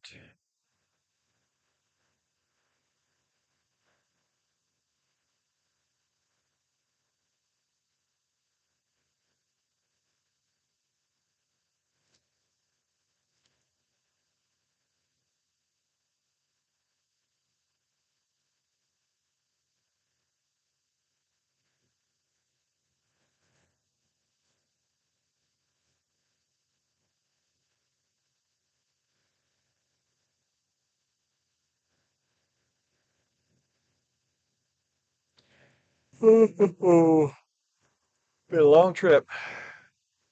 You can't hear me. Can't see me.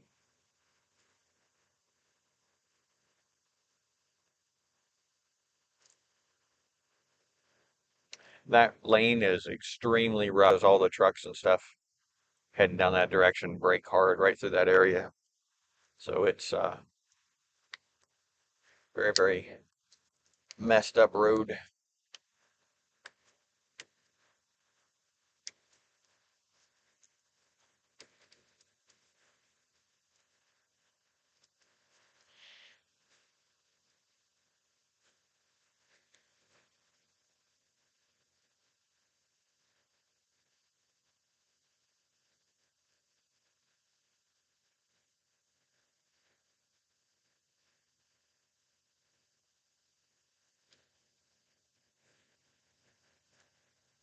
All right, buddy. There we go. Thank you. In 1 mile, take exit 5 on the right onto New completely south.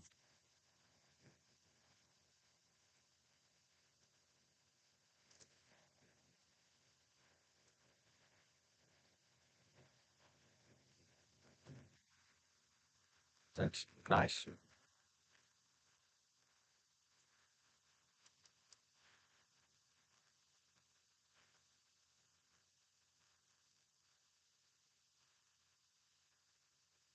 Still staying over here as much as I can until I need to dart off the exit.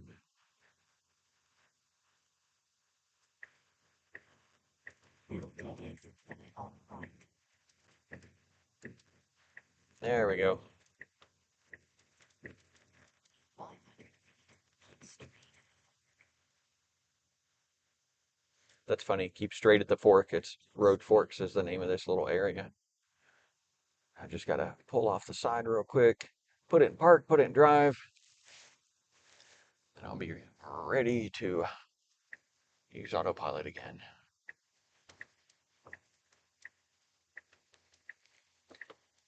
So this doesn't look very appealing. Park. And hey, autopilot again. Ooh. And you can't see me. Can't hear me. Maybe. Can hear me. Anyway, I got autopilot again. Yay.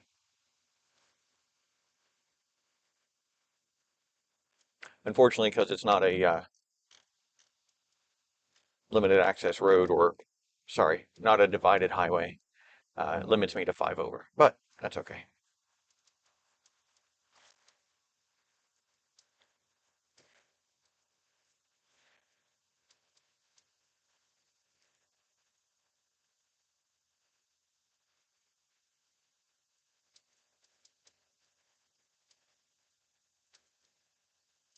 So 6.8 miles to Goat Camp Road, and then another 0.8 of a mile, and I'll be where I'm being.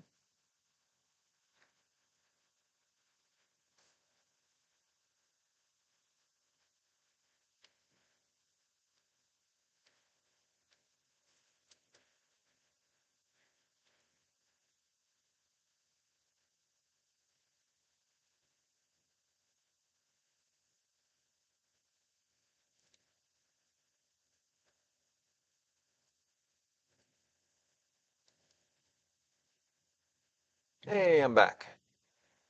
Hello, everybody. I'm now on New Mexico 80, traveling south. I'll be turning left in 6 miles onto Goat Camp Road.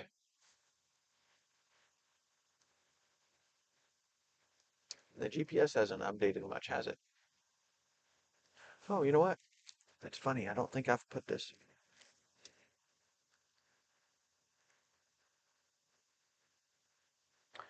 Is that still running? That's all that, all that. Oh yeah, it's in move mode. Okay.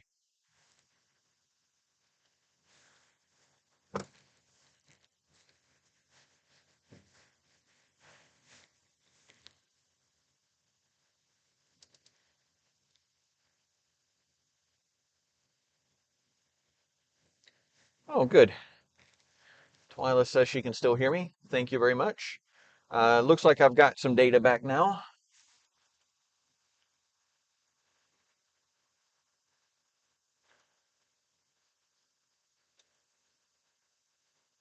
Although the position seems a little erratic on the map. Oh well, I'm almost there. That's what you need to know.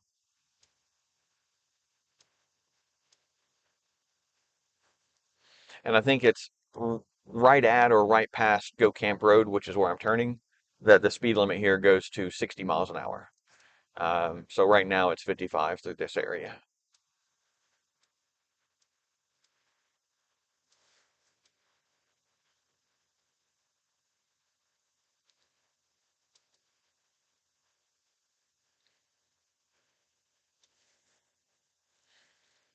Wow, that looks way more built up over there than I remember. I don't even quite know what all that is. 4 miles? Maybe it's just,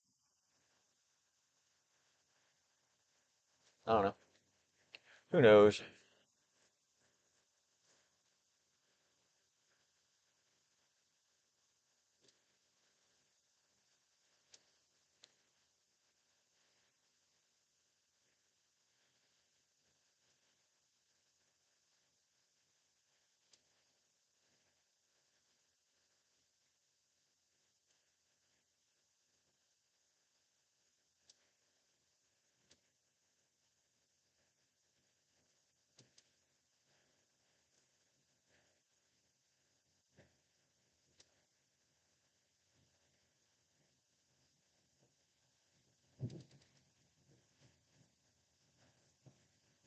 What?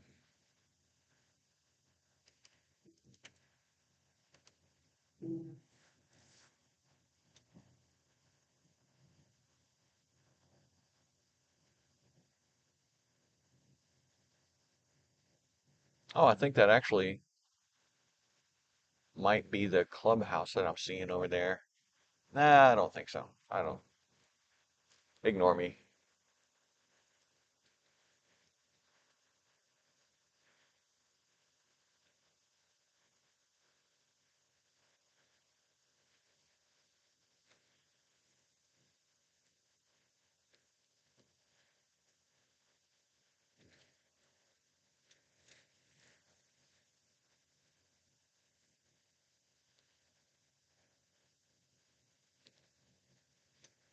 Nope, definitely not the clubhouse. I got 2 miles left of the turn, and that's way before it, so.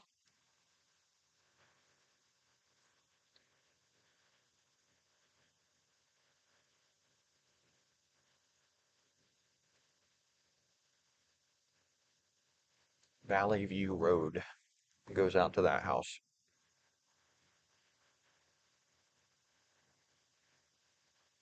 Oh, yeah. And then you remembered I'm not going that far. Yeah, sorry, sweetie.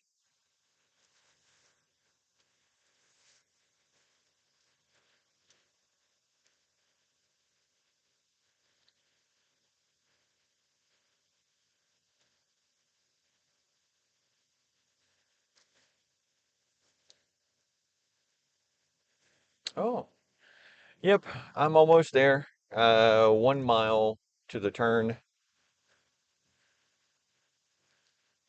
1 mile. Turn left onto Gold Campground.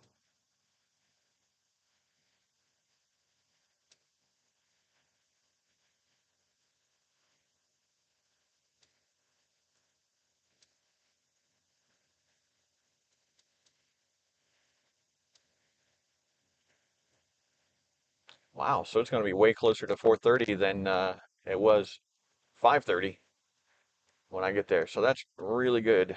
I'm glad I'm getting here with some extra time.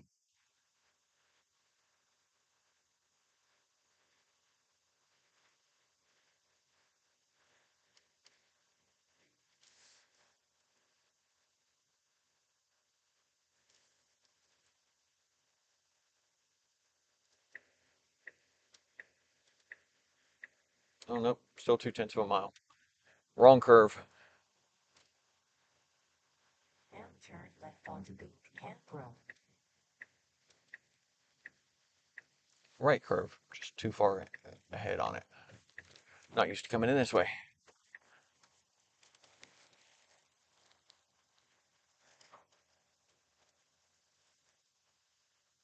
I can't drive 55. Once I pull through the gate, I've got to close it behind me and lock it. They keep the area locked off when unless someone's coming and going, just to keep someone from coming and going.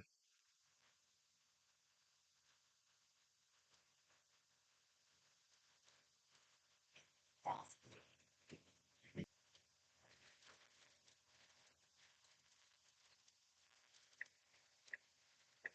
Have arrived at your destination.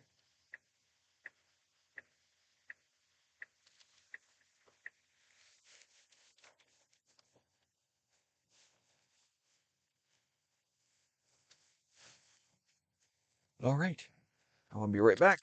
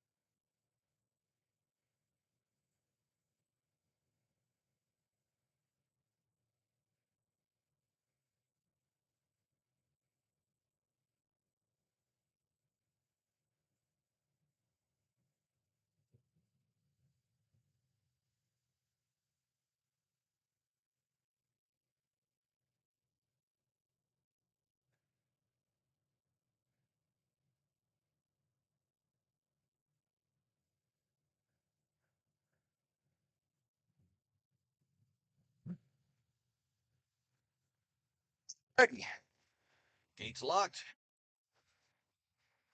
Let's get to the shed.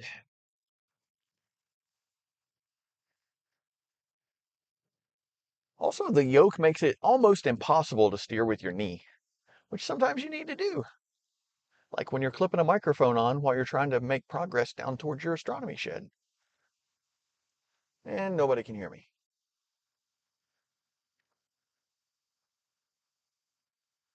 That's weird.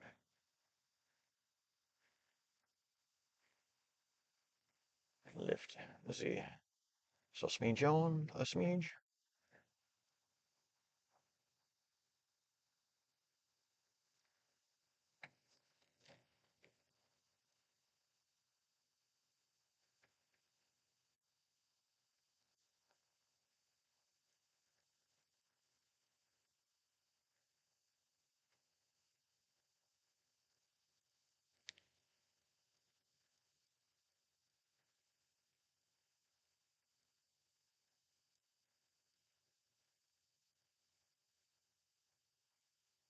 Yep, there's where I'm going to be plugging in the car. I got 2 spots.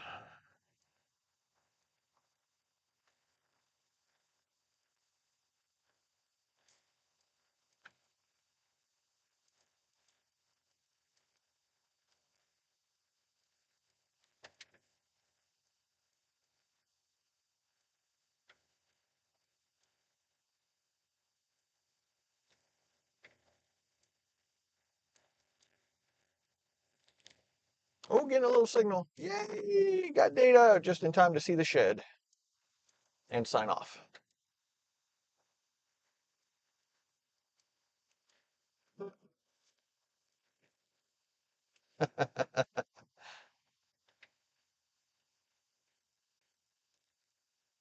All right, so there's the shed. I'm gonna actually back in, so you won't be able to see this part. But